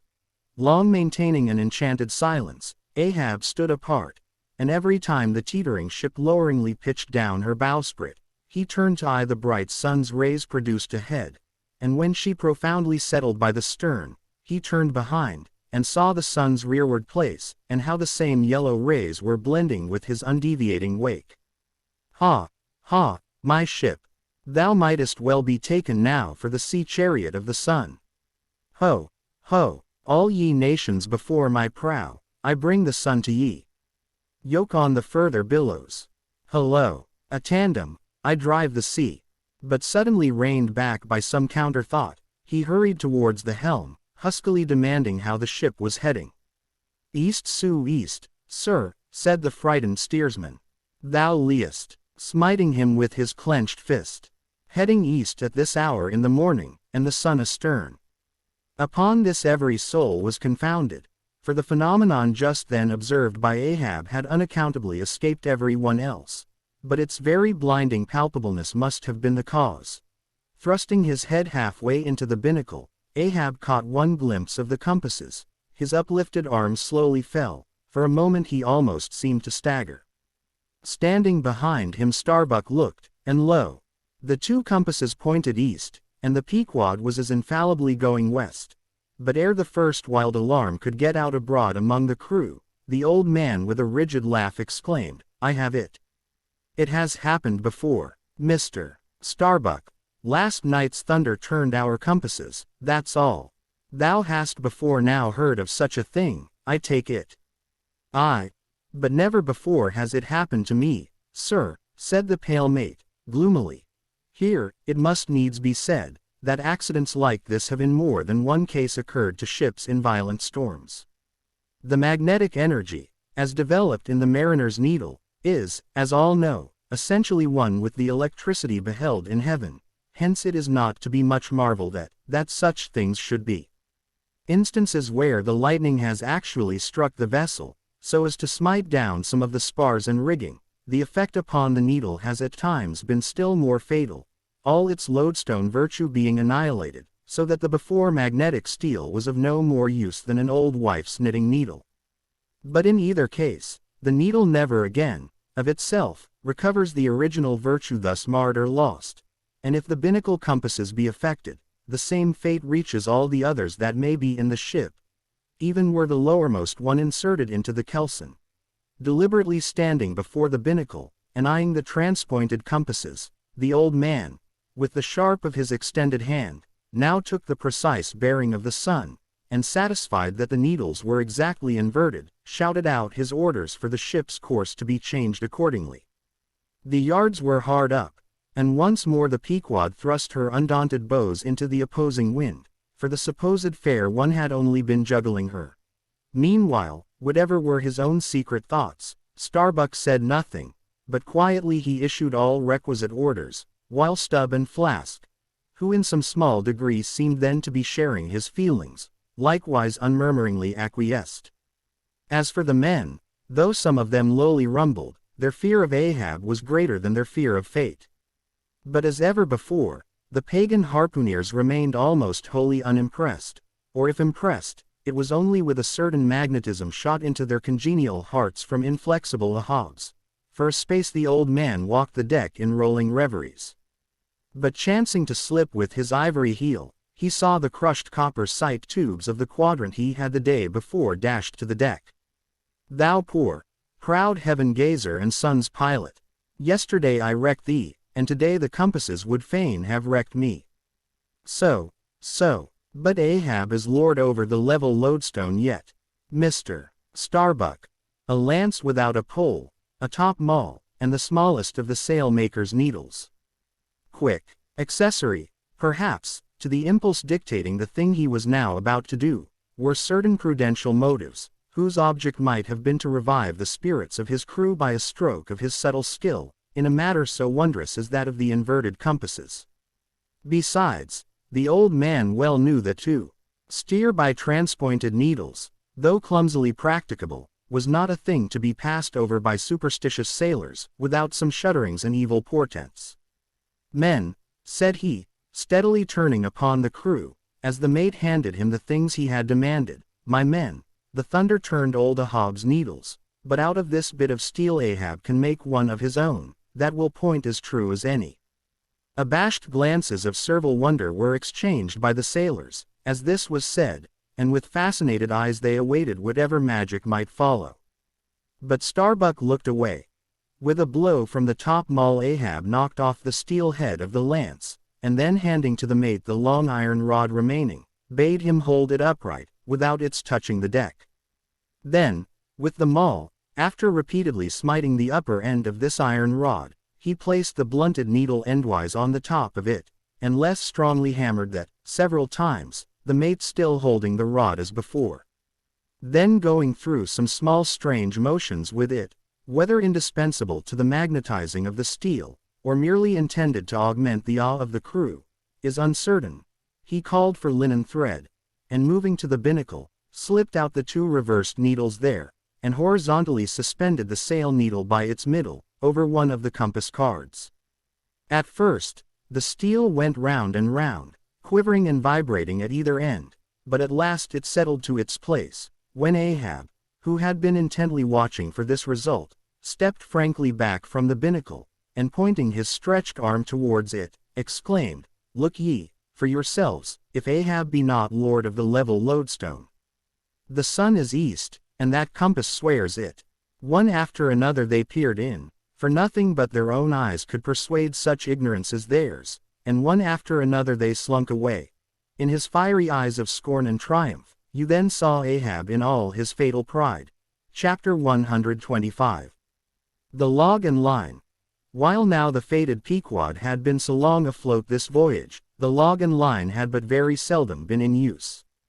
Owing to a confident reliance upon other means of determining the vessel's place, some merchantmen, and many whalemen, especially when cruising, wholly neglect to heave the log, though at the same time, and frequently more for form's sake than anything else, regularly putting down upon the customary slate the course steered by the ship, as well as the presumed average rate of progression every hour. It had been thus with the Pequod. The wooden reel and angular log attached hung, long untouched, just beneath the railing of the after bulwarks. Rains and spray had damped it, sun and wind had warped it, all the elements had combined to rot a thing that hung so idly. But heedless of all this, his mood seized Ahab, as he happened to glance upon the reel, not many hours after the magnet scene, and he remembered how his quadrant was no more, and recalled his frantic oath about the level log and line. The ship was sailing plungingly, astern the billows rolled in riots. Forward, there, heaved the log. 2 seamen came, the golden-hued Tahitian and the grizzly Manxman. "Take the reel, one of ye, I'll heave." They went towards the extreme stern, on the ship's lee side, where the deck, with the oblique energy of the wind, was now almost dipping into the creamy, sidelong rushing sea. The Manxman took the reel, and holding it high up, by the projecting handle ends of the spindle, round which the spool of line revolved, stood with the angular log hanging downwards, till Ahab advanced to him. Ahab stood before him, and was lightly unwinding some 30 or 40 turns to form a preliminary hand coil to toss overboard, when the old Manxman, who was intently eyeing both him and the line, made bold to speak. "Sir, I mistrust it. This line looks far gone. Long heat and wet have spoiled it." "'Twill hold, old gentleman. Long heat and wet, have they spoiled thee? Thou seemest to hold, or, truer perhaps, life holds thee, not thou it." "I hold the spool, sir. But just as my captain says. With these gray hairs of mine 'tis not worth while disputing, specially with a superior, who'll ne'er confess." "What's that? There now's a patched professor in Queen Nature's granite-founded college, but methinks he's too subservient." "Where wert thou born?" "In the little rocky Isle of Man, sir." "Excellent. Thou'st hit the world by that." "I know not, sir, but I was born there." "In the Isle of Man, hey? Well, the other way, it's good. Here's a man from man. A man born in once independent man, and now unmanned of man, which is sucked in, by what? Up with the reel. The dead, blind wall butts all inquiring heads at last. Up with it. So. The log was heaved. The loose coils rapidly straightened out in a long dragging line astern, and then, instantly, the reel began to whirl. In turn, jerkingly raised and lowered by the rolling billows, the towing resistance of the log caused the old reelman to stagger strangely. "Hold hard." Snap. The overstrained line sagged down in one long festoon. The tugging log was gone. I crush the quadrant. The thunder turns the needles, and now the mad sea parts the log line. But Ahab can mend all. Haul in here, Tahitian, reel up, Manxman. And look ye, let the carpenter make another log, and mend thou the line. See to it. There he goes now. To him nothing's happened, but to me, the skewer seems loosening out of the middle of the world. Haul in, Tahitian. These lines run whole, and whirling out. come in broken, and dragging slow. Ha! Pip, come to help. Eh, Pip, Pip, whom call ye Pip? Pip jumped from the whale boat. Pip's missing. Let's see now if ye haven't fished him up here, fisherman. It drags hard. I guess he's holding on. Jerk him. Tahiti. Jerk him off. We haul in no cowards here. Ho, there's his arm just breaking water. A hatchet. A hatchet. Cut it off. We haul in no cowards here. Captain Ahab. Sir. Sir. Here's Pip, trying to get on board again. Peace, thou crazy loon, cried the Manxman, seizing him by the arm. Away from the quarter deck. The greater idiot ever scolds the lesser, muttered Ahab, advancing. Hands off from that holiness. Where sayest thou Pip was, boy? Astern there, sir, astern. Lo, lo, and who art thou, boy? I see not my reflection in the vacant pupils of thy eyes. O God, that man should be a thing for immortal souls to sieve through. Who art thou, boy? Bell boy, sir, ship's crier, ding, dong, ding. Pip, Pip, Pip, 100 pounds of clay reward for Pip, 5 feet high, looks cowardly, quickest known by that. Ding, dong, ding. Who's seen Pip the coward? There can be no hearts above the snow line. Oh, ye frozen heavens! Look down here. Ye did beget this luckless child, and have abandoned him, ye creative libertines. Here, boy, Ahab's cabin shall be Pip's home henceforth, while Ahab lives. Thou touchest my inmost center, boy, thou art tied to me by cords woven of my heart strings. Come, let's down. What's this? Here's velvet shark skin, intently gazing at Ahab's hand, and feeling it. Ah, now, had poor Pip but felt so kind a thing as this, perhaps he had ne'er been lost. This seems to me, sir, as a man rope, something that weak souls may hold by. Oh, sir, let old Perth now come and rivet these two hands together, the black one with the white, for I will not let this go. Oh, boy, nor will I thee, unless I should thereby drag thee to worse horrors than are here. Come, then, to my cabin. Lo, ye believers in God's all goodness, and in man all ill, lo you. See the omniscient gods, oblivious of suffering man, and man, though idiotic, and knowing not what he does, yet full of the sweet things of love and gratitude. Come, I feel prouder leading thee by thy black hand, than though I grasped an emperor's. There go 2 daft ones now, muttered the old Manxman. One daft with strength, the other daft with weakness. But here's the end of the rotten line, all dripping, too. Mend it, eh? I think we had best have a new line altogether. I'll see Mr. Stubb about it. Chapter 126. The Life Buoy.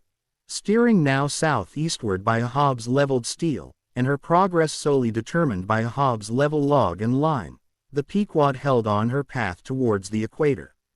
Making so long a passage through such unfrequented waters, descrying no ships, and ere long, sideways impelled by unvarying trade winds, over waves monotonously mild. All these seemed the strange calm things preluding some riotous and desperate scene. At last, when the ship drew near to the outskirts, as it were, of the equatorial fishing ground, and in the deep darkness that goes before the dawn, was sailing by a cluster of rocky islets, the watch, then headed by Flask, was startled by a cry so plaintively wild and unearthly, like half-articulated wailings of the ghosts of all Herod's murdered innocents, that one and all, they started from their reveries, and for the space of some moments stood, or sat, or leaned all transfixed ly listening, like the carved Roman slave, while that wild cry remained within hearing. The Christian or civilized part of the crew said it was mermaids, and shuddered, but the pagan harpooneers remained unappalled. Yet the grey Manxman, the oldest mariner of all, declared that the wild thrilling sounds that were heard, were the voices of newly drowned men in the sea. Below in his hammock, Ahab did not hear of this till grey dawn. When he came to the deck, it was then recounted to him by Flask, not unaccompanied with hinted dark meanings. He hollowly laughed, and thus explained the wonder. Those rocky islands the ship had passed were the resort of great numbers of seals, and some young seals that had lost their dams, or some dams that had lost their cubs, must have risen nigh the ship and kept company with her, crying and sobbing with their human sort of wail. But this only the more affected some of them, because most mariners cherish a very superstitious feeling about seals, arising not only from their peculiar tones when in distress, but also from the human look of their round heads and semi-intelligent faces, seen peeringly uprising from the water alongside. In the sea, under certain circumstances, seals have more than once been mistaken for men. But the boatings of the crew were destined to receive a most plausible confirmation in the fate of one of their number that morning. At sunrise this man went from his hammock to his mast-head at the fore, and whether it was that he was not yet half-waked from his sleep, for sailors sometimes go aloft in a transition state, whether it was thus with the man, there is now no telling, but, be that as it may, he had not been long at his perch, when a cry was heard, a cry and a rushing, and looking up, they saw a falling phantom in the air, and looking down, a little tossed heap of white bubbles in the blue of the sea. The life buoy, a long slender cask, was dropped from the stern, where it always hung obedient to a cunning spring, but no hand rose to seize it, and the sun having long beat upon this cask it had shrunken, so that it slowly filled, and that parched wood also filled at its every pore, and the studded iron-bound cask followed the sailor to the bottom, as if to yield him his pillow, though in sooth but a hard one.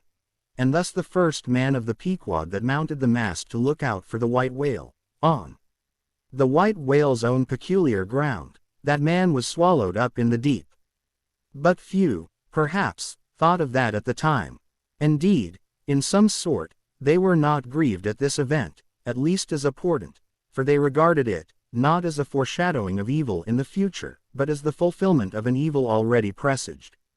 They declared that now they knew the reason of those wild shrieks they had heard the night before. But again the old Manxman said nay. The lost life buoy was now to be replaced. Starbuck was directed to see to it, but as no cask of sufficient lightness could be found, and as in the feverish eagerness of what seemed the approaching crisis of the voyage, all hands were impatient of any toil but what was directly connected with its final end, whatever that might prove to be, therefore, they were going to leave the ship's stern unprovided with a buoy, when by certain strange signs and innuendos Queequeg hinted a hint concerning his coffin. "A life buoy of a coffin!"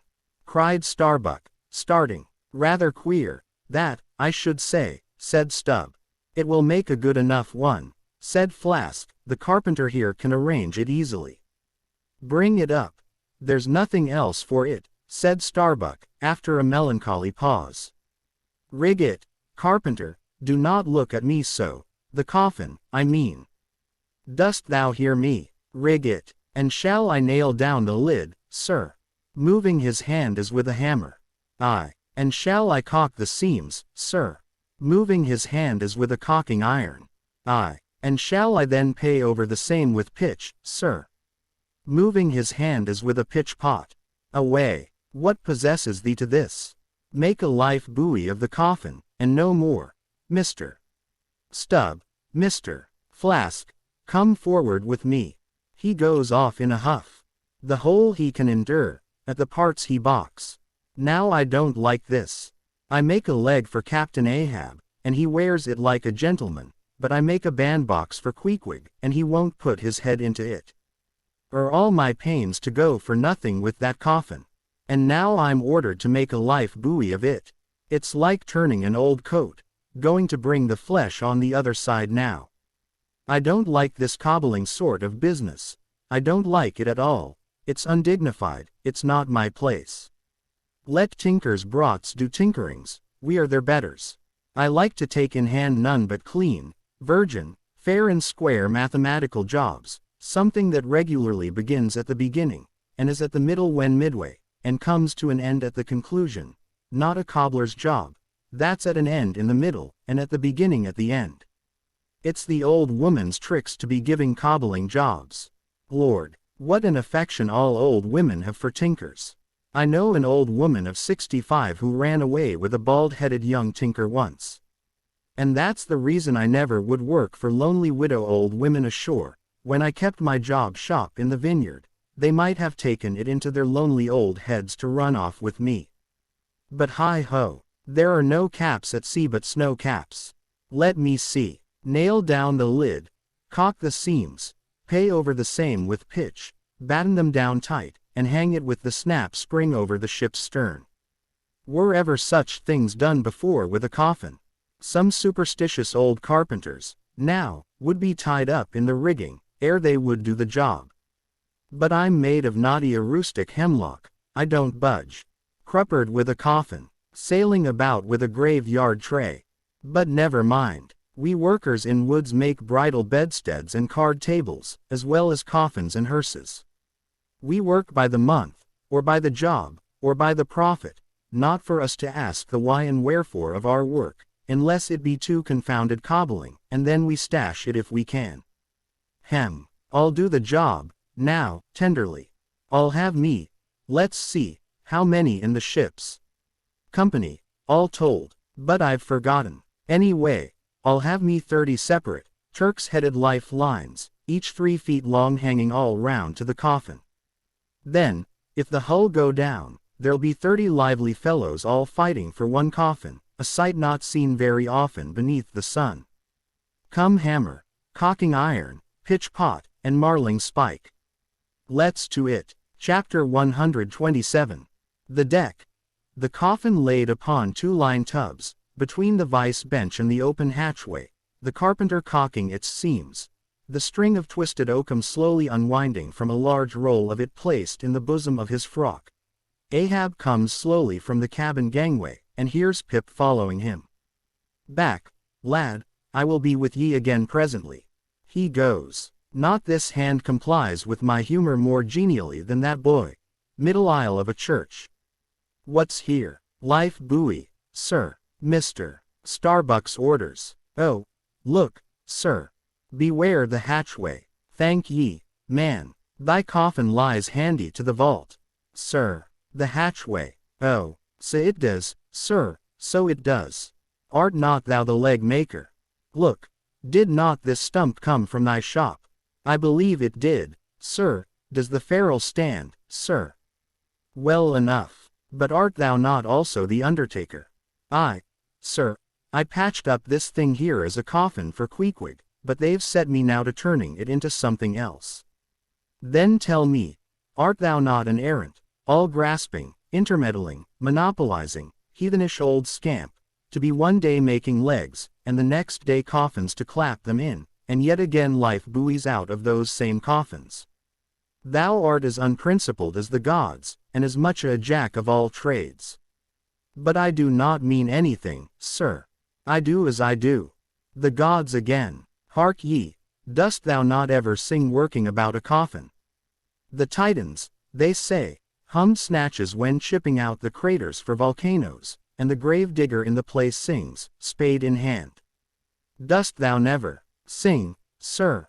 Do I sing? Oh, I'm indifferent enough, sir, for that, but the reason why the grave digger made music must have been because there was none in his spade, sir. But the caulking mallet is full of it. Hark to it. Aye, and that's because the lid there's a sounding board, and what in all things makes the sounding board is this, there's not beneath. And yet, a coffin with a body in it rings pretty much the same, carpenter.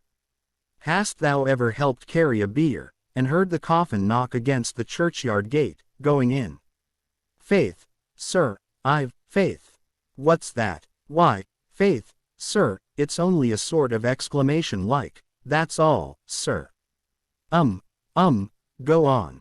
I was about to say, sir, that, art thou a silkworm? Dost thou spin thy own shroud out of thyself? Look at thy bosom. Dispatch, and get these traps out of sight. He goes aft. That was sudden, now, but squalls come sudden in hot latitudes. I've heard that the Isle of Albemarle, one of the Galapagos, is cut by the equator right in the middle. Seems to me some sort of equator cuts yon old man, too, right in his middle. He's always under the line, fiery hot, I tell ye. He's looking this way. Come, Oakum, quick.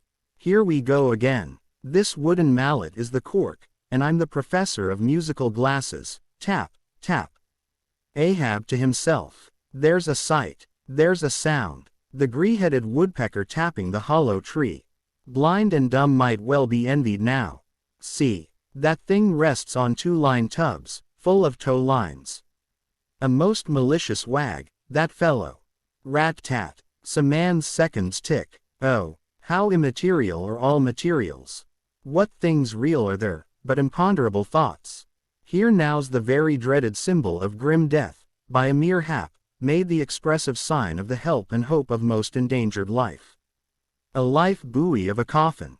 Does it go further? Can it be that in some spiritual sense the coffin is, after all, but an immortality preserver? I'll think of that, but no, so far gone am I in the dark side of earth, that its other side, the theoretic bright one, seems but uncertain twilight to me. Will ye never have done, carpenter, with that accursed sound? I go below, let me not see that thing here when I return again. Now, then, Pip, we'll talk this over. I do suck most wondrous philosophies from thee. Some unknown conduits from the unknown worlds must empty into thee. Chapter 128. The Pequod meets the Rachel. Next day, a large ship, the Rachel, was descried, bearing directly down upon the Pequod, all her spars thickly clustering with men. At the time the Pequod was making good speed through the water, but as the broad-winged windward stranger shot nigh to her, the boastful sails all fell together as blank bladders that are burst, and all life fled from the smitten hull. Bad news. She brings bad news, muttered the old Manxman. But ere her commander, who, with trumpet to mouth, stood up in his boat, ere he could hopefully hail, Ahab's voice was heard. Hast seen the white whale? Aye, yesterday. Have ye seen a whale boat adrift? Throttling his joy, Ahab negatively answered this unexpected question, and would then have fain boarded the stranger, when the stranger captain himself, having stopped his vessel's way, was seen descending her side. A few keen pulls, and his boat hook soon clinched the Pequod's main chains, and he sprang to the deck. Immediately he was recognized by Ahab for a Nantucketer he knew. But no formal salutation was exchanged. Where was he? Not killed, not killed, cried Ahab, closely advancing. How was it? It seemed that somewhat late on the afternoon of the day previous, while 3 of the strangers' boats were engaged with a shoal of whales, which had led them some 4 or 5 miles from the ship, and while they were yet in swift chase to windward, the white hump and head of Moby-Dick had suddenly loomed up out of the water, not very far to leeward, whereupon, the 4th rigged boat, a reserved one, had been instantly lowered in chase. After a keen sail before the wind, this 4th boat, the swiftest keeled of all, seemed to have succeeded in fastening, at least, as well as the man at the masthead could tell anything about it. In the distance he saw the diminished dotted boat, and then a swift gleam of bubbling white water, and after that nothing more, whence it was concluded that the stricken whale must have indefinitely run away with his pursuers, as often happens. There was some apprehension, but no positive alarm, as yet. The recall signals were placed in the rigging. Darkness came on, and forced to pick up her 3 far to windward boats, ere going in quest of the 4th one in the precisely opposite direction. The ship had not only been necessitated to leave that boat to its fate till near midnight, but, for the time, to increase her distance from it.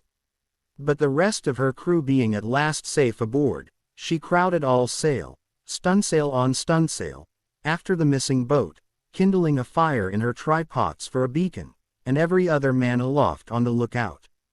But though when she had thus sailed a sufficient distance to gain the presumed place of the absent ones when last seen, though she then paused to lower her spare boats to pull all around her, and not finding anything, had again dashed on, again paused, and lowered her boats, and though she had thus continued doing till daylight, yet not the least glimpse of the missing keel had been seen. The story told, the stranger captain immediately went on to reveal his object in boarding the Pequod. He desired that ship to unite with his own in the search, by sailing over the sea some 4 or 5 miles apart, on parallel lines, and so sweeping a double horizon, as it were. I will wager something now, whispered Stubb to Flask, that someone in that missing boat wore off that captain's best coat. Mayhap his watch, he's so cursed anxious to get it back. Who ever heard of 2 pious whale ships cruising after one missing whale boat in the height of the whaling season? See, Flask, only see how pale he looks, pale in the very buttons of his eyes. Look, it wasn't the coat, it must have been my boy, my own boy is among them. For God's sake, I beg, I conjure, here exclaimed the stranger captain to Ahab, who thus far had but icily received his petition. For 48 hours let me charter your ship, I will gladly pay for it, and roundly pay for it, if there be no other way, for 48 hours only that. You must, oh, you must, and you shall do this thing. His son, cried Stubb, oh, it's his son he's lost. I take back the coat and watch, what says Ahab? We must save that boy. He's drowned with the rest on him. Last night, said the old Manx sailor standing behind them. I heard, all of ye heard their spirits.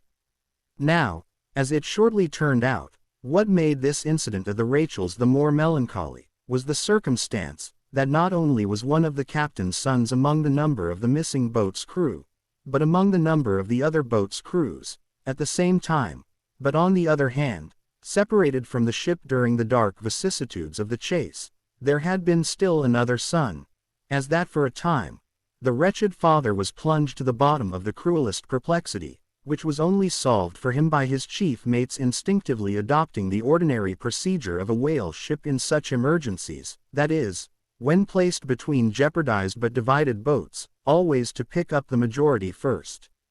But the captain, for some unknown constitutional reason, had refrained from mentioning all this, and not till forced to it by Ahab's iciness did he allude to his one yet missing boy, a little lad, but 12 years old, whose father with the earnest but unmisgiving hardihood of a Nantucketer's paternal love, had thus early sought to initiate him in the perils and wonders of a vocation almost immemorially the destiny of all his race.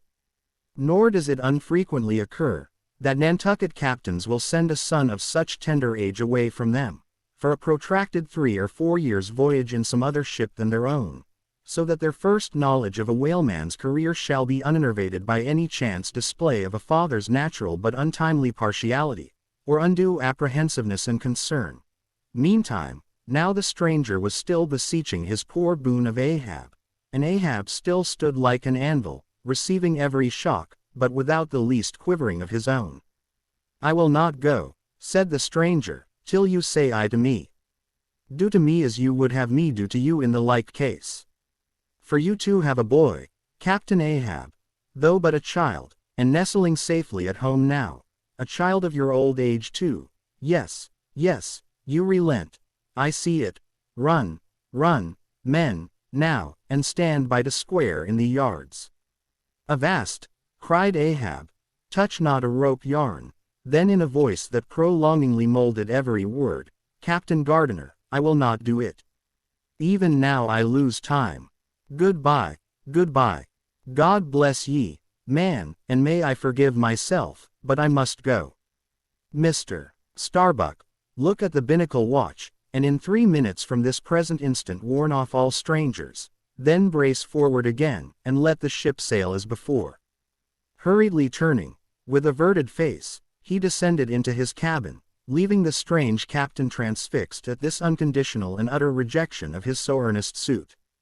But starting from his enchantment, Gardiner silently hurried to the side, more fell than stepped into his boat, and returned to his ship. Soon the 2 ships diverged their wakes, and long as the strange vessel was in view, she was seen to yaw hither and thither at every dark spot, however small, on the sea.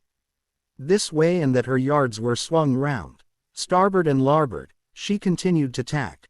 Now she beat against a head sea, and again it pushed her before it, while all the while, her masts and yards were thickly clustered with men, as 3 tall cherry trees, when the boys are cherrying among the boughs. But by her still halting course and winding, woeful way, you plainly saw that this ship that so wept with spray, still remained without comfort. She was Rachel, weeping for her children, because they were not. Chapter 129. The cabin. Ahab moving to go on deck. Pip catches him by the hand to follow. Lad, lad, I tell thee thou must not follow Ahab now.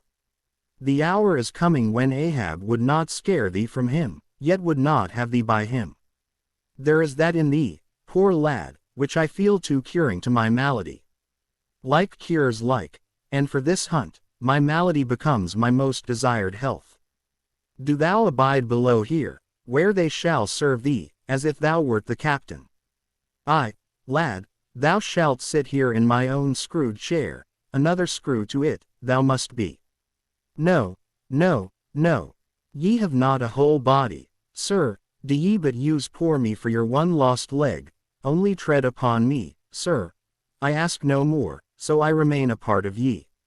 Oh, spite of million villains, this makes me a bigot in the fadeless fidelity of man, and a black and crazy, but methinks like cures like applies to him too, he grows so sane again. They tell me, sir, that Stubb did once desert poor little Pip, whose drowned bones now show white, for all the blackness of his living skin.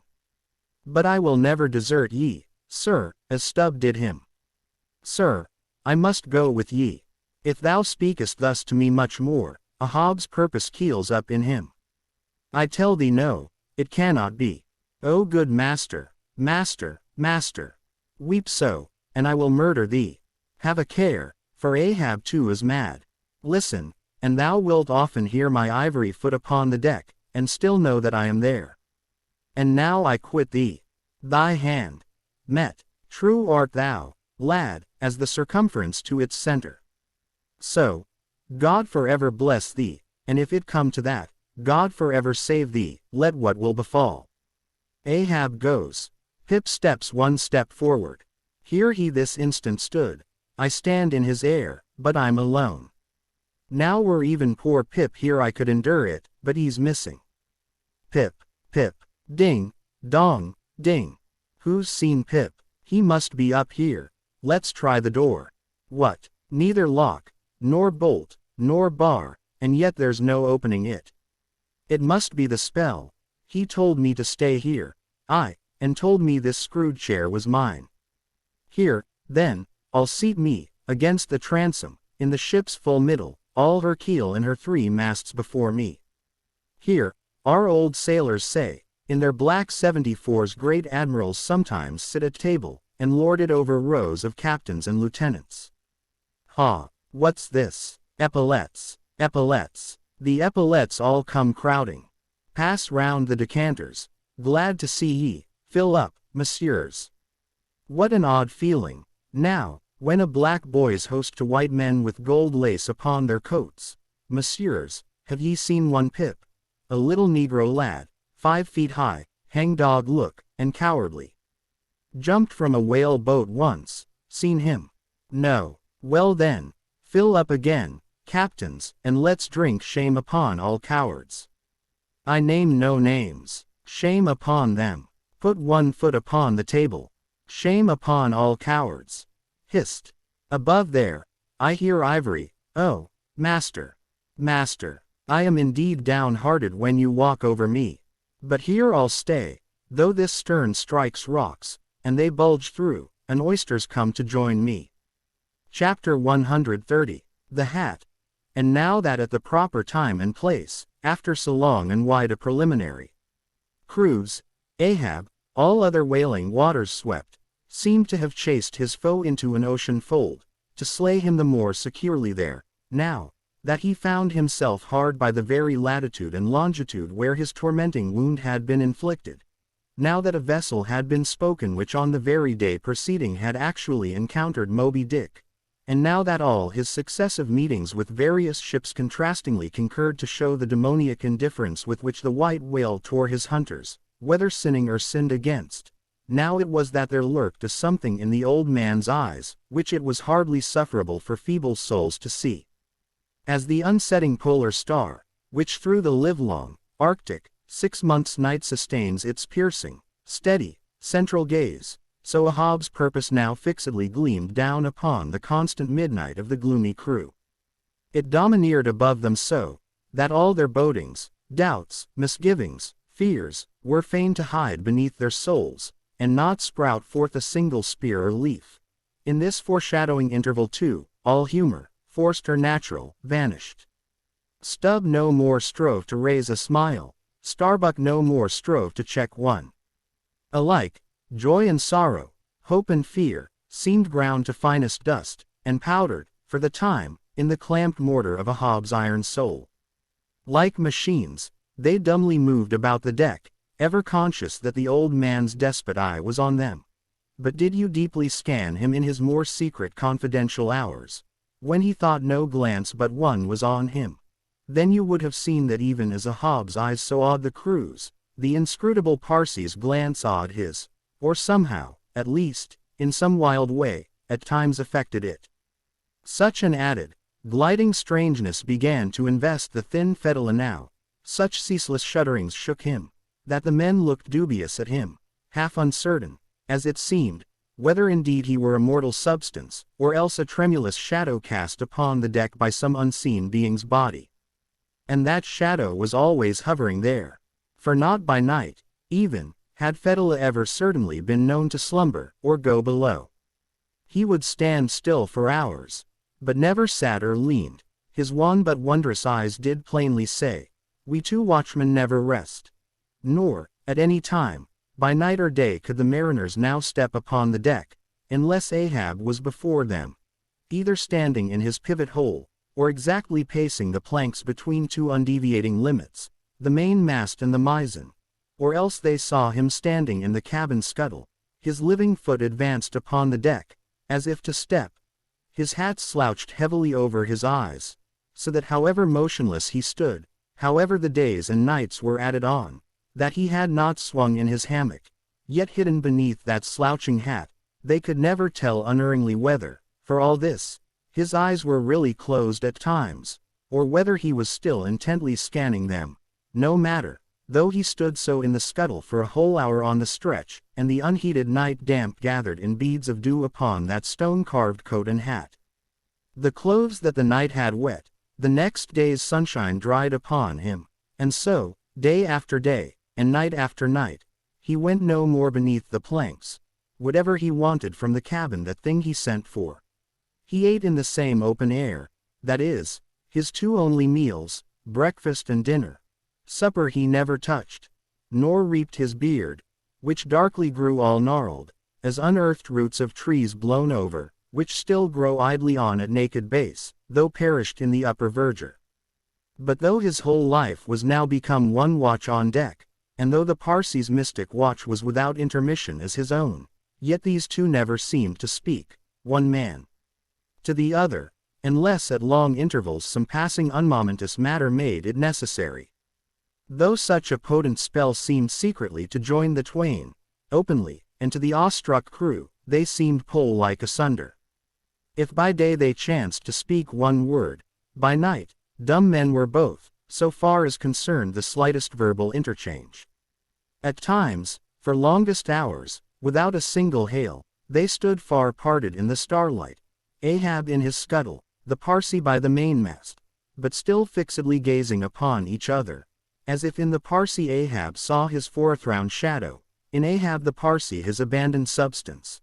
And yet, somehow, did Ahab, in his own proper self, as daily, hourly, and every instant, commandingly revealed to his subordinates, Ahab seemed an independent lord, the Parsi but his slave. Still again both seemed yoked together, and an unseen tyrant driving them, the lean shade siding the solid rib. For be this Parsi what he may, all rib and keel was solid Ahab. At the first faintest glimmering of the dawn, his iron voice was heard from aft, "Man the mast heads," and all through the day, till after sunset and after twilight, the same voice every hour, at the striking of the helmsman's bell, was heard, "What do ye see? Sharp! Sharp!" But when 3 or 4 days had slided by, after meeting the children seeking Rachel, and no spout had yet been seen, the monomaniac old man seemed distrustful of his crew's fidelity, at least, Of nearly all except the pagan harpooneers, he seemed to doubt, even, whether Stubb and Flask might not willingly overlook the sight he sought. But if these suspicions were really his, he sagaciously refrained from verbally expressing them, however his actions might seem to hint them. "I will have the first sight of the whale myself," he said. Ahab must have the doubloon.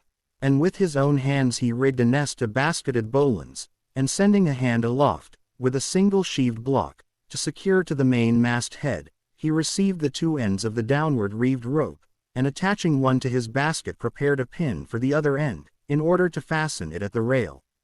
This done, with that end yet in his hand and standing beside the pin, he looked round upon his crew, sweeping from one to the other, pausing his glance long upon Daggoo, Queequeg, Tashtego, but shunning Fedallah, and then settling his firm relying eye upon the chief mate, said, "Take the rope, sir. I give it into thy hands, Starbuck." Then arranging his person in the basket, he gave the word for them to hoist him to his perch, Starbuck being the one who secured the rope at last, and afterwards stood near it.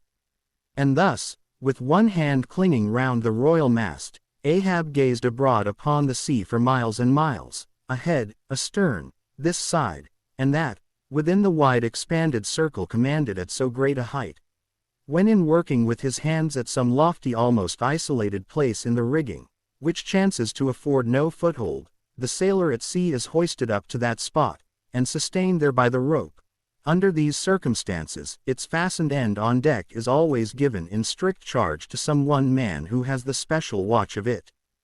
Because in such a wilderness of running rigging, whose various different relations aloft cannot always be infallibly discerned by what is seen of them at the deck, and when the deck ends of these ropes are being every few minutes cast down from the fastenings, it would be but a natural fatality, if, unprovided with a constant watchman, the hoisted sailor should by some carelessness of the crew be cast adrift and fall all swooping to the sea. So Ahab's proceedings in this matter were not unusual. The only strange thing about them seemed to be, that Starbuck, almost the one only man who had ever ventured to oppose him with anything in the slightest degree approaching to decision, one of those two, whose faithfulness on the lookout he had seemed to doubt somewhat. It was strange, that this was the very man he should select for his watchman, freely giving his whole life into such an otherwise distrusted person's hands. Now, the first time Ahab was perched aloft, ere he had been there 10 minutes, one of those red-billed savage sea-hawks which so often fly incommodiously close round the manned mast heads of whalemen in these latitudes, one of these birds came wheeling and screaming round his head in a maze of untrackably swift circlings. Then it darted 1,000 feet straight up into the air, then spiralized downwards, and went eddying again round his head. But with his gaze fixed upon the dim and distant horizon, Ahab seemed not to mark this wild bird, nor, indeed, would any one else have marked it much, it being no uncommon circumstance, only now almost the least heedful eye seemed to see some sort of cunning meaning in almost every sight. Your hat, sir," suddenly cried the Sicilian seaman, who being posted at the mizzen mast head, stood directly behind Ahab, though somewhat lower than his level, and with a deep gulf of air dividing them. But already the sable wing was before the old man's eyes, the long hooked bill at his head. With a scream, the black hawk darted away with his prize. An eagle flew thrice round Tarquin's head, removing his cap to replace it, and thereupon Tanaquil, his wife, declared that Tarquin would be king of Rome. But only by the replacing of the cap was that omen accounted good. Ahab's hat was never restored. The wild hawk flew on and on with it, far in advance of the prow, and at last disappeared, while from the point of that disappearance, a minute black spot was dimly discerned, falling from that vast height into the sea. Chapter 131. The Pequod meets the Delight.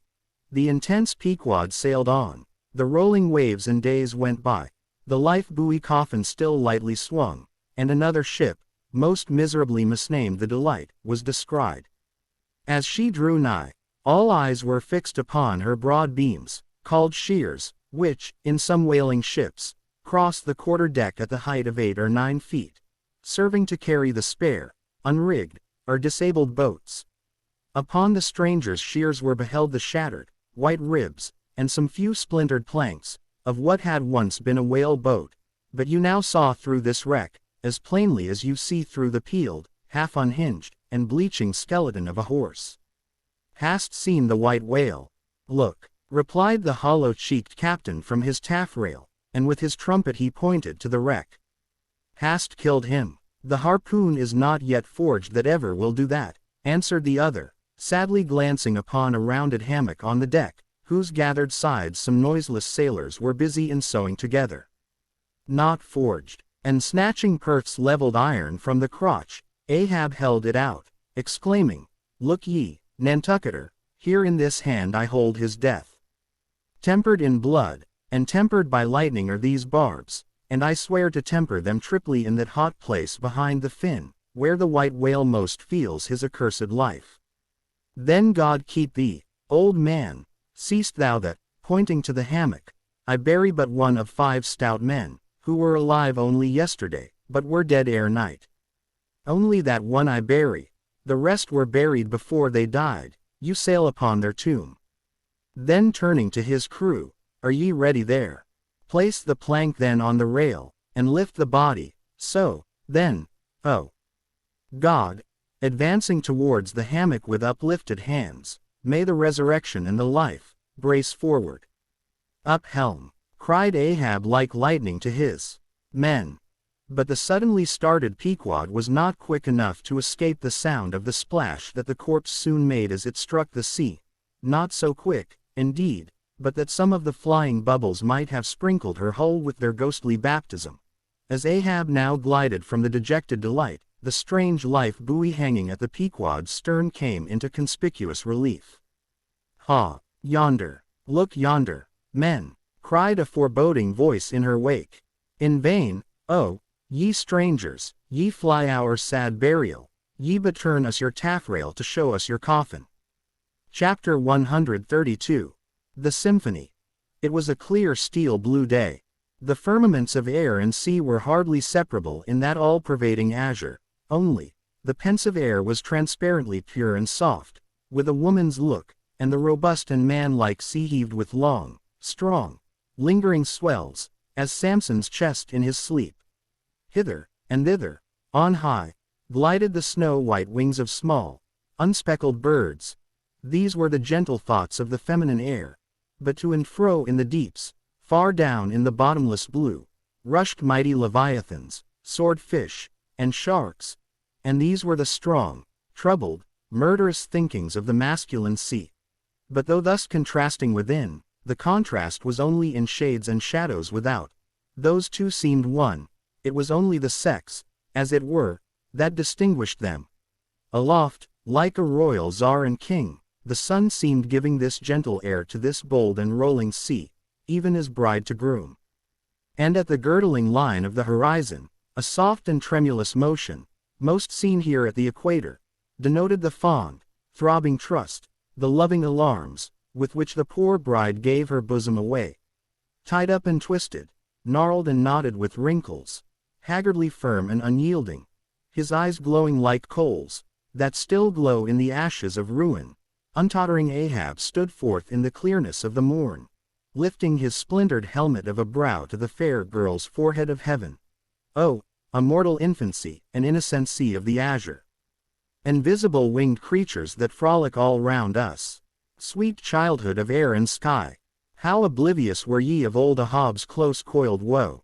But so have I seen little Miriam and Martha, laughing-eyed elves, heedlessly gambol around their old sire, sporting with the circle of singed locks which grew on the marge of that burnt-out crater of his brain. Slowly crossing the deck from the scuttle, Ahab leaned over the side and watched how his shadow in the water sank and sank to his gaze, the more and the more that he strove to pierce the profundity. But the lovely aromas in that enchanted air did at last seem to dispel, for a moment, the cankerous thing in his soul. That glad, happy air, that winsome sky, did at last stroke and caress him. The stepmother world, so long cruel, forbidding, now threw affectionate arms round his stubborn neck, and did seem to joyously sob over him, as if over one, that however wilful and erring, she could yet find it in her heart to save and to bless. From beneath his slouched hat Ahab dropped a tear into the sea, nor did all the Pacific contain such wealth as that one we drop. Starbuck saw the old man, saw him, how he heavily leaned over the side, and he seemed to hear in his own true heart the measureless sobbing that stole out of the center of the serenity around. Careful not to touch him, or be noticed by him, he yet drew near to him, and stood there. Ahab turned. Starbuck, sir. Oh, Starbuck, it is a mild, mild wind, and a mild-looking sky. On such a day, very much such a sweetness as this, I struck my first whale, a boy harpooner of 18. 40 years ago. 40 years of continual whaling. 40 years of privation, and peril, and storm time. 40 years on the pitiless sea. For 40 years has Ahab forsaken the peaceful land, for 40 years to make war on the horrors of the deep. Aye, and yes, Starbuck, out of those 40 years I have not spent 3 ashore. When I think of this life I have led, the desolation of solitude it has been, the masoned, walled town of a captain's exclusiveness, which admits but small entrance to any sympathy from the green country without, oh, weariness, heaviness, Guinea coast slavery of solitary command. When I think of all this, only half suspected, not so keenly known to me before, and how for 40 years I have fed upon dry salted fare, fit emblem of the dry nourishment of my soil, when the poorest landsman has had fresh fruit to his daily hand, and broken the world's fresh bread to my moldy crusts, away, whole oceans away, from that young girl wife I wedded past 50, and sailed for Cape Horn the next day, leaving but one dent in my marriage pillow. Wife, rather a widow with her husband alive.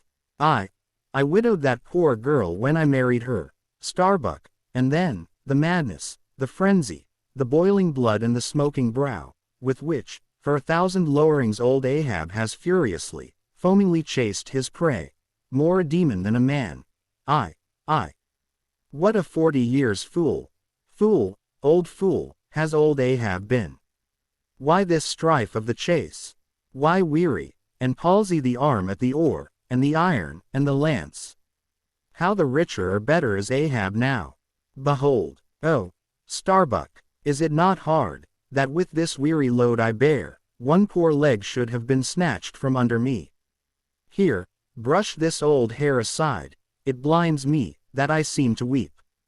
Locks so grey did never grow but from out some ashes. But do I look very old, so very, very old, Starbuck? I feel deadly faint, bowed, and humped, as though I were Adam, staggering beneath the piled centuries since paradise.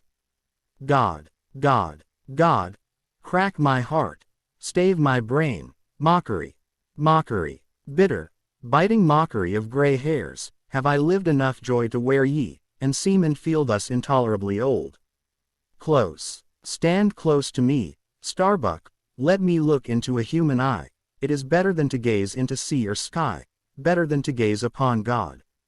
By the green land, by the bright hearthstone, this is the magic glass, man, I see my wife and my child in thine eye. No, stay on board, lower not when I do, when branded Ahab gives chase to Moby-Dick. That hazard shall not be thine. No, not with the far-away home I see in that eye. Oh, my captain, noble soul, grand old heart, after all, why should any one give chase to that hated fish? Away with me, let us fly these deadly waters.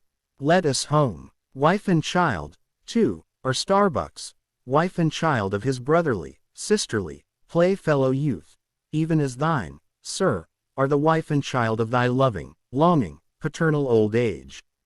Away, let us away, this instant let me alter the course. How cheerily, how hilariously, oh my captain, would we bowl on our way to see old Nantucket again. I think, sir, they have some such mild blue days, even as this, in Nantucket. They have.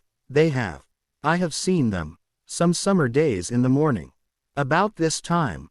Yes, it is his noon nap now. The boy vivaciously wakes, sits up in bed, and his mother tells him of me, of cannibal old me, how I am abroad upon the deep, but will yet come back to dance him again. 'Tis my Mary herself. She promised that my boy, every morning, should be carried to the hill to catch the first glimpse of his father's sail. Yes, yes, no more. It is done. We head for Nantucket. Come, my captain, study out the course, and let us away. See, the boy's face from the window. The boy's hand on the hill. But Ahab's glance was averted. Like a blighted fruit tree he shook, and cast his last, cindered apple to the soil. What is it? What nameless, inscrutable, unearthly thing is it? What cozening, hidden lord and master, and cruel, remorseless emperor commands me, that against all natural lovings and longings, I so keep pushing, and crowding, and jamming myself on all the time, recklessly making me ready to do what in my own proper, natural heart, I durst not so much as dare? Is Ahab, is it I, God, or who, that lifts this arm? But if the great sun move not of himself, but is as an errand boy in heaven, nor one single star can revolve, but by some invisible power, how then can this one small heart beat, this one small brain think thoughts, unless God does that beating, does that thinking, does that living, and not I? By heaven, man, we are turned round and round in this world, like yonder windlass, and fate is the handspike. And all the time, lo, that smiling sky, and this unsounded sea. Look, see yon albacore, who put it into him to chase and fang that flying fish? Where do murderers go, man? Who's to doom, when the judge himself is dragged to the bar? But it is a mild wind, and a mild-looking sky, and the air smells now, as if it blew from a far-away meadow. They have been making hay somewhere under the slopes of the Andes, Starbuck, and the mowers are sleeping among the new-mown hay. Sleeping. Aye, toil we how we may, we all sleep at last on the field. Sleep. Aye, and rust amid greenness, as last year's scythes flung down, and left in the half-cut swaths, Starbuck. But blanched to a corpse's hue with despair, the mate had stolen away. Ahab crossed the deck to gaze over on the other side, but started at two reflected, fixed eyes in the water there. Fedallah was motionlessly leaning over the same rail. Chapter 133. The chase. First day. That night, in the mid-watch, when the old man, as his wont at intervals, stepped forth from the scuttle in which he leaned, and went to his pivot hole, he suddenly thrust out his face fiercely, snuffing up the sea air as a sagacious ship's dog will, in drawing nigh to some barbarous isle. He declared that a whale must be near. Soon that peculiar odor, sometimes to a great distance given forth by the living sperm whale, was palpable to all the watch, nor was any mariner surprised when, after inspecting the compass, and then the dog vane, and then ascertaining the precise bearing of the odor as nearly as possible, Ahab rapidly ordered the ship's course to be slightly altered, and the sail to be shortened. The acute policy dictating these movements was sufficiently vindicated at daybreak, by the sight of a long sleek on the sea directly and lengthwise ahead, smooth as oil, and resembling in the pleated watery wrinkles bordering it, the polished metallic-like marks of some swift-tide rip, at the mouth of a deep, rapid stream. Man the mast heads. Call all hands. Thundering with the butts of 3 clubbed handspikes on the forecastle deck, Daggoo roused the sleepers with such judgment claps that they seemed to exhale from the scuttle, so instantaneously did they appear with their clothes in their hands. "What do ye see?" cried Ahab, flattening his face to the sky. "Nothing, sir," was the sound hailing down in reply. "T'gallant sails, stunsails, alow and aloft, and on both sides. All sail being set, he now cast loose the life line, reserved for swaying him to the main royal mast head, and in a few moments they were hoisting him thither, when, while but 2/3 of the way aloft, and while peering ahead through the horizontal vacancy between the main top sail and topgallant sail, he raised a gull-like cry in the air. "There she blows, there she blows! A hump like a snow hill! It is Moby-Dick! Fired by the cry which seemed simultaneously taken up by the 3 lookouts, the men on deck rushed to the rigging to behold the famous whale they had so long been pursuing. Ahab had now gained his final perch, some feet above the other lookouts, Tashtego standing just beneath him on the cap of the top-gallant mast, so that the Indian's head was almost on a level with a hog's heel. From this height the whale was now seen some mile or so ahead, at every roll of the sea revealing his high sparkling hump, and regularly jetting his silent spout into the air. To the credulous mariners it seemed the same silent spout they had so long ago beheld in the moonlit Atlantic and Indian Oceans. "And did none of ye see it before?" cried Ahab, hailing the perched men all around him. "I saw him almost that same instant, sir, that Captain Ahab did, and I cried out," said Tashtego. "Not the same instant. Not the same. No, the doubloon is mine, fate reserved the doubloon for me. I only. None of ye could have raised the white whale first. There she blows, there she blows, there she blows. There again, there again," he cried, in long-drawn, lingering, methodic tones, attuned to the gradual prolongings of the whale's visible jets. "He's going to sound. In stunsails. Down top-gallant sails. Stand by 3 boats. Mr. Starbuck, remember, stay on board, and keep the ship. Helm there. Luff. Luff a point. So. Steady, man, steady. There go flukes. No, no, only black water. All ready the boats there. Stand by, stand by. Lower me, Mr. Starbuck. Lower, lower, quick, quicker." And he slid through the air to the deck. "He is heading straight to leeward, sir," cried Stubb, "right away from us, cannot have seen the ship yet. Be dumb, man, stand by the braces, hard down the helm, brace up, shiver her, so, well that. Boats, boats." Soon all the boats but Starbuck's were dropped, all the boat sails set, all the paddles plying, with rippling swiftness, shooting to leeward, and Ahab heading the onset. A pale, death glimmer lit up Fedalus' sunken eyes, a hideous motion gnawed his mouth. Like noiseless nautilus shells, their light prows sped through the sea, but only slowly they neared the foe. As they neared him, the ocean grew still more smooth, seemed drawing a carpet over its waves, seemed a noon meadow, so serenely it spread. At length the breathless hunter came so nigh his seemingly unsuspecting prey, that his entire dazzling hump was distinctly visible, sliding along the sea as if an isolated thing, and continually set in a revolving ring of finest, fleecy, greenish foam. He saw the vast, involved wrinkles of the slightly projecting head beyond. Before it, far out on the soft Turkish rugged waters, went the glistening white shadow from his broad, milky forehead, a musical rippling playfully accompanying the shade, and behind, the blue waters interchangeably flowed over into the moving valley of his steady wake, and on either hand bright bubbles arose and danced by his side. But these were broken again by the light toes of hundreds of gay fowls softly feathering the sea, alternate with their fitful flight, and like to some flag staff rising from the painted hull of an argosy, the tall but shattered pole of a recent lance projected from the white whale's back, and at intervals one of the cloud of soft-toed fowls hovering, and to and fro skimming like a canopy over the fish, silently perched and rocked on this pole, the long tail feathers streaming like pennons. A gentle joyousness, a mighty mildness of repose in swiftness, invested the gliding whale. Not the white bull Jupiter swimming away with ravished Europa clinging to his graceful horns, his lovely, leering eyes sideways intent upon the maid, with smooth bewitching fleetness, rippling straight for the nuptial bower in Crete.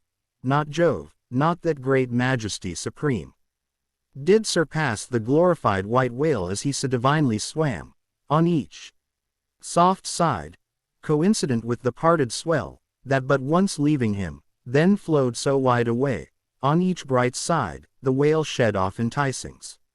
No wonder there had been some among the hunters who, namelessly transported and allured by all this serenity, had ventured to assail it, but had fatally found that quietude but the vesture of tornadoes. Yet calm, enticing calm, oh, whale! Thou glidest on, To all who for the first time eye thee, no matter how many in that same way thou mayst have bejuggled and destroyed before. And thus, through the serene tranquillities of the tropical sea, among waves whose hand-clappings were suspended by exceeding rapture, Moby-Dick moved on, still withholding from sight the full terrors of his submerged trunk, entirely hiding the wrenched hideousness of his jaw. But soon the forepart of him slowly rose from the water. For an instant his whole marbleized body formed a high arch, like Virginia's natural bridge, and warningly waving his bannered flukes in the air, the grand god revealed himself, sounded, and went out of sight. Hoveringly halting, and dipping on the wing, the white seafowls longingly lingered over the agitated pool that he left. With oars apeak, and paddles down, the sheets of their sails adrift, the three boats now stilly floated, awaiting Moby-Dick's reappearance. "An hour," said Ahab, standing rooted in his boat's stern, and he gazed beyond the whale's place, towards the dim blue spaces and wide wooing vacancies to leeward. It was only an instant, for again his eyes seemed whirling round in his head as he swept the watery circle. The breeze now freshened, the sea began to swell. The birds, cried Tashtego. In long Indian file, as when herons take wing, the white birds were now all flying towards Ahab's boat, and when within a few yards began fluttering over the water there, wheeling round and round, with joyous, expectant cries. Their vision was keener than man's. Ahab could discover no sign in the sea. But suddenly as he peered down and down into its depths, he profoundly saw a white living spot no bigger than a white weasel, with wonderful celerity uprising, and magnifying as it rose, till it turned, and then there were plainly revealed two long crooked rows of white, glistening teeth, floating up from the undiscoverable bottom. It was Moby-Dick's open mouth and scrolled jaw, his vast, shadowed bulk still half blending with the blue of the sea. The glittering mouth yawned beneath the boat like an open-doored marble tomb, and giving one sidelong sweep with his steering oar, Ahab whirled the craft aside from this tremendous apparition. Then, calling upon Fedallah to change places with him, went forward to the bows, and seizing Perth's harpoon, commanded his crew to grasp their oars and stand by the stern. Now, by reason of this timely spinning round the boat upon its axis, its bow, by anticipation, was made to face the whale's head while yet under water. But as if perceiving this stratagem, Moby-Dick, with that malicious intelligence ascribed to him, sidelingly transplanted himself, as it were, in an instant, shooting his pleated head lengthwise beneath the boat. Through and through every plank and each rib, it thrilled for an instant, the whale obliquely lying on his back, in the manner of a biting shark, slowly and feelingly taking its bows full within his mouth, so that the long, narrow, scrolled lower jaw curled high up into the open air, and one of the teeth caught in a rowlock. The bluish pearl white of the inside of the jaw was within 6 inches of Ahab's head, and reached higher than that. In this attitude the white whale now shook the slight cedar as a mildly cruel cat her mouse. With unastonished eyes Fedallah gazed, and crossed his arms, but the tiger-yellow crew were tumbling over each other's heads to gain the uttermost stern. And now, while both elastic gunwales were springing in and out, as the whale dallied with the doomed craft in this devilish way, and from his body being submerged beneath the boat, he could not be darted at from the bows, for the bows were almost inside of him, as it were. And while the other boats involuntarily paused, as before a quick crisis impossible to withstand, then it was that monomaniac Ahab, furious with this tantalizing vicinity of his foe, which placed him all alive and helpless in the very jaws he hated. Frenzied with all this, he seized the long bone with his naked hands, and wildly strove to wrench it from its gripe. As now he thus vainly strove, the jaw slipped from him, the frail gunwales bent in, collapsed, and snapped, as both jaws, like an enormous shears, sliding further aft, bit the craft completely in twain, and locked themselves fast again in the sea, midway between the two floating wrecks. These floated aside, the broken ends drooping, the crew at the stern wreck clinging to the gunwales, and striving to hold fast to the oars to lash them across. At that preluding moment, ere the boat was yet snapped, Ahab, the first to perceive the whale's intent, by the crafty upraising of his head, a movement that loosed his hold for the time. At that moment his hand had made one final effort to push the boat out of the bite. But only slipping further into the whale's mouth, and tilting over sideways as it slipped, the boat had shaken off his hold on the jaw, spilled him out of it, as he leaned to the push, and so he fell flat-faced upon the sea. Ripplingly withdrawing from his prey, Moby-Dick now lay at a little distance, vertically thrusting his oblong white head up and down in the billows, and at the same time slowly revolving his whole spindled body, so that when his vast wrinkled forehead rose, some 20 or more feet out of the water, the now rising swells, with all their confluent waves, dazzlingly broke against it, vindictively tossing their shivered spray still higher into the air. So, in a gale, the but half-baffled channel billows only recoil from the base of the Eddystone, triumphantly to overleap its summit with their scud. This motion is peculiar to the sperm whale.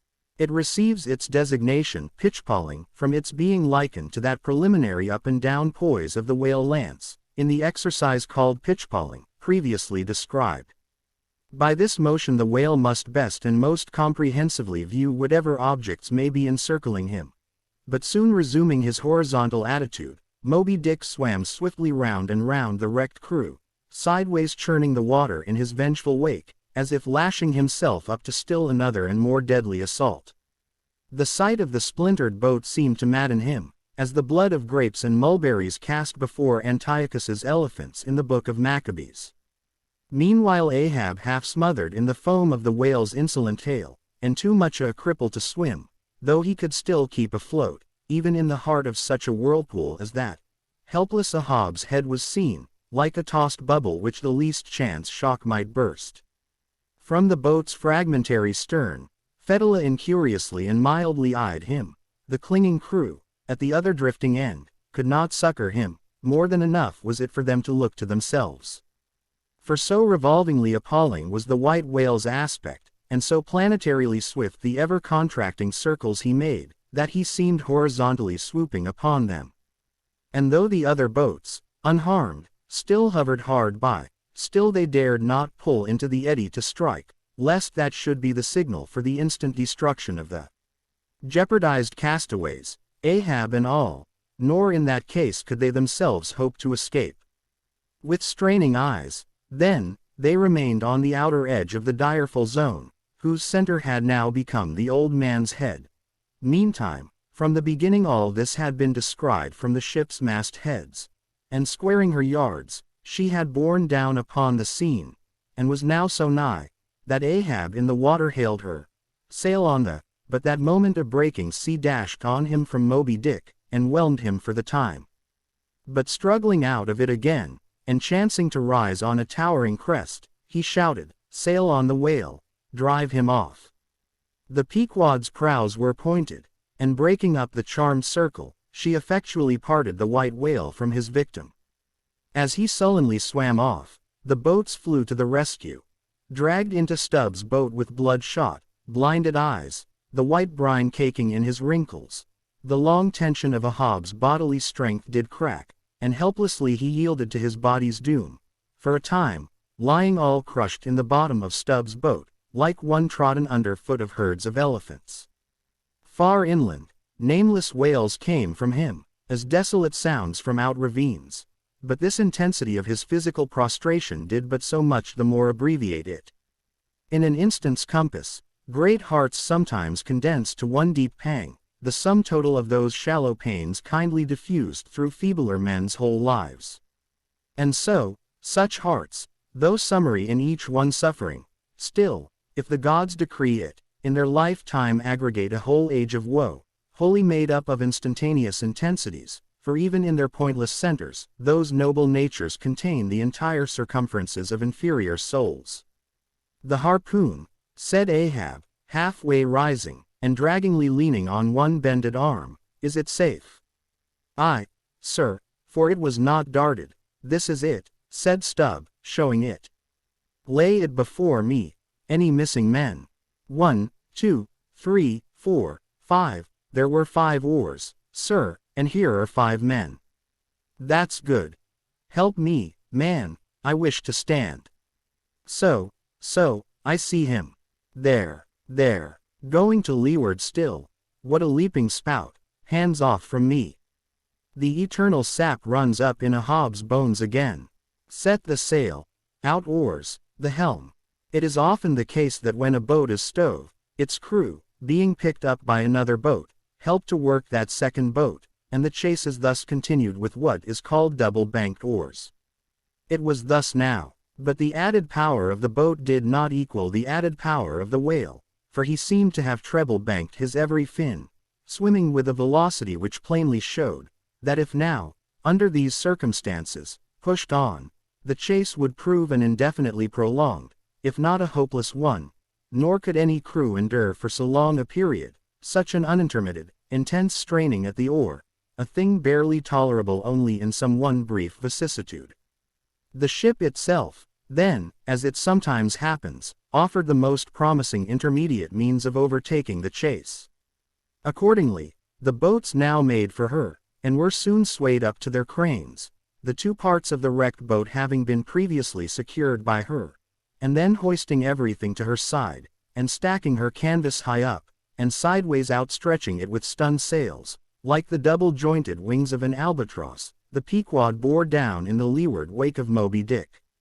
At the well-known, methodic intervals, the whale's glittering spout was regularly announced from the manned-mast heads, and when he would be reported as just gone down, Ahab would take the time, and then pacing the deck, binnacle watch in hand, so soon as the last second of the allotted hour expired, his voice was heard.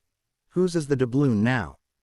D'ye see him?" And if the reply was, "No, sir," straightway he commanded them to lift him to his perch. In this way the day wore on. Ahab, now aloft and motionless, anon, unrestingly pacing the planks.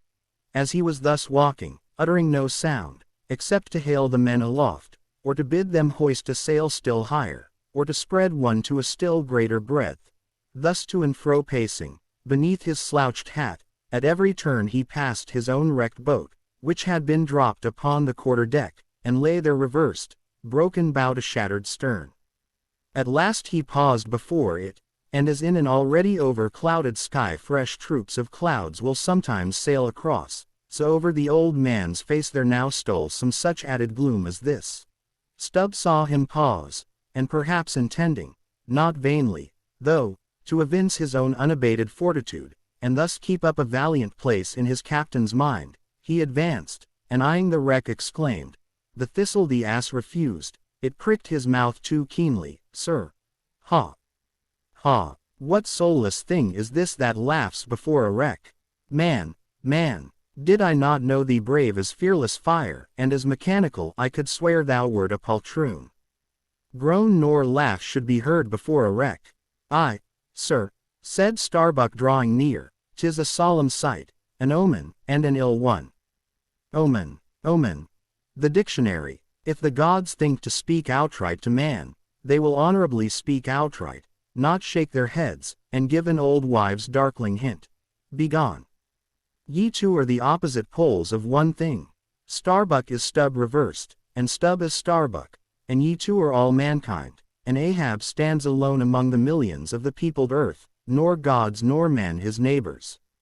Cold, I shiver, how now? Aloft there, d'ye see him? Sing out for every spout, though he spout 10 times a second. The day was nearly done, only the hem of his golden robe was rustling. Soon, it was almost dark, but the lookout men still remained unset. "Can't see the spout now, sir, too dark," cried a voice from the air. "How heading when last seen?" "As before, sir, straight to leeward." "Good, he will travel slower now 'tis night. Down royals and top-gallant studded sails, Mr. Starbuck. We must not run over him before morning. He's making a passage now, and may heave to a while. Helm there. Keep her full before the wind. Aloft. Come down. Mr. Stubb. Send a fresh hand to the foremast head, and see it manned till morning." Then advancing towards the doubloon in the main mast, "Men, this gold is mine, for I earned it, but I shall let it abide here till the white whale is dead, and then, whosoever of ye first raises him, upon the day he shall be killed, this gold is that man's. And if on that day I shall again raise him, then 10 times its sum shall be divided among all of ye. Away now. The deck is thine, sir. And so saying, he placed himself halfway within the scuttle, and slouching his hat, stood there till dawn, except when at intervals rousing himself to see how the night wore on. Chapter 134. The Chase, second day. At daybreak, the 3 mastheads were punctually manned afresh. "Do ye see him?" cried Ahab after allowing a little space for the light to spread. "See nothing, sir. Turn up all hands and make sail. He travels faster than I thought for. The top-gallant sails, aye, they should have been kept on her all night. But no matter, 'tis but resting for the rush."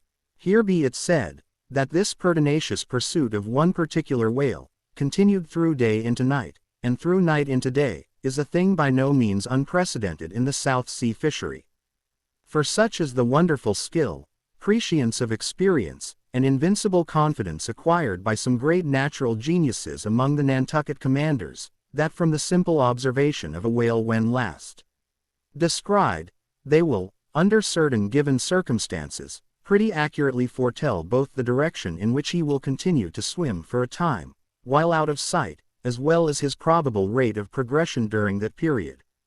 And, in these cases, somewhat as a pilot, when about losing sight of a coast, whose general trending he well knows, and which he desires shortly to return to again, but at some further point, like as this pilot stands by his compass, and takes the precise bearing of the cape at present visible, in order the more certainly to hit aright the remote, unseen headland, eventually to be visited. So does the fisherman, at his compass, with the whale, for after being chased, and diligently marked, through several hours of daylight, then, when night obscures the fish, the creature's future wake through the darkness is almost as established to the sagacious mind of the hunter, as the pilot's coast is to him. So that to this hunter's wondrous skill, the proverbial evanescence of a thing rid in water, awake, is to all desired purposes well nigh as reliable as the steadfast land. And as the mighty iron leviathan of the modern railway is so familiarly known in its every pace, that, with watches in their hands, men time his rate as doctors that of a baby's pulse, and lightly say of it, the up train or the down train will reach such or such a spot, at such or such an hour. Even so, almost, there are occasions when these Nantucketers time that other leviathan of the deep, according to the observed humor of his speed, and say to themselves, so many hours hence this whale will have gone 200 miles, will have about reached this or that degree of latitude or longitude. But to render this acuteness at all successful in the end, the wind and the sea must be the whaleman's allies, for of what present avail to the becalmed or windbound mariner is the skill that assures him he is exactly 93 leagues and a quarter from his port? Inferable from these statements, are many collateral subtle matters touching the chase of whales. The ship tore on, leaving such a furrow in the sea as when a cannon ball, missent, becomes a plough-share and turns up the level field.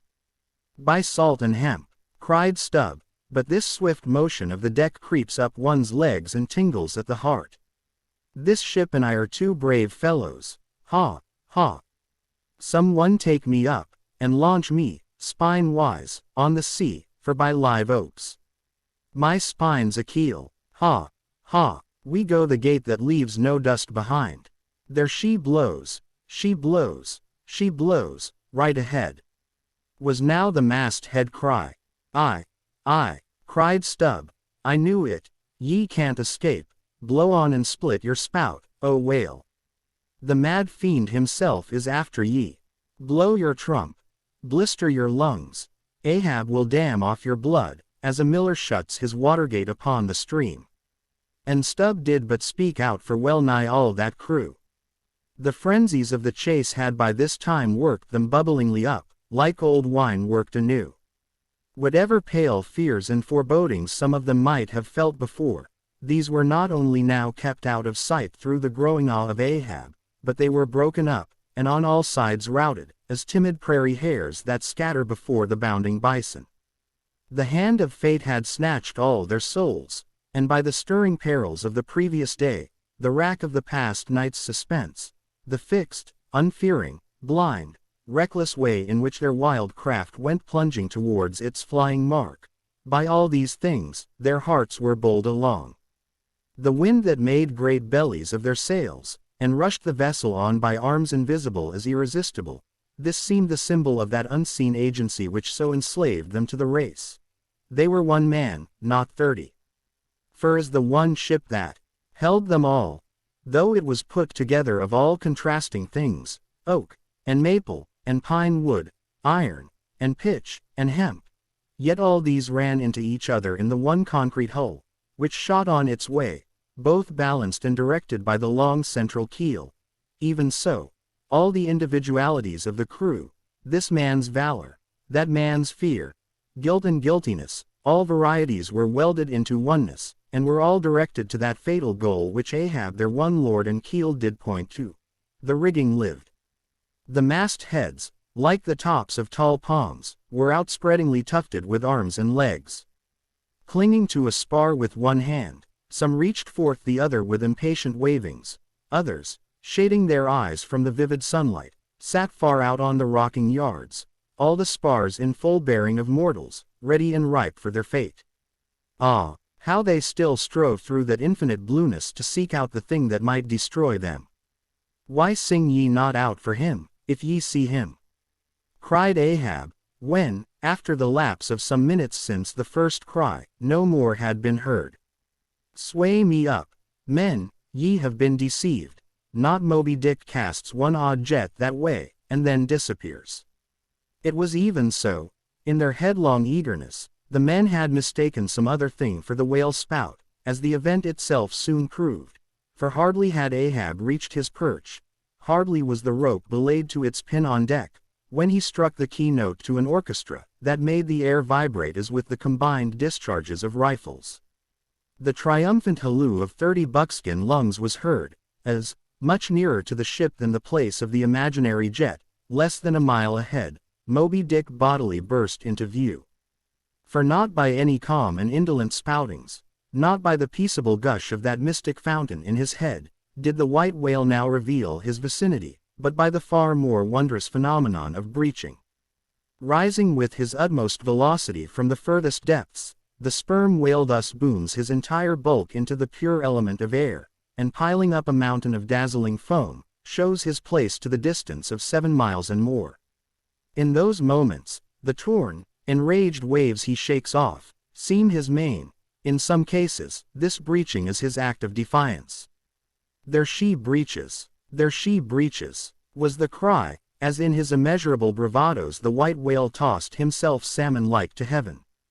So suddenly seen in the blue plain of the sea, and relieved against the still bluer margin of the sky, the spray that he raised, for the moment, intolerably glittered and glared like a glacier, and stood there gradually fading and fading away from its first sparkling intensity, to the dim mistiness of an advancing shower in a vale.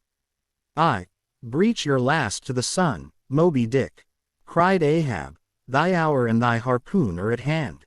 Down. Down all of ye, but one man at the fore. The boats, stand by." Unmindful of the tedious rope ladders of the shrouds, the men, like shooting stars, slid to the deck, by the isolated backstays and halyards, while Ahab, less dartingly, but still rapidly was dropped from his perch.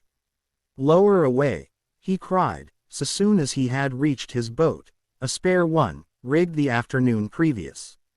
"Mr. Starbuck, the ship is thine. Keep away from the boats, but keep near them. Lower, all," as if to strike a quick terror into them. By this time being the first assailant himself, Moby-Dick had turned, and was now coming for the 3 crews. Ahab's boat was central, and cheering his men, he told them he would take the whale head and head, that is, pull straight up to his forehead, a not uncommon thing, for when within a certain limit, such a course excludes the coming onset from the whale's sidelong vision. But ere that close limit was gained, and while yet all 3 boats were plain as the ship's 3 masts to his eye, the white whale churning himself into furious speed, almost in an instant as it were, rushing among the boats with open jaws, and a lashing tail, offered appalling battle on every side, and heedless of the irons darted at him from every boat, seemed only intent on annihilating each separate plank of which those boats were made. But skillfully maneuvered, incessantly wheeling like trained chargers in the field, the boats for a while eluded him, though, at times, but by a plank's breadth, while all the time, Ahab's unearthly slogan tore every other cry but his to shreds. But at last in his untraceable evolutions, the white whale so crossed and recrossed, and in 1,000 ways entangled the slack of the 3 lines now fast to him, that they foreshortened, and, of themselves, warped the devoted boats towards the planted irons in him, though now for a moment the whale drew aside a little, as if to rally for a more tremendous charge. Seizing that opportunity, Ahab first paid out more line, and then was rapidly hauling and jerking in upon it again, hoping that way to disencumber it of some snarls, when lo, a sight more savage than the embattled teeth of sharks. Caught and twisted, corkscrewed in the mazes of the line, loose harpoons and lances, with all their bristling barbs and points, came flashing and dripping up to the chocks in the bows of Ahab's boat. Only one thing could be done. Seizing the boat knife, he critically reached within, through, and then, without, the rays of steel, dragged in the line beyond, past it, inboard, to the bowsman, and then, twice sundering the rope near the chocks, dropped the intercepted fagot of steel into the sea, and was all fast again. That instant, the white whale made a sudden rush among the remaining tangles of the other lines, by so doing, irresistibly dragged the more involved boats of Stubb and Flask towards his flukes, dashed them together like 2 rolling husks on a surf-beaten beach, and then, diving down into the sea, disappeared in a boiling maelstrom, in which, for a space, the odorous cedar chips of the wrecks danced round and round, like the grated nutmeg in a swiftly stirred bowl of punch, while the 2 crews were yet circling in the waters, reaching out after the revolving line tubs, oars, and other floating furniture, while Aslope Little Flask bobbed up and down like an empty vial, twitching his legs upwards to escape the dreaded jaws of sharks, and Stubb was lustily singing out for some one to ladle him up, and while the old man's line, now parting, admitted of his pulling into the creamy pool to rescue whom he could. In that wild simultaneousness of 1,000 concreted perils, Ahab's yet unstricken boat seemed drawn up towards heaven by invisible wires, as, arrow-like, shooting perpendicularly from the sea, the white whale dashed his broad forehead against its bottom, and sent it, turning over and over, into the air, till it fell again, gunnel downwards, and Ahab and his men struggled out from under it, like seals from a seaside cave. The first uprising momentum of the whale, modifying its direction as he struck the surface, involuntarily launched him along it, to a little distance from the center of the destruction he had made, and with his back to it, he now lay for a moment slowly feeling with his flukes from side to side, and whenever a stray oar, bit of plank, the least chip or crumb of the boats touched his skin, his tail swiftly drew back, and came sideways smiting the sea. But soon, as if satisfied that his work for that time was done, he pushed his pleated forehead through the ocean, and trailing after him the intertangled lines, continued his leeward way at a traveler's methodic pace. As before, the attentive ship, having descried the whole fight, again came bearing down to the rescue, and dropping a boat, picked up the floating mariners, tubs, oars, and whatever else could be caught at, and safely landed them on her decks. Some sprained shoulders, wrists, and ankles, livid contusions, wrenched harpoons and lances, inextricable intricacies of rope, shattered oars and planks, all these were there, but no fatal or even serious ill seemed to have befallen any one. As with Fedela the day before, so Ahab was now found grimly clinging to his boat's broken half, which afforded a comparatively easy float, nor did it so exhaust him as the previous day's mishap. But when he was helped to the deck, all eyes were fastened upon him, as instead of standing by himself he still half hung upon the shoulder of Starbuck, who had thus far been the foremost to assist him. His ivory leg had been snapped off, leaving but one short sharp splinter. "Aye, Starbuck, 'tis sweet to lean sometimes, be the leaner who he will, and would old Ahab had leaned oftener than he has. The ferrule has not stood, sir, said the carpenter, now coming up. I put good work into that leg. But no bones broken, sir, I hope, said Stubb with true concern. Aye, and all splintered to pieces, Stubb, d'ye see it? But even with a broken bone, old Ahab is untouched, and I account no living bone of mine one jot more me, than this dead one that's lost. Nor white whale, nor man, nor fiend, can so much as graze old Ahab in his own proper and inaccessible being.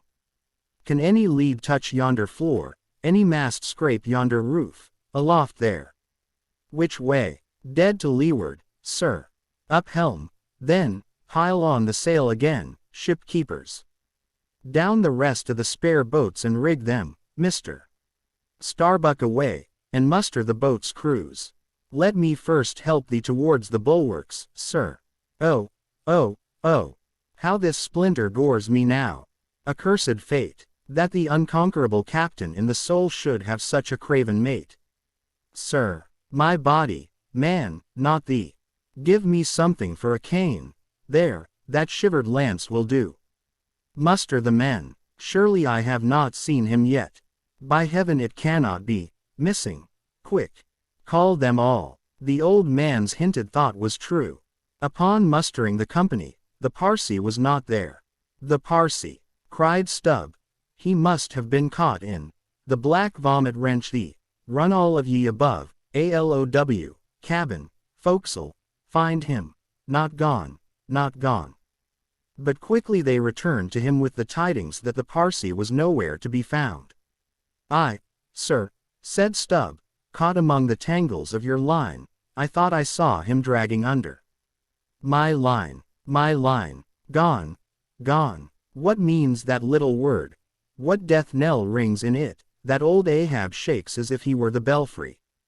The harpoon, too, toss over the litter there, d'ye see it? The forged iron, men, the white whales. No, no, no, blistered fool.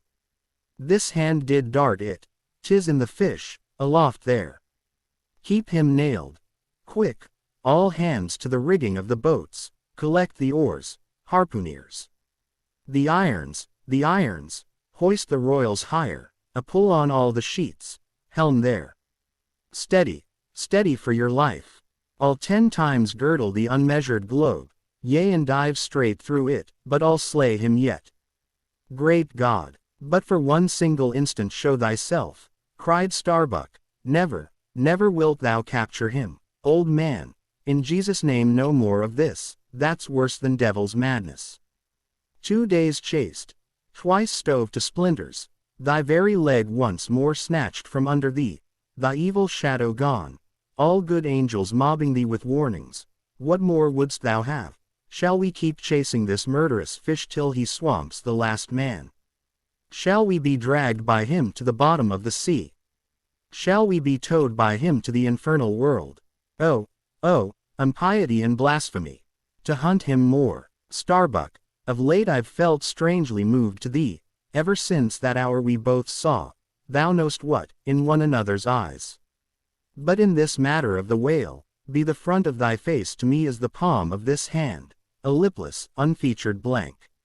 Ahab is forever Ahab, man. This whole act's immutably decreed.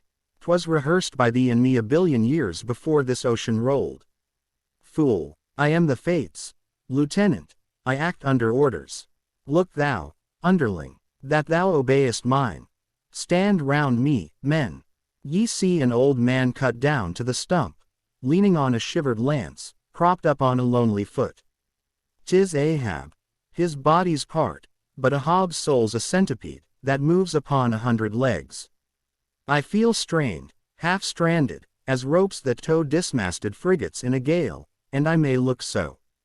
But ere I break, ye'll hear me crack, and till ye hear that, know that Ahab's hawser tows his purpose yet.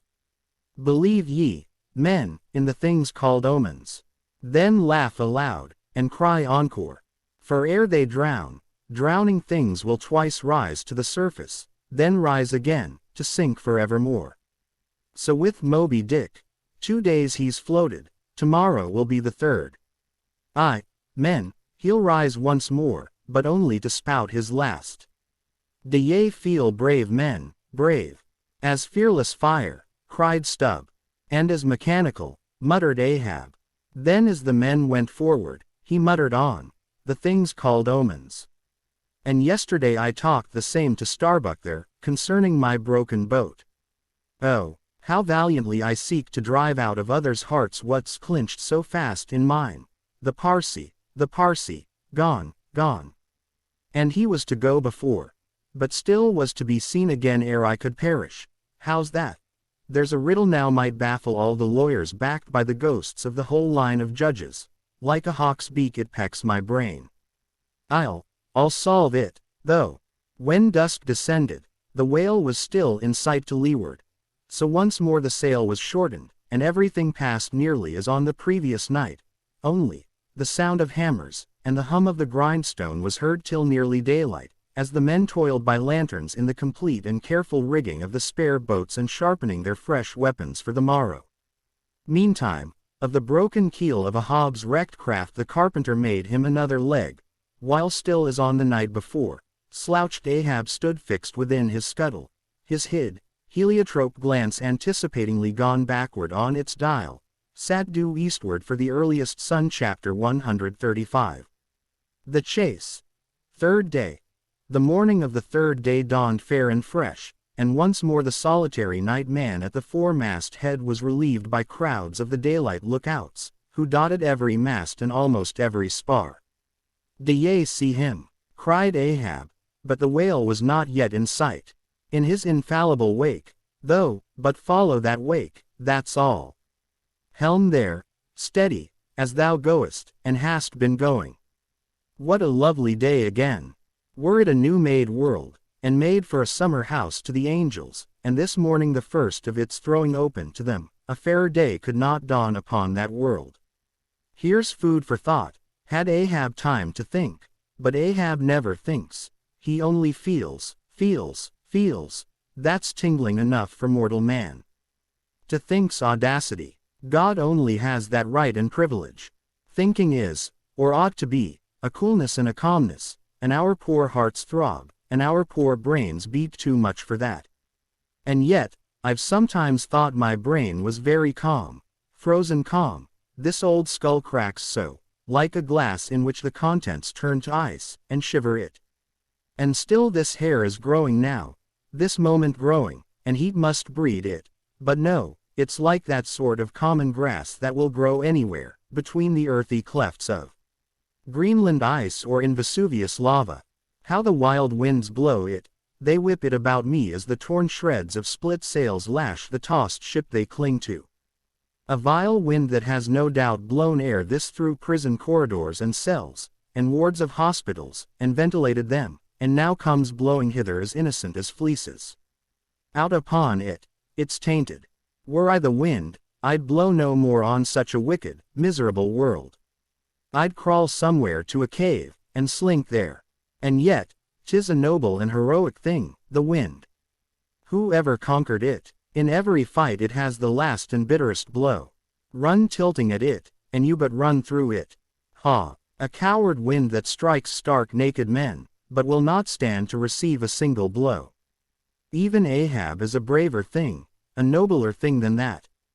Would now the wind but had a body, but all the things that most exasperate and outrage mortal man, all these things are bodiless, but only bodiless as objects, not as agents.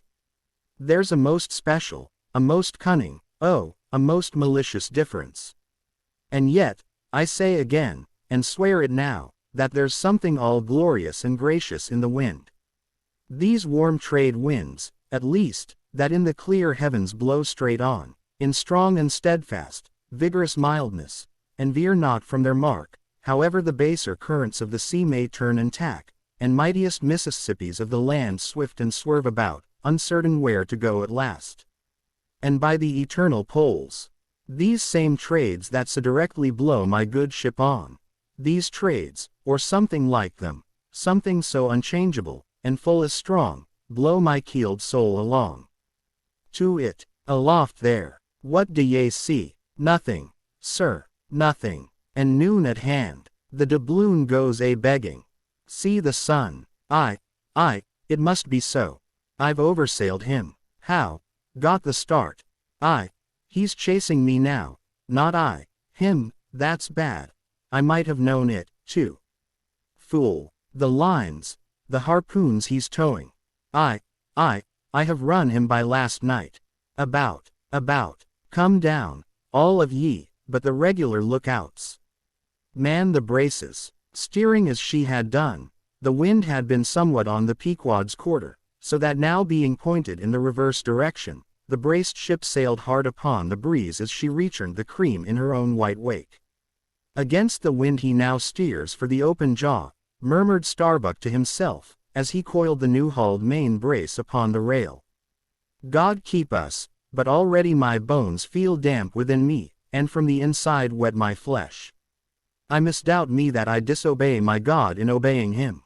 Stand by to sway me up, cried Ahab, advancing to the hempen basket. We should meet him soon. Aye, sir, and straightway Starbuck did Ahab's bidding, and once more Ahab swung on high. A whole hour now passed, gold beaten out to ages. Time itself now held long breaths with keen suspense.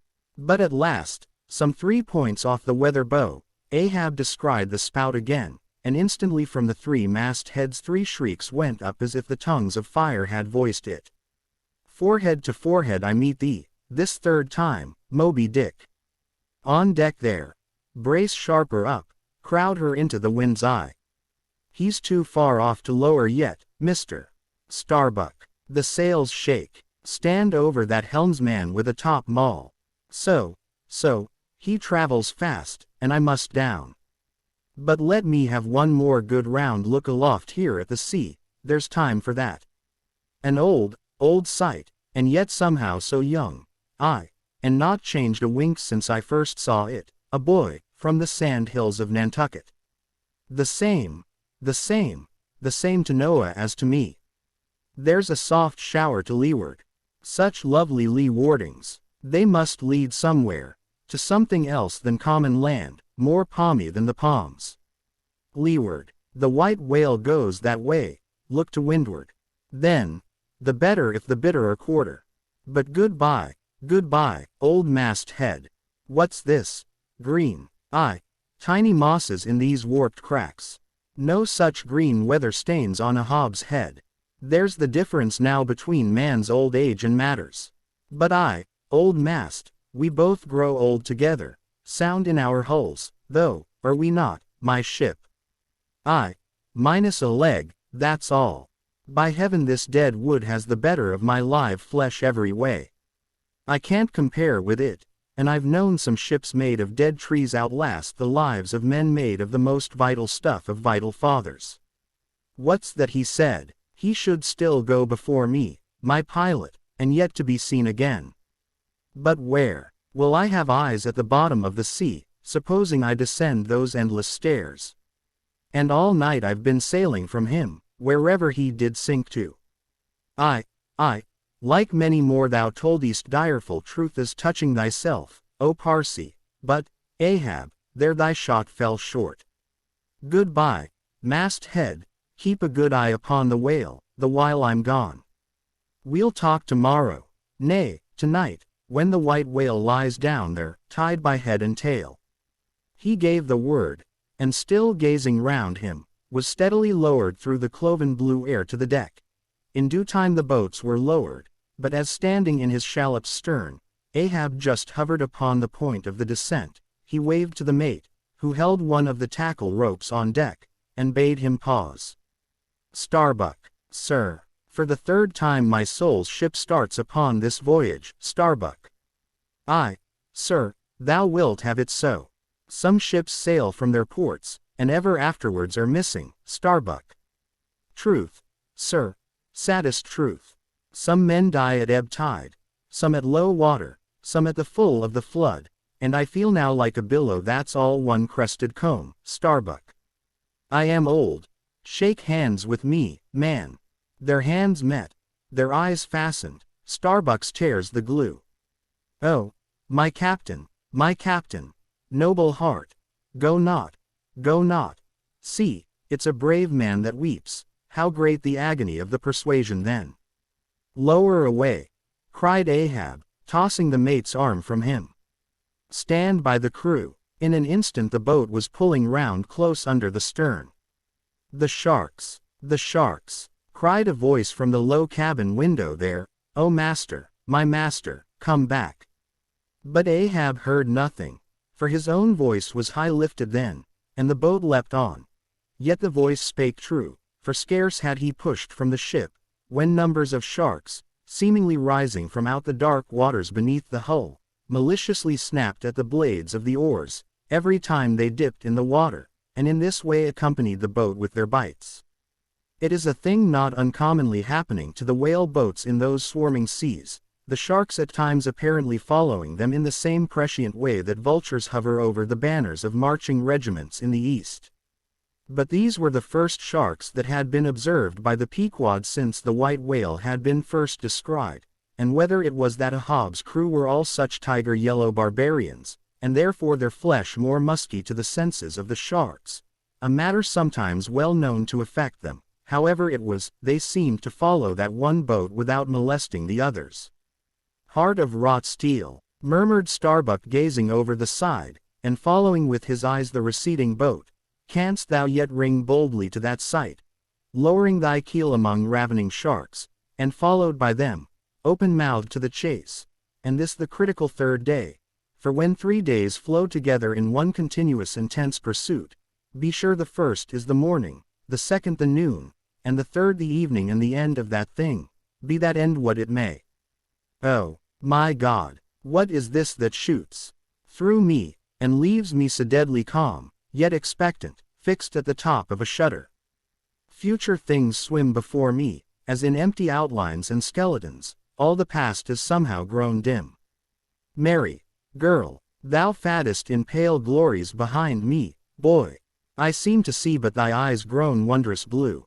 Strangest problems of life seem clearing, but clouds sweep between, eyes my journey's end coming. My legs feel faint, like his who has footed it all day. Feel thy heart, beats it yet? Stir thyself, Starbuck, stave it off, move, move. Speak aloud, masthead there. See ye my boy's hand on the hill? Crazed, aloft there. Keep thy keenest eye upon the boats. Mark well the whale. Ho! Again! Drive off that hawk. See, he pecks. He tears the vane, pointing to the red flag flying at the main truck. Ha! He soars away with it. Where's the old man now? Seest thou that sight, O Ahab? Shudder, shudder. The boats had not gone very far, when by a signal from the mastheads, a downward pointed arm, Ahab knew that the whale had sounded. But intending to be near him at the next rising, he held on his way a little sideways from the vessel, the besh-armed crew maintaining the profoundest silence, as the head-beat waves hammered and hammered against the opposing bow. Drive, drive in your nails, O ye waves! To their uttermost heads drive them in. Ye but strike a thing without a lid, and no coffin and no hearse can be mine, and hemp only can kill me. Ha, ha! Suddenly the waters around them slowly swelled in broad circles, then quickly upheaved, as if sideways sliding from a submerged berg of ice, swiftly rising to the surface. A low rumbling sound was heard, a subterraneous hum, and then all held their breaths, as bedraggled with trailing ropes, and harpoons, and lances, a vast form shot lengthwise but obliquely from the sea. Shrouded in a thin drooping veil of mist, it hovered for a moment in the rainbowed air, and then fell swamping back into the deep. Crushed 30 feet upwards, the waters flashed for an instant like heaps of fountains, then brokenly sank in a shower of flakes, leaving the circling surface creamed like new milk round the marble trunk of the whale. Give way, cried Ahab to the oarsmen, and the boats darted forward to the attack, but maddened by yesterday's fresh irons that corroded in him, Moby-Dick seemed combinedly possessed by all the angels that fell from heaven. The wide tiers of welded tendons overspreading his broad white forehead, beneath the transparent skin, looked knitted together, as head-on, he came churning his tail among the boats, and once more flailed them apart, spilling out the irons and lances from the two mates' boats, and dashing in one side of the upper part of their bows, but leaving the hobs almost without a scar, while Daggoo and Queequeg were stopping the strained planks, and as the whale swimming out from them, turned, and showed one entire flank as he shot by them again, at that moment a quick cry went up. Lashed round and round to the fish's back, pinioned in the turns upon turns in which, during the past night, the whale had reeled the involutions of the lines around him, the half-torn body of the Parsee was seen, his sable raiment frayed to shreds, his distended eyes turned full upon old Ahab. The harpoon dropped from his hand. Befooled, drawing in a long lean breath, "I, Parsee, I see thee again. Ay, and thou goest before, and this then is the hearse that thou didst promise. But I hold thee to the last letter of thy word. Where is the second hearse? Away, mates, to the ship. Those boats are useless now. Repair them if ye can in time, and return to me. If not, Ahab is enough to die. Down, men. The first thing that but offers to jump from this boat I stand in, that thing I harpoon. Ye are not other men, but my arms and my legs, and so obey me. Where's the whale? Gone down again." But he looked too nigh the boat, for as if bent upon escaping with the corpse he bore, and as if the particular place of the last encounter had been but a stage in his leeward voyage, Moby-Dick was now again steadily swimming forward, and had almost passed the ship, which thus far had been sailing in the contrary direction to him, though for the present her headway had been stopped.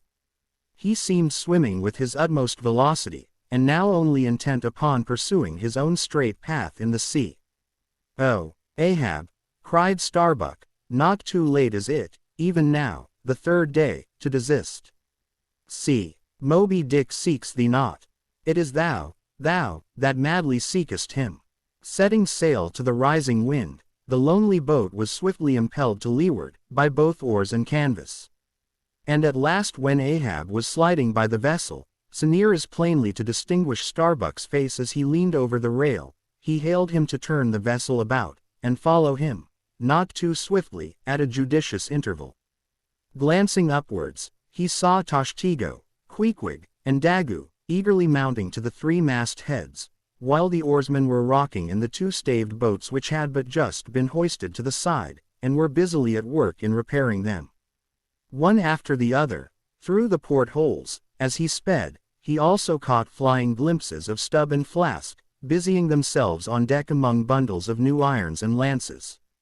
As he saw all this, as he heard the hammers in the broken boats, far other hammers seemed driving a nail into his heart. But he rallied, and now marking that the vane or flag was gone from the main masthead, he shouted to Tashtego, who had just gained that perch, to descend again for another flag, and a hammer and nails, and so nail it to the mast. Whether fagged by the 3 days' running chase, and the resistance to his swimming in the knotted hamper he bore, or whether it was some latent deceitfulness and malice in him, whichever was true, the white whale's way now began to abate, as it seemed, from the boat so rapidly nearing him once more, though indeed the whale's last start had not been so long a one as before. And still as Ahab glided over the waves the unpitying sharks accompanied him, and so pertinaciously stuck to the boat, and so continually bit at the plying oars, that the blades became jagged and crunched, and left small splinters in the sea, at almost every dip. Heed them not, those teeth but give new rollicks to your oars. Pull on, 'tis the better rest, the shark's jaw than the yielding water. But at every bite, sir, the thin blades grow smaller and smaller. They will last long enough.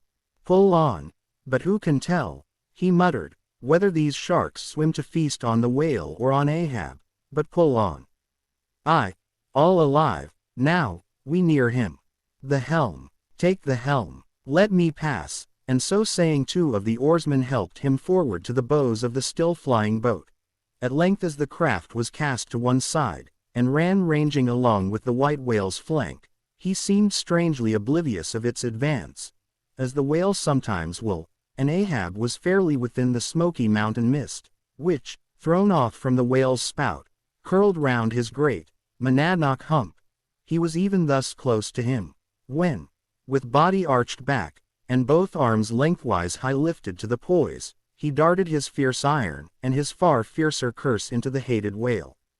As both steel and curse sank to the socket, as if sucked into a morass, Moby-Dick sideways writhed, spasmodically rolled his nigh flank against the bow, and, without staving a hole in it, so suddenly canted the boat over, that had it not been for the elevated part of the gunwale to which he then clung, Ahab would once more have been tossed into the sea. As it was, 3 of the oarsmen, who foreknew not the precise instant of the dart, and were therefore unprepared for its effects, these were flung out, but so fell, that, in an instant 2 of them clutched the gunwale again, and rising to its level on a combing wave, hurled themselves bodily inboard again, the 3rd man helplessly dropping astern, but still afloat and swimming.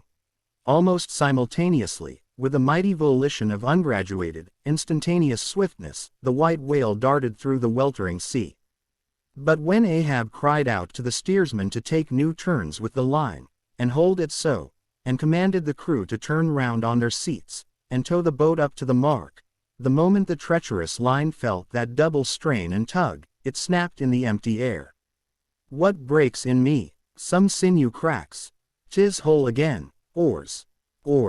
Burst in upon him. Hearing the tremendous rush of the sea-crashing boat, the whale wheeled round to present his blank forehead at bay, but in that evolution, catching sight of the nearing black hull of the ship, seemingly seeing in it the source of all his persecutions, bethinking it may be, a larger and nobler foe, of a sudden, he bore down upon its advancing prow, smiting his jaws amid fiery showers of foam.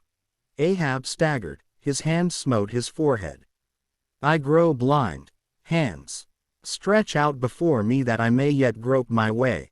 Iced night, the whale, the ship, cried the cringing oarsman. Oars, slope downwards to thy depths, O sea, that ere it be forever too late, Ahab may slide this last time upon his mark. I see. The ship, dash on, my men. Will ye not save my ship? But as the oarsmen violently forced their boat through the sledge-hammering seas, the before whale-smitten bow ends of 2 planks burst through, and in an instant almost, the temporarily disabled boat lay nearly level with the waves, its half-wading, splashing crew trying hard to stop the gap and bail out the pouring water. Meantime, for that one beholding instant, Tashtego's mast-head hammer remained suspended in his hand, and the red flag, half wrapping him as with a plaid, then streamed itself straight out from him, as his own forward flowing heart, while Starbuck and Stubb, standing upon the bowsprit beneath, caught sight of the down-coming monster just as soon as he. The whale, up helm, oh, all ye sweet powers of air, now hug me close. Let not Starbuck die, if die he must, in a woman's fainting fit. Up helm, I say, ye fools, the jaw, is this the end of all my bursting prayers? All my lifelong fidelities? Oh, Ahab, lo, thy work. Steady, helmsman, steady, nay, up helm again. He turns to meet us. Oh, his unappeasable brow drives on towards one, whose duty tells him he cannot depart. My God, stand by me now. Stand not by me, but stand under me, whoever you are that will now help Stubb, for Stubb, too, sticks here. I grin at thee, thou grinning whale. Who ever helped Stubb, or kept Stubb awake, but Stubb's own unwinking eye? And now poor Stubb goes to bed upon a mat rass that is all too soft, would it were stuffed with brushwood. I grin at thee, thou grinning whale. Look ye, sun, moon, and stars. I call ye assassins of as good a fellow as ever spouted up his ghost. For all that, I would yet ring glasses with ye, would ye but hand the cup. Oh, thou grinning whale, but there'll be plenty of gulping soon. Why fly ye not, O Ahab? For me, off shoes and jacket to it, let Stubb die in his drawers. A most mouldy and over-salted death, though, cherries. Oh, flask, for one red cherry ere we die. Cherries. I only wish that we were where they grow. Oh, Stubb, I hope my poor mother's drawn my part pay ere this, if not, few coppers will now come to her, for the voyage is up. From the ship's bows, nearly all the seamen now hung inactive, hammers, bits of plank, lances, and harpoons, mechanically retained in their hands, just as they had darted from their various employments, all their enchanted eyes intent upon the whale, which from side to side strangely vibrating his predestinating head, sent a broad band of overspreading semicircular foam before him as he rushed. Retribution, swift vengeance, eternal malice were in his whole aspect, and spite of all that mortal man could do, the solid white buttress of his forehead smote the ship's starboard bow, till men and timbers reeled. Some fell flat upon their faces. Like dislodged trucks, the heads of the harpooneers aloft shook on their bull-like necks. Through the breach, they heard the waters pour, as mountain torrents down a flume. The ship, the hearse, the second hearse, cried Ahab from the boat, its wood could only be American. Diving beneath the settling ship, the whale ran quivering along its keel, but turning under water, swiftly shot to the surface again, far off the other bow, but within a few yards of a Hobbs boat, where, for a time, he lay quiescent. I turn my body from the sun. What ho, Tashtego, let me hear thy hammer. Oh, ye three unsurrendered spires of mine, thou uncracked keel, and only God-bullied hull, thou firm deck, and haughty helm, and pole-pointed prow, death-glorious ship. Must ye then perish, and without me, am I cut off from the last fond pride of meanest shipwrecked captains? Oh, lonely death on lonely life. Oh, now I feel my topmost greatness lies in my topmost grief. Ho, ho, from all your furthest bounds, pour ye now in, ye bold billows of my whole foregone life, and top this one piled comber of my death. Towards thee I roll, thou all-destroying but unconquering whale, to the last I grapple with thee, from hell's heart I stab at thee, for hate's sake I spit my last breath at thee. Sink all coffins and all hearses to one common pool, and since neither can be mine, let me then tow to pieces, while still chasing thee, though tied to thee, thou damned whale. Thus, I give up the spear. The harpoon was darted. The stricken whale flew forward. With igniting velocity the line ran through the grooves, ran foul. Ahab stooped to clear it. He did clear it, but the flying turn caught him round the neck, and voicelessly as Turkish mutes bowstring their victim, he was shot out of the boat, ere the crew knew he was gone. Next instant, the heavy eye-splice in the rope's final end flew out of the stark empty tub, knocked down an oarsman, and smiting the sea, disappeared in its depths. For an instant, the tranced boat's crew stood still, then turned. The ship, great God, where is the ship? Soon they through dim, bewildering mediums saw her sidelong fading phantom, as in the gaseous Fata Morgana, only the uppermost masts out of water, while fixed by infatuation, or fidelity, or fate, to their once lofty perches, the pagan harpooneers still maintained their sinking lookouts on the sea. And now, concentric circles seized the lone boat itself, and all its crew, and each floating oar, and every lance pole, and spinning, animate and inanimate, all round and round in one vortex, carried the smallest ship of the Pequod out of sight. But as the last whelmings intermixingly poured themselves over the sunken head of the Indian at the mainmast, leaving a few inches of the erect spar yet visible, together with long streaming yards of the flag, which calmly undulated, with ironical coincidings, over the destroying billows they almost touched. At that instant, a red arm and a hammer hovered backwardly uplifted in the open air, in the act of nailing the flag faster and yet faster to the subsiding spar.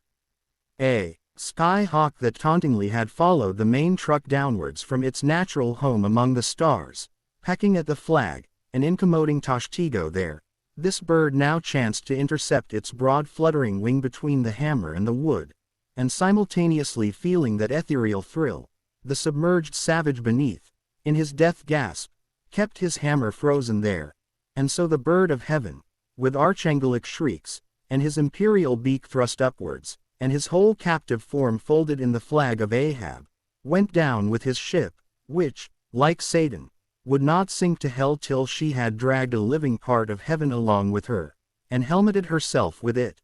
Now small fowls flew screaming over the yet yawning gulf. A sullen white surf beat against its steep sides, then all collapsed, and the great shroud of the sea rolled on as it rolled 5,000 years ago.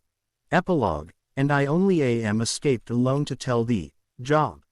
The drama's done. Why then here does any one step forth? Because one did survive the wreck.